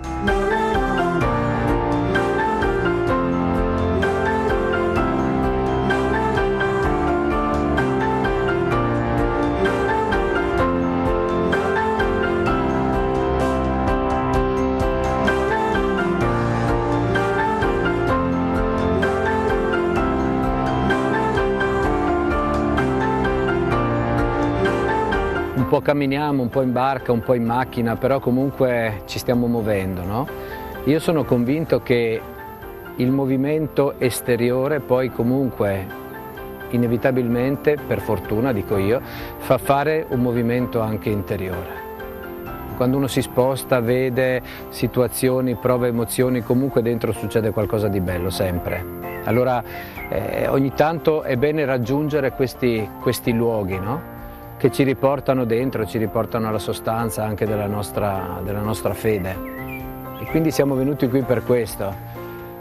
Siamo qui in una zona di mare, sappiamo anche nel Vangelo quanti discorsi sono stati fatti su una barca o in riva al mare. Siamo qui in un santuario Dicevo, è bello andare in un santuario, ogni tanto è bello incontrare altri cristiani, qua vengono persone da ogni parte del mondo, però è bello ricordarsi una cosa, ragazzi, secondo me, che alla fin fine ognuno di noi è un santuario. Nel santuario del tuo cuore tu puoi incontrare Dio.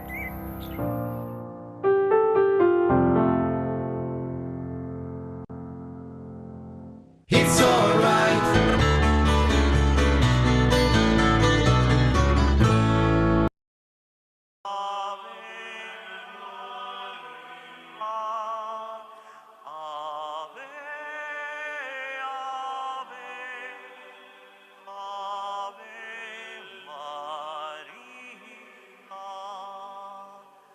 Cantiamo alla bianca soave Signora, che pace ci dona da Fatima ancora.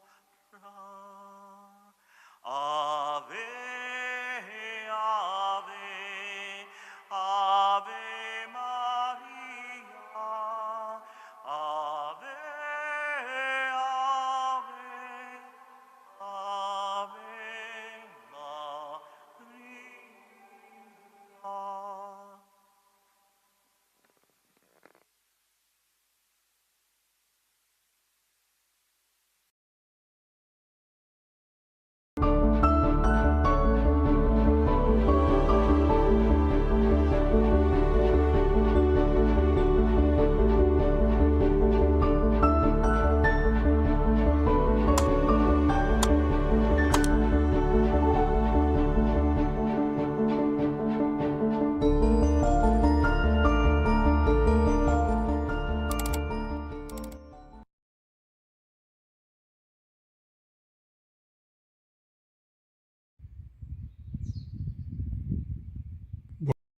Buongiorno e ben ritrovati cari amici.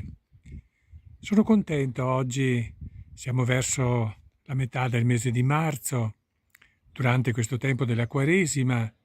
Ogni tanto vengo a fare una visita partendo dal santuario della Madonna Missionaria. Ecco, faccio il mio giretto per vedere, per conoscere questi bei paesi, queste frazioni. Ecco, siamo nel comune di Nimis. E vedete proprio questa frazione che si chiama Torlano, ed è bello proprio in questo momento, stanno suonando le campane, il suono melodioso delle campane. Siamo qui proprio davanti alla chiesa e davanti al grande campanile.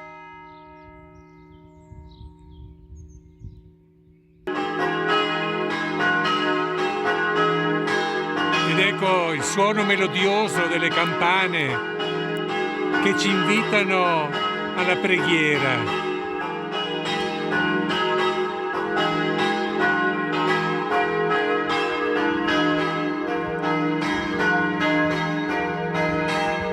Questa è la chiesa di Torlano.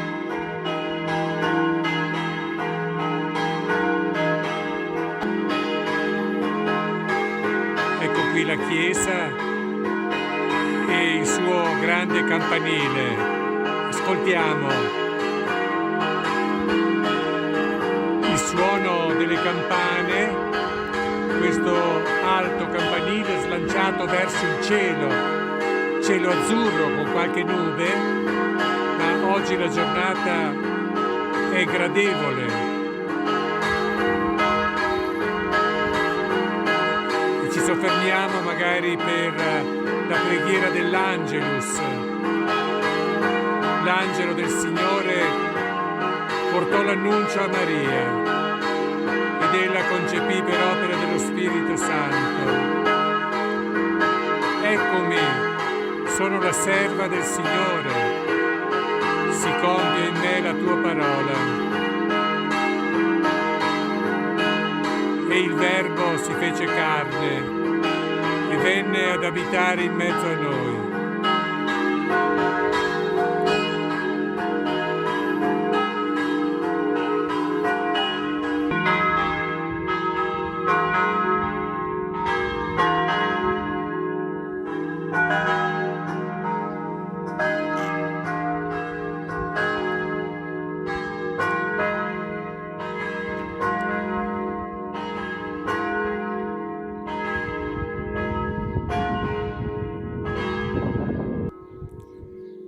mentre sfuma il suono delle campane, ecco, siamo qui davanti al monumento dei caduti di tutte le guerre. È bello in questo momento ricordare l'importanza di ritrovare la pace, di vivere nella pace. Le guerre non sono altro che provocano altre guerre, provocano altro dolore, altra sofferenza. Ascoltiamo l'invito di Papa Francesco che ci chiede di ritrovare la strada della pace.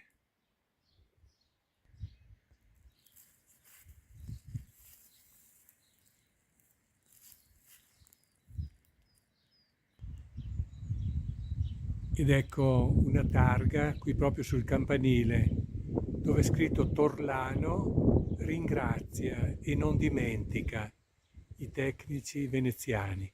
Certamente riguarda il discorso della ricostruzione del campanile e poi anche della chiesa. E qui, come vedete, sentiamo già profumo di primavera. Le piante sono state potate e ora sbocciano i primi fiori. Guardate che meraviglia della natura. Fra qualche settimana, oppure fra qualche mese, certo, anche la montagna si riempirà di verde, gli alberi acquisteranno il loro colore più naturale. E a proposito di primavera, guardate la meraviglia di questi fiori, di questo cespuglio con questi fiori splendidi. E come vedete dal campanile siamo ancora qui proprio nei pressi della chiesa di Torlano, frazione di Nimis.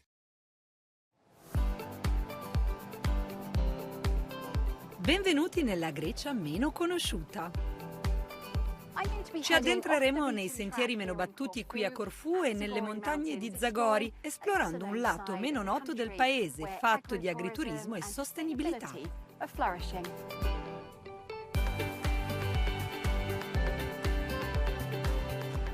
Corfù è conosciuta come l'isola di smeraldo della Grecia. Ricca di flora e fauna, è una delle isole greche più verdi.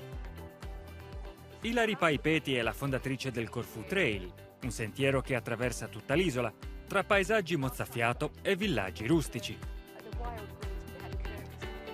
Sembra un luogo di 30 o 40 anni fa, fuori dalle rotte più turistiche. È incontaminato, con una natura bellissima e varia. Si può andare in diverse parti di Corfù e il paesaggio cambia completamente. Il Corfù Trail collega tutte queste aree. Lungo il cammino sembra davvero di fare un salto indietro nel tempo. Qui è possibile incontrare compagni di viaggio inaspettati.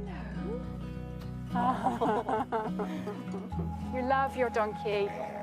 What's the donkey? Come si chiama? Lina. Kalimera Lina. Bye bye. L'inizio della primavera, quando le piante cominciano a fiorire, è il momento ideale per un'escursione nel paese. Per gli amanti degli sport più estremi, nel sentiero si svolge ogni anno una Ultra Trail Run.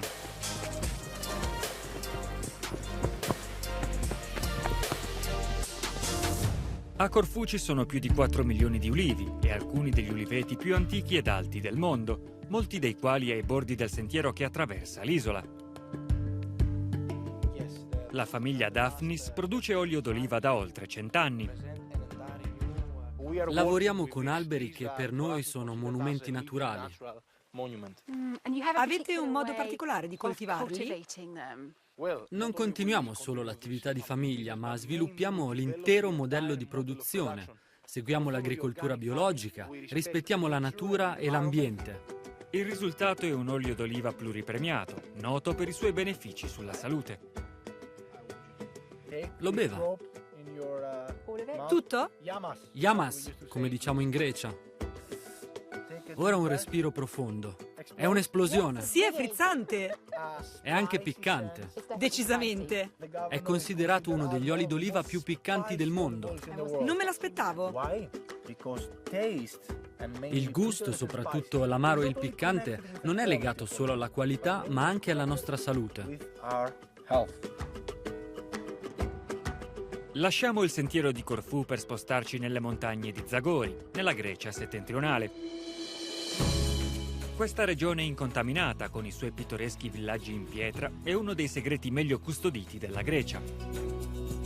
Qui si trova la gola di Vikos, il canyon più stretto del mondo, e il fiume Voidomatis, considerato il più pulito d'Europa.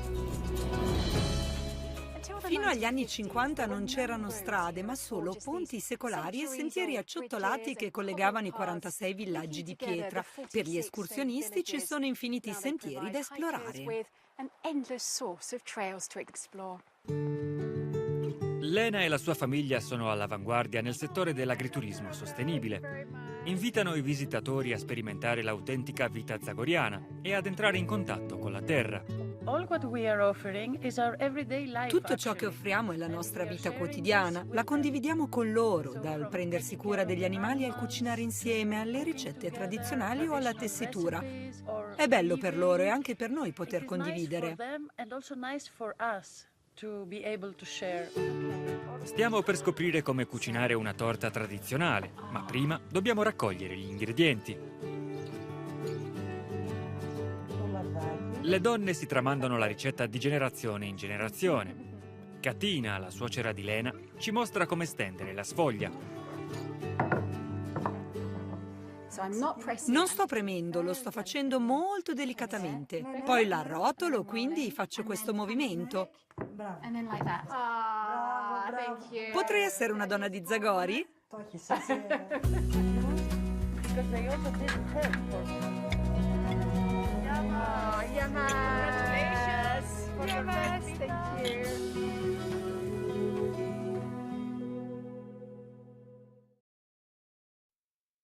Nipoti in cattedra e nonni sui banchi. Succede al centro di formazione Moneta della Fondazione Sacra Famiglia di Cesano Boscone vicino Milano, dove studenti dell'Istituto Scolastico Falcone Righi di Corsico, nell'ambito del percorso di alternanza scuola-lavoro, insegnano agli over 60 a usare internet, le email, i social media. Gli alunni sono, nonostante siano molto più grandi di me, e la cosa mi faceva anche un po' strano, ho tenuto comunque la prima lezione, quindi devo dire che sono abbastanza bravi, comunque se la cavano bene, non ci sono particolari problemi. Poi è ovvio che comunque noi dobbiamo essere bravi a spiegare loro. Entusiastica l'adesione dei senior al corso, che si svolge ogni giovedì pomeriggio fino al 20 aprile. Per molti dei corsisti si tratta di apprendere proprio l'ABC del digitale. I ragazzi bravi, pazienti, proprio bravi, perché io non sono proprio a zero come computer, però. Sì, io sono un allievo per questo nuovo corso di internet. Difficoltà che per me è un po' tutto arabo, perché essendo un po' anziano tutte queste nuove tecnologie mi hanno un po' preso, diciamo, in contropiede. I ragazzi sono stati adeguatamente preparati a svolgere le funzioni dei maestri. I ragazzi rispondono bene, c'è molto entusiasmo, ovviamente sono un po' a digiuno di quelli che sono un po' le tecniche, le basi per svolgere un progetto, quindi noi cerchiamo di passargli anche delle informazioni più aziendali, più vicine al mondo del lavoro, per permettergli ovviamente come PCTO, come alternanza scuola-lavoro, di avvicinarsi un pochino a quelli che sono i concetti anche del mondo del lavoro. La vostra visita, che avete definito un pellegrinaggio educativo, rappresenta un'occasione privilegiata per far progredire la cultura dell'incontro. La cultura dell'incontro, quella che abbatte i muri dell'indifferenza, per intenderci, e che permette di aprirci agli altri facendoci scoprire fratelli, fa da filo rosso all'udienza di Papa Francesco alla delegazione dei monaci buddisti di Taiwan ricevuti per il loro pellegrinaggio educativo interreligioso nei luoghi sacri della Chiesa Cattolica. Un pellegrinaggio educativo nei luoghi sacri di una religione, come quello che voi state avvolgendo, può anche arricchire il nostro apprezzamento circa la peculiarità del suo approccio al divino. Nel suo discorso il pontefice ricorda la recente scomparsa del maestro Xing-Yun, noto per il suo contributo al buddismo umanistico e maestro dell'ospitalità interreligiosa, per poi sottolineare l'importanza dell'educazione per far crescere nel mondo la fratellanza universale. I capolavori dell'arte religiosa che ci circondano in Vaticano e in tutta Roma riflettono la convinzione che in Gesù Cristo Dio stesso si è fatto pellegrino in questo mondo per amore della nostra famiglia umana.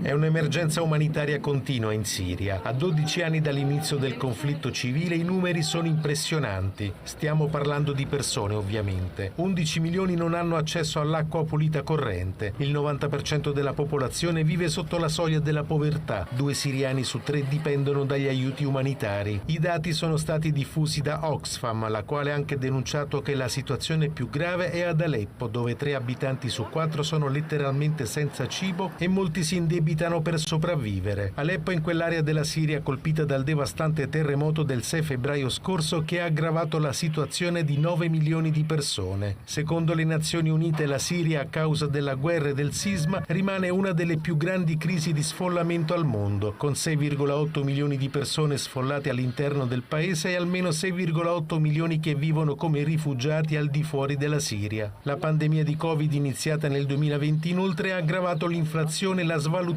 monetaria, mettendo in crisi l'approvvigionamento di carburante e facendo aumentare di 13 volte i prezzi del cibo negli ultimi 3 anni. Non si prevedono segnali di ribasso, ha segnalato con preoccupazione il Programma Alimentare Mondiale dell'ONU, il quale ha avvertito che la malnutrizione è in aumento con tassi mai visti prima di deficit di sviluppo e malnutrizione materna. Come se non bastasse, è in corso un'epidemia di colera e il sistema scolastico è tracollato a tal punto da abbassare sensibilmente il livello di alfabetizzazione. La Siria, come si legge in un comunicato diffuso ieri dall'ONU in occasione del 12° anniversario dell'inizio della crisi, è una delle emergenze umanitarie e di protezione più complesse al mondo. Ci andavamo tutte le mattine.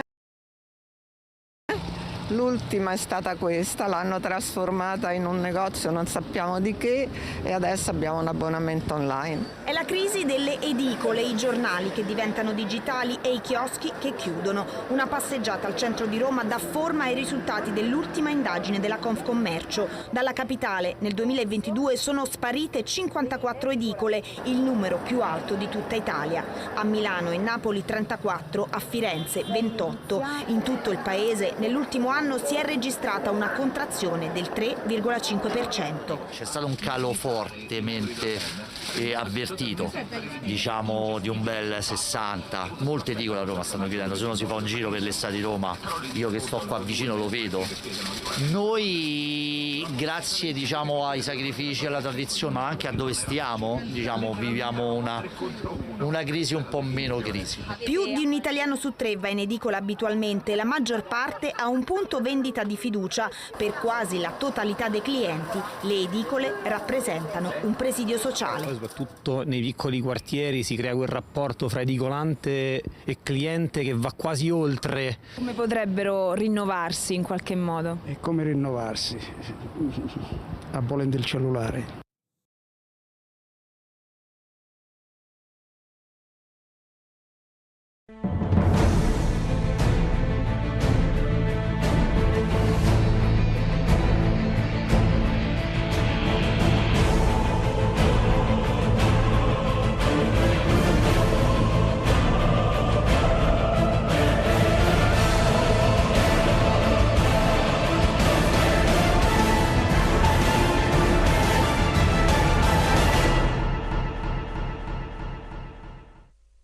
Quando non si confessa Gesù Cristo, mi viene quello di Léon Blois. Chi non prega il Signore prega il diavolo. Quando non si confessa Gesù Cristo, si confessa la mondanità del diavolo, la mondanità del demonio.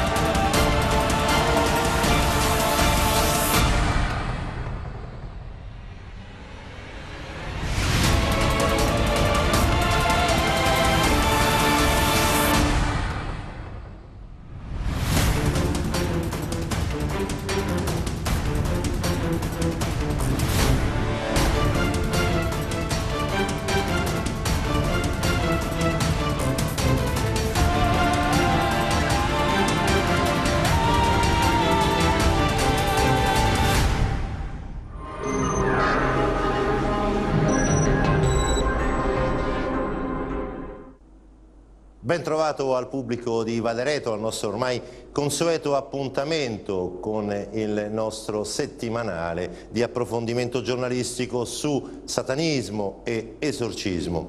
Quella di oggi è una storia che ci è particolarmente a cuore, visto che è ospite in questo studio una donna che è in cura da un esorcista e che non è stata ancora definitivamente liberata. È stato quindi anche un grande stress, perché quando c'è il diavolo niente va mai come dovrebbe andare.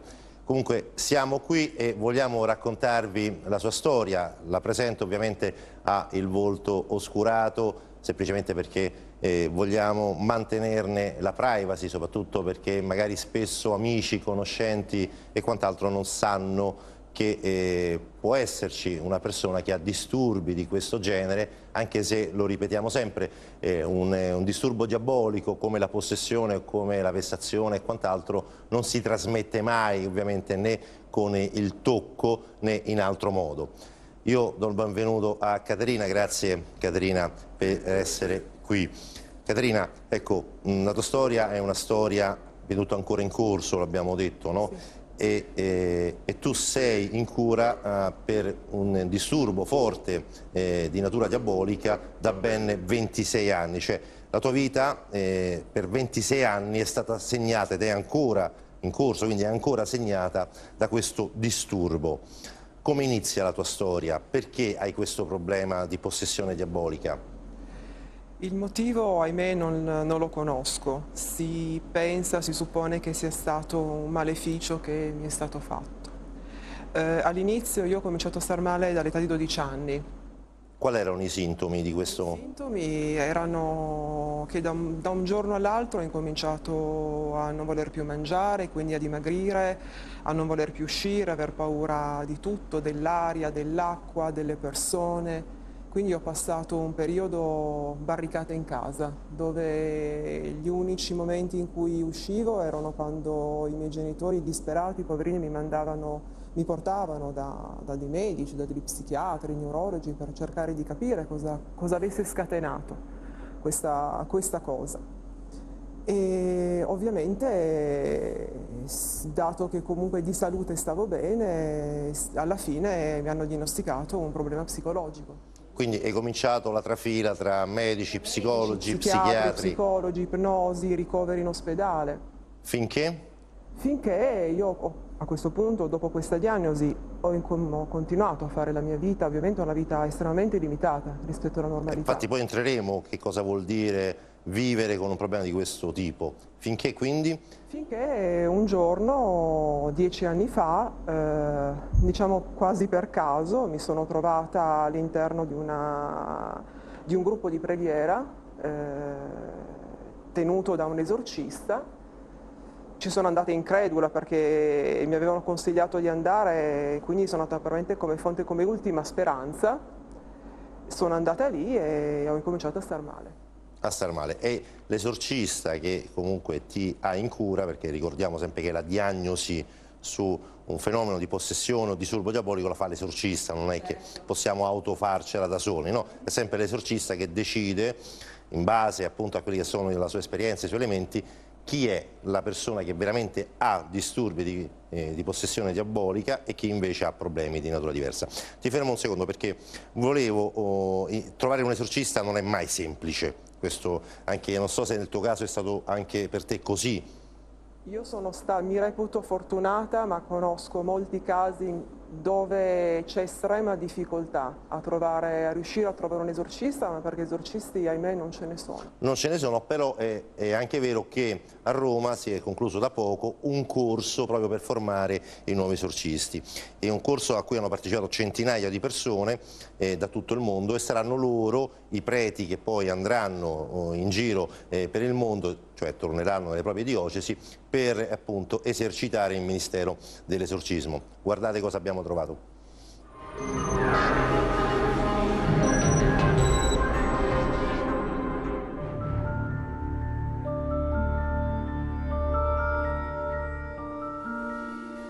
La situazione è critica, mancano esorcisti nelle diocesi. La Chiesa Cattolica corre ai ripari. Alla Regina Apostolorum si è appena concluso un corso internazionale di esorcismo e di preghiere di liberazione. Sì, perché non si improvvisa la lotta contro Satana e oggi sono pochissimi i sacerdoti che esercitano il ministero dell'esorcismo.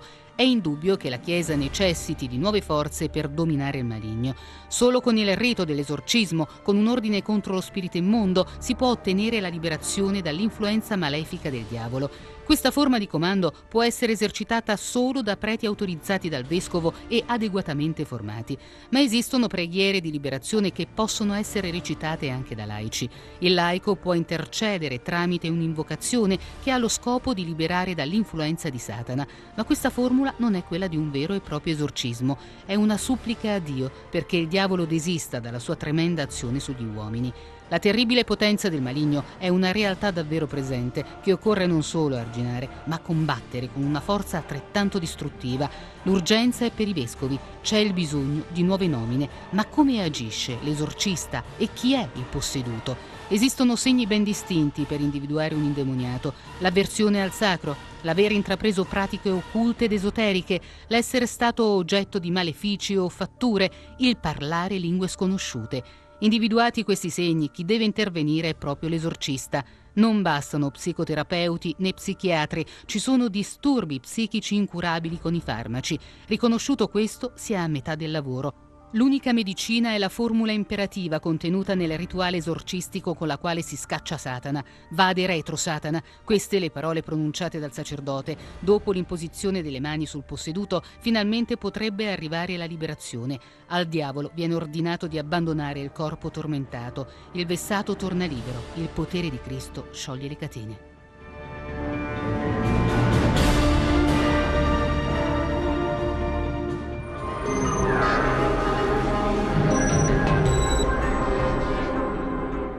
Qui a Roma si formano i nuovi esorcisti, magari è un problema anche abbastanza diffuso, questo lo sappiamo perché riceviamo centinaia di mail di persone che chiedono appunto esorcisti nelle diocesi dove mancano o nelle diocesi dove gli esorcisti sono pochi o troppo anziani per poter continuare ad esercitare.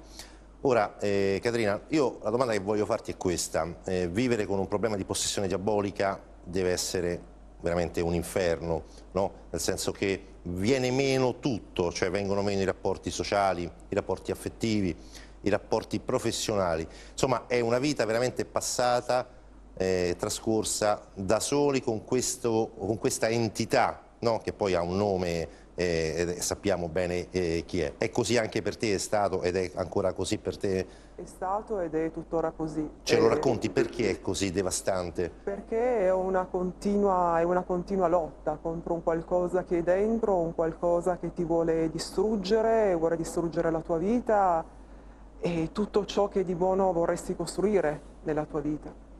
Ti fa perdere la speranza, ti fa perdere ogni certezza, ti toglie la fede, perché ovviamente quello che vuole è che tu non creda in nulla, non creda in Gesù, non creda che tu possa avere una vita normale. Qual è la vita normale? Ecco, sogni mai di avere una vita normale, che ti possa alzare la mattina e non avere un problema come questo? Lo sogno tutti i giorni, mi chiedo tutti i giorni come potrebbe essere la normalità. Senza avere questo senso di morte, di oppressione e di rabbia che continua a vivere dentro. Perché rabbia? Perché rabbia? Rabbia non sembri una persona rabbiosa. Il problema è che quando c'è questa entità, questo spirito, esce fuori quella parte cattiva, una parte violenta, una parte che disprezza tutto, disprezza tutti, soprattutto disprezza la Chiesa, disprezza Gesù. Tu ricordi cosa succede durante gli esorcismi a cui sei sottoposta? Lucida durante gli esorcismi. E cosa ricordi? C'è veramente questa rabbia che si traduce poi in aggressioni? In cosa si traduce? Si traduce in violenza, in bestemmie, in aggressione nei confronti dell'esorcista in quel momento, nei confronti della Chiesa e anche nei miei confronti, perché io divento violenta anche contro me stessa. Quali sono i sintomi che precedono o possono essere indizi, campanelli di allarme per sapere, per immaginare anche con un senso critico ovviamente, se si ha un disturbo come questo. Prima però di farti rispondere, Caterina, l'abbiamo chiesto a chi fa questo di mestiere, cioè a uno psichiatra, a un medico, se i sintomi che una persona può avere rientrano nel naturale o nel preternaturale. Sentiamo come ci ha risposto.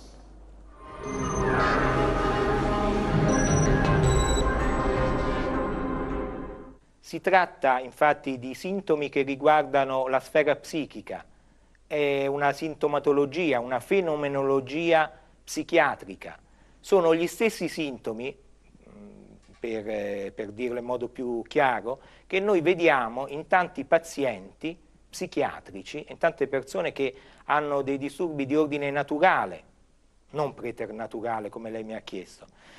Pertanto si impone una diagnosi differenziale proprio per discriminare, discernere, distinguere ciò che è di origine naturale da ciò che è di origine preternaturale.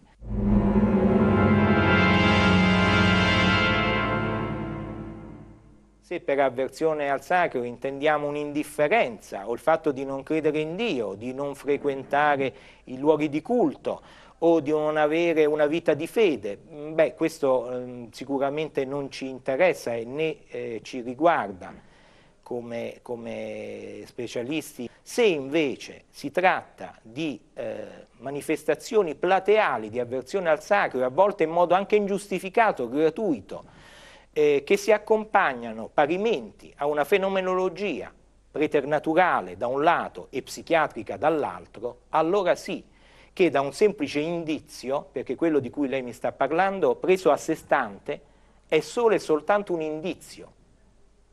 Dobbiamo stare molto attenti. L'indizio non è il sintomo che ci fa fare la diagnosi, ma ci aiuta a capire, e allora va preso nella sua interezza.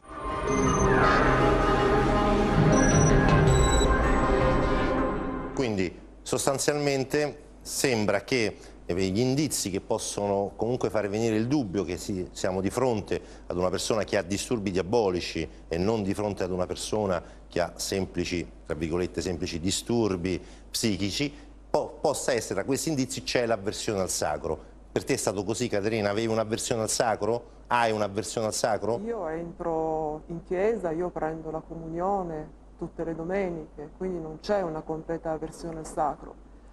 Mi permetto di dire che non è vero, può essere uno dei sintomi, ma non è detto che ci sia, infatti no, è spiegato, cioè è solo un indizio, non è ovviamente la prova decisiva, ecco, per intenderci. L'avversione al sacro ce l'ho durante l'esorcismo, questo sì, mi dà fastidio quando appoggiano la croce o mi avvicinano alla croce, ma io vado tranquillamente a messa tutte le domeniche e tranquillamente prendo la comunione. E quali sono stati allora i sintomi che ti hanno allarmata, no? Dicendo aspetta, forse non è solo un problema psicologico o quant'altro, ma forse c'è lo zampino di qualcos'altro. E lì è stato uno psicologo a dirmelo.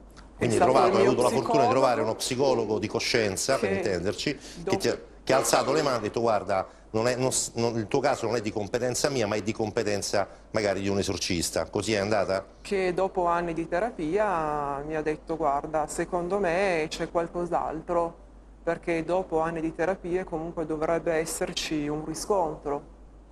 Questo riscontro non c'è, quindi prova ad andare da un esorcista, perché probabilmente c'è qualcos'altro che va al di là dello psicologo. E com'è stato il primo esorcismo? Il primo esorcismo, la prima volta che sono andata dall'esorcista, parlo di quello attuale perché io ho cominciato 10 anni fa, poi ho incominciato a star bene, ho avuto la sciagurata idea di interrompere e poi ahimè ho dovuto riprendere perché il diavolo ritorna, ma ritorna con gli interessi, quindi peggio di come ero prima. La prima volta che sono andata all'esorcismo, l'esorcista mi ha dato la benedizione e ho pianto, mi sono semplicemente commossa, così anche le 2 volte successive. E non mi ricordo se poi la terza o la quarta volta poi è uscito fuori. È uscito fuori, poi... Ecco, il vero problema. Il vero problema, questa entità, no? Che insomma è il diavolo, no? Ed ha anche un nome, ricordi il nome che lui... Satana, si chiama... Cioè lo spirito ha detto che ti possiede in modo temporaneo, ha detto all'esorcista, sotto il comando dell'esorcista, qual è il tuo nome? Lui ha risposto Satana. Ok, senti, tu vedi e combatti il diavolo da ben appunto 26 anni. Chi è il diavolo? Pensaci un secondo, intanto vediamo per il mondo chi è il diavolo. Guardate.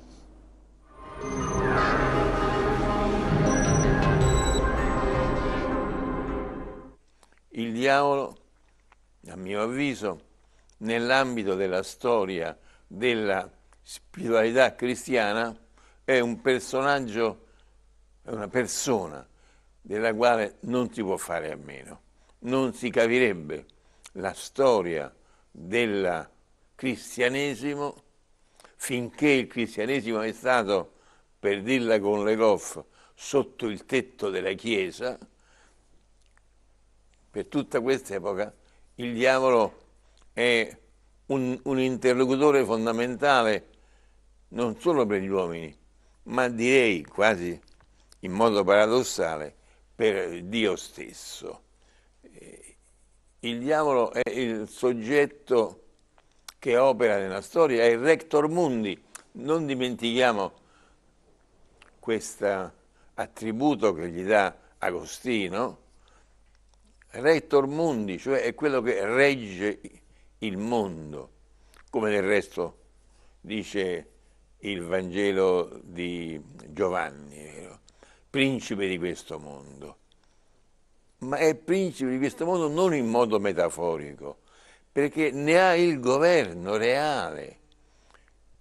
Il governo reale non solo in quanto tenta ogni giorno, ogni momento, gli uomini, più sono santi, più vengono tentati, ma in quanto governa il moto della storia. È la grande chiave di interpretazione delle persecuzioni contro i cristiani. È il diavolo che promuove le eresie, è il diavolo che porta i Mori a occupare le città cristiane, è il diavolo che infligge all'umanità le grandi pestilenze, le carestie, è il diavolo che alle origini della modernità scuote l'unità cristiana e porta alla grande divisione fra riformati e cattolici, entrambi visti, sentiti, ma sentiti realmente come espressioni dell'anticristo e quindi come precursori di Satana. Se noi dimentichiamo questa figura centrale di Satana nell'ambito della spiritualità cristiana, noi non capiamo questa spiritualità.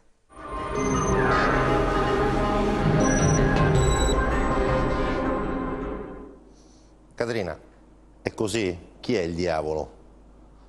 Il diavolo è lo spirito del male, lo spirito della morte, della sofferenza, del dolore, della bestemmia e tutto ciò che è distruzione. E tu questo lo percepisci, lo senti? È quello che vivo io quotidianamente, è quello che io provo quotidianamente.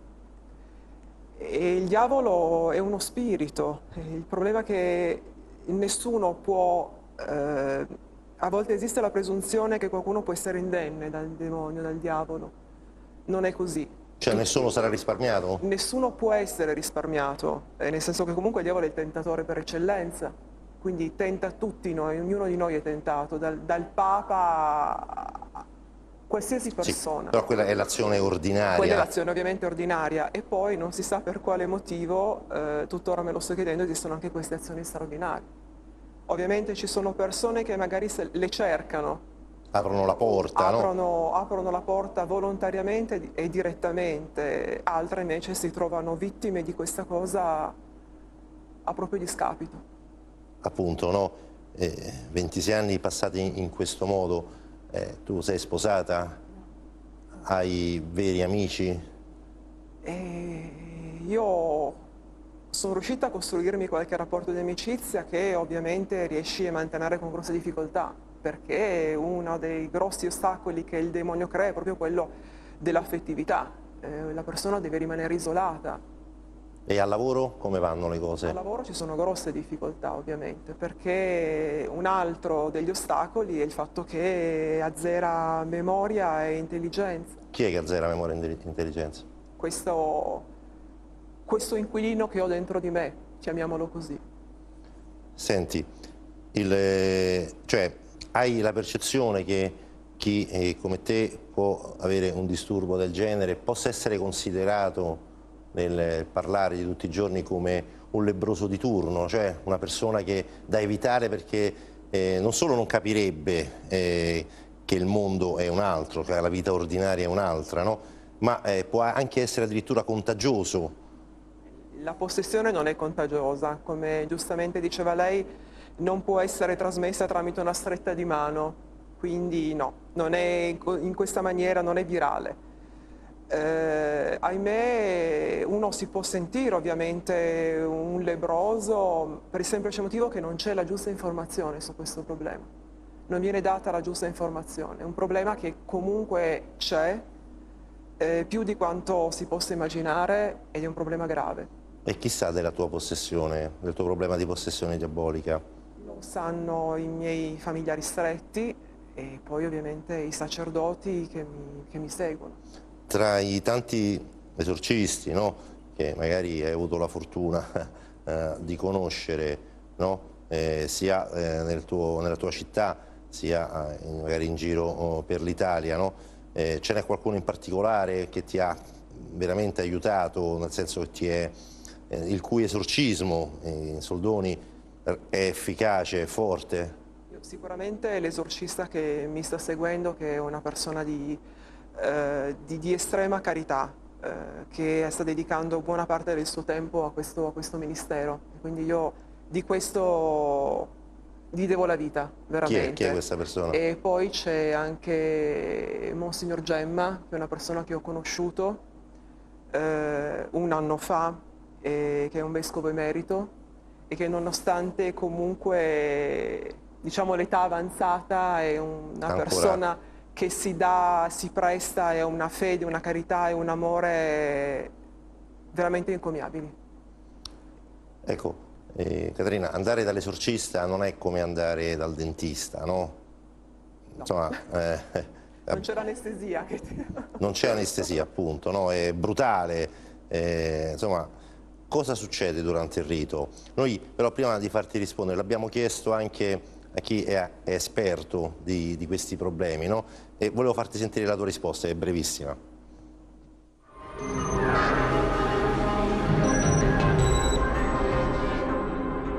È molto difficile poter indagare e forse non è neanche lecito indagare sui fenomeni che avvengono durante un rituale esorcistico.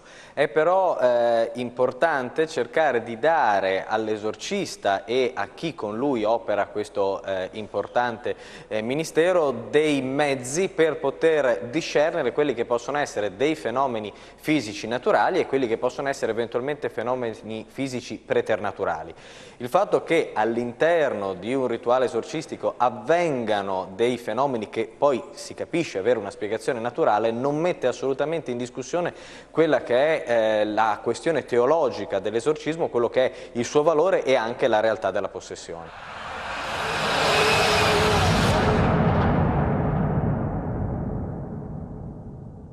Il fenomeno della forza sovrumana può trovare due spiegazioni naturali. Da un lato ci sono le leve.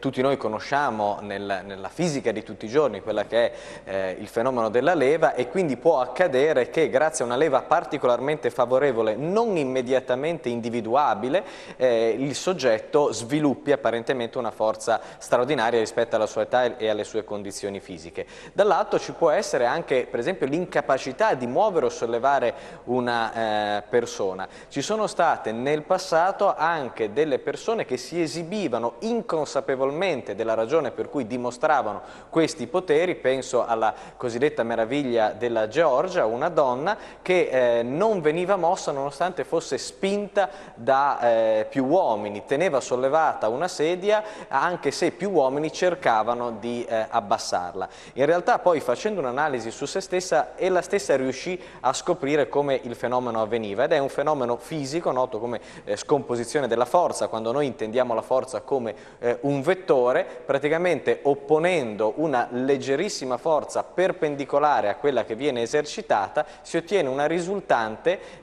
angolare rispetto alle due forze che apparentemente non fa accadere assolutamente nulla. È un fenomeno che può avvenire con la completa buona fede sia dell'esorcizzato che dell'esorcista, e quindi apparentemente essere un qualcosa di inspiegabile.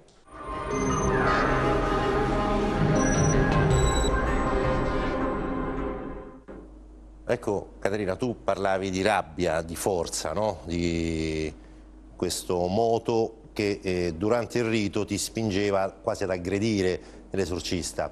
È un moto, era una forza, una violenza secondo te spiegabile? Nel senso, ritieni che appartenga alla tua natura quella violenza che scagionavi?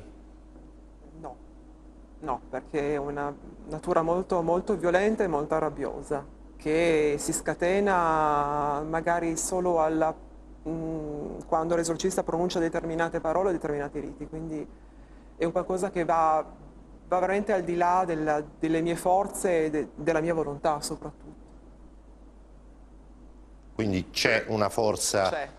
Non è sovrumana come magari dicevo prima il servizio, ma c'è una forza che va al di là della mia volontà. E hai mai aggredito, cioè sei mai arrivata durante il rito esorcistico ad aggredire, o meglio lo spirito è mai arrivato ad aggredire l'esorcista? L'esorcista comunque è sempre molto protetto, perché se non fosse così credo che avrebbero veramente vita molto, molto breve.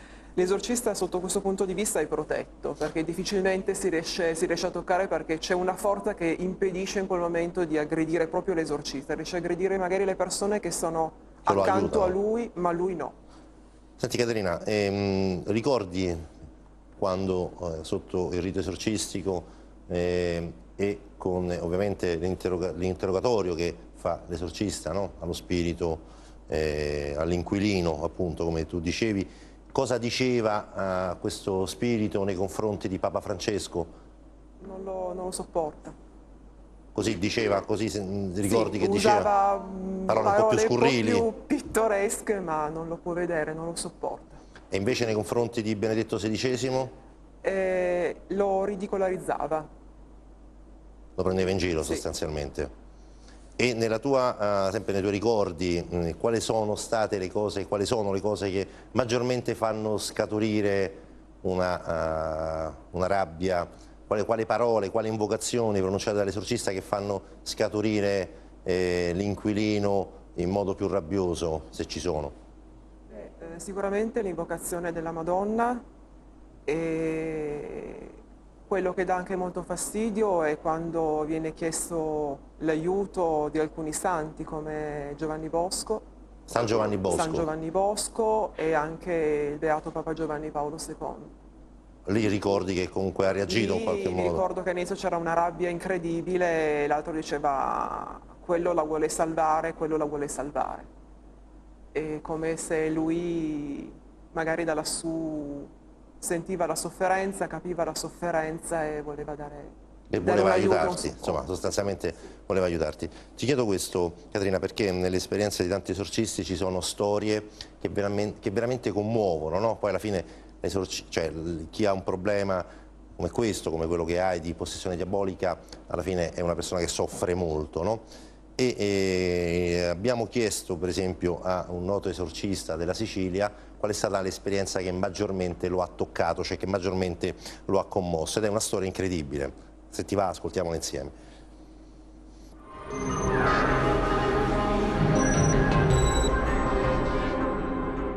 Io nella mia esperienza avviene sempre con l'esorcismo la liberazione, ma è una liberazione temporanea, hanno un beneficio, magari per più giorni stanno meglio, possono partecipare a messa e farsi anche la comunione, tante volte non ci riescono perché naturalmente sono nella fase della possessione, quindi emerge il maligno anche durante la celebrazione, invece con l'esorcismo riescono, poi sono disturbate, ritornano e quindi si attende che avvenga questa liberazione definitiva. Io nella mia esperienza ho un caso che è veramente commovente perché seguivo una signora da 2 anni e mezzo, aveva un bambino che non partecipava all'esorcismo, stava fuori evidentemente in macchina, in attesa che la mamma uscisse dopo l'esorcismo. Quella volta mi venne un'ispirazione, ho detto al marito: ma il bambino che sta fuori ha mai visto di queste scene? Dice: purtroppo sì. Allora ecco, fallo entrare, ci sono problemi. Allora in questa scena, questa mamma su un materassino a terra, tenuto da 4 persone perché è violenta, quindi questo bambino entra, vede questa scena, le dico: Manuel, inginocchiati con me, fai questa preghiera a Gesù, digli così a Gesù: Gesù è lui, Gesù, ti prego, libera mia mamma, libera mia mamma. In quel momento la mamma usciva dalla trance libera, abbracciava il bambino e da quel momento non ci fu più bisogno di esorcismi. Quella fu una liberazione definitiva grazie alla preghiera di quel bambino di 5 anni. Io ho lodato il Signore, dico: sei grande. Dico, io da esorcista con tutti gli esorcismi, allora avevo la facoltà anche di utilizzare il vecchio rito, non si era riuscito alla liberazione. Il Signore si è servito di questo bambino per la liberazione, qualcosa di bello.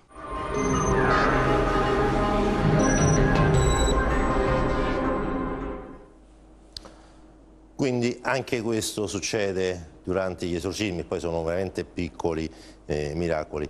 Ecco, Caterina, cosa vorresti dire alle persone che non credono all'esistenza del diavolo, no? Tu alla fine sono decenni che vivi sulla tua pelle, no? Questa battaglia tra il bene e il male vero, no? Insomma, il male non in modo metaforico, ma il male vero, no? Allora, cosa ti sentiresti di dire alle persone che non credono né all'esistenza del diavolo e delle sue azioni straordinarie, né tanto, e anzi considerano tutto questo una superstizione? Beati loro che hanno la possibilità di non credere, da una parte. Il problema è che se credi in Dio non puoi non credere nel diavolo. E il diavolo, come dicevo prima, è uno spirito. Basta solamente vedere tutto quello che sta succedendo nel mondo, le guerre, la cattiveria, i suicidi.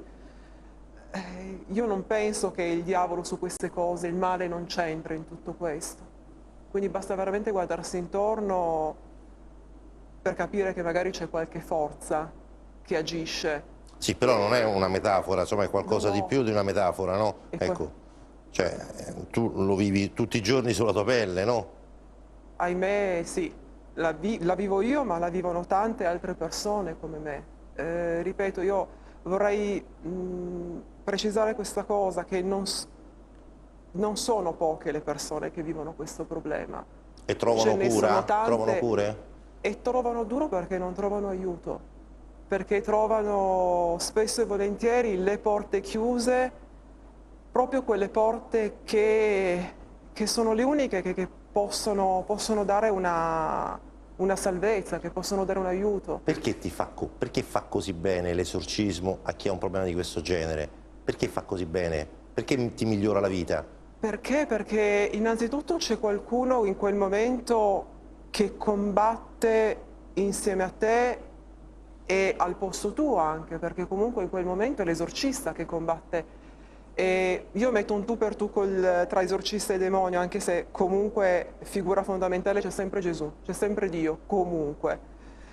E poi anche perché durante l'esorcismo questo male che senti, questo dolore, questo malessere esce fuori, dentro l'esorcismo, con l'esorcismo, esce fuori. In questa maniera comunque la persona che lo vive si sente più leggera, più alleggerita. E gli effetti quali sono? Cioè, stai bene dopo aver ricevuto una preghiera o un esorcismo? Subito dopo no, perché subito dopo sei distrutta, sei a pezzi. Incominci a star bene, almeno personalmente, dal giorno dopo. E quanto dura l'effetto di questa? 3 o 4 giorni. Dopodiché? Dopodiché incomincio di nuovo ad avere gli stessi sintomi, gli sintomi che poi sono mancanza di autonomia, mi sento meno autonomo, meno indipendente, incomincio a sentire questa forza, quest'altra me, quella parte cattiva che esce fuori, incomincio ad avere meno lucidità, incomincio a perdere memoria, incomincio a perdere volontà. E quindi automaticamente incominci a non avere più possibilità, più potere di azione comunque nella vita, durante la quotidianità. Quindi Se tu non fossi costretta o impossibilitata a ricevere esorcismi o preghiere di liberazione per un periodo lungo di tempo, no? Tipo un mese, non so, cioè questa mancanza di preghiere di esorcismi cosa causerebbe? Un'impossibilità a riuscire a fare una vita quasi normale, cioè quella vita che riesco a fare, che è uscire, andare a lavorare. Da quanto tempo non fai una vacanza? Da un bel po' di tempo. Perché non riesci a fare una vacanza? Ma perché? Perché mi rendo conto che dopo un po' non riesco più a stare in mezzo alla gente, divento insofferente, divento nervosa, mi dà fastidio il contatto con la gente e quindi onde evitare di fare poi brutte figure, anche perché, ripeto, gli altri non sanno e quindi onde evitare di avere umiliazioni su umiliazioni, preferisci a questo punto isolarti. E posso chiederti perché non hai una vita affettiva, perché non hai un uomo? Perché il diavolo non vuole questo. Il diavolo ovviamente, soprattutto con le donne,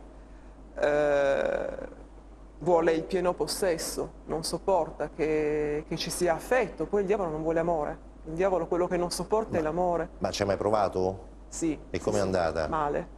Male nel senso? Male perché tutto diventava molto violento. C'era violenza, c'era rabbia nei confronti della persona che avevo accanto. Ovviamente senza giusta causa, immagino. Assolutamente senza giusta causa, ma tutto diventava estremizzato, dalla gelosia alla possessione di questa persona, l'ossessione anche di questa persona. Quindi poi mi sono resa conto e non riuscivo a capire in quel momento il perché di tutto questo.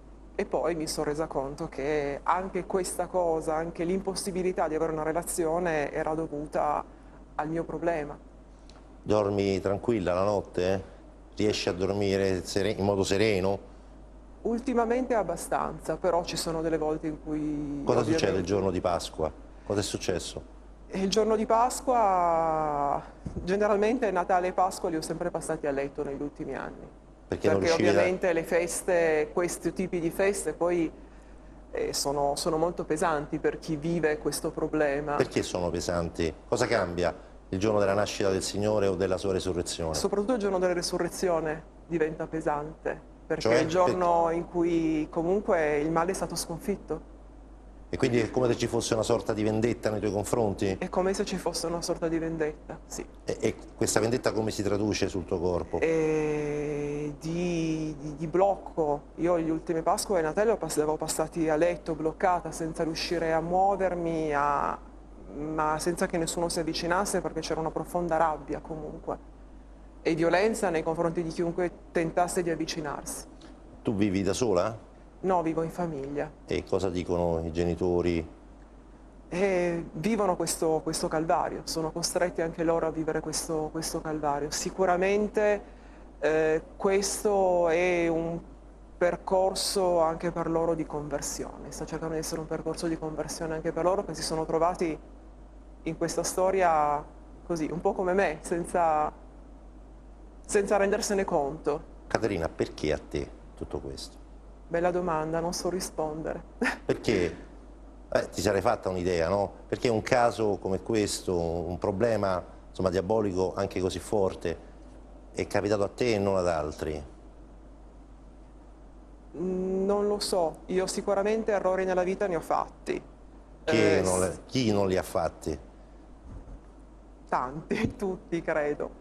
Sicuramente un grosso errore, e questo è quello che consiglio a chi ascolta, di non fare quello di allontanarsi dai sacramenti, allontanarsi dalla Chiesa, allontanarsi da Dio.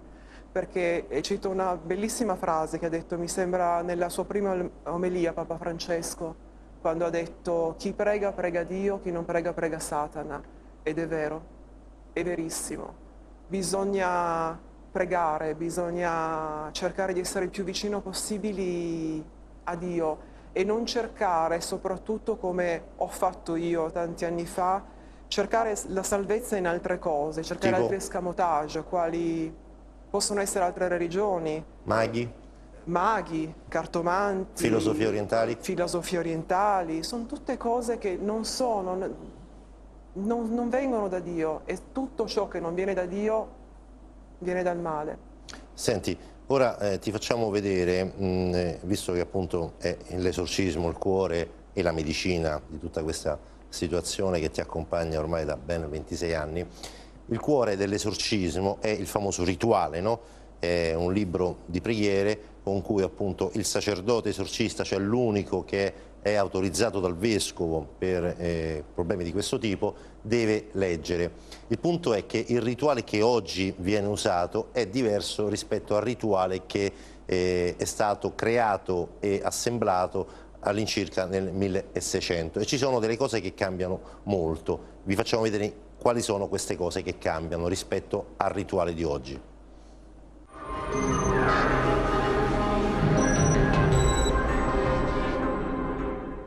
Exorcizo te immundissime spiritus, omni incursio adversari, omne fantasma, omnis legio, in nomine Domini nostri Iesu Christi, eradicare et effugare ab hoc plasmate Dei.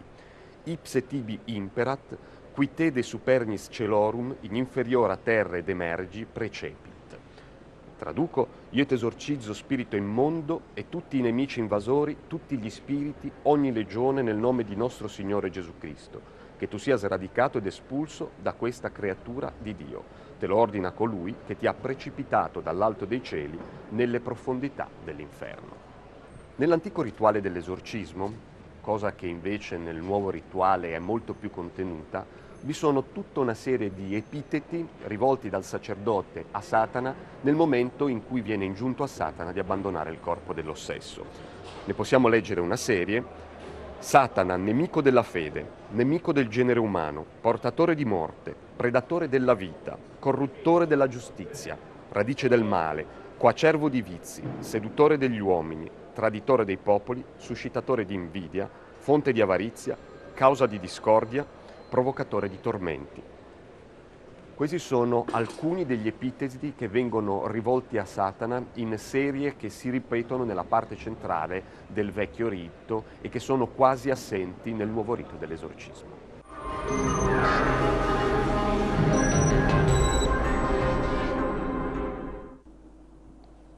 Lo voglio ripetere, appunto il rituale è sostanzialmente una preghiera, una formula con cui il sacerdote chiede, ordina all'ossesso, o meglio allo spirito che in quel momento possiede la persona, di andarsene. Ecco Caterina, siamo agli ultimi minuti. Secondo te l'esorcismo è tenuto in buon conto, non dico solo della Chiesa ovviamente, che è l'unica che ci crede, ma anche da tutto il mondo professionale che gira e ruota intorno al fenomeno esorcistico, quindi parlo di medici, psicologi, farmacisti e quant'altro. Cioè, secondo te ci si crede all'esorcismo, nonostante testimonianze come la tua? Secondo me ci si crede troppo poco. Io dico sempre, l'esorcismo è l'unica medicina che può salvare chi vive questo problema. Ovviamente non basta prenderne solo una pastiglia o una tantum, è un qualcosa che ovviamente dura nel tempo e ci vuole molto tempo perché faccia effetto. Ovviamente chi salva è Gesù Cristo. Ecco, non è nessun sacerdote, però è vero che comunque ha dato il ministero dell'esorcismo proprio perché i suoi pastori salvassero, credo, per suo conto. Quindi è giusto che venga utilizzato di più e che soprattutto i sacerdoti stessi ci credono, perché spesso sono proprio loro che non credono alla potenza di quello che hanno, al bene che possono fare alle persone che vivono questo problema. Possono veramente salvare delle anime attraverso l'esorcismo, attraverso la carità, attraverso l'amore. Dovrebbero forse aprire un po' più le porte del loro cuore alle persone che vivono questo problema. E io vorrei solamente dire anche alle persone che soffrono, che stanno male, che sicuramente stanno anche peggio di me, di non arrendersi, di avere anche quel briciolo di speranza, ma di continuare ad averla, di andare avanti, di pregare per quanto è possibile, credere ancora in Dio, perché Dio esiste, perché se ci ha dato questa cosa umanamente non saremo mai in grado di sopportarla da soli, una croce del genere. Dio c'è è vicino, magari non lo vediamo, ma lui c'è. E solo non bisogna mai stare solamente attenti a non mettersi mai in mani sbagliate. È quello che diciamo. Perché spesso per la disperazione ci si mette in mani. Ci si rivolge a tutt'altro. A tutt'altro, o anche persone magari che ti vogliono aiutare, ma non hanno gli strumenti, perché l'unico a poter fare l'esorcismo è il sacerdote autorizzato dal vescovo. Gli altri possono combinare solamente guai. Grazie Caterina, grazie di questa tua precisa testimonianza e anche tra l'altro molto chiara. Io ricordo le repliche di Vada Retro il sabato alle 16:50 e la domenica alle 17:20. Continuate a seguirci e siamo ovviamente anche su Facebook e su Twitter. Grazie ancora a tutti e ovviamente l'augurio è per un buon fine settimana.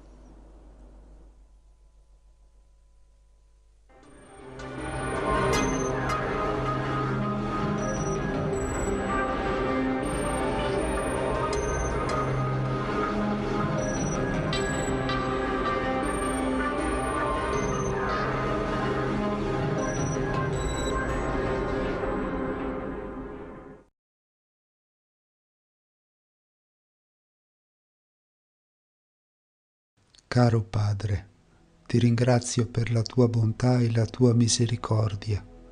Ti ringrazio per le battaglie che combatti per me, quelle che ho riconosciuto e quelle di cui non mi sono nemmeno accorto. Padre, chiedo la tua protezione e il tuo aiuto. Tu conosci le mie tribolazioni, Signore. Tu sai contro cosa sto combattendo e sai cosa sto affrontando. Io prego e ti supplico che tu apra la mia vista spirituale, in modo che io possa agire con quell'autorità che tu mi hai dato attraverso la tua parola, l'autorità che è nel tuo nome. Signore, fammi conoscere le tue vie, fa che io possa trovare familiarità con la tua presenza, possa lo Spirito Santo suscitare sempre nel mio cuore il potere che mi hai dato come figlio di Dio, che crede ed è salvato da Gesù Cristo. Possa lo Spirito Santo ricordarmi sempre la mia identità nel regno di Dio, che tu sei mio Padre e io sono tuo Figlio, e possa lo Spirito Santo ricordarmi le tue promesse, le promesse che mi hai lasciato con la tua parola, promesse che mi dicono che sono un figlio della luce, che mi dicono che sono benedetto al mattino e benedetto la sera, promesse che mi dicono che sarai sempre con me e che mi hai dato il potere di camminare sopra serpenti e scorpioni e su tutta la potenza del nemico, e nulla potrà danneggiarmi, perché il mio nome è scritto nei cieli. Padre, tu conosci la mia debolezza. Aiutami a camminare e a comportarmi come un figlio di Dio che conosce la propria identità. Possano tutte le mie vie essere gradite a te. Possa la mia fede essere gradita a te, Signore. La tua parola mi dice che se mi affido a te, riconoscendo che tu sei il mio rifugio e la mia fortezza, il mio Dio in cui confido, tu mi libererai dal male e dai nemici e mi proteggerai sotto le tue ali, e la tua fedeltà sarà il mio scudo e la mia corazza. Signore, io adesso dichiaro che confido in te. Dichiaro oggi che confido in te, perché tu sei il mio rifugio e la mia fortezza. Signore, confido in te per la vittoria in ogni area della mia vita. Confido in te per una conversione. Confido in te, Padre, che sei nei cieli, per aiutarmi in questi momenti in cui potrebbe sembrare che il male abbia il sopravvento. Ma confiderò per sempre in te, perché sei il mio rifugio e la mia fortezza. Solo tu, Padre, sei il nostro Dio, il nostro rifugio e la nostra fortezza. allora ho piena fiducia in te. Ho fiducia che qualunque cosa io possa desiderare, qualunque cosa io possa sognare e di cui ho bisogno, può essere trovata in te. Perché tu, Padre, conosci cosa è buono per me. Tu conosci i tempi della gioia e della sofferenza, i tempi del vivere e del morire, e io ho fiducia in te, anche quando non comprendo, perché tu hai creato ogni cosa e ami tutto ciò che hai creato e orienti le nostre vite verso l'incontro con te. Io credo che riponendo la mia fiducia in te non resterò deluso in eterno, perché tu sei un Dio compassionevole, perché non ti compiaci del male, perché tu sei un Dio fedele e porterai a compimento ogni tua promessa di salvezza. Ti ringrazio, Signore, di essere presente nella mia vita. Tu sei l'Altissimo, l'Onnipotente. Tu sei la pietra angolare della mia vita e io scelgo di contare su di te. In te trovo riparo nel tempo della tempesta, quando la vita diventa difficile. Padre, io invoco il dono dello Spirito Santo, il dono dello Spirito di tuo Figlio, Gesù Cristo, su di me e su ogni persona che porto nel cuore e su ogni persona che incontrerò, perché tu possa portare luce nelle nostre vite, perché tu possa sciogliere le tenebre, perché tu possa farti strada dentro di noi, perché tu possa diventare la nostra strada, perché tu possa essere la nostra verità e la nostra stessa vita. Gesù Cristo ci ha promesso che le porte degli inferi non prevarranno su di noi. Ti prego, Padre, che tu ci dia la tenacia per essere forti, per rimanere saldi e incrollabili nelle tempeste, perseveranti e radicati nella fede in Gesù Cristo. Aiutaci a camminare per fede e per amore e non seguendo le seduzioni della volgarità e della banalità e dell'arroganza e dell'egoismo. Il nostro sguardo resti fisso su di te, che sei il Dio della pace per chi ti ama, il Dio onnipotente per chi crede, il Dio che sposta le montagne per chi ha fede, il Dio della libertà per chi ti accoglie, il Dio della verità per chi ti ascolta, il Dio della misericordia per chi è misericordioso, il Dio che si lascia trovare da chi ti cerca, il Dio che ascolta chi lo prega.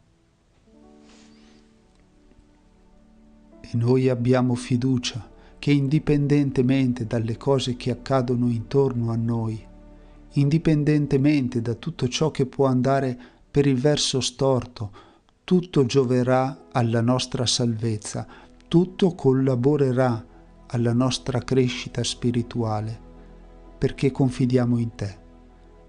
E in questo momento ti chiediamo pace. Te la chiediamo nel nome di Gesù, il Re della pace, e ti chiediamo di guidarci in questo momento, anche se potremmo non capire tutto ciò che sta accadendo, anche se dovessimo trovarci nell'incertezza. In mezzo a tutto questo, Signore, apri una strada nel deserto, una strada che ci conduca alla tua casa. E ora sono qui a chiedere il tuo aiuto. Non posso farcela da solo, non posso combattere questa battaglia da solo. E mentre ti prego, Signore, anche per tutte le persone che porto nel cuore e per tutte le persone che mi hanno chiesto di essere ricordate e per tutte le persone che pregano per me, qualunque sia la difficoltà contro cui stiamo lottando, resta al nostro fianco, Signore, nel nostro spirito, nella nostra mente, nei nostri corpi e su qualunque area della vita in cui incontriamo l'opposizione del male. Invoco il nome che è al di sopra di ogni altro nome. Ti invoco, Signore Gesù. Sciogli questi nodi, dissolvi le tenebre, guariscici dalle infermità, risana le nostre ferite. Signore Gesù, tu ci hai invitati. Venite a me, voi tutti che siete affaticati e oppressi, e io vi ristorerò. Prendete il mio giogo sopra di voi e imparate da me, che sono mite e umile di cuore, e troverete ristoro per le vostre anime. Noi cerchiamo il tuo volto, Signore Gesù. Le nostre anime hanno sete di te, e veniamo da te, Padre, e ci inchiniamo davanti a te, chiedendo il tuo aiuto. Stiamo chiedendo il tuo intervento divino. Chiediamo il tuo Spirito. Sii tu il nostro conforto in questo momento. In te noi speriamo. Nella tua parola noi confidiamo e sappiamo che chi si oppone a te non avrà prosperità e chi si oppone ai tuoi figli non avrà la tua benedizione. Ma noi dimoriamo presso di te, Signore Gesù. Padre, ti accolgo nel mio cuore e benedico il tuo santo nome. Tu stai al di sopra di ogni cosa e non c'è niente e nessuno che possa opporsi a te, e quindi invoco il tuo nome. Credo che rinnoverai la mia vita. Anche se ancora non riuscissi a vedere i segni della tua presenza accanto a me, credo per fede e so che tu sei al mio fianco e stai operando per il mio bene. Signore Gesù, ti prego, ti chiedo lo spirito di saggezza e di discernimento. In questo tempo aiutami a camminare con una mente illuminata dalla fede e non dall'arroganza o dall'orgoglio. Lampada ai miei passi è la tua parola, luce sul mio cammino. Ti prego, Signore, mostrami la strada che conduce al bene. Aiutami a riconoscere e a detestare gli inganni del nemico. Guidami sulla strada della giustizia, in modo che non abbia a deviare nei sentieri del male e che non cada negli abissi del vizio. Fai nascere in me il desiderio di cercarti, Signore, la voglia di essere una persona migliore, l'aspirazione per la purezza di cuore, l'amore per la verità. Avvicinati a me, Padre, e io mi avvicinerò a te. Vivifica il mio spirito affinché non cada nell'inganno del nemico. Prego per la luce che è Gesù Cristo, perché risplenda nella mia vita. Scaccia le tenebre. Tu sei venuto a portare fuoco sulla terra. Il tuo spirito è il fuoco potente e santo. Fa che questo fuoco arda in me, fuoco che divora gli spiriti della paura e della tristezza, fuoco che allontana le tenebre e porta la luce, e accende il desiderio di pregare e di combattere per il bene. Ti ringrazio, Padre, per la tua fedeltà, perché so che tu non mi dimenticherai, né mi abbandonerai mai. Grazie per aver ascoltato la mia preghiera, Padre, e grazie per aver ascoltato tutte le persone che si sono unite a me mediante questa preghiera. Benedici le nostre vite, Signore Gesù. Riempi le nostre vite di pace. Dona a noi una pace profonda, la pace che viene da te. Noi cerchiamo te, Signore, cerchiamo te in ogni ambito della nostra vita. Ti ringraziamo per la tua misericordia. Noi confideremo in te perché sei un Dio misericordioso, perché non ci giudichi secondo le nostre colpe, ma secondo il tuo amore. Tu doni la libertà a chi ascolta i tuoi insegnamenti, a chi accetta le tue correzioni.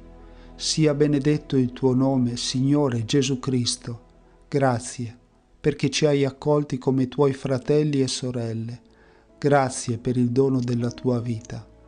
Grazie per il dono del tuo Spirito. Amen.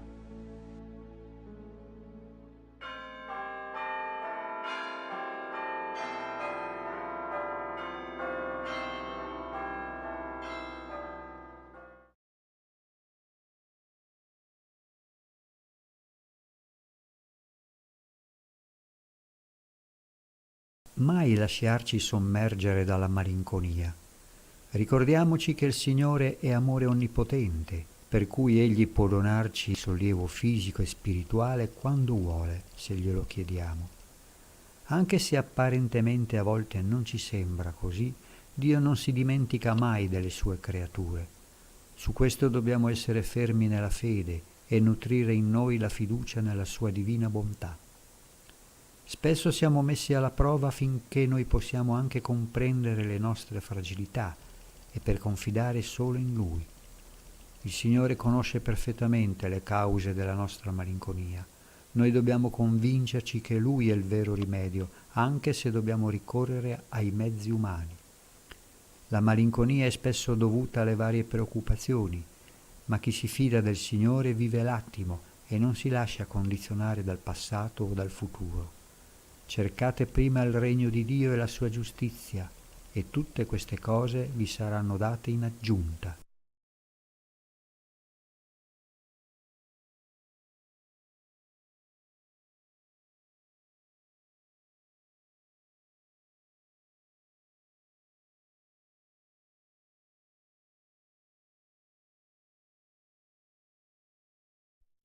La prima tappa, Aquileia-Aiello, è lunga 16 km e mezzo. Si percorre in un territorio di campagna senza incontrare alcun dislivello. Dalla Basilica d'Aquileia si supera la via sacra per giungere alla vicina frazione di Monastero. Per strade di campagna, costeggiando l'argine del fiume Natissa, si superano le località di Borgo Sandrigo e Capo di Sopra. Attraversata la statale per Gorizia, si raggiunge il paese di Perteole per arrivare dopo 2 chilometri ad Aiello.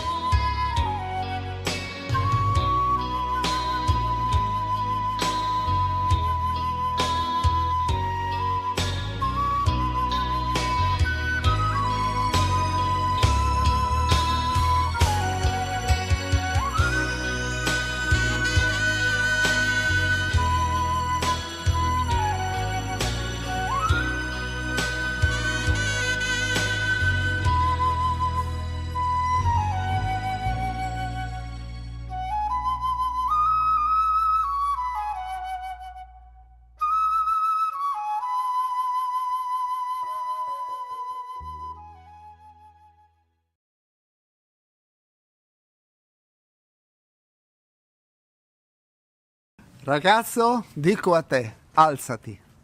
Bellissimo questo racconto del Vangelo che mostra la compassione di Gesù nei confronti di questa donna vedova che ha perso il suo unico figlio.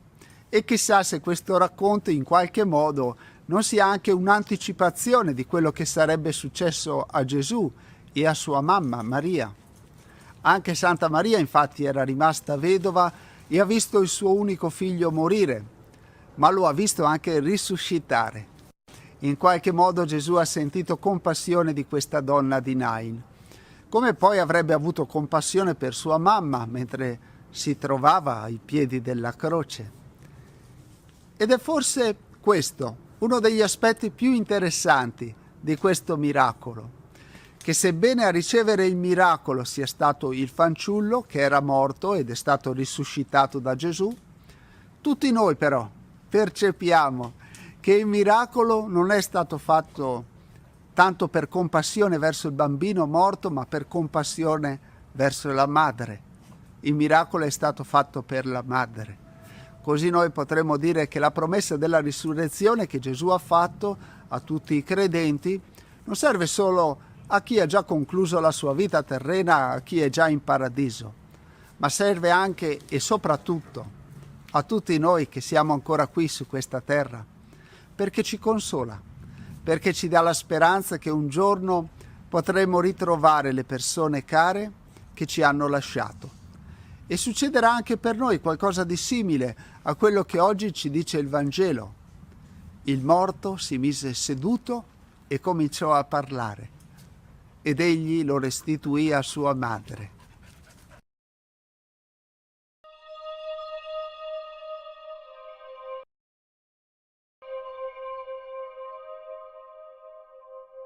Migliaia di persone si credono o fatturate o invasate dal maligno, ma in realtà sono malate. Ma il diavolo gira attorno a noi cercando chi divorare. La sua presenza è indubbia in questo mondo. In 10 casi su 100 si nota la presenza del maligno, il quale può tentarci, vessarci, perseguitarci. Può anche infestarci sia personalmente che localmente. Può anche penetrare nelle nostre facoltà inferiori, ma mai nell'anima. In questi casi parliamo di disturbi minori. Quando il male è organizzato, quando ci sono delle messe nere o il culto satanico, attuati da individui che possono passare per galantuomini, che in apparenza non danno alcun sospetto di presenza diabolica, allora è in loro che opera il maligno. Alcuni medici vengono perché non sanno spiegare alcuni disturbi personali o dei pazienti. Vengono magistrati, militari, avvocati, professori, i quali pur essendo evoluti non sanno spiegarsi alcuni fenomeni strani. Ai non credenti vorrei dire che Satana è presente in questo mondo. Gesù diceva che tutto il mondo giace sotto il potere del maligno, però Cristo ha vinto il maligno ed è Lui che porta la salvezza.